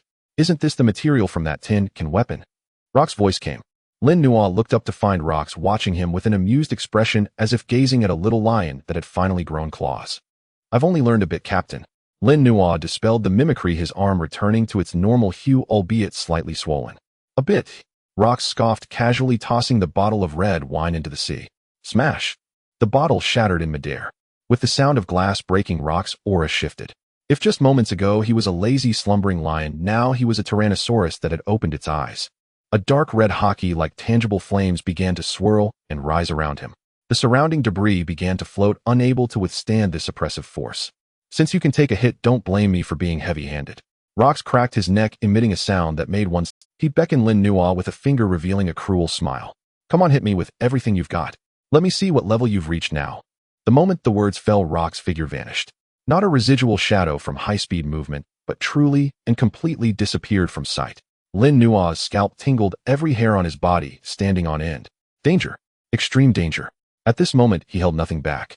Lin Nuo's eyes turned blank in an instant, entering an absolutely calm combat state. He did not try to search for Rox with his eyes, but instinctively rolled to the right in a desperate maneuver. Whoosh! Almost as he rolled out, a pitch-black fist appeared where he had just stood. That punch did not hit anything. However, the terrifying wind pressure generated by the punch created a 2-meter diameter vacuum cylinder in the hard rock beneath. Well dodged. Rox's voice lingered hauntingly in his ear. Lin Nuo had barely risen when a large foot swept toward him with a whoosh. There was no way to avoid it. Huh. Lin Nuo growled. Since he couldn't dodge, he could only fight back. Crossing his arms, he instantly completed the metallization while his muscles began to tremble violently at a high frequency. This was a technique learned from Whitebeard, vibration defense, attempting to counter the external impact through his own vibrations. Bang! Another massive sound erupted. Lin Nuo was sent flying once again. But this time he forcibly twisted his body in midair, using moonwalk to step on the air, effectively dissipating most of the force. Although he stumbled a bit, he landed steadily. Come again. Lin Nuo's fighting spirit surged. He realized this was truly a perfect trial. With mimicry defense as a safety net and life return for rapid recovery, as long as Rox didn't truly go all out, he was like an indestructible punching bag. Simultaneously teetering on the edge of life and death, it was the most efficient time for the Assimilation Fruit to absorb power. In the next 5 minutes, the summit of Skull Rock seemed to experience a minor earthquake. Roaring sounds filled the air. Lin Nuo unleashed everything he had. Different combat styles were chaotically yet vibrantly stitched together in his hands. Although he was still being overwhelmingly beaten. Although he was sent flying and spitting blood time after time. Lin Nuo, however, was like a stubborn piece of taffy, getting up immediately each time he fell, launching himself upwards with an even more refined and perfected technique. Until, that's enough. Rox suddenly halted. His hand, like an iron clamp, firmly gripped Lin Nuo's fully metallized fist, which was about to strike him. No matter how Lin Nuo exerted force, even his finger joints vibrated with a buzzing sound from the shock. That massive hand remained completely unmoved. Let's end it here. Huff. Huff. Lin Nuo lay sprawled in the rubble, his chest. Huff. Huff. Lin Nuo lay sprawled in the rubble, his chest rising and falling violently. Every part of his body, sore, his training outfit reduced to tatters. Yet he smiled, for he felt distinctly that through this intense beating the various powers he had assimilated during this time had been thoroughly solidified, truly becoming a part of his Bodis instincts. Not bad. Rox approached, looking down at Lin Nuo on the ground. He didn't extend a hand to help, but instead regarded him with the gaze of a treasure. Now you are finally not that fragile porcelain doll that shatters with the slightest touch. Although still pitifully weak at least. You have the qualification to stand behind me. Lin Nuo struggled to sit up, wiping the blood from the corner of his mouth. He gazed at this godlike man, recalling the composure and overwhelming presence Rox had shown during their battle. Suddenly a question that had been buried in his heart for a long time slipped out. Captain. Moi. Rox was adjusting his collar, ruffled by the wind. Aren't you afraid? Lin Nuo locked eyes with Rox, his voice weak, yet remarkably clear. You must have noticed my ability. Given time, I might become more dangerous than anyone. Are you really going to let me grow stronger? Aren't you afraid that one day this blade might turn back on you? This was an exceedingly sharp question, even verging on blasphemous. The air seemed to still in that instant. Rox paused in adjusting his collar. He slowly lowered his head, looking at. Suddenly, Rox first let out a chuckle, then that laughter grew louder, eventually erupting into a ha. Lin Nuo, oh Lin Nuo. Your question is truly boring. Rox laughed until tears nearly fell from his eyes. He abruptly halted his laughter, a defiant pride erupting in his heterochromatic eyes that could alter the heavens. Do you think I am? In this world, only the weak need to worry about betrayal. Only useless trash need to indulge in schemes to guard against the growth of their subordinates. Rox spread his arms wide as if to embrace the entire world. Betrayal? That's because I'm not strong enough. Rebellion? That's because I'm not ruthless enough. He pointed at Lin Nuo, his voice thundering in Lin Nuo's ears. Listen, well, little brat. As long as I am the strongest on this sea, as long as my power is enough to suppress all, your growth will only excite me more. For only by leading a group of true monsters can I completely tear apart this hypocritical world. The howling winds swirled as Rox's figure was made to appear infinitely grand in the sunlight. Lin Nuo stood there dazed, witnessing this scene. Even with 2 lifetimes behind him, even knowing the outcome of this man would be destruction, he could not help but acknowledge in this moment. This absolute confidence, this disdain for the world's heroes, this pure and extreme tyranny. This was the stature of the king of the world. I have learned my lesson. Lin Nuo took a deep breath, the confusion in his eyes dissipating, replaced by a more resolute gleam.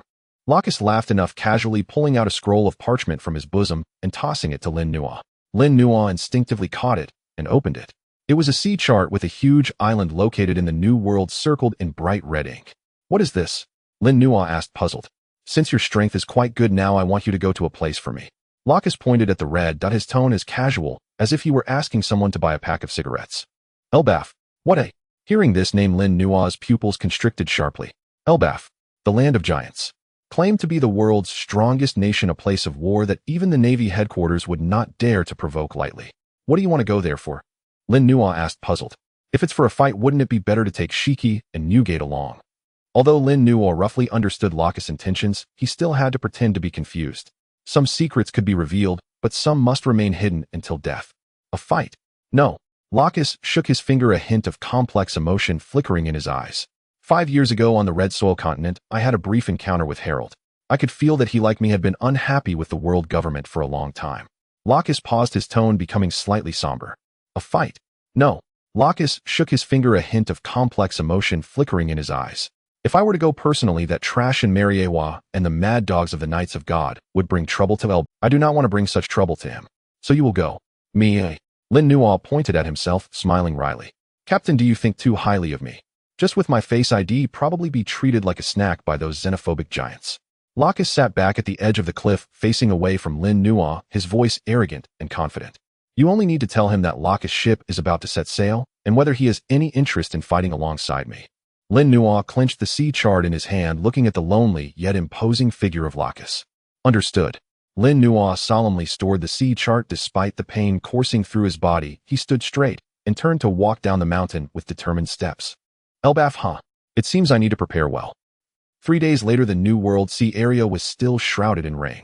This was the shipwreck island located about 200 nautical miles from Honeycomb Island. It was a gray port formed from the wreckage of countless ships that had sunk or been abandoned in the New World. The rain washed over the rusty iron plates and rotten wood, pouring black oil and rust water into the sea, turning the surrounding waters into a nauseating deep brown. This was a paradise for pirates, smugglers, deserters, and various unsavory characters to conduct underground transactions. In this forgotten corner of the world, no one would care about the arrival of a stranger. A medium-sized armed merchant ship named the Grey Seagull was docked beside a rickety pier. The hull of this ship was covered in signs of repairs, with barnacles and seaweed growing near the waterline, a testament to its years of drifting at sea. Dozens of workers dressed in tattered oilskin raincoats were braving the rain, busily moving wooden barrels and boxes. Move faster. That damned weather. It looks like a storm is coming. An old man with only one eye and grizzled beard stood at the bow of the ship. He was loudly scolding the sailors under him while holding a blackened pipe in his mouth. His name was Buck, known as One-Eyed Buck. He had been running smuggling operations on the dangerous edges of the New World for decades, a shrewd and cautious old sea dog. At that moment, a figure in a gray windbreaker walked through the dense rain, slowly crossing the muddy pier. The person wore a dark hood, most of their face hidden in shadow. Their hands were tucked into the pockets of the coat, and they carried no obvious weapons, not even luggage beyond a seemingly lightweight canvas satchel. Something appeared to be hanging at their waist, wrapped in several thick layers of tattered oilcloth, resembling a fire stick or something else. They looked like a down-and-out traveler commonly seen in this chaotic era, or perhaps a young scholar desperately seeking answers to some questions. "Captain, is that your guest?" The first mate wiped the rain from his face, asking with a hint of caution. Buck squinted, his only remaining eye sizing up the newcomer. The person's footsteps seemed unsteady and weak, indicative of long-term malnutrition or lack of exercise. They did not carry the unique stench and ferocity of someone who had lived on the edge of a knife. Those hands looked overly pale and clean, with no calluses from long-term swordsmanship or gun use. Buck quickly made a judgment in his mind. This was a fat sheep, and a sheep without any threat. "Hey, the one in the gray coat." Buck puffed out a thick smoke ring and shouted down from above. "We are about to set sail. This is not a charity organization, nor is there free food. Get lost, you idle people." The gray-clad figure stopped, slowly lifting their head. A young and clean face emerged from beneath the hood, sporting a gentle smile, tinged with a hint of apology. It was Lin Nuo. At this moment, he deliberately controlled his muscles to appear like an ordinary person. "May I ask if this ship is heading towards the northern route?" Lin Nuo's voice was not loud, yet it clearly pierced through the noisy sound of the rain to Buck's ears. "I would like to hitch a ride to the northern sea area." "The north?" Buck frowned, his eyes revealing a hint of impatience. "We are delivering goods, not a sign. Moreover, the north is in the direction of Setgale Island, a poor place filled with only stones and snow. Unless you want to commit suicide, no one would go to such a cursed place. We are not going there." Buck waved his hand as if swatting a fly. "Not going? That's really too bad." Lin Nuo sighed, gently, a hint of disappointment crossing his face. Then, as if performing a magic trick, he pulled a gold coin from his coat pocket. Lin Nuo flicked it lightly. A golden arc traced through the gray rain curtain, landing precisely in Buck's rough hand. "I am a scholar researching ancient geology. Oh, can this gold coin buy me a few days aboard your ship?" Lin Nuo's voice remained warm and polite. "You don't need to take me all the way, just drop me off at a nearby route node when passing." Buck caught the gold coin and brought it close to his eyes. Before he even bit it, the heavy feel told him it was genuine. Moreover, it was an antique gold coin of excellent quality. This single coin was worth as much as the profit from 3 runs of smuggling goods. Greed instantly flared in Buck's remaining eye, but he quickly shot a wary glance at Lin Nuo.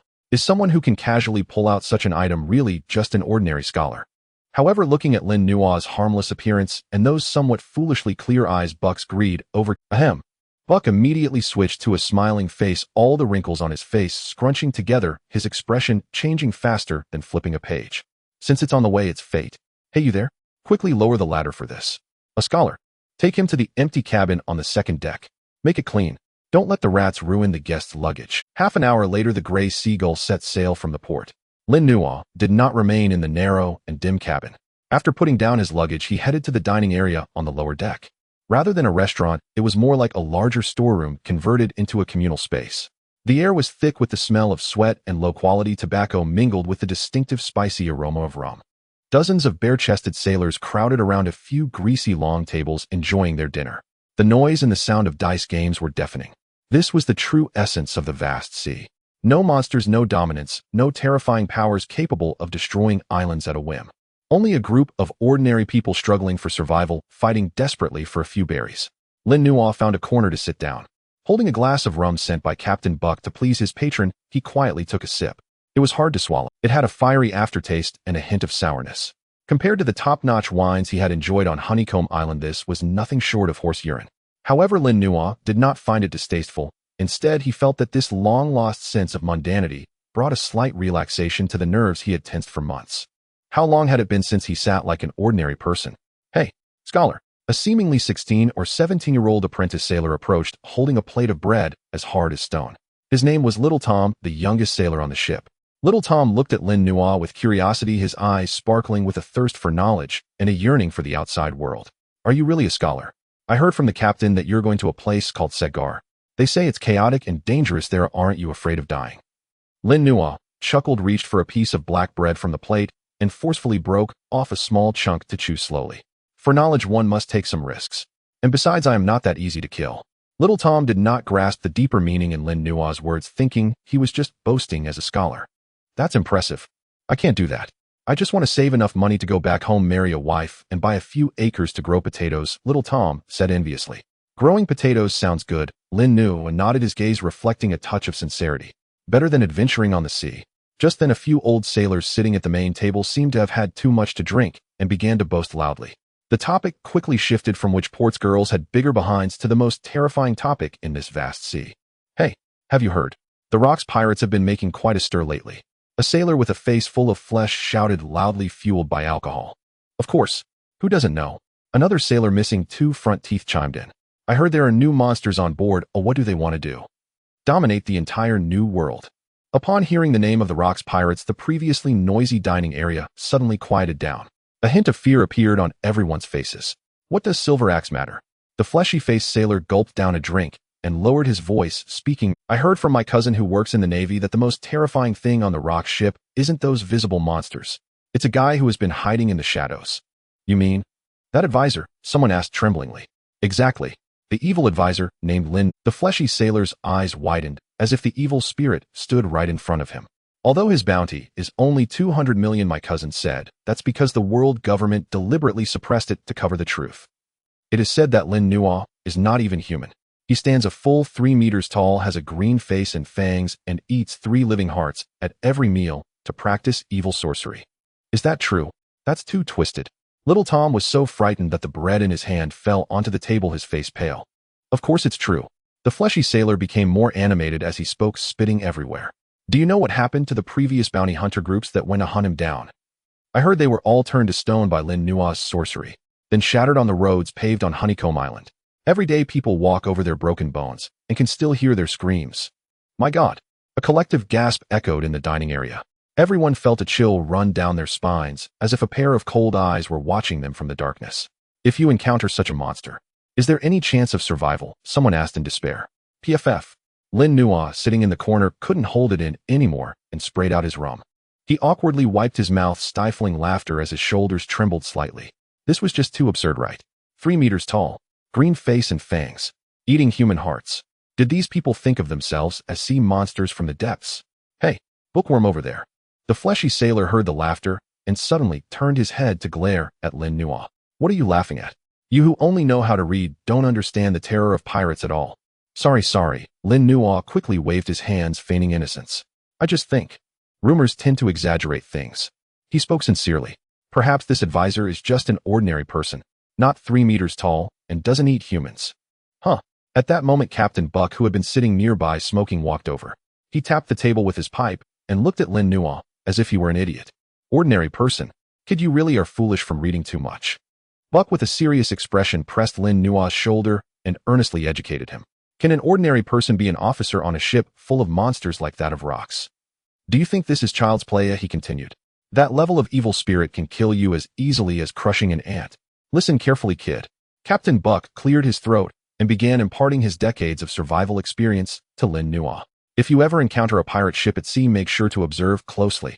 If you happen to run into that evil spirit named Lin Nuo, your broken knife won't even be fast enough to cut fruit.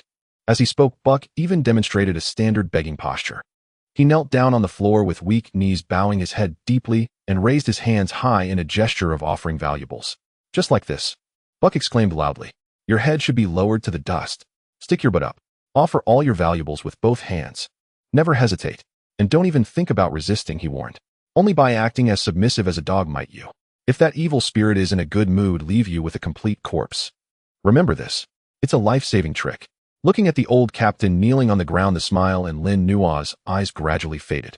He watched Buck's hunched figure and the approving, even admiring gazes of the surrounding sailors. He felt no offense and had no intention of standing up to show off. On the contrary, he felt an inexplicable heaviness.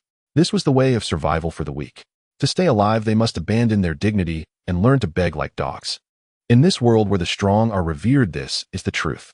Lin Nuo slowly stood up, retracting the nonchalant smile from his face. I have learned well. Lin Nuo's voice was gentle yet serious. If I truly encounter that evil spirit, I will remember to do this. That's right, Buck said with satisfaction, standing up and brushing the dust off his knees. Surviving is more important than anything else. This is the only rule at sea.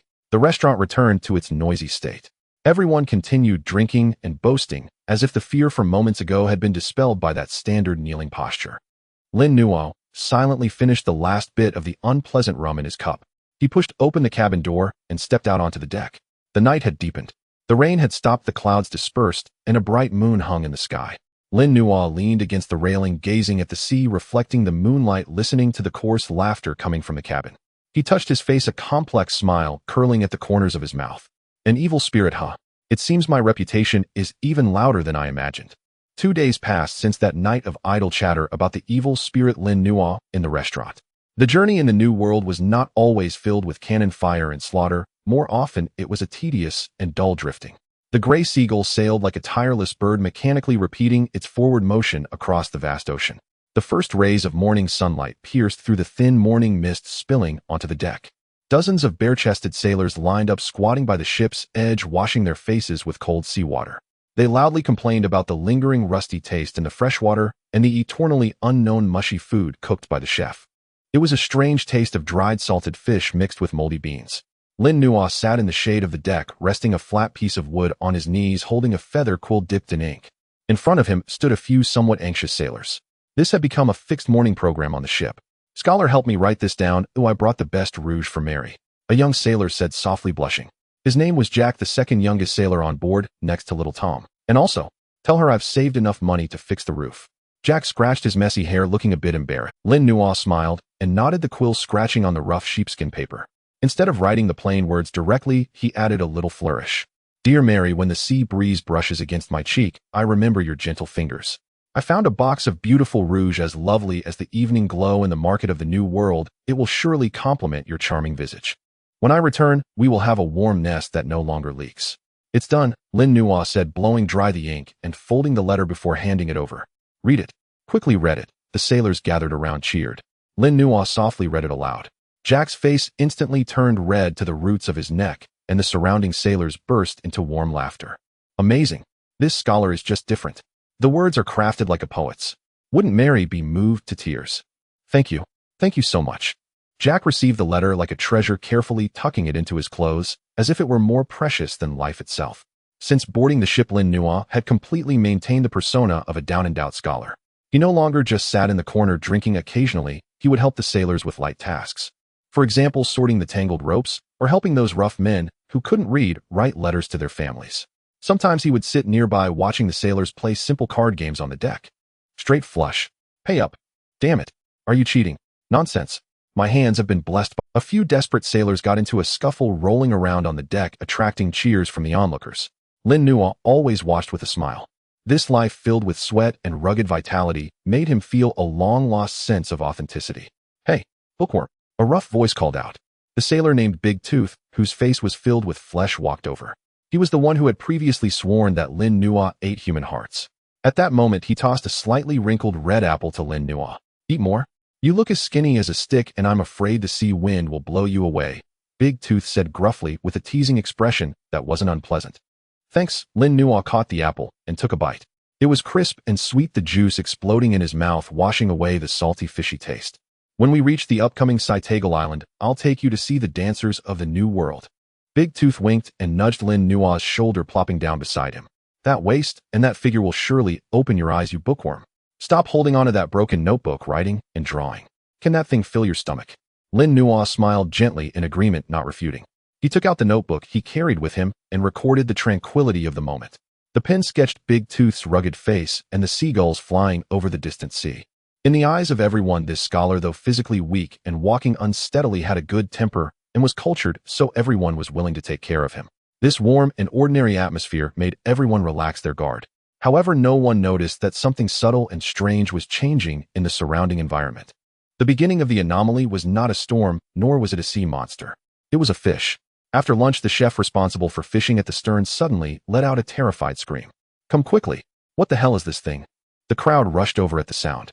There lay a strange fish that had just been pulled up on the deck. The fish was half a person's length, displaying a sickly pale color all over, lacking scales, with skin so slimy it resembled a layer of mucus. The most terrifying part was its eyes. Two enormous and bulging eyeballs nearly occupied half of its face, having burst open due to the sudden change in pressure, oozing murky liquid. Its mouth was filled with densely packed fangs like steel needles, continuously opening and closing, producing a strange clicking sound. "Is this a deep-sea anglerfish?" Old Buck approached and kicked the fish with his foot, his face turning somewhat ugly. "This thing typically lives at depths of several thousand meters. How could it end up on the surface, say? Maybe it got lost." Big Tooth speculated. "Deep-sea fish don't get lost." Old Buck shook his head, gazing at the sea surface at the stern. There more and more white spots emerged. One by one, deep-sea fish flipped belly up to the surface. Opa eel and many more deep-sea aberrations whose names could not be recalled. It seemed as if some terrifying force had driven them up from the depths, causing their internal organs to rupture due to the unbearable low pressure at the surface, resulting in their tragic deaths. The originally azure sea surface instantly transformed into a hellish scene filled with corpses. A strong stench of decay permeated the air. "The bottom water has come up," Old Buck murmured, his voice trembling imperceptibly. "Something large is rolling beneath, disturbing the entire seabed." Lin Nuo stood at the back of the crowd, adjusting his non-existent glasses. His observation Haki silently extended downwards. In that unfathomable darkness, he sensed an ancient and colossal presence slowly awakening. On the afternoon of the third day, the once bulging sails suddenly deflated. There was no transition. It was not that the wind weakened, but rather it completely disappeared. The massive canvas drooped helplessly, emitting a muffled thud like the wings of a bird that had lost its breath. Then there was the sea surface. The New World sea, which had been tumultuous, became smooth as a mirror in a very short time, not even a ripple to be seen. The floating corpses of deep-sea fish also ceased to move, quietly embedded on the water's surface like specimens set in black amber. The seawater was no longer azure or deep blue, but displayed a hauntingly profound, ink-black hue. It resembled a pool of stagnant water. "Damn it! Why is there no wind?" Captain Buck, with a pipe in his mouth, poked his head out from the cabin. A thin layer of sweat had formed on his forehead. The instincts of an old sea dog were going off like alarms. This calm was abnormal. It was too quiet. Even the cries of seagulls had vanished. "Everyone move. Row. No slacking off. We need to leave this area. Hurry." Buck shouted, his voice tinged with a hint of hysteria. Dozens of sailors grumbled as they put down their tasks and picked up the heavy wooden oars. "1, 2, heave." The rowing chant began. The oars entered the water. But soon the sailors' expressions changed. "Captain, something's not right." Big Tooth shouted, drenched in sweat, his veins bulging, his face turning purple. "Why is this water so heavy? It's like grease." The oars did not create the usual light spray, but instead encountered an extremely viscous resistance. It felt like stirring a pot of nearly solidified cement. Each stroke required 10 times the usual effort. Within less than 10 minutes, even a robust sailor like Big Tooth was gasping for breath with blisters forming on his palms. No matter how hard they tried, the ship moved as slowly as a snail. The gray seagull was like a fly stuck in a spider's web, only able to struggle in this viscous dead water. A sense of inexplicable oppression began to spread aboard the ship. No one joked anymore, nor did they talk about the dancers. Only the heavy gasps and the sound of oars stirring the grease-like seawater echoed in the suffocating silence. A sense of inexplicable oppression began to spread aboard the ship. No one joked anymore, nor did they talk about the dancers. Only the heavy gasps and the sound. He gazed at the black seawater, his brow slightly furrowed. This was not a mere stagnation of ocean currents. Something had altered the surface tension of the seawater. This was his eye for survival in the New World. In the next second, Old Buck's pupils constricted sharply, nearly biting down on his pipe. "Silence." This was his eye for survival in the New World. In the next second, Old Buck's pupils constricted sharply, nearly biting down on his pipe. "Silence." The red needle, which usually pointed toward the magnetic field of the next island, was now pointing straight down toward the bottom of the glass cover. It remained motionless, as if the magnetic needle inside had died. The magnetic force has disappeared. Old Buck pounded the glass cover, beads of cold sweat streaming into his eyes, stinging painfully. This is the new world. There are chaotic magnetic fields everywhere. How could there be no magnetic force at all? He frantically looked up at the sky. The dark clouds had unknowingly obscured the sun and stars, making it impossible to discern east from west. The entire sky was like an inverted iron pot, trapping them inside. Look at the ocean currents. Quick look at the ocean currents. Old Buck rushed to the ship's edge, attempting to discern the direction of the water flow by observing the currents. But he was horrified to find that the currents were also chaotic. One moment flowing east, the next flowing west, and at times even swirling in place, forming bizarre little whirlpools. The corpses of deep-sea fish spun within these whirlpools, as if performing a dance of death. It was as if something gigantic beneath the seabed was randomly stirring the water, disrupting all natural laws. The gray seagull had completely turned blind, like a headless fly spinning in place on this dead black sea surface. Time passed in fear. Fear spread like a plague in the cabin. Some began praying to the sea god, while others cursed the damned weather. The young sailor Jack, who had written a letter to Mary, huddled in a corner, tightly clutching the letter to his chest, tears flowing uncontrollably. Are we going to die here? The apprentice sailor Little Tom shrank behind Big Tooth, his voice quivering with tears. Big Tooth did not answer him, merely gripping the rope tightly, his knuckles turning white. In the evening, a thick gray mist rose over the sea. The mist came quickly, bringing a bone-chilling chill, as if a wall was pushing in from all directions, completely engulfing the gray seagull. Visibility dropped to an extremely low level. Standing at the bow, one could barely see the mainmast. This closed, damp, and dead environment gradually eroded the psychological defenses of the crew. Just as everyone was in despair, a sailor on the lookout tower suddenly let out a heart-wrenching scream. Land! There is land ahead. I see a shadow. This shout rang out like thunder. The previously lifeless deck erupted in chaos. Everyone rushed to the edge of the deck, staring intently into the depths of the mist. In the gray mist ahead, a massive, undulating black silhouette could be faintly seen floating on the surface. The silhouette was extraordinarily large, stretching for several kilometers, resembling either a deserted island or a vast area of exposed rocks. We are saved. It's an island. It must be an island. Hurry. Row over. At least we can drop anchor, and rest will decide what to do once the fog clears. Everyone clung to the hope of salvation, desperately steering the ship towards that black shadow. Even Old Buck reignited his hope, gripping the helm tightly to adjust the course. No matter if it's a deserted island or whatever, as long as it's land. The ship broke through the mist, heading towards the massive shadow. As the distance closed in 500 meters, 300 meters, 100 meters. With the flickering light of the oil lamp at the bow, Old Buck finally saw the true nature of the island. In that instant, he felt his heart stop. It was not rock, nor was it soil. It was a layer covered with enormous barnacles, deep green seaweed, and countless ancient scars. Each of those barnacles was as large as a house, densely packed together. One could even see some crab-sized creatures and parasitic fish with tentacles crawling atop. A primal sense of dread pierced through Old Buck's mind instantly. Stop. Stop the ship. Old Buck's voice trembled, his teeth chattering, producing a clattering sound. That is not an island. Before he could finish his sentence, "Ooh," a sound muffled yet thunderous suddenly erupted from the mist. It was so loud that it resonated with the hearts of everyone aboard, as if the entire world trembled.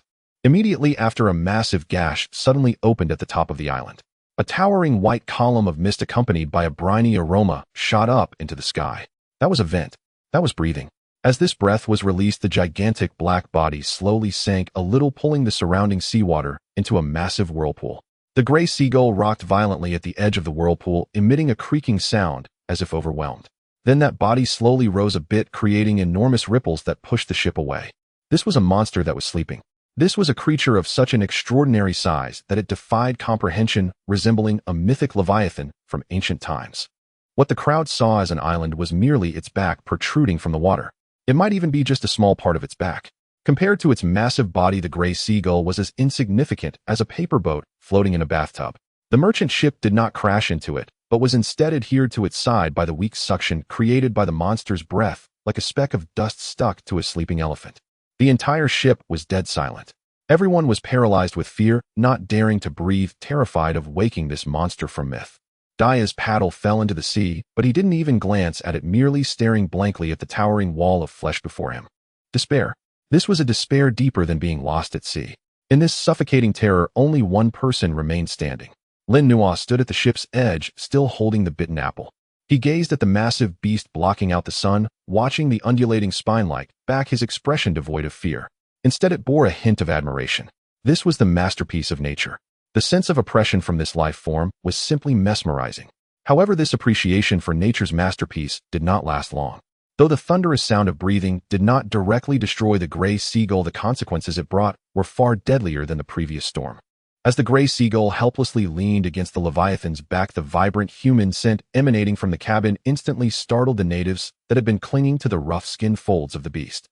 As the island-like back heaved with each breath, the natives clinging to the rough skin folds of the beast were roused. They were hundreds of deep-sea shield crabs, each the size of a millstone and half-human-sized blood-sucking sea lice. To this Leviathan, they were nothing more than insignificant mites. But for the gray seagull, this was a monster invasion in every sense. Crack, crack. The sound of countless limbs striking the deck sent shivers down everyone's spine. The monsters surged onto the deck along the edge where the ship met the giant beast like a tide. They waved their massive claws capable of severing ropes, emitting a desperate screech. This merchant ship laden with human lives was a banquet laid out for them. Damn, what the hell is this thing? Dia roared, drawing his curved knife. He charged to the front, striking fiercely at the back shell of a deep-sea shield crab. Clang. Sparks flew. The curved knife felt as if it had struck granite, causing Dia's hand to split. The shield crab was unscathed, instead becoming enraged. It swung its massive claw, directly clamping down on Dia's calf. Opt! A scream echoed across the deck. Blood instantly stained his pants. Fire! Quick fire! Old Buck raised the treasured shotgun, frantically pulling the trigger at the advancing monsters. Bang! Bang! Bang! Smoke filled the air. The lead bullets struck the hard shells of those monsters, leaving only blackened shallow pits, utterly failing to halt their advance. Despair spread through the cabin. Help! Help! The young sailor Jack, who had written a letter to Mary, let out a piercing scream. A half-human-sized blood-sucking sea louse pounced on him. Its sharp mouthparts easily pierced his shoulder, greedily sucking his blood. Jack struggled desperately, but his strength was as pale and powerless before these deep-sea monsters. This ship was about to become the monsters' dining hall. Everyone was to become an appetizer for this feast. A massive armored crab charged at Old Buck, who was busy loading ammunition. The giant claw was still dripping with the flesh of unknown sea beasts, clearly possessing terrifying cutting power. Old Buck despaired and closed his one eye. In his lifetime, he had evaded countless storms at sea, never expecting to meet his end at the claws of a crab. Just as that giant claw was about to snap Old Buck's good leg, a long, fair hand gently pressed down on the claw, capable of cutting through steel. It was a hand that looked quite suited to hold a pen. Finger gun bullet. No build-up. The movement of the fingers was hardly discernible. Bang. With a dull explosion, the armored monster crab that even the gun couldn't penetrate exploded instantly. The hard shell shattered into countless pieces and juices, splattering Old Buck's face. The entire ship fell silent. Only the sound of raindrops beating against the deck remained. Everyone looked incredulously at the figure standing in front of Old Buck. That figure, who usually only wrote letters and walked with a light gait, was a frail scholar. Lin Nuo leisurely untied the tattered oilcloth wrapped around the knife handle. The cloth fell away, revealing a bright, cold gleam. He took off the cumbersome gray trench coat, revealing a thin, rain-soaked white shirt. The muscular lines of his body were faintly visible in the downpour. The gentle and refined demeanor of a scholar was completely gone, replaced by a chilling aura that made all creatures tremble. Old Buck. Lin Nuo turned to glance at the dumbfounded Old Buck, a gentle smile appearing on his face. It seems this group of beasts doesn't understand the kneeling posture from just now. Since there's nothing to discuss, we can only change our method of communication. Before the words fell silent, Lin Nuo's figure suddenly vanished. All that could be seen on the deck was a black shadow darting through the horde of monsters. With every pause came the crisp sound of shells shattering. Puff, puff, puff. Dozens of shield crabs and sea lice the size of grinding wheels burst apart, turning into a mass of flesh strewn across the ground. This was a numerical crushing. This was the difference between a strong person and an ant. The sailors stared blankly at this scene, their minds a complete blank. The coward they had mocked all along turned out to be a monster in human guise. However, Lin Nuo did not feel relieved after eliminating these minions. On the contrary, his expression grew more serious than ever. Although the commotion on the deck was trivial to the slumbering giant, it was akin to mosquitoes buzzing around its face. It felt a bit itchy. Or perhaps it merely wanted to drink water. Boom. The sea began to tremble violently. The monstrous back, resembling an island, started to sway dramatically. It shook its head. Just this simple action overturned the previously calm sea. The water cascaded down like a waterfall, obscuring the sky. A head so large it was beyond description slowly rose.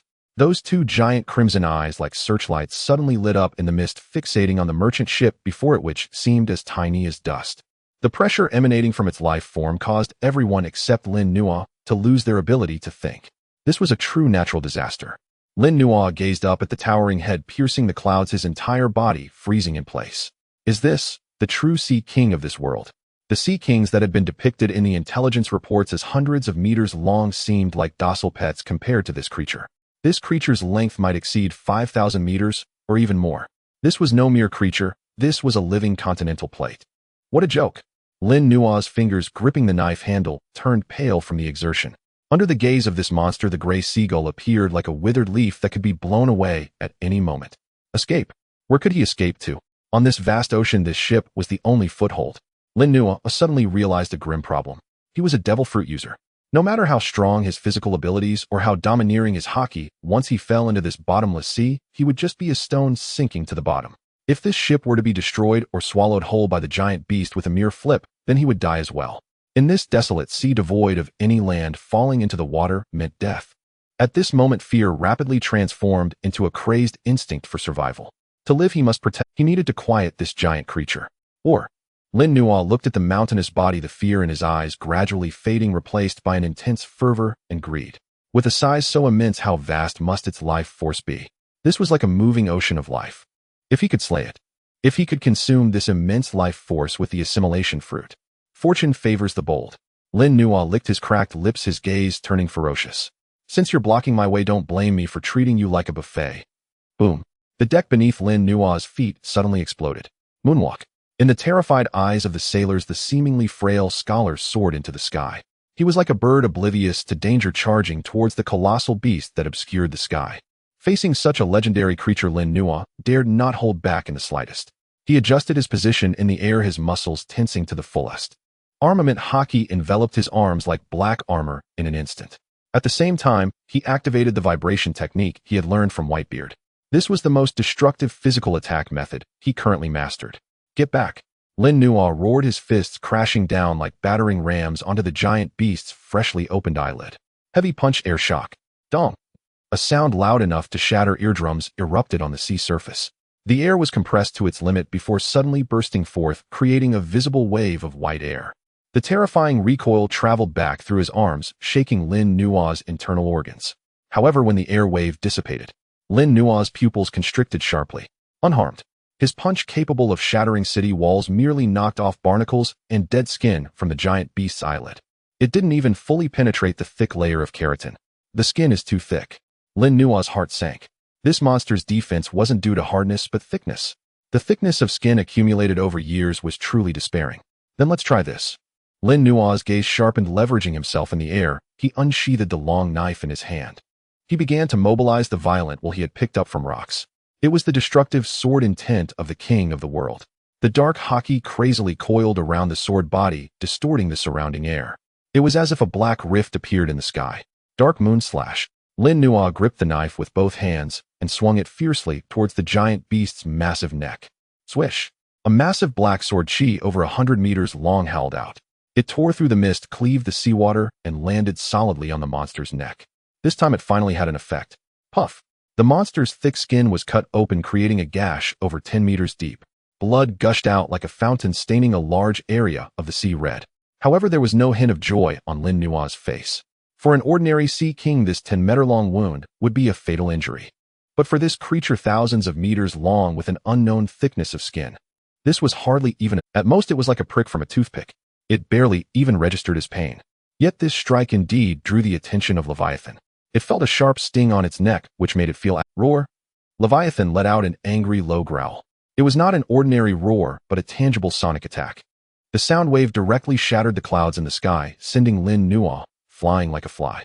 He stepped on the air dozens of times to barely stabilize himself, a trickle of blood oozing from the corner of his mouth. No, the size difference is too great. Lin Nuo wiped the blood from his mouth, staring at the colossal creature before him that he could not possibly shake. Fighting it outside will exhaust me without killing it. Moreover, this monster was evidently enraged. It opened its abyssal maw wide enough to swallow islands.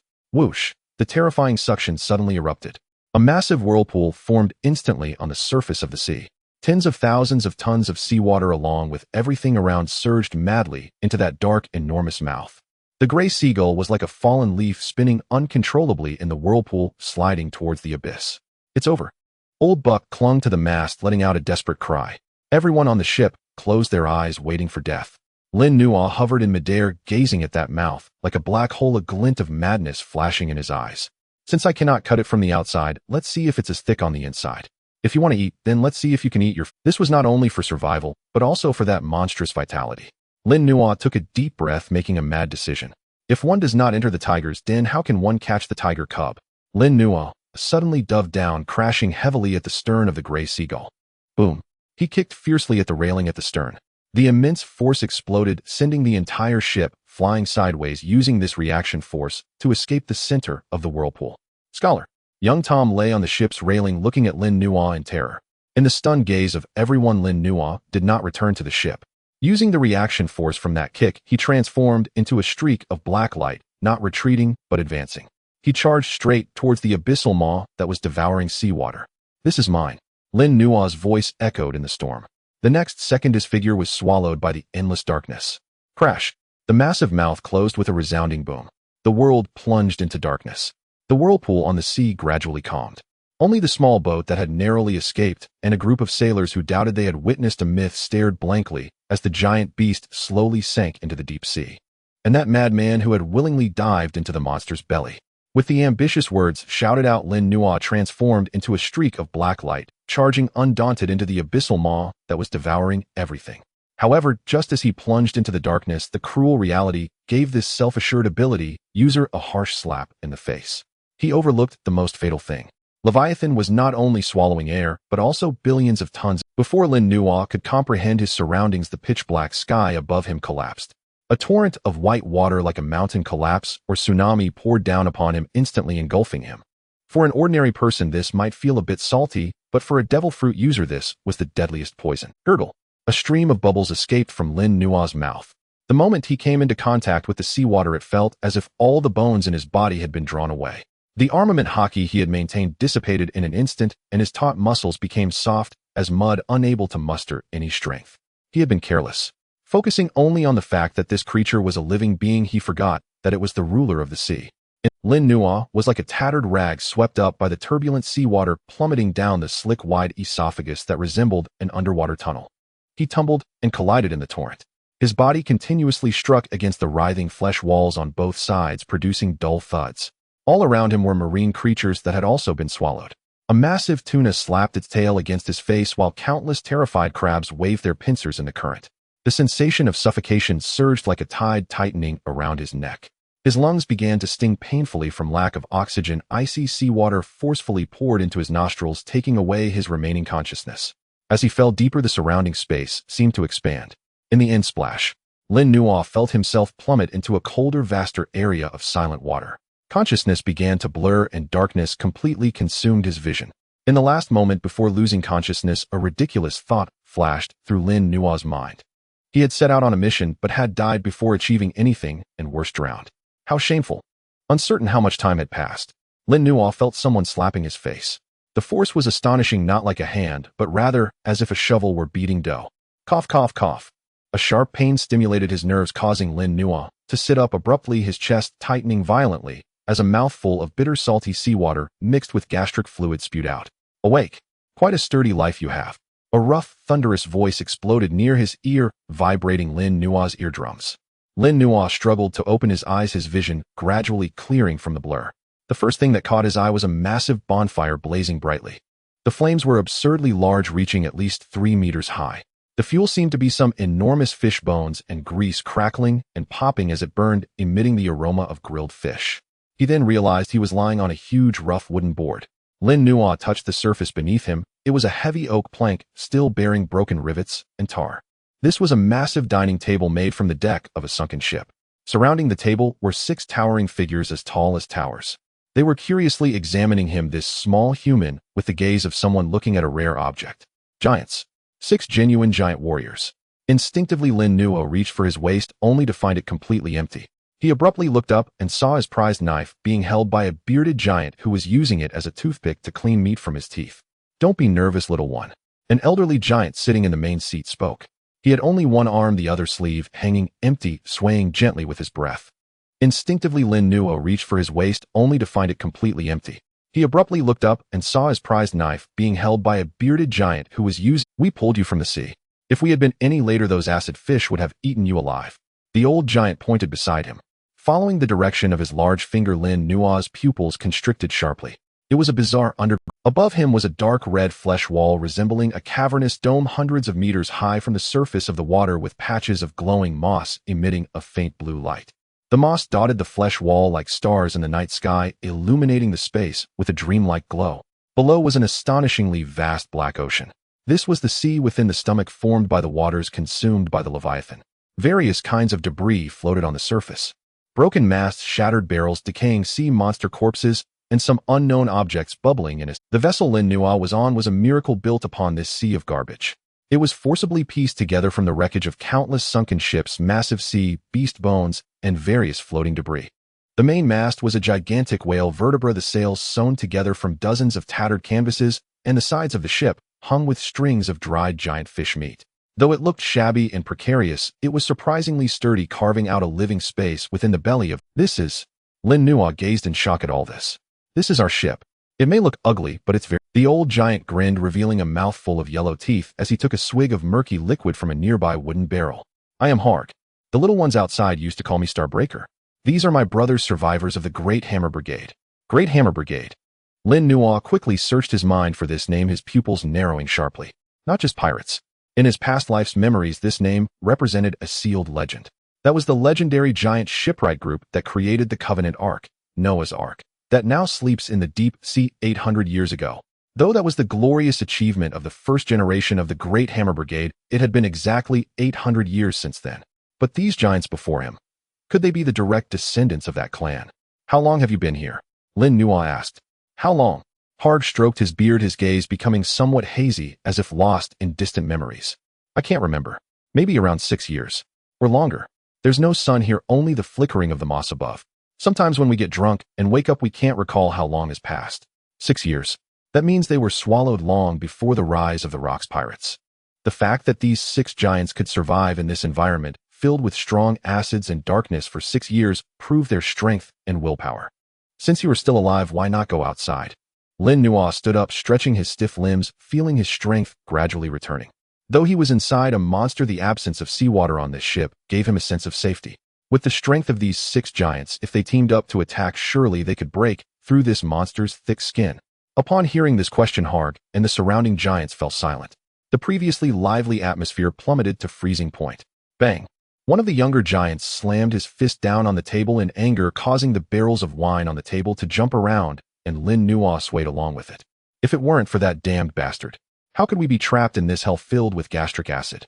The young giant's eyes turned red, his teeth grinding audibly. Harg sighed and opened his tattered shirt. Lin Nuo's pupils narrowed. On that broad chest, there was a large patch of dark bruises. That was frostbite. A large area of necrotic skin displayed a terrifying gray-black color, with surrounding muscles shriveled and deformed, revealing the net of blood vessels beneath that had ceased to grow. That was permanent frostbite. Not only Harg, but the other 5 giants also bore such scars to varying degrees, some on their arms, others on their legs, a horrifying sight. 6 years ago, we were sailing the giant ship toward the city of 7 waters. Harg's voice was low and hoarse, filled with endless hatred and memories.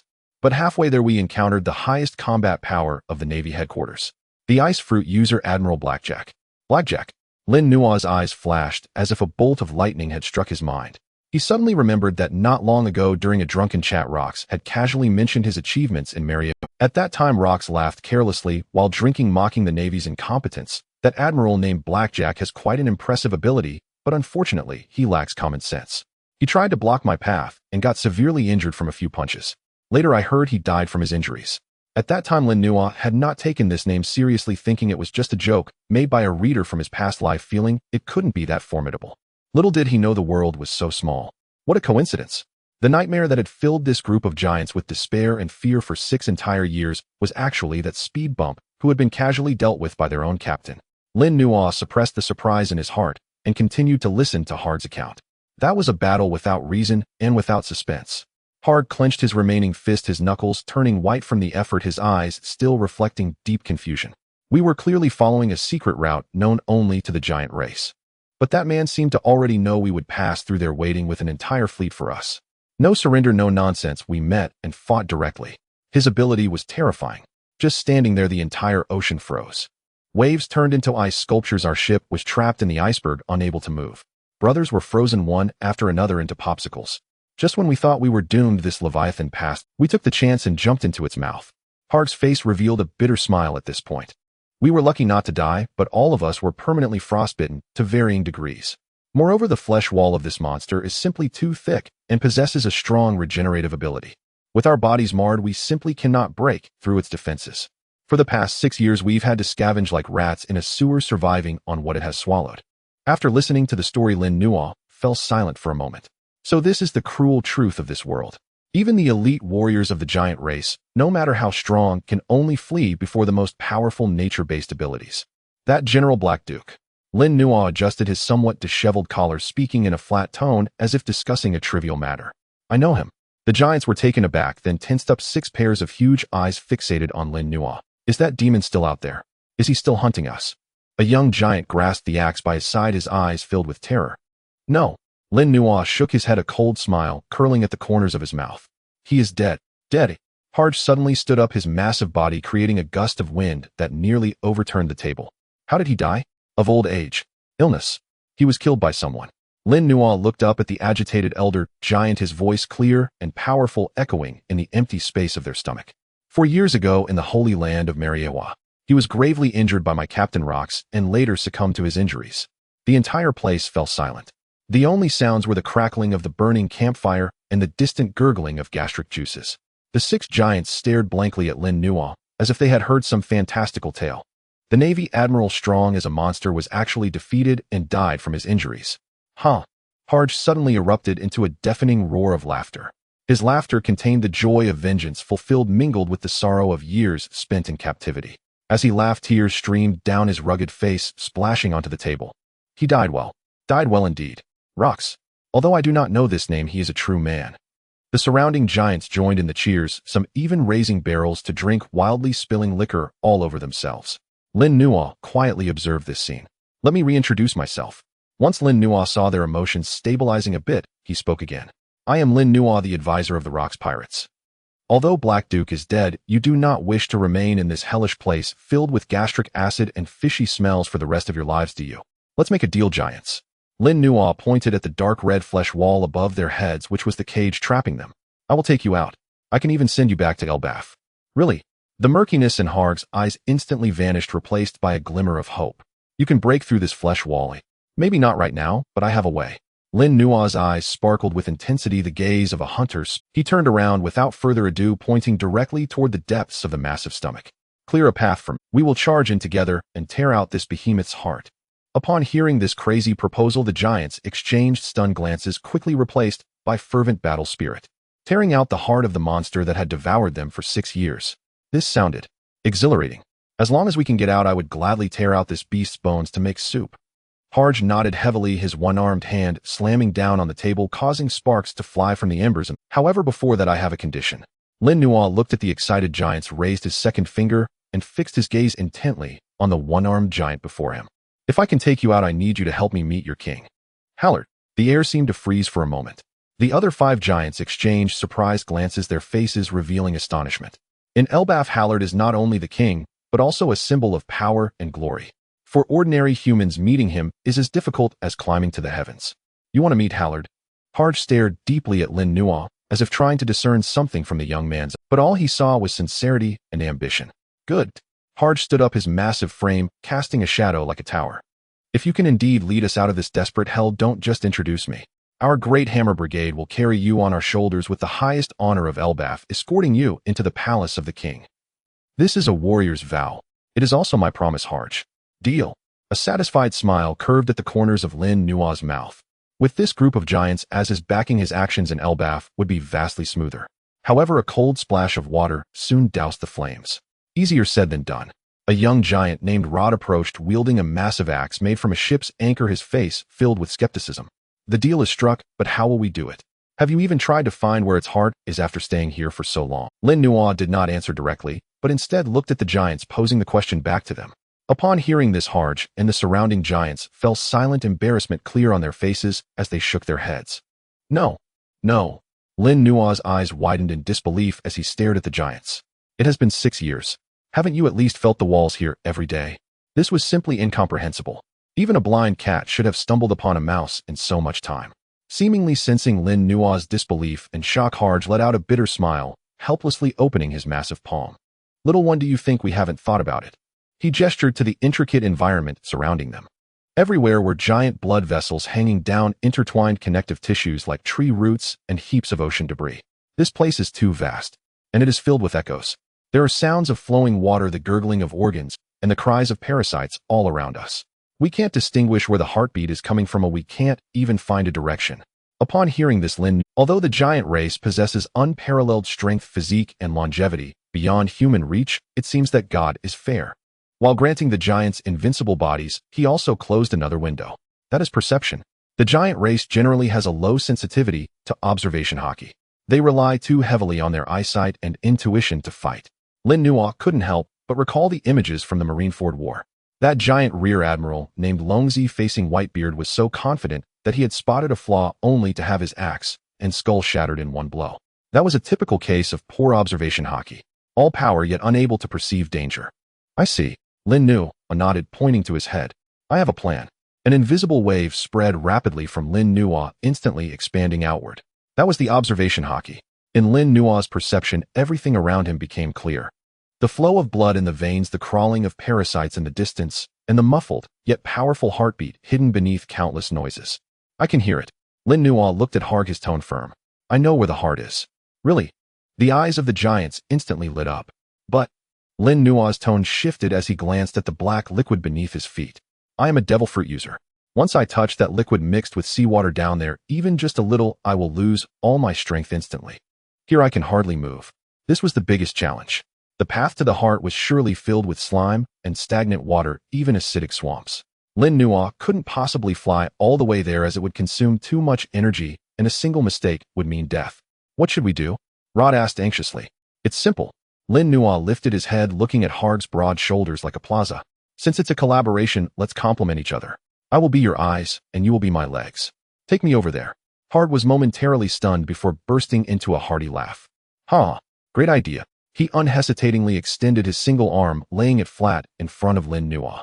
That palm was as large as a bed, with fingerprints as distinct as ravines. Come on, little one. From today, you are the navigator of the Great Hammer Brigade. Lin Nuo jumped onto Harg's palm without hesitation. Harg carefully raised his hand, placing Lin Nuo on his right shoulder. Lin Nuo grasped a thick strap on Harg's shoulder and stood steadily. At that moment, a familiar sensation washed over him. The Assimilation Fruit activated. The energy surging into his body this time was entirely different from before. There was no violent sense of power, no sharp tearing sensation. It was a heavy and profound aura. Like a gently flowing river, it infused his previously hurried life stream. Lin Nuo was momentarily taken aback before quickly reacting. After this period of frantic assimilation on the rock ship and his own continuous training, he had actually surpassed this giant beneath him in terms of basic physique and Haki strength according to the fruit's completion principle. It skipped the option of strength and directly locked onto the most coveted racial talent of the giant tribe, which Lin Nuo currently lacked the most. Lifespan. That was a long span of 300 years unattainable by humans. A mysterious sensation enveloped his entire body. Lin Nuo felt his heartbeat becoming steadier and stronger. His cells were cheering. This elevation of life's essence made him unable to suppress a groan. Moreover, Lin Nuo discovered a new change. The assimilation speed had accelerated. One could even say it was astonishingly fast. Previously, gaining experience from rocks or Whitebeard was like a trickling stream requiring painstaking effort. But now, facing Harg, whose overall strength was inferior to his, this energy was practically gulping down. As he deepened his development of the fruit's abilities. For targets weaker than himself, the assimilation efficiency surged dramatically, like plundering. What a pleasant surprise. Lin Nuo clenched his fist and then shifted his attention away from the fruit's assimilation ability. Standing on the giant's shoulder, looking down from dozens of meters in height, the entire sea of the stomach was laid bare before his eyes. This feeling was wonderful. Like a bird standing on the back of an elephant. You little ones, grab your weapons. Harg roared, his voice echoing across the land. For freedom. We are going to perform an open-chest surgery on this giant. Roar. The remaining 5 giants simultaneously let out a roar. They rummaged through the piles of garbage for their respective weapons. Rod carried the enormous ship anchor axe. Another muscular giant hoisted a sharpened mainmast. and one held 2 huge iron plates as shields. This was a team that, albeit poorly equipped, had a momentum powerful enough to shake mountains. Set off. With Harg's command, the giants jumped into the shallows surrounding the ark. Their massive feet sank into the slime, splashing murky waves. They stepped into this flesh-colored swamp, filled with danger and malice. Above them were dense jungles of blood vessels, and around them was suffocating darkness and stench. Not long after they set out, dense sounds of friction arose around them. Countless scavengers living within the monsters treated this group of invaders as snacks. Giant roundworms, blood-sucking leeches, and armored giant crabs pounced from the shadows. Don't stop. Lin Nuo stood on Harg's shoulder, closing his eyes. The observation Haki spread out like a large net, instantly covering the surrounding space. Here he was, the eyes and brain of this team. Left front smash. Right side sweep. Behind thrust. Simple and ruthless commands echoed in the darkness. The giants, driven by their thirst for power and obsession with survival, chose unconditional trust. They no longer sought the enemies with their eyes, but completely followed the commands of that tiny human. The heavy weapons in their hands whistled through the air, accurately striking every shadow that attempted to approach. Puff! Crack! The sound of explosions was incessant. The giants' unparalleled brute strength, combined with Lin Nuo's Godseya perception, created a terrifying chemical reaction. Nothing could stop their progress. The previously despairing maze transformed into a bloody path to This is exhilarating. Rod smashed a monstrous worm with his axe and shouted excitedly. This feeling of hitting exactly where he aimed cleared away the pent-up frustration accumulated over the past 6 years. The speed of the team's advancement grew faster, until the surrounding viscous soft tissue diminished, replaced by tougher muscular walls. The temperature began to rise sharply, and the air became scorching and humid. The smell of sulfur and rust was pungent to the point of being nauseating. It was the heat and scent brought by the rapid flow of blood. And that sound finally became clear. Dom, dom. It was no longer a vague vibration, but like a giant drum resonating right in his ear. With each sound, Lin Nuo could feel Harg's massive body vibrating beneath him. Even the air around them pulsed with this rhythm. We've arrived. Harg stopped, reaching out to push aside a thick layer of yellow fat that resembled a curtain. With a whoosh, as the layer of fat was torn open, a dazzling red light filled their vision. Everyone held their breath. In the center of that enormous cavity hung a breath-stealing, colossal object. It was as big as a castle, with a dark red hue, its surface covered with blood vessels as thick as tunnels pulsating rhythmically. With each contraction, it pumped out a massive flow of blood, producing a thunderous roar. This was the source of power for this mythical creature. Lin Nuo stood on the giant's shoulder, his pupils reflecting that eerie red light. A cruel and excited smile curved at the corners of his mouth. I found it. The moment was found just as it had fallen. Before Lin Nuo could make his next move, the enormous heart that had been rhythmically pulsating suddenly contracted violently. It was as if a sleeping giant had been pricked by a needle. A wave of invisible yet palpable mental fluctuation instantly swept through the entire thoracic cavity. It resembled an instinctive response triggered by an ancient creature facing the threat of death. In that fleeting moment, the once still dark red flesh walls around him suddenly seemed to come alive. Countless thick blood vessels instantly engorged and swelled to a purplish-black hue. The previously soft layers of fat and muscle tissue began to writhe madly. The internal defense mechanism of this monster was thoroughly activated. A rumble echoed. The surrounding space began to collapse rapidly in all directions. Tons of muscle tissue surged forward like hydraulic machines operating at full power, crazily squeezing in from all sides with a force capable of crushing everything. It aimed to crush these intruders within its body into a pulp. The ground beneath Lin Nuo's feet instantly collapsed. The flesh wall above him came crashing down like the sky itself. The once spacious cavity transformed in the blink of an eye into a flesh and blood coffin that was about to close. Lin Nuo felt his footing slip as he was nearly engulfed by the rolling muscle folds.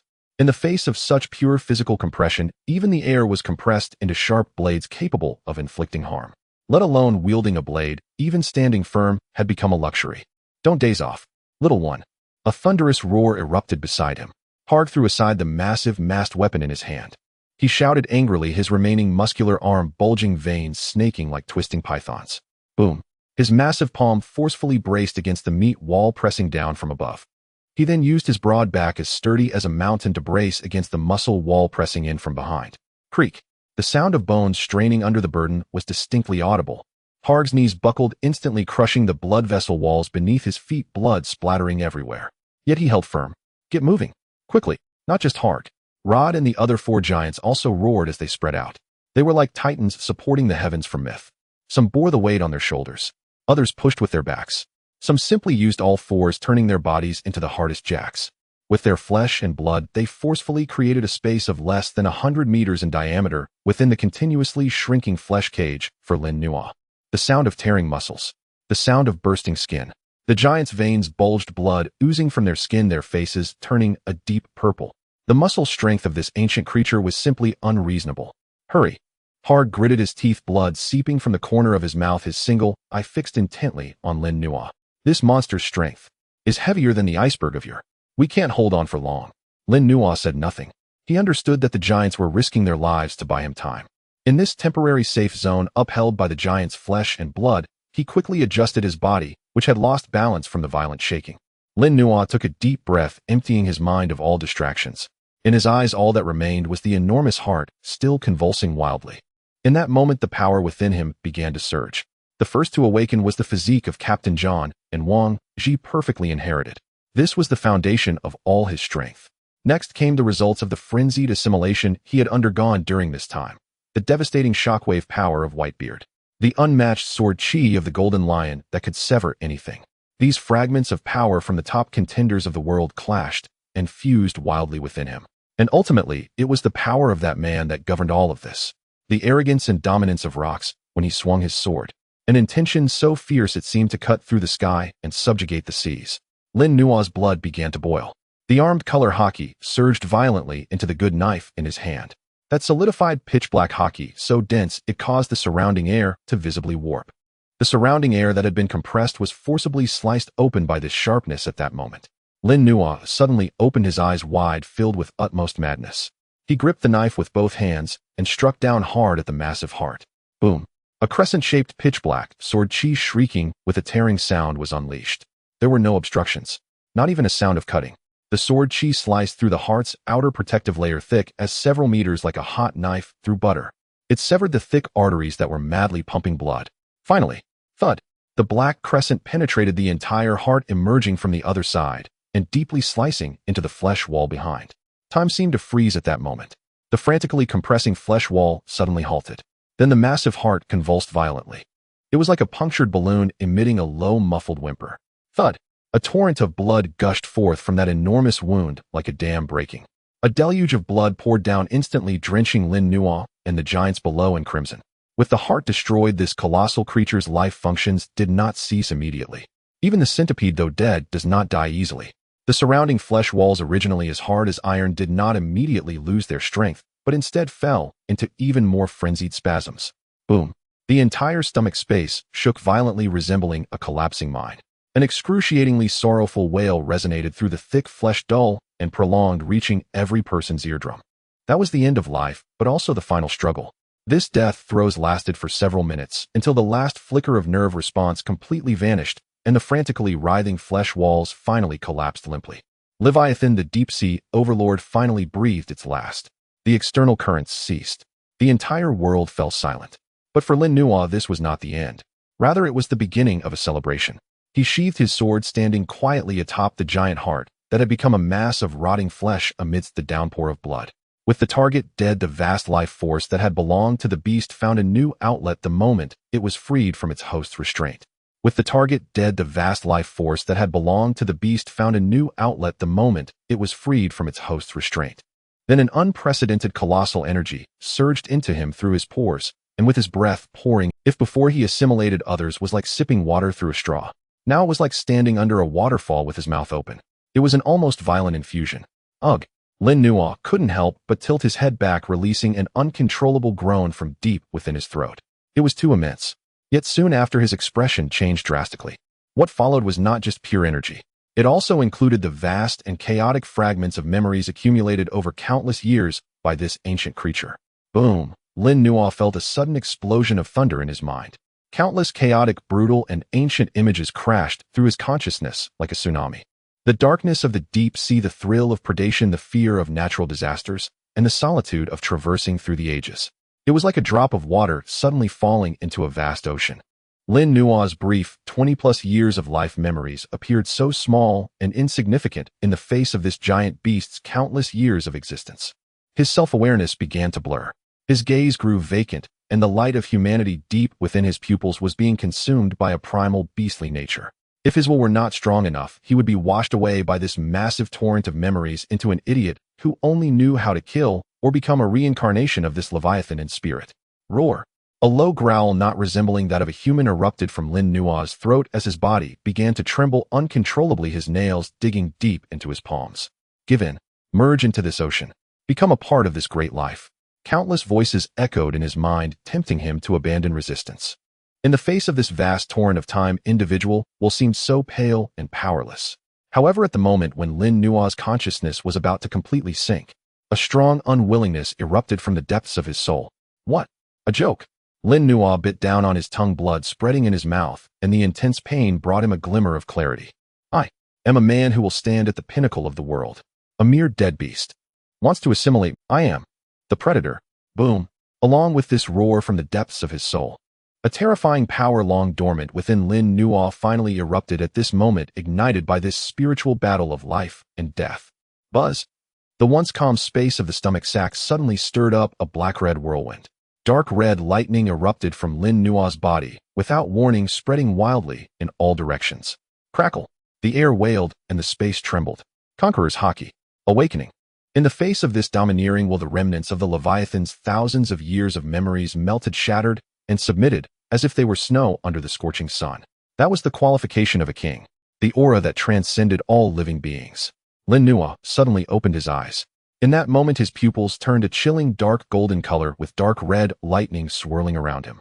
At that instant Harg and the other 5 giants felt their hearts contract violently. A shivering sensation from deep within their souls made it nearly impossible for them to hold their weapons.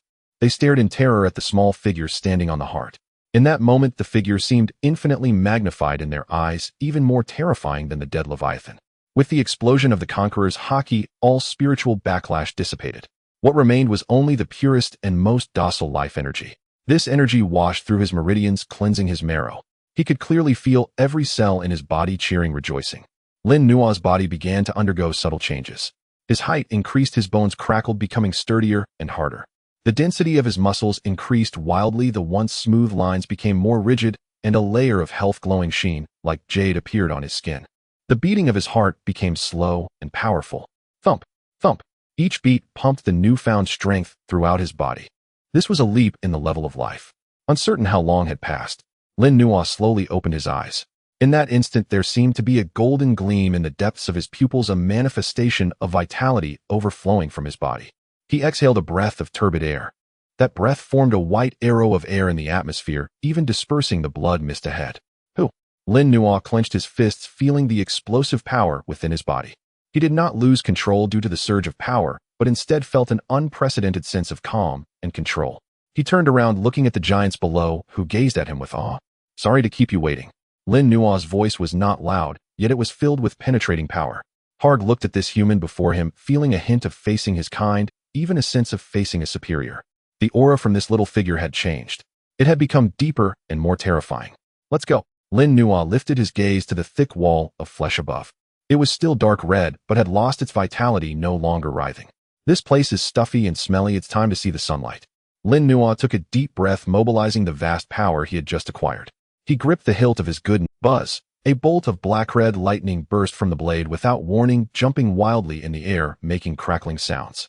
This was a power that only the rare few at the pinnacle of the world could wield.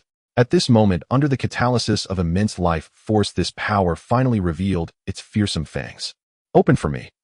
Lin Nuo roared, fiercely slashing at the thick muscles above his head. Boom. A colossal slash capable of tearing the heavens surged upwards. It was not only sharp, but also carried an unmatched shockwave. Accompanied by a deafening roar, the entire mass of heavy flesh was explosively torn apart. A massive crack over 100 meters long leading to the outside world suddenly appeared. A torrent of blood and shattered flesh erupted into the sky like a volcanic eruption. The long-lost sunlight, the salty and fishy sea breeze, flowed in through the crack, which seemed to have been split open by a deity, illuminating this dark and silent space. Ha ha ha! Sunlight! It's sunlight! Rod dropped his axe, shouting like a child. Tears welled up in Harg's single eye. We have emerged. Stop standing there like fools, big guys. Lin Nuo sheathed his knife, and with a step he shot up like a cannonball. Hurry, let's get out first. The giants, as if waking from a dream, erupted with deafening cheers. They climbed up using hands and feet along the blood path Lin Nuo had carved. When Lin Nuo was the first to leap out of the crack, his feet landing on the Leviathan's back as wide as an island, the glaring sunlight made him squint. The sea breeze rustled his bloodstained shirt. Beneath him lay the corpse of a dead giant beast. All around was the boundless ocean. The sky was as blue as a giant gem. Lin Nuo took a deep breath of this air filled with the essence of freedom, stretched out his arms, feeling the relentless power surging within him. That feeling of being reborn made him unable to resist laughing out loud. Harg and the other 5 giants also crawled out one after another.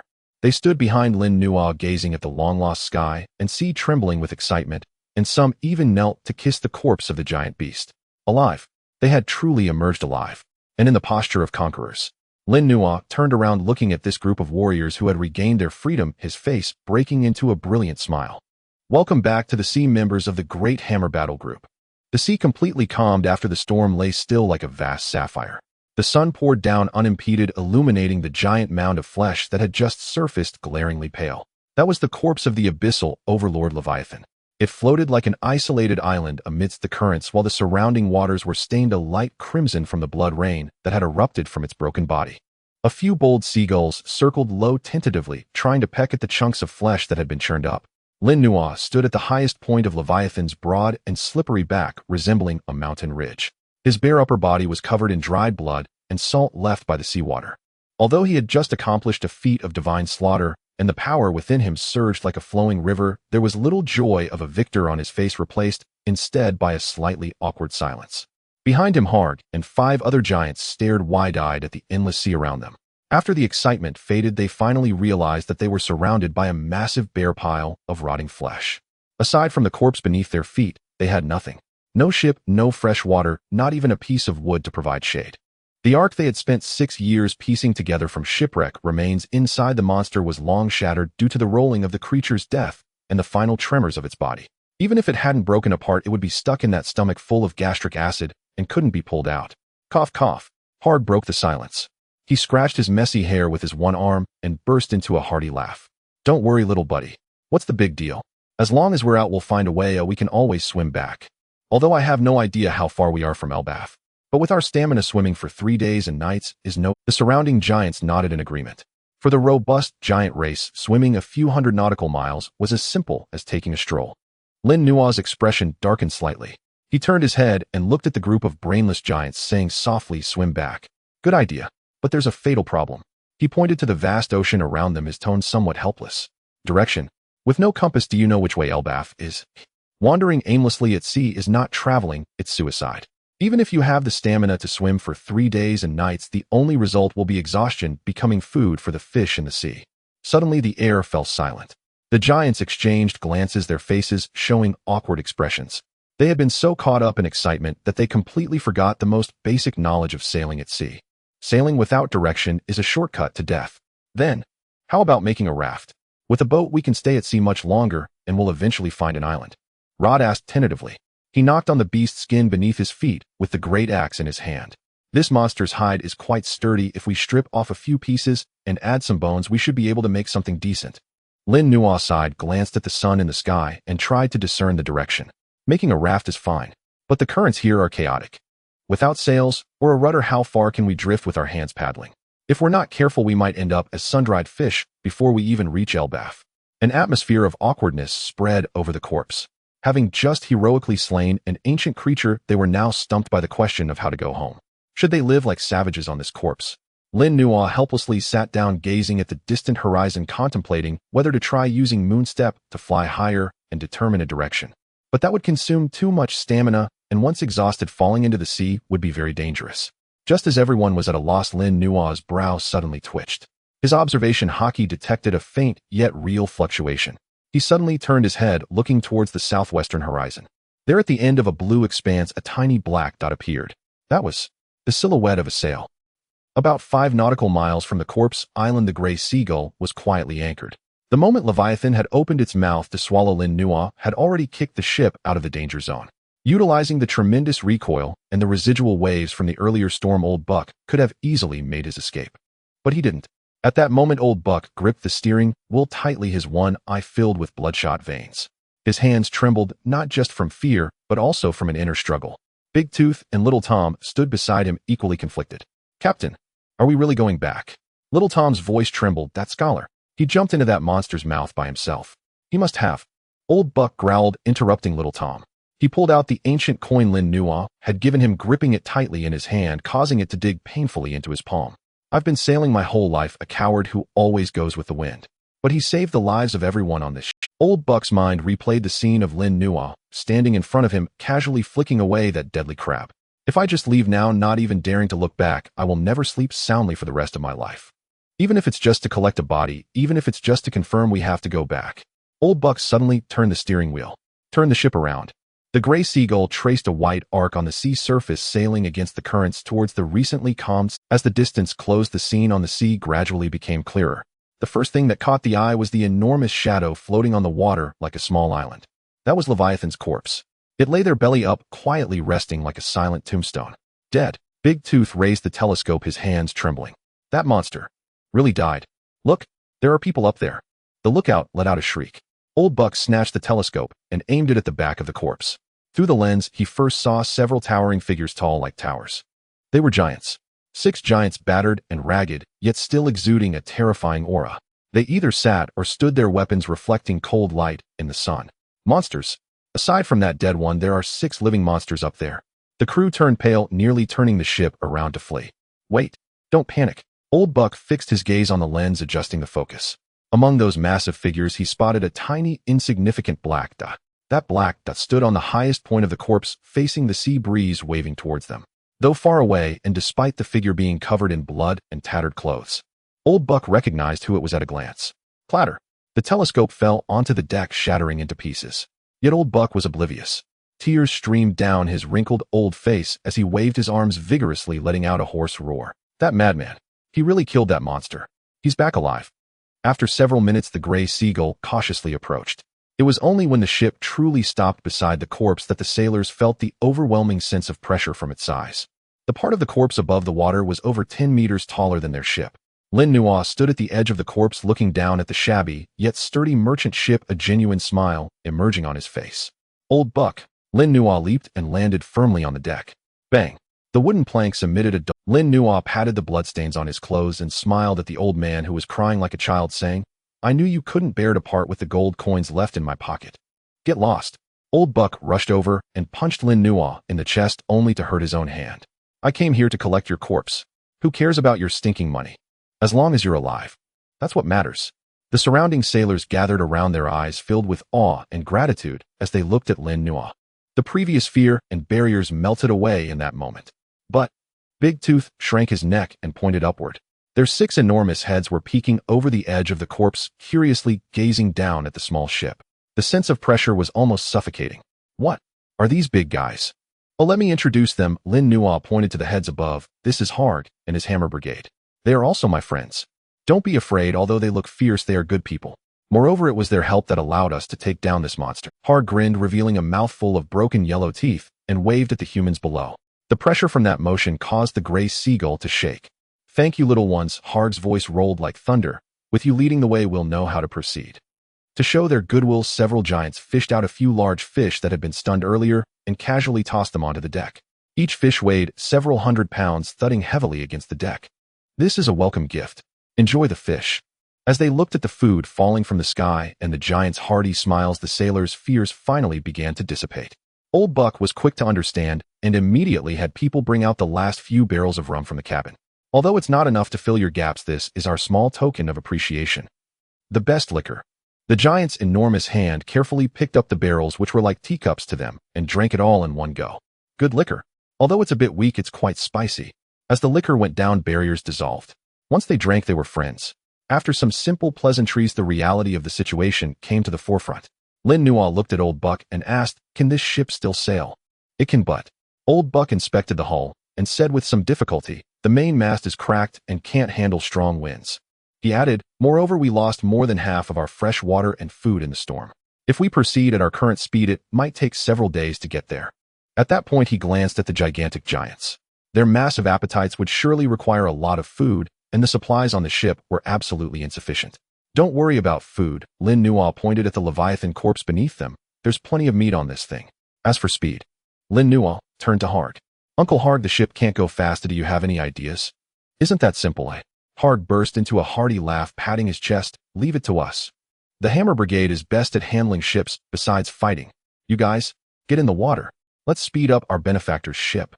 At Harg's command, 6 giants jumped into the sea. Splash, splash. The massive splashes erupted. The giants didn't feel discomfort from the sea water. They were truly children of the ocean.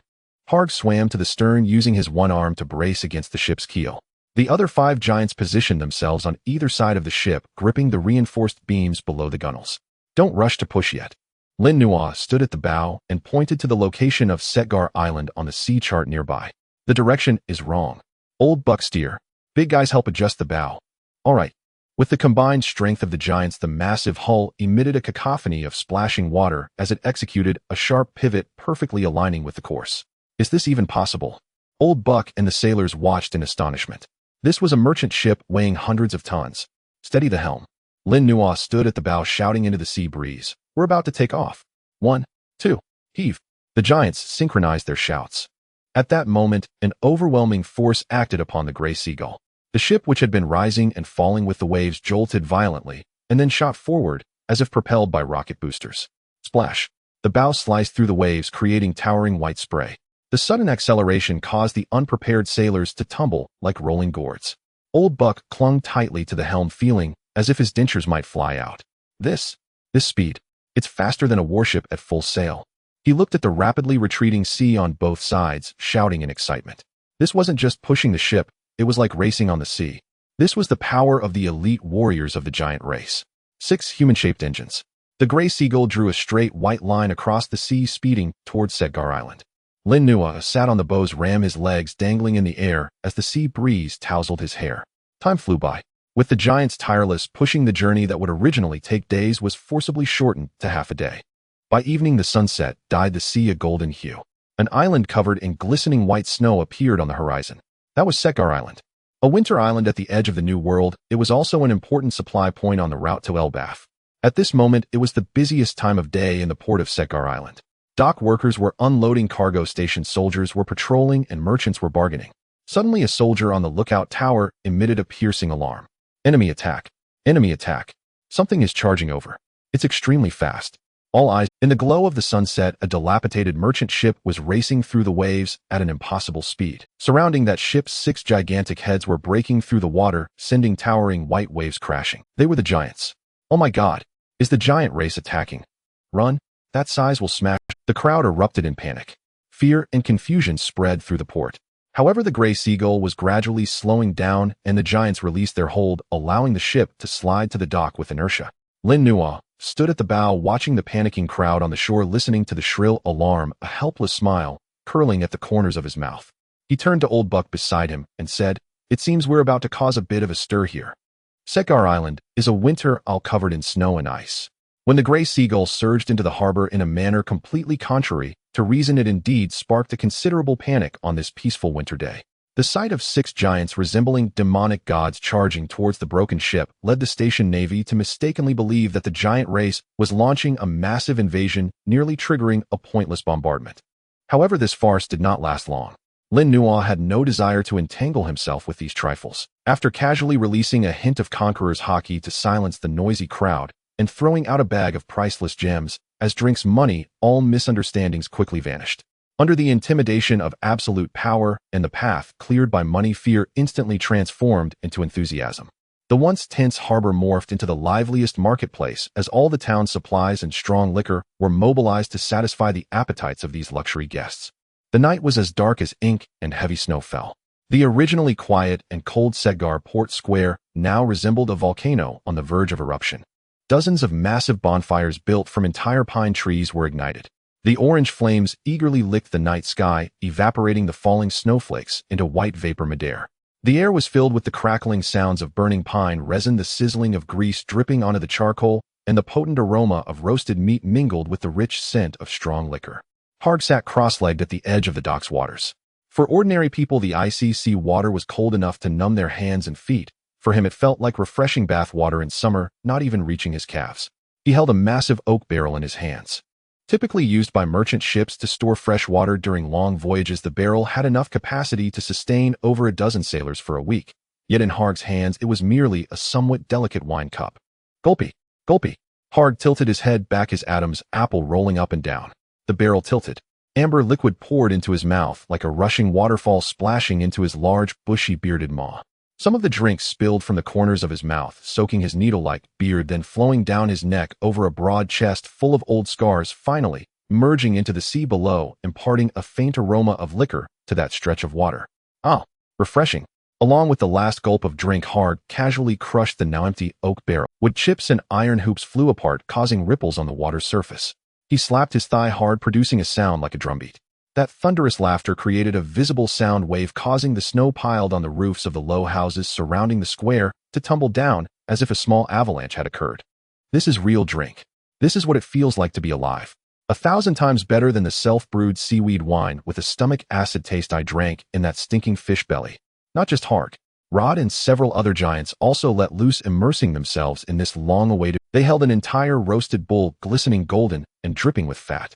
It had just arrived from the town's slaughterhouse, not yet cut up, and was directly skewered and roasted on an iron rod. The giants tore into the meat and bones with great ferocity. Crack, crack. The thick bones crumbled under their teeth like crispy cookies, producing a sound that made one's teeth ache. Grease flowed between their fingers, dripping onto the ground. That primitive and wild way of eating, filled with a raw vitality, left the chefs and soldiers responsible for transporting drinks and roasted meat dumbfounded. In the eyes of these mortals living on the peaceful winter, all this was by no means a feast. It was clearly a celebration held by demigods from myth and legend. Meanwhile, at the feet of these colossal beings, in a relatively quiet corner at the edge of the square, Lin Nuo sat atop a towering pile of cargo crates. He had washed away the thick layer of blood and sea salt from his body and had enjoyed a hot bath in the best inn in town. At this moment, he wore a black wool coat bought from the tailor shop in town. The coat was well tailored with a soft silver fox fur collar, and underneath, it was a finely made white silk shirt with 2 buttons casually undone at the collar. The sea breeze rustled the edges of his coat and his half-dry black hair. If it weren't for the still deep-set eyes that made others hesitant to gaze directly at him, he would appear to be a young nobleman enjoying a vacation out and about. He did not blend into the noisy revelry. Watching the giants' wild laughter, the soldiers' fear, and the curious yet frightened eyes of the civilians peeking out from behind curtains. His calmness and indifference, which clashed with the surrounding environment, instead made him the most conspicuous presence in the entire square. "Mr. Scholar." A familiar voice broke Lin Nuo's contemplation. Old Buck approached, rubbing his frostbitten red hands somewhat awkwardly. Although they had just experienced a life-and-death adventure together, and he had once called Lin Nuo brother on the ship, back on land, returning to this stratified reality, seeing the air of authority radiating from Lin Nuo's every move, Old Buck instinctively maintained a sense of reverence towards this prominent figure. "Is the ship repaired?" Lin Nuo took a sip of liquor, the spicy warmth of the liquid sliding down his throat, dispelling the last trace of cold within him. His tone was gentle, devoid of any pretense of superiority. "It's repaired, thanks to those giant brothers." Old Buck pointed to the gray seagull docked not far from the pier, his tone laced with barely concealed excitement. "They are practically born shipwrights. With just a few cedar logs for reinforcement, they've made the keel even sturdier than before. They even scraped off the barnacles from the ship's bottom. And..." Old Buck patted his bulging pocket, which contained the small bag of gems Lin Nuo had given. "The things you gave are too precious. Not only did they cover all the repair and supply costs for the whole town, but the leftover money is enough for me to buy a new large ship and hire 50 of the best sailors. That's what you deserve, Old Buck." Lin Nuo smiled, setting down his wine cup, the bottom clinking softly against the wooden crate. "That money is for buying your life, and also for keeping secrets. After all, the experiences along this journey are hard to believe and could bring you trouble if spoken of." Old Buck scratched his head awkwardly, a conflicted expression crossing his face. He hesitated for a moment, glanced at the reveling giants, then at the gray seagull, which was ready to set sail, and finally asked the question that had been on his mind all night. "So, what do you plan to do next? You're really not coming with us. Although we're returning to Broken Ship Island, if you want to go somewhere else, it's not out of the way." "No." Lin Nuo shook his head. "My destination lies ahead. It is not a place for you, nor one you can reach. As for you..." Lin Nuo pulled out a simple nautical map he had sketched during his leisure moments and handed it. It marked several shipping routes and an island highlighted with a red circle. "I have a suggestion for you as well. Don't take such remote routes in the future. While the profits are high, you only have one life. Take that money and do business at Hive Island." "What?" Old Buck trembled in shock, his hand shaking as he almost dropped the nautical map. "Hive Island? That's a pirate nest. It's the stronghold of rocks. The most chaotic and lawless. Old Buck's voice had changed its tone. If a small fry like me goes to do serious business, he'll be swallowed whole by those man-eating pirates. There are no laws, they're only plunder. Looking at Old Buck's terrified expression, Lin Nuo merely smiled faintly. He reached out, pointing through the thick winter clothing to the location of the gold coin that Old Buck kept close. If you run into trouble, or if anyone dares to charge you extra money, just show them that gold coin. Then mention my. Old Buck was stunned. He looked at the overly young yet extraordinarily powerful man before him, his throat dry and his heart racing. Details of the journey flashed through his mind like lightning. You? What is your name? Old Buck's voice trembled, filled with a fear of the unknown, yet also an anticipation of touching the. Lin Nuo stood up, brushed off the snowflakes from Old Buck's tattered coat, and revealed a meaningful smile. My name is Lin Nuo. It's the one you were discussing on the ship a few days ago. The one known as the evil spirit Lin Nuo, who enjoys eating human hearts. Boom. Old Buck felt a thunderclap in his mind that left his scalp tingling. He stared blankly at the gentle young man before him as the terrifying image of a blue-faced fanged figure towering 3 meters tall shattered into dust. In its place stood the young man with deep-set eyes and a gentle smile. The strategist of the Rocks Pirates. A sea pirate with a bounty in the hundreds of millions. The legendary evil spirit who could even stop children's night cries. It turned out, he had always been on his ship, even helping his sailors ride home, eating the apples he offered and listening to his bragging about those clumsy adventure tales. I understand now. Old Buck took a deep breath, suppressing the turbulent waves in his heart. He trembled as he put away the sea chart and bowed deeply to Lin Nuo. Thank you. Take care, Old Buck. Lin Nuo waved his hand, saying no more, and turned to walk towards the other side of the dock. There the giants of the Big Hammer Brigade had already eaten and drunk their fill. They were engaged in a jaw-dropping project. To reach Elbaf, they needed a new ship. For these legendary shipwrights, as long as there were materials, building a ship was easier than eating. Boom. Boom. The giants displayed terrifying destructive power and creativity. They directly dismantled the long-abandoned wooden lighthouse at the port, laying its massive tower horizontally to serve as the main beam. They also spent money to buy a few large cargo ships that had been scrapped at the port, tearing them apart like pieces of paper into huge wooden planks. Along with several massive cedars uprooted from the back mountains of the island, each thick enough for 3 people to embrace. No blueprints, no precise measuring tools. 6 giants simply used their weapons as hammers and saws. Bang, bang, bang. Over the next few days, they manually crafted an enormous wooden raft. The massive logs were tightly joined together using an ancient and ingenious mortise and tenon structure, more solid than steel, able to withstand a giant's jump on top. The abandoned lighthouse tower was fixed in the center, providing not only buoyancy, but also serving as a sturdy keel. The keels of those scrapped ships were dismantled and fashioned into the raft sides and railings, still bearing rusted iron nails that exuded a wild aura. Rugged, wild, yet filled with a certain indescribable industrial beauty and sense of power. This was the craftsmanship of the descendants of Noah the Builder, transforming decay into the miraculous. Come aboard, navigator. Harg stood in the center of the raft, waving a massive log nearly 20 meters long as a paddle, shouting at Lin Nuo. We're going home. Lin Nuo leaped lightly onto the raft. The 6 giants jumped into the cold sea, positioning themselves on either side of the raft. This time they were no longer pushing the ship, but serving as the human-powered engine of this giant wooden raft. Set sail. With a command, the raft moved like a floating island, rumbling out of the port of Setgar Island under the synchronized strokes of the giants. The massive wake sent the small boats docked at the port rocking wildly. Under the relieved gazes of the townspeople and guards, the giants finally departed. Leaving the realm of mortals, they sailed toward the legendary giant kingdom. The journey across the sea was tedious and long. Although the raft was crude, it moved astonishingly fast, propelled by the 6 elite giant warriors. Lin Nuo sat cross-legged at the front of the raft, letting the waves crash against him. He closed his eyes, feeling the vast life force within him gradually merging into his bones and blood. Every muscle was breathing, every bone was being reshaped.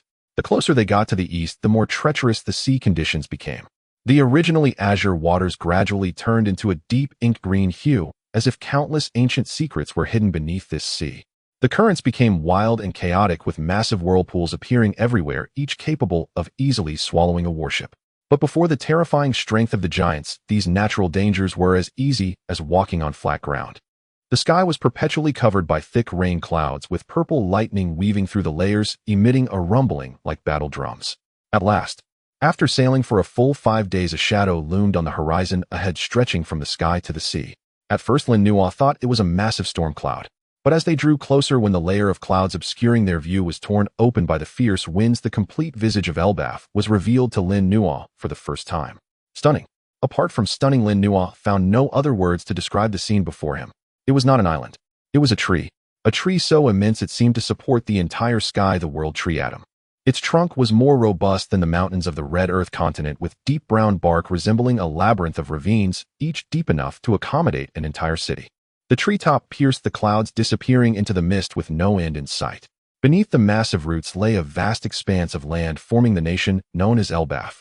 In comparison, any island previously seen appeared as diminutive as a mere mound of earth. This is Elbaf. Lin Nuo gazed at the divine tree, feeling the overwhelming pressure approaching him. The raft drifted along the current to the icy sea area beneath the tree roots. Here sheer cliffs rose on all sides, and the water was painfully cold with no path leading to the sunlit land above. Do we need to climb up? Lin Nuo asked in confusion as he looked at the towering cliffs of the tree roots. It's just too high. Climb. No. Hard laughed heartily, waving his hand with pride of returning home on his face. We will go through the front door. Saying this, he and a few giants dragged a massive object from the clutter of the raft. It was a horn. It was a gigantic horn that Lin Nuo had seen them hastily craft during their busy moments. At that time, Lin Nuo had been curious about its purpose, thinking it was a giant's musical instrument. Watch carefully. This is the bridge of Elbaf. Hard took a deep breath, his chest swelling like a bellows as the air in his lungs was compressed to the utmost. He brought the white, bone-like horn to his lips. Whoosh! A mournful and ancient sound, piercing and powerful, erupted above the sea.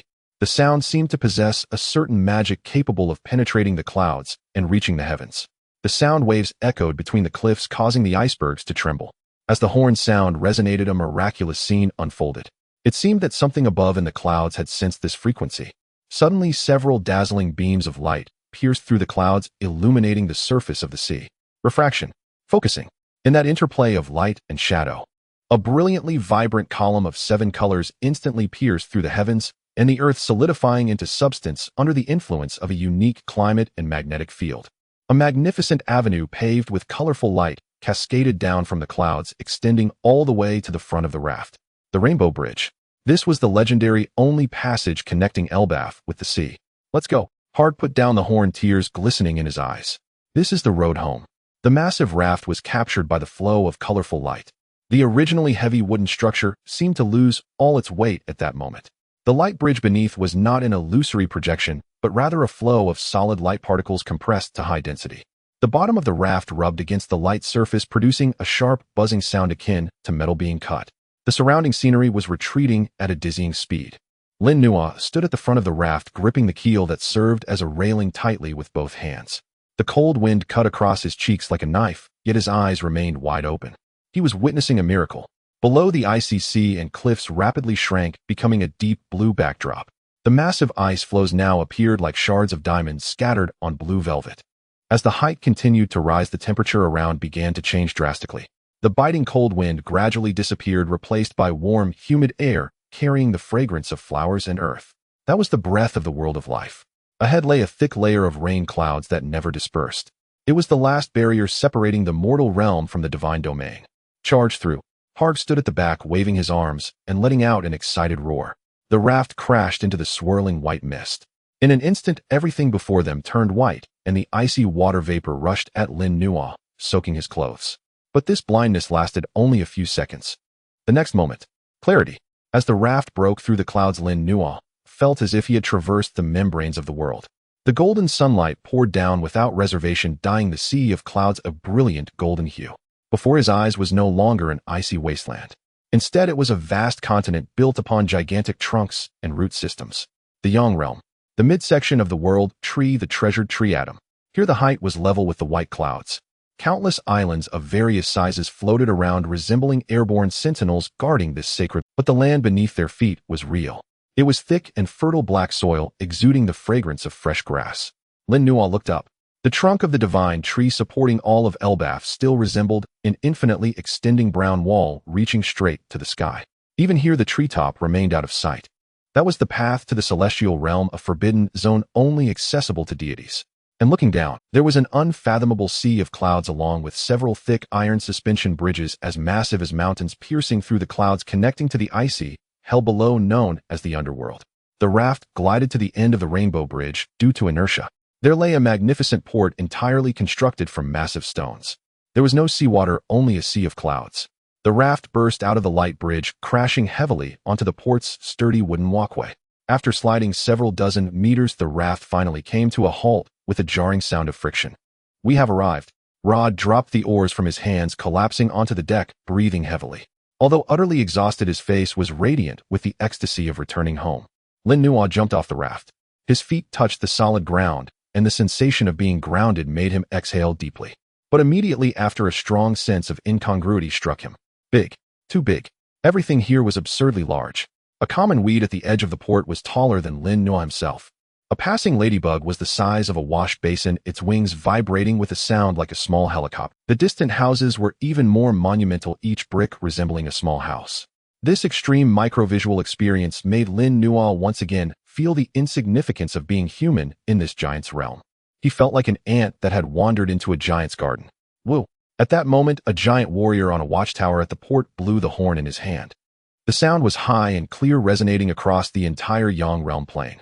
"It's the Hammer Battle Group. Hart and the others have returned." The voice of the guards echoed through the mountains via a massive loudspeaker. News spread swiftly to the nearby villages as if it had grown wings. The Hammer Brigade.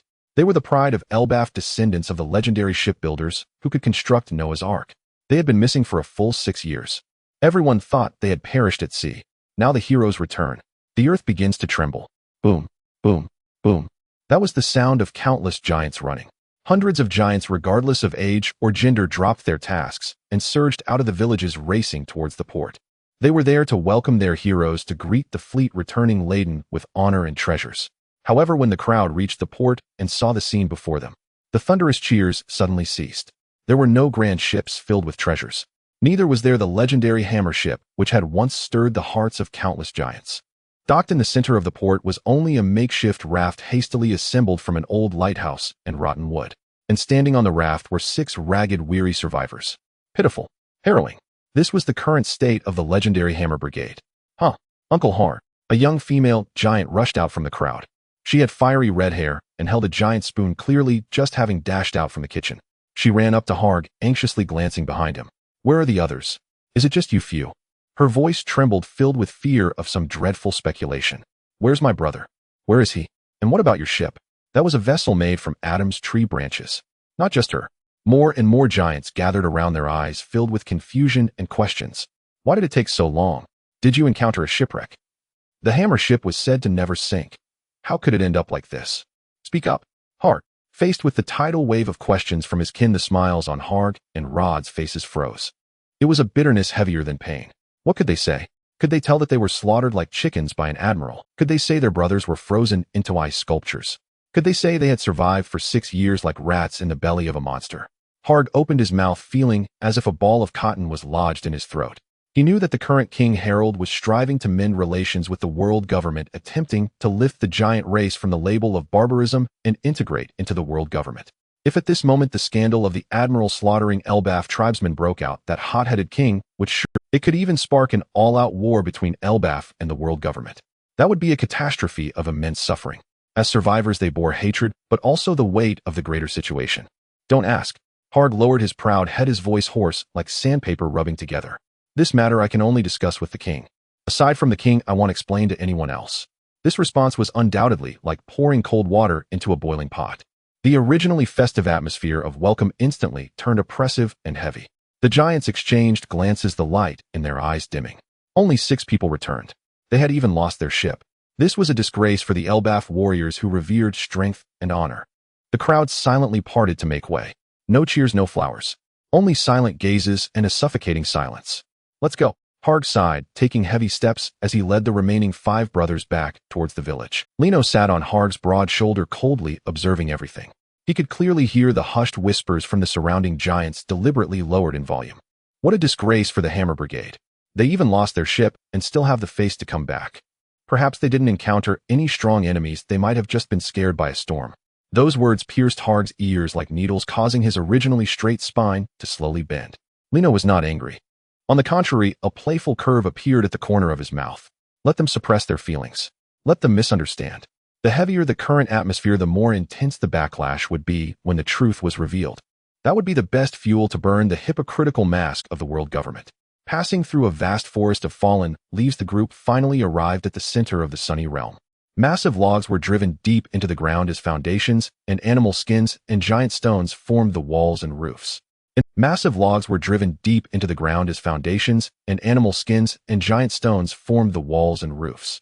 In the center of the village stood a uniquely shaped building. It was a castle built from countless large square stones. Those stones were polished to be perfectly square and painted in bright colors resembling children's building blocks. The block castle.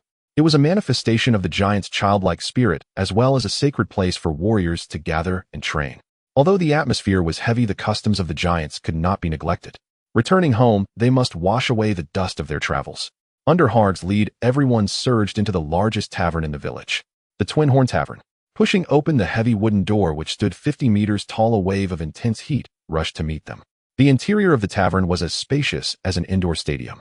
Dozens of gigantic wooden long tables were placed in the center of the hall, each filled with giant warriors feasting heartily. Harg and the others found a corner to sit down. "Boss, bring the drinks. The strongest you have."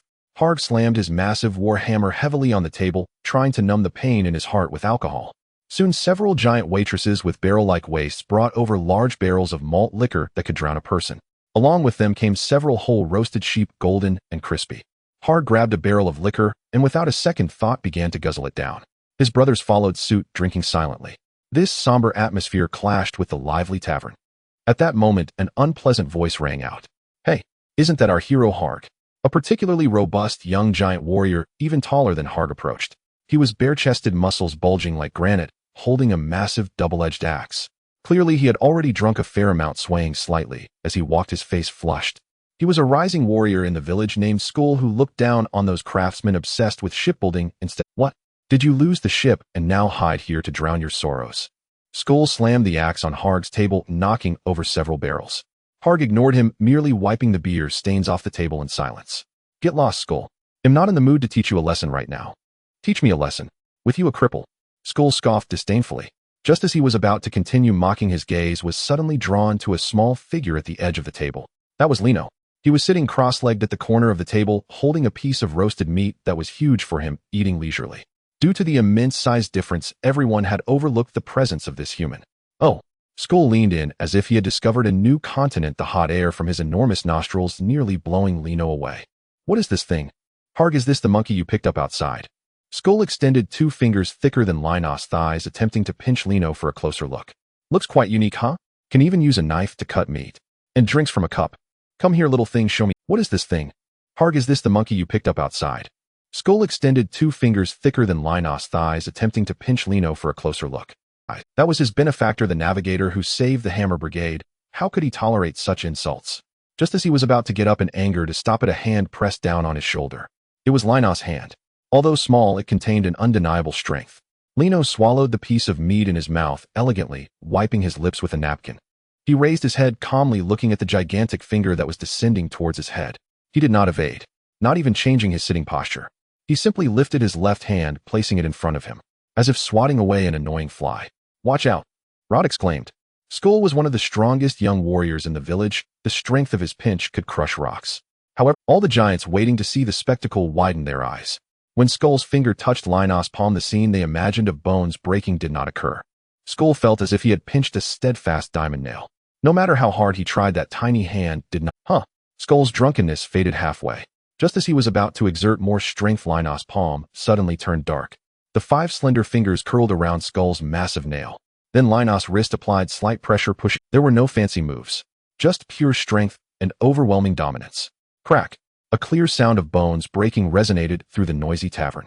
The nearly 30-meter young giant let out a scream akin to a slaughtered pig.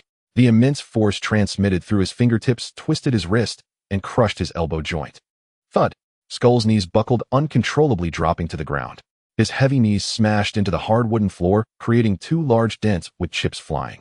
He was sweating profusely from the pain, his entire arm pinned down by Lin Nuo's tiny hand on the table, unable to. The entire place fell silent. The once boisterous tavern instantly became as quiet as a grave. Hundreds of large eyes were fixed intently on the small human at the corner of the table. Lin Nuo remained seated steadily. Not even a drop of the wine in front of him was spilled. He cast a faint glance at Skull, who was kneeling on the ground wailing in pain, with no ripple of emotion in his gaze. "Have you washed your hands?" Lin Nuo's voice was not loud, yet it resonated clearly throughout the tavern. "Touching things without washing your hands is quite unhygienic, big guy." Skull's face turned pale from the pain, yet the contempt in his eyes had completely vanished, replaced by a profound sense of fear and respect. What kind of monster is this? This power is more terrifying than an ordinary giant. Hard looked at this scene, unable to suppress a smug smile. These naive little brats. This is a demon that can even kill the super ancient Leviathan. Lin Nuo released his grip, and that suffocating sense of oppression dissipated. Skull awkwardly retracted his swollen fingers, his entire arm still trembling uncontrollably from the recent agony. The surrounding giants halted their actions, dozens of large eyes staring at Skull. In Elbaf, losing isn't scary. What's terrifying is not being able to afford to lose. If Skull were to angrily draw his axe now, he would become a disgrace to the entire warrior village. Skull panted heavily, staring intently at the small human at the table who was leisurely wiping his palms. His expression shifted from initial anger and shock to deep awe. In the creed of the giant race, strength is the absolute truth. As long as you are strong enough, even if you are no larger than an ant, you are a warrior worthy of respect. Who? Skull exhaled deeply, the tension in his muscles relaxing. He did not pick up the axe on the ground, but straightened his back, bowing respectfully to Lin Nuo at the corner of the table. "I am sorry." Skull's voice trembled slightly, yet it was filled with openness and frankness. "I was blind. I mistook you for a weakling. Though you are small, a powerful warrior's soul resides within your body. I take back the foolish words I just said." After saying this, he grabbed a large barrel of unfinished ale beside him. "He'll take this barrel as my penalty." Glug, glug. Skull tilted his head back and downed the potent liquor that could drown a person in one gulp, expressing his apology and respect. After finishing the drink, he wiped his mouth, feeling that merely drinking was not enough to express his guilt for offending a powerful being. He glanced around, and his eyes fell on the plate of dessert he had hesitated to eat.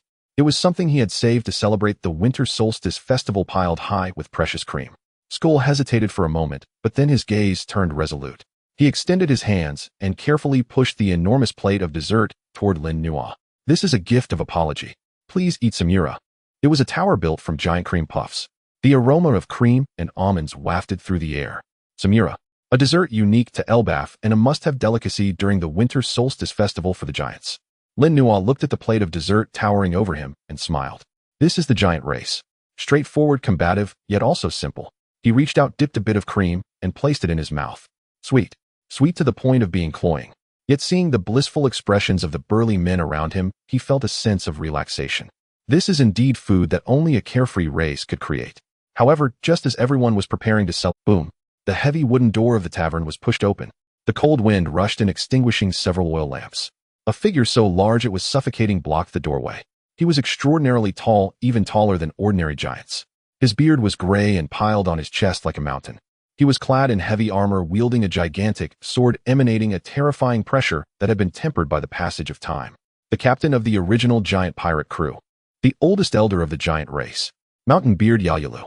A legendary figure who had lived for over 300 years, and the only surviving elder from the Linlin gluttony incident. Behind him followed a squad of fully armed palace guards. Yayalu's murky yet sharp eyes scanned the crowd, locking onto Harg before shifting to Lin Nuo, who sat at the table. Harg. Yayalu's voice was deep and authoritative, freezing the air in the entire tavern. "The king knows you have returned. He wishes to see you. He wants to hear where you have been for the past 6 years. The giant sword struck the ground, shaking the tavern. And he wants to ask why you brought back such a dangerous human." Leaving the noisy double-horn tavern, the once lively atmosphere seemed to be instantly blown away by the cold wind. Elder Yayalu walked at the forefront of the group.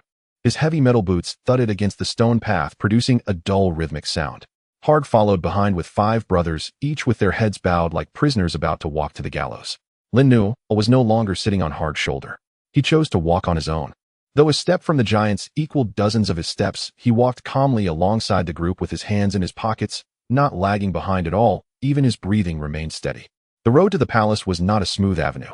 It was a spiral walkway winding around the massive branches of the walkway was entirely made of thick vines and stone steps carved into the bark with no guardrails whatsoever. As the height increased, the surrounding air began to thin and grow cold. Lin Nuo looked down for a moment. The grand giant village that seemed so majestic earlier was now reduced to tiny black dots the size of matchboxes. The heavy sea of clouds was trampled underfoot, rolling like white waves around the trunk. Enormous leaves floated by like suspended plazas upon which giant eagles with wingspans exceeding several meters perched. This is the staircase leading to the divine realm. Finally, after passing through a layer of everlasting mist, the group arrived at a massive branch cliff in the middle layer of the trunk. A breathtakingly magnificent castle came into view. Castle Ulsto. It is a symbol of Elbaf's royal power and the core stronghold of this war-torn nation. It was constructed from countless dark logs with diameters exceeding 10 meters and unpolished, gray-white giant rocks. The style was rugged, imbued with a Viking-like wild beauty. It clung to the trunk as if it were a war organ sprouting directly from the body of the world tree atom. Hundreds of fully armed royal guards stood like sculptures with spears in hand on both sides of the castle walls. When they saw Elder Yalyulu leading the way, a heavy creaking sound of the winch echoed. The towering bronze door, nearly 100 meters high and engraved with ancient war god patterns, slowly opened inward. Rumbling. The dull sound of friction echoed through the empty valley. Go in. Yalyulu stopped in his tracks, turning sideways, his murky eyes coldly scanning Harg, finally lingering on Lin Nuo for a second. Harg took a deep breath, straightened his tattered clothing, and stepped over the towering threshold. The hall was somber. This vast space was large enough to host a small-scale war. 2 rows of enormous stone pillars supported a dome reaching hundreds of meters high, with each pillar adorned with weapons used by heroic giants of the past and tattered battle flags. At the end of the hall, on the 9-level gigantic steps, there stood a throne carved from a single piece of obsidian. A figure sat there. Even seated, his size was far larger than that of an ordinary giant. He had no hair, and on his bald head were curved long horns, symbolizing ancient demon bloodlines, presenting a bizarre dark red hue. On the left side of his temple, a blood-red lightning tattoo extended down to his chin. The king of Elbaf, the world's strongest warrior. Herald. He sat with his eyes closed, propping his chin with one hand like a dormant volcano. Even without any movement, the terrifying aura emanating from him thickened the surrounding air, making it heavy. Standing below the left side of the throne was a young giant. He stood a towering 22 meters tall, his muscles coiled like rocks, his limbs proportionate, exuding a sense of balanced combat strength typical of traditional giants. His long dark brown hair reached his waist, and his thick beard accentuated his bold demeanor, complemented by a pair of adjustable goggles beneath his metal helmet. That was Prince Hylting. At this moment he was gazing at the ragged returnees with a scrutinizing, even hostile. My king, survivors of the Great Hammer Brigade have arrived. Yalyulu stepped into the center of the hall, his giant sword crashing heavily onto the ground, creating a resounding noise. The man on the throne slowly opened his eyes. There was no trace of sleep in those eyes, only an unfathomable majesty akin to an abyss. Thud.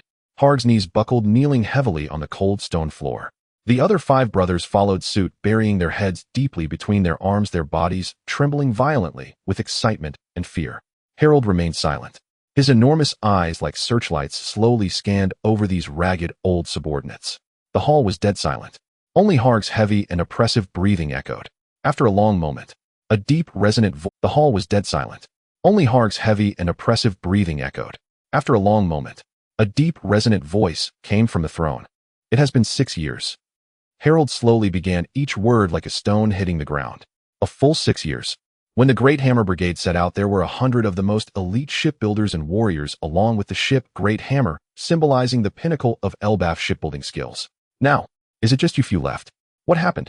These questions were neither raised in volume nor shouted, but to Harg's ears they were more painful than a whip across his back. He raised his head, tears streaming down his face, his lips trembling as he tried to explain, but no sound came out. Speak. Halting beside him could not help but shout angrily. Harg, if it was a shipwreck or if you fell in battle due to inferiority, that is the fate of a warrior. We of Elbaf can bear that loss. But you return like beggars, yet refuse to speak of what happened. This is the behavior of cowards. It was not a shipwreck. Harg suddenly raised his head, letting out a heart-wrenching scream. He did not want to be seen as a coward. Even less did he want to bring shame to his fallen brothers. At that moment, all concerns and political considerations were overwhelmed by the blood feud that had accumulated over the past 6 years. My king, it was not a shipwreck, nor was it a fair duel. Harg crawled 2 steps forward, gripping the ground tightly, his nails cracking and drawing blood. It was a massacre. It was betrayal. We clearly followed the safe route agreed with the world government. We were going to the City of 7 Waters to exchange technology. But Harg's voice twisted with extreme anger. We were ambushed midway. It was the Navy headquarters, Admiral-coded Black Knight. As soon as this name was mentioned, a stir swept through the hall. The guards on both sides exchanged glances, their faces displaying shock. Harold's gaze sharpened, his large hand that had been resting on the armrest suddenly tightened. Crack. The hard obsidian armrest was pinched, creating several cracks. Black Knight. Harold's voice turned icy. The user of the ice fruit from the natural system. In that very demon. Harg cried out, tears mingling with snot streaming down his face. He brought a fleet capable of slaying demons waiting for us there. No declaration of war. No reason. It was a devastating blow upon meeting. He did not even have to lift a finger, just standing there the entire sea froze. Our ship was frozen on the iceberg, unable to move. Brothers turned into ice sculptures. He even said. Harg ground his teeth, squeezing out the words that had given him nightmares for 6 years. He said that the giant race does not need to grasp the secrets of Noah. Death is the safest option. Boom. A violent killing intent erupted from the throne, instantly sweeping across the entire hall. Harold abruptly stood up. His face, once fierce and ruthless, was now filled with shock and suppressed rage. He had always tried to push the giant race to integrate into the world. But reality struck him a heavy blow. Betrayal. This was the most shameless betrayal. My king. Harg deeply bowed, his forehead striking the stone floor with a dull thud. We are not deserters. We survived by being swallowed by that Leviathan. For the past 6 years we lived in that monster's belly, eating rotten flesh and drinking dirty water, hoping to return one day to tell you this truth. The hall fell into a deathly silence. Elder Yarelu clenched his fists in anger, his nails digging deep into his palms, and finally let out a long sigh. All eyes were focused on Harold. The king of the giant clan was currently enduring tremendous pain. The hatred for the slaughter of his people clashed violently with the grand strategy of the nation in his heart. If he declared war, Elbaf would face a full-scale assault from the world government. If he did not declare war, the blood of the warriors would have been shed in vain. Harold took a deep breath, his chest rising and falling violently. He slowly descended from the throne. Each step felt as heavy as a mountain moving. He approached Harg and extended his massive palm. Harg trembled and wanted to evade, thinking the king was going to punish him for his incompetence. But that hand gently landed on his shoulder. The motion was as tender as caressing an injured child. As long as you come back alive. Harold sighed, his tone surprisingly devoid of blame, instead filled with unexpected gentleness and fatigue. A ship can be rebuilt if lost. Glory can be regained if lost. But a loss of life is the greatest loss for Elbaf. This statement became the last straw that broke the camel's back. My king. Harg and his 5 brothers could no longer hold back, collapsing to the ground and weeping loudly. Their cries were piercing, echoing throughout the great hall. It was a mix of grievance, release, and the deepest affection for their king. Harold stood silently, allowing his subordinates to weep, yet his gaze transcended the crowd, becoming profound and icy. The world government. How would this blood debt be settled? At that moment, an untimely voice broke the sorrow. Since this is a conspiracy of the Navy and a betrayal by the world government. Prince Herding turned around, his gaze like a knife aimed at the human who had been silently observing in the corner. Then why did you bring back a human? Is he a spy? Is he here to watch our jokes? Yarelu also opened his eyes, his murky gaze revealing a murderous intent. Humans are all the same. My king, I suggest we kill him now and use his blood to honor our fallen warriors. With a swish, dozens of royal guards simultaneously raised their spears, aimed at Lin Nuo. Harg was horrified, disregarding etiquette. He hurriedly got up and opened his remaining arm to shield Lin Nuo. Stop. He is our benefactor. He saved us. Without him. Step back. Harold slowly spoke, his voice not loud, yet carrying an authority that sent shivers through everyone. He waved his massive hand, signaling the surrounding guards filled with murderous intent to lower their weapons. Since Harg says he is a benefactor, then Elbaf has no reason to harm a benefactor. The giant king's gaze passed over his excited subordinates and fell upon the human, who remained unflinching in the face of blades and spears. There was no longer the earlier murderous intent in his eyes, but rather a deep scrutiny and curiosity, along with the commanding presence of a king. But human, you have heard, we have just learned of the betrayal by your kind. Harold leaned slightly forward, a mountain-like pressure emanating from him, yet his tone left room for negotiation. At this moment, arriving in Elbaf, you need to give me a convincing reason. Prove you are different from those traitors. Facing the pointed fingers of 1,000 men facing that mountain-like heavy scrutiny, Lin Nuo did not hide behind Harg. He adjusted his collar and walked out from the shadow of the giant with composed steps. He stood alone in the center of the vast hall. Facing the gaze of hundreds of giants above him, he seemed as insignificant as a speck of dust. But he did not show any sign of fear. Lin Nuo raised his head, staring directly at the mountain-like giant king, a faint sneer curling at the corners of his mouth. A reason?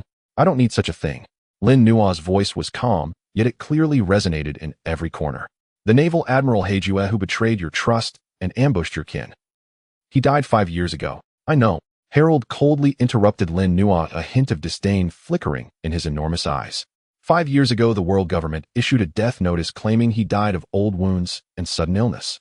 Such a scoundrel met a swift death indeed. Illness? No. Lin Nuo shook his head, the sarcasm in his smile growing stronger. That was merely a facade to cover up the truth. The truth is 5 years ago at the peak of the Red Earth continent, my Captain Rox defeated him, shattering his organs and breaking his bones. He was dragged back to the naval headquarters like a dead dog, lingering on a sickbed for a few days before ultimately succumbing to his injuries, wailing in agony as he died. Boom. This statement detonated like a heavy bomb in the hall. Everyone was stunned. So that once invincible admiral was actually beaten to death by someone. Rox. Harold's pupils constricted sharply. This name awakened images deeply buried in it. 5 years ago, at the peak of the Red Earth continent, the madman who teamed up with him to deliver a devastating. Immediately, the giant king's enormous eyes narrowed slightly, as if he was straining to recall something, and then he suddenly leaned forward, fixating intently on Lin Nuo, standing in the center of the hall. No wonder. Harold's voice echoed in the hall, carrying a hint of realization. No wonder I found you somewhat familiar. From last year's wanted list. The advisor standing next to Rox. It must be you, right? Although giants rarely paid attention to the outside world, Harold had still followed the news about Rox, who once caused trouble alongside him on the Red Earth continent. Now that his identity was confirmed, the information regarding the true cause of Haiju's death also gained some credibility. Since you were on that madman's ship, it's not surprising you could do such a thing. Harold straightened up, but the oppressive aura in his eyes did not diminish. Instead, it became even more terrifying. However, kid, to speak on behalf of that man in front of me, merely relying on words and a wanted notice won't suffice. I must first see if your bones are strong enough. Buzz, without any warning, a vast and heavy aura mightier than the overwhelming aura Lin Nuo had released at the port erupted from Harold without reservation. This time it was no longer mere intent to kill, but a king's trial. The aura of the world's strongest nation. At that moment, the air seemed to transform into heavy mercury. The torches in the hall extinguished instantly, plunging it into darkness. The weaker guards felt as though their brains had been struck by a heavy hammer, rolling their eyes and collapsing to the ground. And this terrifying pressure capable of shattering rocks was concentrated almost entirely on Lin Nuo alone. Harold was watching. He was observing how strong this little fellow was. He was assessing whether he was worthy of bearing the name Rox. However, the expected sound of bones shattering did not occur.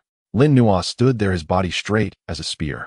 Having just absorbed the vast life force of Leviathan, his physical strength had undergone a qualitative leap. The overwhelming blood energy surging within him became the strongest shield against the pressure.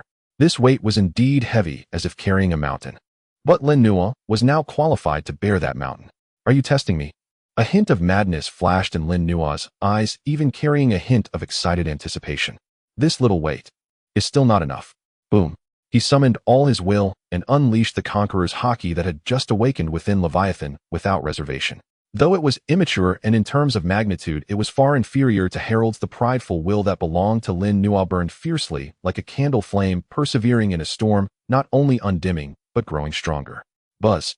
A dark red aura erupted from Lin Nuo's body.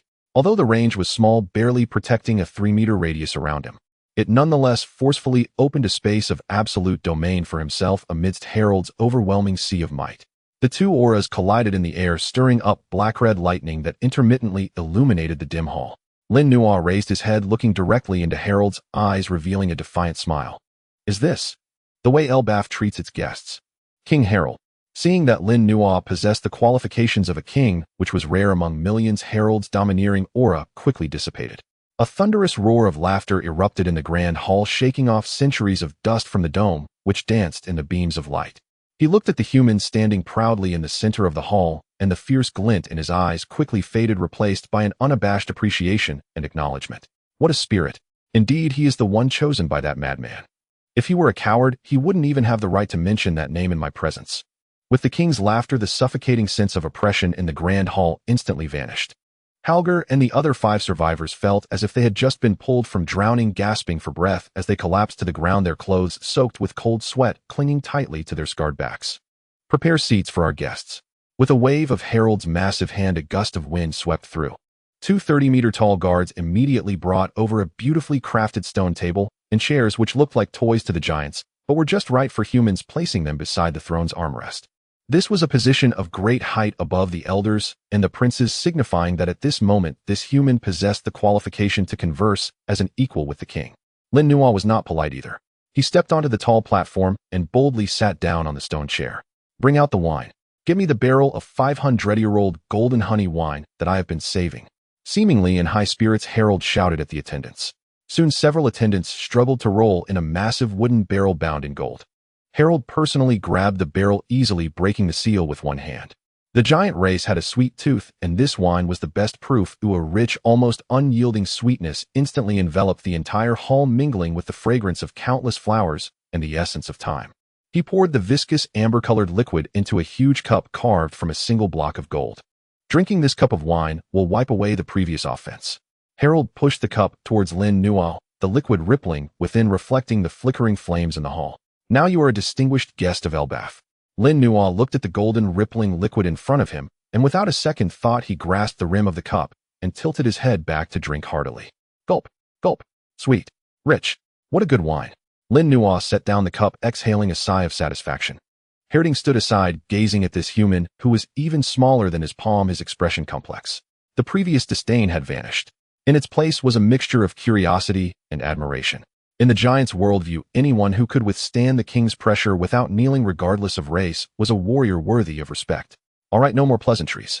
Harold leaned slightly forward, his enormous shadow completely enveloping Lin Nuo, bringing an invisible psychological pressure. His expression grew serious again, even bearing a hint of barely perceptible fatigue.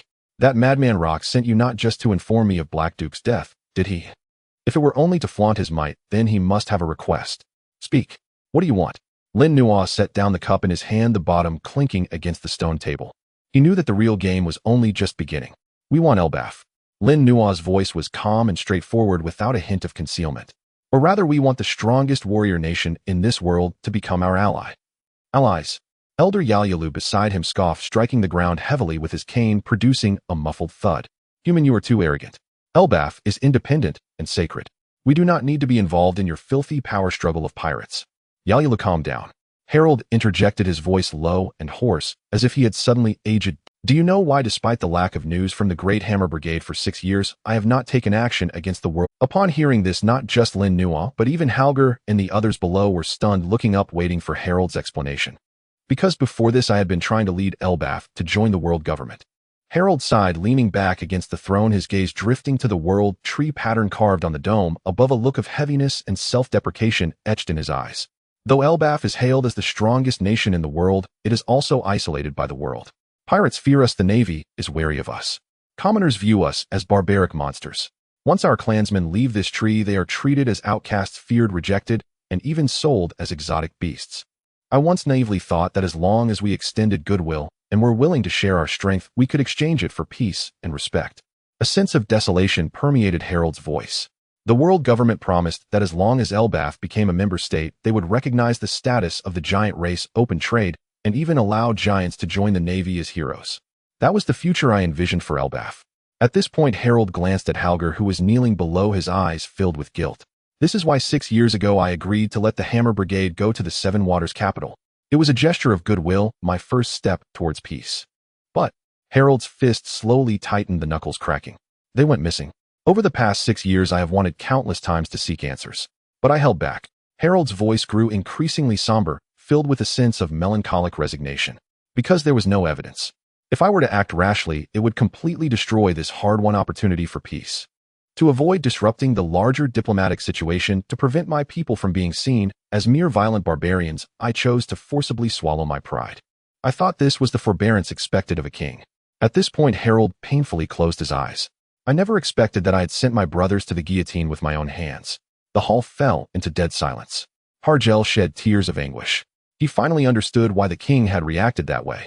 Their sacrifices had become a bleeding wound in the king's heart for 6 long years. Peace integrates into the world. Lin Nuo suddenly began to laugh. At first it was a light chuckle, but then it transformed into unabashed mockery, echoing in the hall and sounding particularly jarring. What are you laughing at? Hell's fury. Halding glared at Lin Nuo, his hand resting on the hilt of his sword. I laugh at your naivety. Lin Nuo's smile faded and the warmth in his eyes instantly vanished, replaced by a chilling coldness. He stood up and kicked over the priceless golden goblet. Crash! The goblet rolled over, spilling wine across the floor like flowing golden blood. Peace. That's merely an excuse to raise livestock. Do you think the world government is inviting you to the table? Know they are watching a hard dish about to be served. Enough. Yeralu was furious, his beard bristling. Let me finish. Lin Nuo suddenly raised his voice, a hint of dominance mingling with it, overpowering the elder's roar. He stared directly into Harold's furious eyes, speaking slowly word by word. Do you think the Black Duke's attack on the Hammer Brigade was an accident? Or the rash actions of some Navy officer? Don't be foolish. That was a cleansing. A silencing. Because the Hammer Brigade holds the blueprints for the ancient weapon, the Underworld King. Or know a secret. The world government fears this power, hence they wish to eradicate it. Moreover, Lin Nuo extended 3 fingers, waving them in front of Harold. Do you know what kind of research the world government has been secretly conducting for centuries? The human gigantification experiment. This term was unfamiliar to the giants present. However, its literal meaning sent chills down their spines. They capture pirates, capture civilians, and even secretly abduct lone giant children, injecting various drugs, toxins, and even devil fruit factors into their bodies.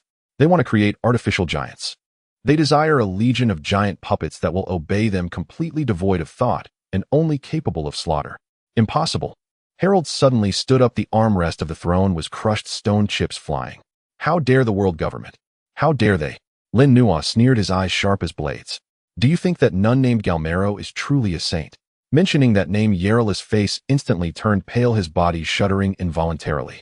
She is the eternal pain in the hearts of the giants, the witness to the Big Mom Linlin rampage incident, and the revered protector in their hearts. She is a human trafficker codenamed Mountain Witch. Lin Nuo ruthlessly unveiled the tender facade, exposing the bloody truth to the air. She adopted giant orphans not out of love, but for sources of profit. She sold those talented giant children to the Navy, to the secret laboratories of the world government. You pride yourselves on that marine giant vice admiral. Like that John Giando. He is just a product on her, and the fate of the Hammer Brigade is the best proof. Lin Nuo pointed at Harjal, who bore shocking frost. That guy Black Duke chose to freeze them instead of killing them directly. It was because of Punk Hazard. That is where the world government's largest secret research facility is located. They are collecting the corpses of various powerful beings, especially giants, for freezing preservation experiments. In their eyes, your kin are not warriors, not citizens. They are experimental materials. They are biological weapons. They are livestock. This is what you call peace. This is the respect you traded for 6 years of forbearance. Lin Nuo's words stabbed like poisoned daggers, ruthlessly piercing the hearts of all the giants present, stirring their very flesh. Bloodied and wounded, Harold's body trembled. He wanted to refute. He wanted to say this was nonsense. But reason told him that everything was too reasonable. The Black Duke's ambush. The missing corpses. The Navy's ambiguous attitude towards the giants. The various doubts following Sister Galmero's death. All the clues intertwined at this moment into a dark chain, choking him. Slander. This is slander. Elder Yerala's voice trembled, but his hand gripping the giant sword hung weakly, the light in his eyes fading. Whether it is slander or not, you'll find out if you investigate. Lin Nuo's tone was grim. Look into the whereabouts of that old woman named Galmero in the end. Investigate where those giants who joined the Navy ended up. Or, go to Punk Hazard and see if it is piled high with frozen giant corpses. Silence. A deathly silence. The air in the hall seemed to have been sucked dry. Harold despondently sat back on the throne. His once straight spine now seemed bent under an invisible burden. His proud political wisdom, his forbearance and efforts for the future of his people, at this moment had turned into a complete joke, sending sheep into the tiger's mouth. He almost became the sinner who would doom Elbaf's future. Roar. A roar filled with grief and rage suddenly erupted from the depths of Harold's throat. Boom. The violent Conqueror's Haki lost control again, shaking the stone pillars in the hall, causing dust to rain down like raindrops. World government, you have gone too far. Harold's eyes turned crimson. 2 streams of blood tears flowed down his cheeks. That feeling of being mocked and betrayed burned away his sanity. Kill those hypocritical humans. Use their blood to cleanse the hatred of the Hammer Brigade. Fight! Fight! Fight! The guards in the hall roared in unison, their battle intent soaring into the heavens. Watching the fervent giants, Lin Nuo knew the time had come. He poured another glass of wine and walked to the steps of the throne. King Harold. Lin Nuo looked up at the king, who was on the verge of rage. Anger will not solve problems. Revenge requires power. He extended a hand. Join us. The Rock's pirates do not talk about peace, only conquest. On his ship there are no races, no backgrounds, only strength and weakness. We are the only ones in this world who dare to confront the world government hidden and hunt the celestial dragons. Lin Nuo's voice was filled with persuasion. The world government wants to treat you as livestock, and we invite you to become the sharpest fangs. We will overthrow this decayed world order and tear apart those high and mighty celestial dragons. And you, will become the strongest warrior legion in the world, reclaiming the true dignity that belongs to the giant race. Harold lowered his head, looking at Lin Nuo's extended hand. It was small, not even the size of his fingernail. But at this moment, he seemed to see that man who once laughed wildly at the world on the Red Earth continent. Only such a madman is worthy of Elbaf's wildness. Only such ambition to overturn the world can contain the giant's stature. Harold took a deep breath, the rage in his eyes gradually transforming into a steadfast killing intent. But he did not immediately extend his hand. As a king, he could not impulsively lead his entire race into an unknown war. Kid, Harold's voice regained its calm, but the pressure felt heavier than before. I believe your words. The Hammer Brigade's vendetta must be avenged. The world government's debts must be settled. However, Harold stared intently into Lin Nuo's eyes. Allying is a matter of utmost importance that concerns the survival of Elbaf. You may be strong and courageous, but in the end you are just an advisor. You do not yet represent that man. Lin Nuo was momentarily taken aback, then smiled. So what do you mean? Go back and tell Rox. If he truly has the ambition to swallow the world, if he truly wants Elbaf to become his ally, then let him come personally. I will prepare the finest wine in this Risotto castle waiting for him. Only a dialogue between kings can decide the direction of the world. I will convey the message. Lin Nuo nodded, a confident smile curling at the corner of his mouth. My captain is a madman, but what he enjoys most is drinking with equally mad folks. I believe he will definitely come to the appointment. Good. Harold laughed thunderously once again. He suddenly stood up, his imposing aura seeming to threaten to topple the entire castle. Now that the serious matters are concluded, it's time to get down to business. The giant king waved his hand and shouted at the attendants outside the hall. Roast the largest sea kings caught. Tonight we shall host a grand feast of the highest caliber for our honored guest from afar. Roar. The soldiers in the hall, along with the members of the great hammer battle group who had just escaped death, erupted in deafening cheers. That night Ulst Castle transformed into a sea of joy. As the protagonist of this feast, Lin Nuo fully experienced what it meant to feel the passion of giants. One by one, giants approached with wine cups the size of bathtubs, toasting him and thanking him for saving the heroes of the great hammer battle group. Lin Nuo welcomed all, and by the time the last cup of wine went down, he felt the world spinning and completely lost consciousness. Morning. Lin Nuo woke up on a massive beast skin carpet that felt like a playground. The hangover is intense. He rubbed his slightly swollen temples and sat up. Meanwhile, the blood within his body surged like a rushing river, his muscle fibers tightening and his bone density astonishingly increased. Last night, he didn't know how many giants he had competed with in drinking, and his physique had further strengthened on top of its already formidable foundation. After a quick wash, Lin Nuo made his way to the castle's outdoor dining hall. Having saved the great hammer battle group and brought important intelligence about the world government, Harold urged Lin Nuo to stay longer in Elbaf, promising to treat the guest well. Lin Nuo naturally did not refuse, as the environment here greatly benefited his strength. Just after finishing breakfast, the young Prince Heil Ding approached him. Lin Nuo. Heil Ding's expression was serious, even carrying a hint of pleading. I want to consult you. Lin Nuo looked at the future captain of the new giant pirate crew. Although Heil Ding was young and impulsive, there was no faking that pure desire for strength. Yes. Heil Ding clenched his fists. Yesterday in the hall you were so small, yet how could you withstand the king's aura? And at the port I heard Uncle Halj say that you shattered Leviathan's heart with a single sword. I want to know, is there some technique that humans possess that we giants do not know? Techniques. Lin Nuo stroked his chin. Indeed, the giant race had excellent innate talents, becoming accustomed to overpowering through brute strength, which often left their skills rather rough. Once they encounter a monster with both talent and skill, the giant's advantage collapses. Do you want to learn? Lin Nuo smiled slightly. I will teach you. Half an hour later, in the training ground behind Ulst Castle. This was a vast platform cleared on tree trunks, the ground paved with hard obsidian. Surrounded by curious giant soldiers, in the center of the ring stood Heil Ding, 22 meters tall, holding a massive training wooden sword, his expression serious as he stared at Lin Nuo across from him.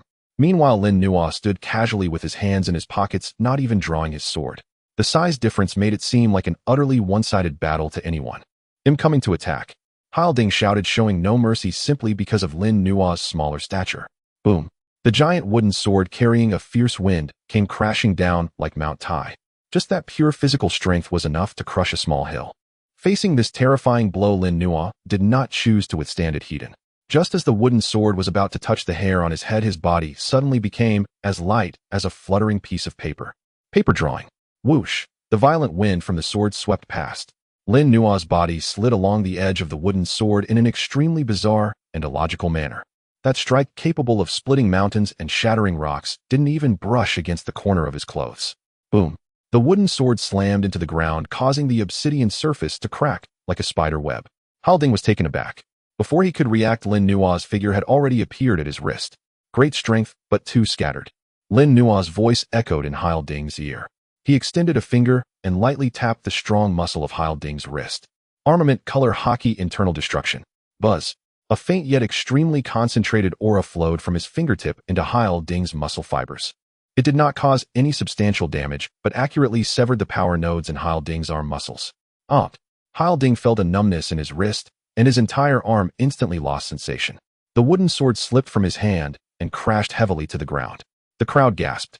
The giant soldiers watching were left with their jaws nearly on the ground. With just one finger, he had disarmed the prince known for his monstrous strength. Lin Nuo retracted his finger, looking at the astonished Halding. This is a technique of advanced armament color Haki. Your giant race's strength is like a flood, vast, but mostly wasted during the flow. What I want to teach you is how to compress that flood into a pipe, then precisely shoot it out. Upon hearing this, not only Halding, but also the surrounding giant warriors' eyes lit up. Though proud, they revered true power and skill. Lord Lin Nuo, can we learn it? A bold giant soldier raised his hand, asking like a little student. Lin Nuo glanced at the eager faces around him, his smile deepening. This was exactly what he wanted. Lin Nuo said loudly. As long as you want to learn, I will teach. Everyone is welcome. In the following days, the training ground of Ulst Castle became the busiest place in all of Elbaf. Every morning one could see a tiny human figure weaving between giants as colossal as mountains. Your PowerPoint is wrong. Tighten your core waist. Lin Nuo kicked Halding's ankle, correcting his stance. Don't just use brute force. Feel the flow of the aura. He jumped onto the shoulder of another giant, pressing his palm against the giant's back to guide the flow of the aura. Lin Nuo did not hold back. He taught these giants all the power techniques he had mastered without reservation. But this was not a one-sided giving. Every time Lin Nuo's hand touched these giants' bodies, every time he personally demonstrated movements, even in intense sparring when he collided with the giants. Buzz, the fruit of assimilation within him, was operating wildly. He was greedily assimilating the various abilities of these giant warriors. Halding's talent Haljas experienced the brute strength of ordinary soldiers. These hundreds of sample data continuously flowed into Lin Nuo's body, being assimilated one by the fruit's ability. While teaching them, Lin Nuo was also comprehending the ultimate secrets of the giant race's strength at an unprecedented speed. He was gradually engraving the advantages of the giant race into his human body. This kid is simply a monster. Not only is he strong himself, but he can also teach others to become stronger. If he were from the giant race, I would even consider this kid is simply a monster. Not only is he strong himself, but he can also teach others to become stronger. If he were from the giant race, I would even consider passing the throne to him. My king, are you not going to show off a bit? Elder Yeralu beside him stroked his beard and chuckled. That kid has been inquiring about our Elbaf's ultimate techniques recently. Harold burst into hearty laughter. Since we are allies, there's nothing to hide. Let him witness what true giant race combat techniques are. Harold strode into the training ground, causing all the giants to stop and respectfully clear a path. Harold drew a massive two-handed sword from the weapon rack behind him. The blade was wide and heavy, covered in scars from countless battles. You've always wanted to see our giant race techniques, right? Well, here you go. This is the ultimate secret that only the strongest warriors of Elbaf can master. Harold gripped the sword with both hands, positioning his feet wide apart, and took a deep breath. As he did, the air around him seemed to be sucked dry. His muscles bulged like inflated balloons, the armament Haki swirling powerfully around the giant sword. It was an extreme compression of power. It was not just physical strength, but also Haki and even mental will. All the power converged at the tip of the sword. Then, spin, erupt. Elbaf's gun Haki of the nation. Harold roared, swinging the giant sword with great force. Boom. The heavens and earth changed color. A massive spiral-shaped shockwave erupted from the sword. It tore through the air, piercing the cloud sea like a raging wind dragon roaring towards the distant sea. Wherever it passed, the space twisted. The clouds were forcibly parted, creating a vacuum tunnel with a diameter of several thousand meters. The shockwave extended to the horizon, exploding into a mushroom cloud that soared above the distant sea, not calming for a long time. It was shocking. This was absolute power. There were no fancy techniques, just pure extreme destructive force. Lin Nuo stood at the sidelines, his pupils reflecting the enduring vacuum tunnel. In that moment, his assimilation fruit ability was fully activated. If it had been half a month ago, he might have only been able to watch the spectacle. But now it was different. Over the past half-month, he had assimilated the physical data of hundreds of giant warriors, and he had mastered the power application patterns of the giant race. When Harold swung that sword in Lin Nuo's perception, it was no longer just a simple action. It was the resonance of countless muscle fibers, the rapid spiral path of Haki through the meridians. This data resonated with the samples he had previously accumulated in an instant. So that's how it is. Lin Nuo murmured to himself. This was the principle of Haki of the nation. By using a special spiral power application technique, the armament Haki and physical strength are highly compressed and then fired off like a bullet. This requires extremely strong physical attributes as support. But now with the enhancement of Leviathan's vitality and having mastered the essence of the giant race's power through assimilation, this body had the potential to replicate the divine technique. Lin Nuo walked to the center of the field and drew the good knife from his waist. Although the knife was small, and he was small, he struck the same pose as Harold. Breathe. Compress. Spin. The power within him began to surge like a volcano about to erupt. Harold and the surrounding giants held their breath, staring intently at this small human. What is he trying to do? Does he want to imitate the Haki of the nation? What a joke. How could a human body possibly? Yarrowless words were left unfinished. Lin Nuo moved. Cloud Piercer. This was Lin Nuo's modified move that combined his swordsmanship characteristics. Whoosh. He swung the knife. Although it did not have the earth-shattering momentum of Harold's, a highly condensed spiral sword chi wrapped in black and red lightning shot out. Boom. The sword chi accurately struck a rock target 1,000 meters away. Although it was just a rudimentary form, this was indeed the application method of Haki of the nation. The entire area fell into silence. After a moment, genius. Harold erupted into wild laughter, slapping his thigh with force. Your body structure is simply a monster. You actually learned it. Lin Nuo sheathed his knife, calming his slightly boiling blood. Although its power was much weaker than the authentic Haki of the nation, that was only due to the limitations of his weapon and size. He had already grasped the principle of this move. This meant that from now on he also possessed a deadly technique capable of clearing the sea from a distance. Time flew by in cultivation and revelry. Thus Lin Nuo spent a full month in Elbaf. During this month, he completely digested Leviathan's vitality, and his physical attributes reached a new peak. Finally, the day of departure arrived. At the port in the early morning, a typical Elbaf-style dragonhead warship was quietly docked above the cloud sea. The bow featured a fierce dragon statue, and the ship's body was broad and sturdy, capable of withstanding the most violent storms of the New World. The ship exuded a fresh resin scent, and every plank had been meticulously polished and joined. Even just sitting there, it radiated a grandeur akin to a mountain. Halger stood at the bow with 5 brothers, already prepared for departure. Lin Nuo, come aboard. Halger lowered the massive boarding ladder. Lin Nuo stood on the dock looking at this group of giants, shaking his head helplessly. Didn't I say I could go back by myself? Lin Nuo refused firmly. No need to send me off. I'll find a small boat and can leave this sea area with the current in a few days. You all just came back and you're still injured. You should stay in Elbaf to rest and enjoy the treatment of heroes. Rest? Halger let out a bitter laugh, his smile hiding deep exhaustion and pain. No, Lin Nuo. We cannot. He pointed to his head, his voice hoarse. Once I stop, once everything around falls quiet, all I can hear are the faces and voices of the brothers who died over the past 6 years. I can hear their screams, and I can see them frozen like ice sculptures. Only by sailing on the sea, only by letting the sea wind cut across my face like a knife, only by drowning out those hallucinations with the sound of the waves can we feel that we are still alive.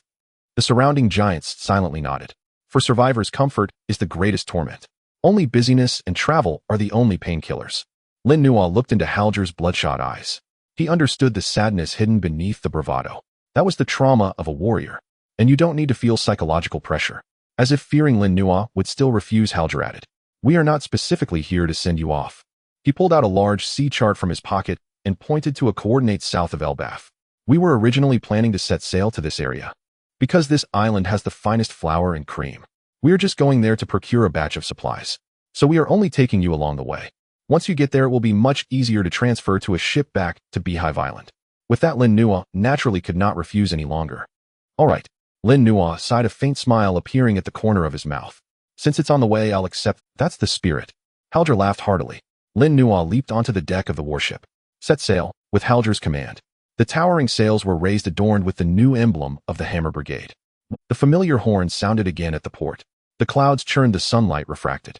That radiant column of rainbow light pierced through the heavens, and Earth once more transforming into a tangible road of light extending from the clouds down to the sea below. The sea wind howled. The magnificent dragon-head warship cleaved through the layers of rolling waves, leaving a wide, frothy trail in the deep waterways of the New World. Lin Nuo sat cross-legged atop the towering prow of the ship. He gripped his fine blade, repeatedly drawing and slashing in practiced motions. Each swing left a faint black afterimage in the air. He was trying to replicate the feeling of harnessing power that he had captured during the training session at Elbaf. The technique involved compressing all of one's spirit energy and dominance into a single point, then explosively releasing it through a spiraling force. Though he could not yet pierce the cloud sea with a single strike like the king of giants, the cuts he executed already carried a chilling, penetrating power. This monotonous, yet fulfilling training accompanied the warship for a full 3 days. It wasn't until the evening of the third day that the lookout giant let out an excited roar, breaking the monotony of the sea. Following the direction of the giant's gazes, the outline of an island appeared on the horizon. It was a stark contrast to the wild and oppressive style of Elbaf. Even from several nautical miles away, Lin Nuo could smell a sweet and rich aroma carried by the sea breeze. It was a blend of caramel cream and freshly baked bread. As the warship sailed into the coastal waters, the full view of the island was revealed to all. The sea here exhibited a peculiar pale pink hue, as if dyed by countless berries. The architectural style along the shore was filled with a fairy tale charm. The rooftops were painted in bright candy colors, white steam rose from chimneys, and the streets were clean and tidy, with even the mooring posts at the dock carved into the shapes of gingerbread men. "We've arrived. Prepare to dock." Harg stood on the deck and shouted. The giants skillfully lowered the sails and dropped the heavy giant anchor. Thud! The anchor smashed into the seabed, stirring up a murky cloud of silt, and the warship came to a steady halt at the deepwater berth. The dock workers here seemed accustomed to the giant's arrival. They efficiently cleared the largest berth, and some even waved flags to guide the warship's docking. "Hey, isn't that Uncle Harg?" A round and shiny-faced president of the Merchant Guild approached with a group of smiling aides. He wore a well-tailored purple velvet suit, his fingers adorned with shiny gold rings that sparkled in the sunlight. "It feels like we haven't seen each other in almost 6 years. We thought the Great Hammer Brigade had forgotten about this place." The merchant rubbed his hands together eagerly, his eyes darting over the warship's pristine hull, clearly assessing the purchasing power of this group of big clients. 6 years. Harg looked at the familiar port before him, his mouth, which had been ready to break into a hearty laugh, drooped into a bittersweet expression. He recalled the scene 6 years ago when the Great Hammer docked here, and over 100 brothers disembarked to celebrate. The noise back then could have lifted the rooftops. Now, however, the empty deck behind him held only 5 figures. Indeed, it has been 6 years. Harg sighed and jumped down from the ship. His heavy body landed on the dock with a creak of the wooden planks, yet it lacked the previous vigor and momentum. He casually tossed a heavy chest at the merchant's feet. The lid of the chest burst open, revealing it stuffed with gold coins and jewels. Elbaf had never lacked in wealth. This was the procurement budget they had brought along. "Fill it with the best flour and butter. Honey, it must be the finest." The merchant's eyes instantly gleamed with gold. The flesh on his face squished together in delight as he hurriedly beckoned his aides to start moving the goods. "No problem. Absolutely no problem. Recently, a batch of high-quality wheat flour just arrived in the warehouse. I assure you it will meet your satisfaction." The dock became a hive of activity. Bags of flour were hoisted onto the ship like building blocks, and massive barrels of butter rolled with a rumble. Lin Nuo sat high on the ship's railing, watching the bustling trade scene below. This was another side of the New World. It was not solely about slaughter and plunder. Under certain rules, trade remained the main theme here. However, just as Harg was about to have the regular supplies loaded onto the ship, the rotund merchant suddenly approached, mysteriously lowering his voice. "Uncle Harg, could we talk for a moment?" "What's the matter?" Harg bent down impatiently, bringing his large ear close to the merchant. The merchant pulled out a small, beautifully packaged paper bag from his pocket. He carefully opened it, revealing a small handful of snow-white flour and a small piece of golden butter that radiated an enticing glow. "This is a new product from the island in recent years." The merchant's voice carried an unmistakable hint of pride and temptation. "Premium snowflake flour and specialty butter. This is not comparable to the ordinary goods outside. Would you like to try? This is a sample, freshly baked with these premium ingredients." The merchant, as if presenting a treasure, pulled out a small box containing several golden yellow cakes.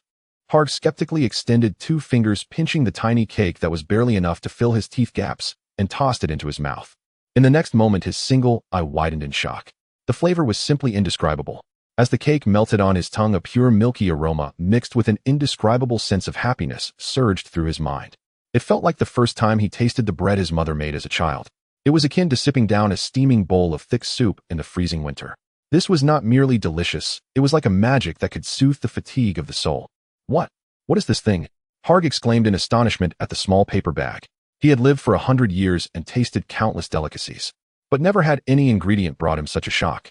Hee, I knew you would appreciate it. The merchant chuckled proudly, revealing a mouthful of gold teeth. This is a premium product personally crafted by the head chef. Although it costs 10 times that of ordinary goods, it is definitely worth the price. Buy it. Harg did not hesitate for a moment, waving his hand with grand enthusiasm. Such a fine item deserves Elbaf. Bring me every premium product from your warehouse. If the money isn't enough, he'll pay with gems. Right away. The merchant's eyes crinkled with glee as he turned to shout at his aides. Go. Open warehouse now. 1. Move all the premium goods over here. Watching this scene, Lin Nuo, seated on the ship's railing, felt his curiosity piqued. Even the giants accustomed to delicacies displayed such expressions. What kind of magic did this so-called premium ingredient possess? Lin Nuo jumped down from the ship, landing gracefully beside Harg. I want to try too. He reached out, pinching a leftover small cake from the merchant's small box and tasting it slowly. In the next moment, Lin Nuo raised an eyebrow. Sweet. Fragrant.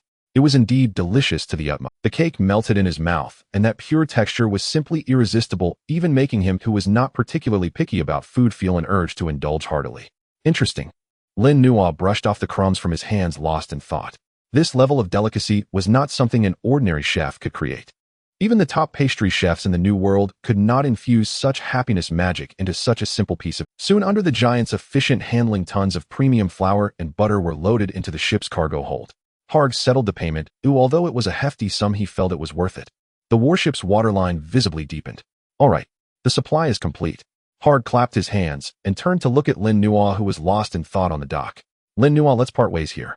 We need to deliver this batch of supplies back to Elbaf as soon as possible. Yes, safe travels. Lin Nuo nodded, a gentle smile appearing on his face. Take care. Set sail. With Harg's command, the enormous warship slowly departed from the dock. Lin Nuo's smile gradually faded. This island held some intrigue. He closed his eyes. His observation Haki spread like an invisible net centered around him, silently expanding toward the depths of the island. Soon his senses passed through the bustling market, through the residential areas, finally locking onto a chaotic yet radiant life force deep within the island's cream mountain. There, a radiant and chaotic life force resembling a black sun pulsated.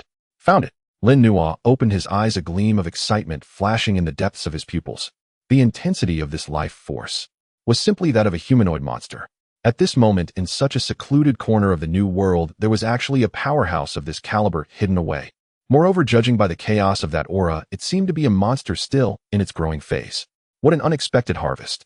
Lin Nuo's fingers brushed the hilt of his knife, a smile curling at the corner of his mouth. He had initially just wanted to hitch a ride, but unexpectedly stumbled upon a big fellow.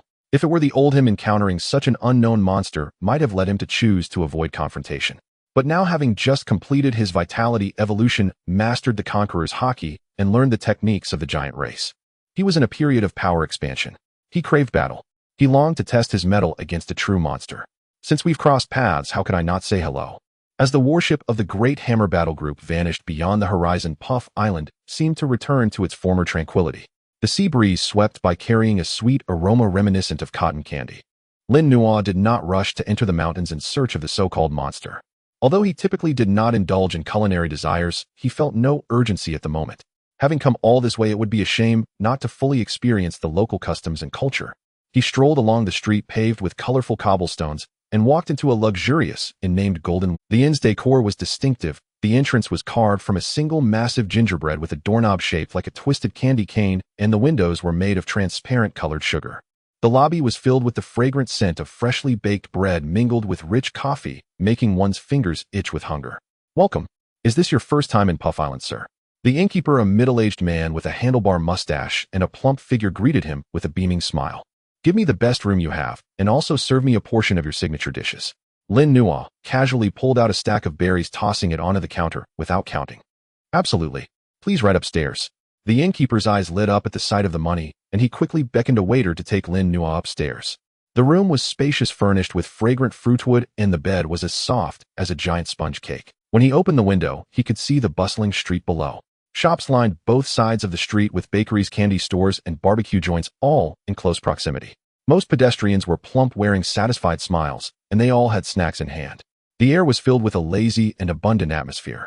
Lin Nuo sat at a dining table by the window, observing the scene below, lost in thought. Soon the waiter walked in, carrying a tray. A perfectly grilled steak noodles drenched in a special mushroom sauce and a basket of steaming croissants were presented. Naturally, the most eye-catching item was the cream puff, served as dessert. Lin Nuo cut off a piece of steak and placed it in his mouth. The juices burst in his mouth, and the tender texture combined with the rich sauce instantly conquered his taste buds. "How does it taste, sir?"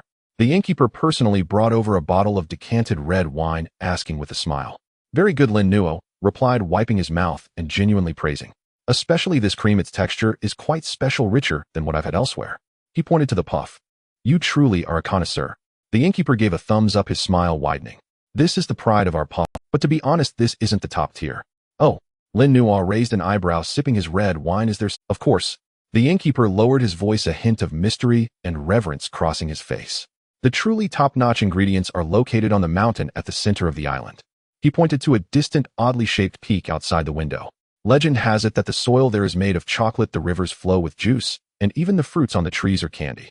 The food produced there is the real delicacy." "Is it really that magical?" Lin Nuo set down his wine glass, pretending to be nonchalant as he asked. "Then I must visit tomorrow and bring back some specialties." Hearing this, the innkeeper's expression changed, and he quickly waved his hands. "No, please don't go, sir." "Why not?" Lin Nuo inquired, puzzled. "Is it private property?" "It's more than just private property." The innkeeper glanced around to ensure no one was eavesdropping before leaning in. "That is a forbidden zone. Moreover, it is said that a ferocious beast resides in that mountain." "A ferocious beast?" "No one has seen its true form.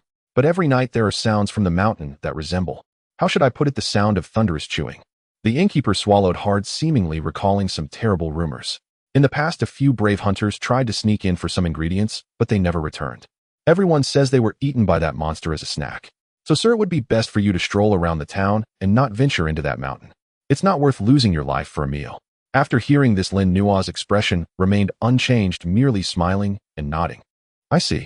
Thank you for the warning. I will be cautious." The innkeeper, reassured that Lin Nuo was paying attention, left the room. As the door closed, Lin Nuo's smile gradually faded. He turned his head to gaze at the mountain peak that appeared somewhat eerie in the night. "A ferocious beast," Lin Nuo murmured softly, his fingers gently tapping the table. "It seems that the ingredients there are indeed very tempting." As night deepened, the clamor of the streets gradually subsided. Every household lit warm yellow lights, and the entire Puff Island resembled a gigantic candy box, exuding a sense of peace and sweetness. Lin Nuo pushed open the window, and the night breeze carried a scent even more intense than during the day.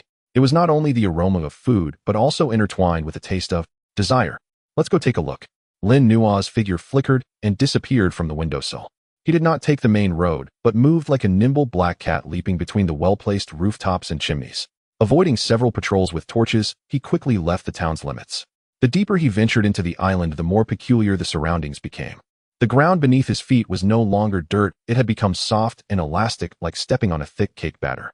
The bushes along the roadside had thick leaves exuding a refreshing mint fragrance.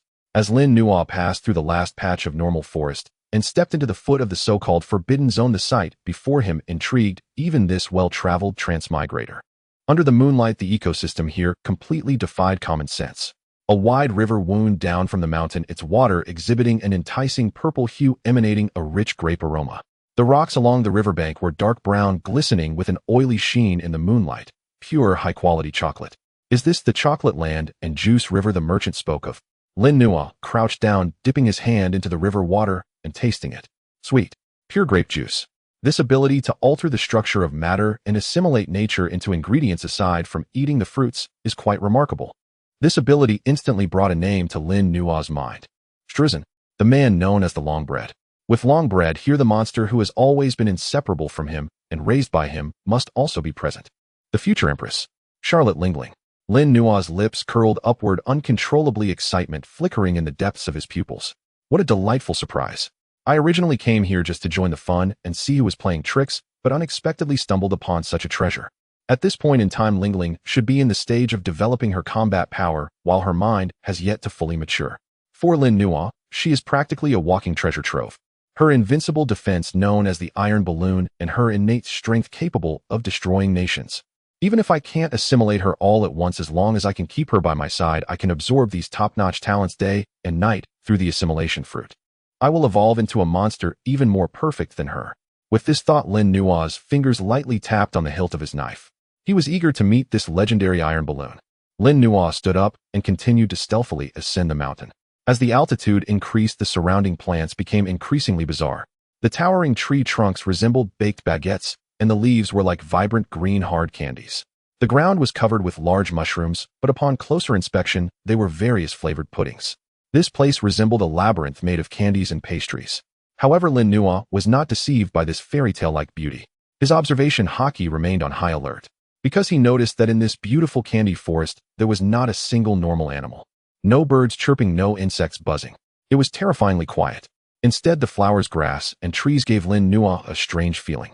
When you stare at a flower for too long, you feel as if it is also looking at you. That vague sense of being watched made this forest exude an indescribable eeriness. Bestowing objects with souls. The soul fruit. As expected, it's those two guys. Lin Nuo thought to himself as he moved forward a bit more. Lin Nuo stopped beneath a gigantic cookie tree.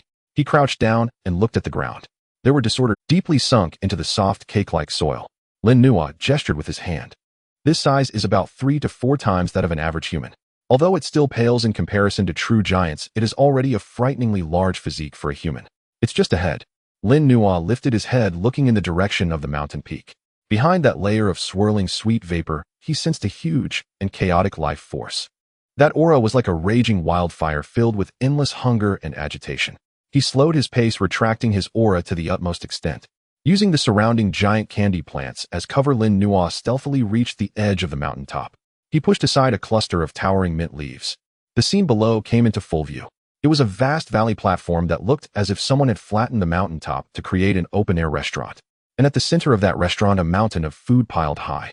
A giant puffed tower roasted beasts, golden brown, a fountain flowing with honey, and heaps of donuts. In the center of that mountain of food sat a colossal figure. When Lin Nuo clearly saw that figure in the moonlight, a glint of surprise flashed in his eyes. It was a woman who, despite her massive size, was breathtakingly beautiful. She had long pink hair cascading down her back like a waterfall. Her features were exquisite and three-dimensional, her skin as white as snow, and her figure was voluptuous, radiating a wild tension. This was the young Charlotte Linlin. There was no bulky figure, no terrifying old face. At this moment, she was at the peak of her beauty. But her actions shattered this sense of beauty. Eat, more to eat, Linlin mumbled incoherently. She wielded her hands like a bow, shoving large handfuls of desserts into her mouth. The speed and momentum of her eating were like an out-of-control shredder. Chunks flew everywhere and cream smeared across her cheeks and dress. However, what made Lin Nuo's heart race even more than this astonishing amount of food was the aura emanating from this woman. In Lin Nuo's powerful observation Haki perception, the woman before him was not human at all. She was like a beautiful human skin cloak, an embodiment of destruction. That chaotic, violent, and unfathomable life force surged within her like boiling magma. This level of pressure. Within the entire Rocks pirates, aside from that godlike Captain Rocks and the man with the potential of the world's strongest Whitebeard Newgate.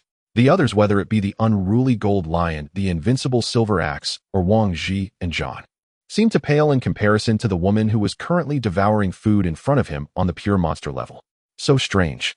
Lin Nuo, while shocked, also felt a strong sense of doubt rising within him. A monster with this level of power would definitely not have weak observation Haki, and might even possess beast-like instincts. Logically, at the distance he had infiltrated to, even if his aura was well retracted, he should have been detected. Why did she not react at all? Not even a glance in this direction. Lin Nuo carefully observed Linglin's state. Soon he discovered the clue. Although the woman's gaze was fervent, it lacked focus. Deep within her pupils, there were only reflections of all her attention, all her spirit, even that keen observation Haki at this moment were entirely focused on the desserts before her. For her at this moment, aside from eating, the entire world did not exist. Any aura not belonging to the food category was automatically filtered out by her brain. I see. Lin Nuo suddenly understood, a playful smile crossing his lips.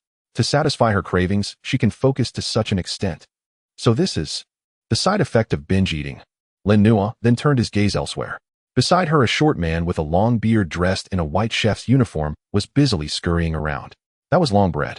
He held a short knife, swiftly cutting the surrounding rocks into meat patties, chopping down trees into bread. As he worked, he had to carefully deliver the food to Linglin's side, fearing that if he was even a moment slow, he would provoke this lady. Slow down eating. Linlin, there is still plenty. Longbread wiped the sweat from his forehead, his eyes reflecting both pride and an indescribable deep apprehension. Whoa, Samira, I want to eat Samira. Linlin suddenly stopped her actions, throwing a tantrum like a child, her massive hands slapping the ground, and shaking the valley. The current Samura doesn't taste good. I want to eat the kind that glows. The super delicious Samura. All right. Tomorrow I will make Samura for you. Long Bread hurriedly reassured her. Lin Nuo hid in the shadows watching this scene. A beautiful exterior, yet an incredibly childish mentality once it came to food with the strength of a monster. And that short chef akin to a tamer.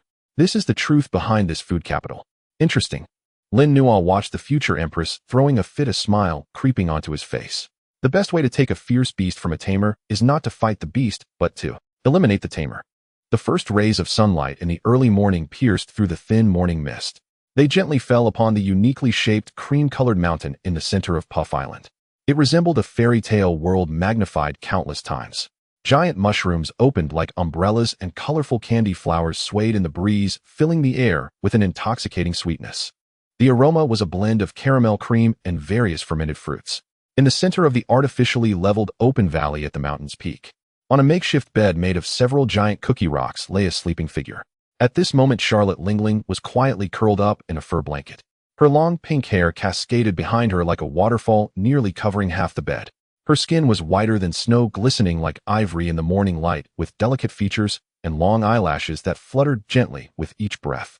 If one were to overlook her enormous size of nearly 9 meters and the large pool of drool forming at the corner of her mouth. At this moment she appeared to be an unsuspecting sleeping beauty, waiting for a prince's kiss to awaken her. However, the one guarding her was not a prince. Instead, it was a short man with a long beard dressed in a somewhat dirty white chef's outfit. Stressen, he was not asleep. Or rather, since he began following this creature, named Linlin, he had not had a single peaceful night's sleep. Swish, swish, swish. Wood shavings flew everywhere. But what fell to the ground was not wood shavings, but slices of swish, swish, swish. Wood shavings flew everywhere. But what fell to the ground was not wood shavings, but slices of meat emitting a smoky aroma. Eat fruit. It is a magical ability that can turn anything in the world into ingredients. Long Bread wiped the cold sweat from his forehead, looking at the pile of ham slices that had just been created, letting out a long sigh of relief. This should be enough for her breakfast. He gazed at the still sleeping Linlin, his eyes filled with conflicting emotions of fear and greed. In his eyes, this drooling woman was not a princess, but a humanoid weapon, the most potent tool to help him realize his ambitions. As long as he could control her appetite, he could harness this power capable of destroying the world. Just then, the sleeping beauty on the bed let out a murmur. Suddenly, her tightly closed eyes snapped open. There was no confusion of just waking up, her pink pupils instantly filled with a ravenous desire for food. Boom. She sat up abruptly, the force shattering the cookie bed beneath her. Long Bread. Linlin's voice was sweet and melodious like a spoiled little girl, yet her volume was thunderous. Good morning, Linlin. Long Bread quickly replaced his expression with a kind smile, carrying the plate of freshly created ham over. Are you hungry? Hurry and eat, this is freshly made smoked meat. Linlin grabbed the large pile of meat slices and stuffed them into her mouth as if they were snacks. She chewed randomly for a moment, then frowned. It's not tasty. She pouted, looking at Long Bread with a face of disdain. This meat made from wood is not tender at all, and it has no fat. It feels like chewing on tree bark. I want to eat Samura. What happened to the Samura you promised me yesterday? Linlin leaned on the ground, her big eyes fixed intently on Long Bread, her expression brewing a hint of dangerous storm. The kind that glows. With a rich, creamy aroma. A single bite would release plenty of cream. Long Bread's heart sank. The thing he dreaded most had come. Although the eat fruit was convenient, turning stone into bread and wood, the food produced was delicious for someone on the brink of starvation, but for a creature like Linlin, whose palate had been spoiled, it could only fill her stomach and never bring satisfaction. True top-tier delicacies, those with complex structures and delicate textures, must be cooked step by step using genuine top-quality ingredients and exquisite culinary skills. Such things cannot be conjured from thin air. Linlin, be good. Long Bread suppressed the panic in his heart, speaking in a tone as if coaxing a child. The process of making Samura is quite complicated, and there are some ingredients we don't have here. I need to go buy them in the town below the mountain. Buy? Linlin tilted her head, her eyes innocent yet cruel. Why buy? Why not just have them delivered? If those little people don't listen, I'll just kill them all. No way. Long Bread quickly stopped her. Linlin, we can't be too ostentatious right now. If you cause a scene down the mountain and attract those pesky giant warriors, they will capture you. They'll lock you in a dark and cold cage, and you'll never be able to eat snacks again. Long Bread understood Linlin's weakness well. It was not fear of death nor fear of pain. It was fear of hunger. Indeed, upon hearing the words, never able to eat snacks, Linlin flinched. Although she thought she could defeat those people, the thought of potentially being hungry made her choose to compromise. Well, fine. Don't worry, I'll be back soon. Long Bread let out a sigh of relief. He slung a super large empty sack over his shoulder and turned to walk down the mountain. Samura, don't worry, I'll be back soon. Long Bread let out a sigh of relief. He slung a super large empty sack over his shoulder and turned to walk down the mountain. Though he was an eat fruit user to maintain Linlin's food standards and prevent this monster from going berserk, he had to regularly go to the town to purchase genuine top-quality ingredients. This is the price of being a beast tamer. Leaving Cream Mountain, he traversed a dense forest. The Long Bread arrived at the port town of Puff Island. Though it was morning, the scene was already bustling. Shops lined both sides of the street, and the air was filled with the aroma of freshly baked bread. Long Bread lowered the brim of his chef's hat, trying to avoid drawing attention to himself. He expertly entered a grain and oil shop located deep within an alley. Boss the usual, Long Bread tossed a bag of gold coins onto the counter. The shop owner was a lean old man, and upon seeing Long Bread, his face instantly filled with a professional. In the world of commerce, this short chef, despite his mysterious movements and eccentric temperament, was a big spending client. As long as he paid, even a devil would be a welcomed guest. Oh, chef, you arrived just in time. The owner quickly collected the coins and turned to open the warehouse door behind him. I've set aside premium snowflake flour and top-grade butter just for you. However, the owner hesitated, rubbing his hands together. Today's supply might not be as much as before. Why? Long Bread frowned, his gaze turning. If you want to raise the price, you better consider the consequences. No. You misunderstood. The owner hurriedly waved his hands to explain. It's because a few giants came yesterday. The Big Hammer Battle Group. They bought up 80% of the town's stock in one go. What I have left now is already the last of my stock. Giants. Long Bread's eyes narrowed.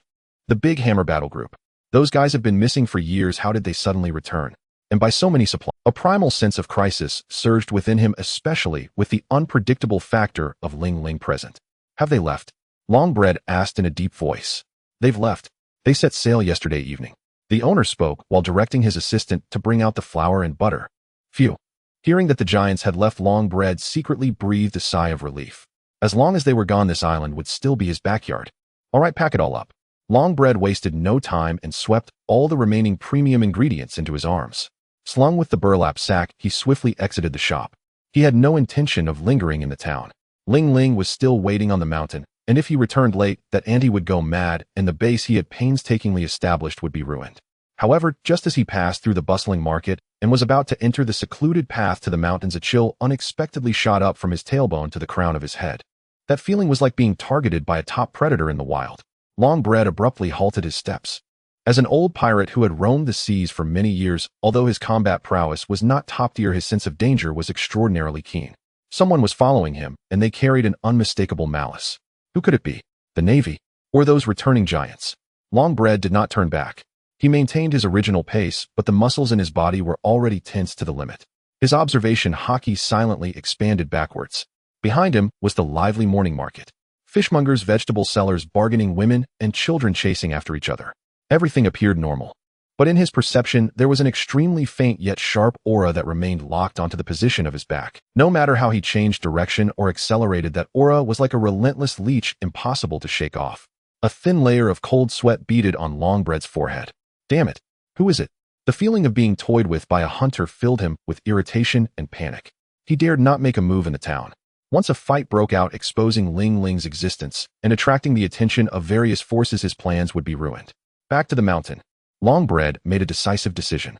As long as he returned to Cream Mountain, back to Linlin's side, no matter who came facing that monster with her innate talents would only lead to death. Thinking of this, Long Bread stopped pretending. He suddenly accelerated his body, transforming into a fleeting shadow as he dashed into the dense forest leading to the mountains. Swish, swish, swish. Trees rapidly receded. Long Bread sprinted through the woods, the heavy burlap sack on his shoulder felt weightless. The feeling of being locked onto not only persisted, but grew closer and stronger. The opponent's speed was faster than his. Since you want to chase, I'll let you chase to your heart's content. A fierce look flashed in Long Bread's eyes. He abruptly stopped, turning to press down on the ground behind him. The ability of the Chomp Chomp fruit activated. Syrup Swamp. The originally hard dirt road instantaneously underwent a transformation. The brown soil turned into a golden viscous syrup. The entire mountain road became a flowing river of sugar. This syrup was not only extremely sticky, but once stepped on, one would sink deeply. Struggling only made it worse. This was a trap specifically designed to restrict fast enemies.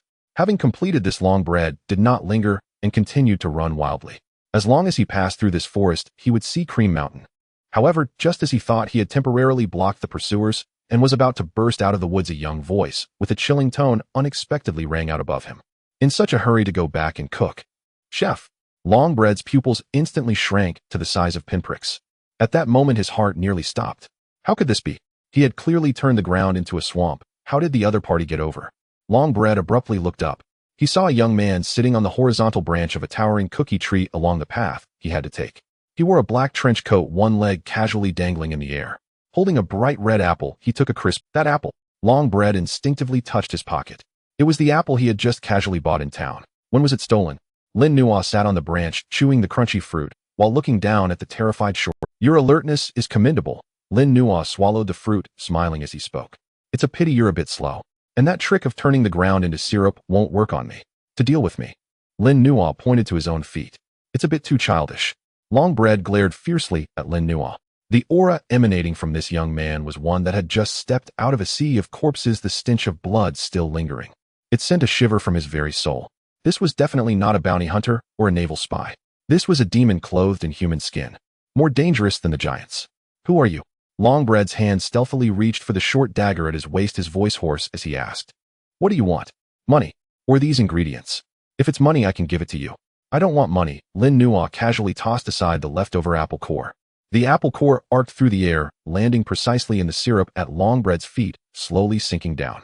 Nor do I want your flour. Lin Nuo jumped down from the branch, landing lightly on the ground, perfectly blocking the path, leading to... He pressed down on the hilt of his dagger, the smile on his face gradually turning cold.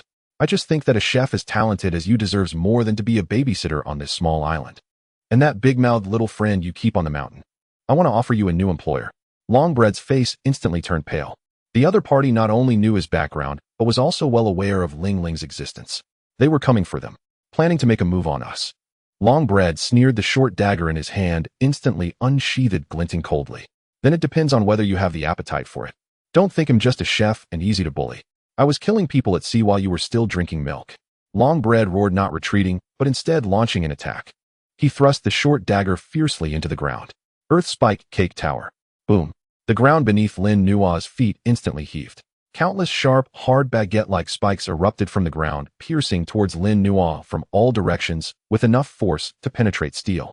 This was a killing move he had honed through countless battles, transforming the ground into hard ingredients and then executing a terrain attack. However, facing this overwhelming assault, Lin Nuo didn't even draw his sword. He merely tilted his body slightly, his footwork shifting. His body weaved through the dense spikes like willow fluff in the wind, with the sharp baguette spears not even brushing against the hem of his clothes. How is this possible? Longbread was astonished. Before he could react, Lin Nuo had already drawn his sword, the azure sword energy flashing past. Uffed. Blood splattered.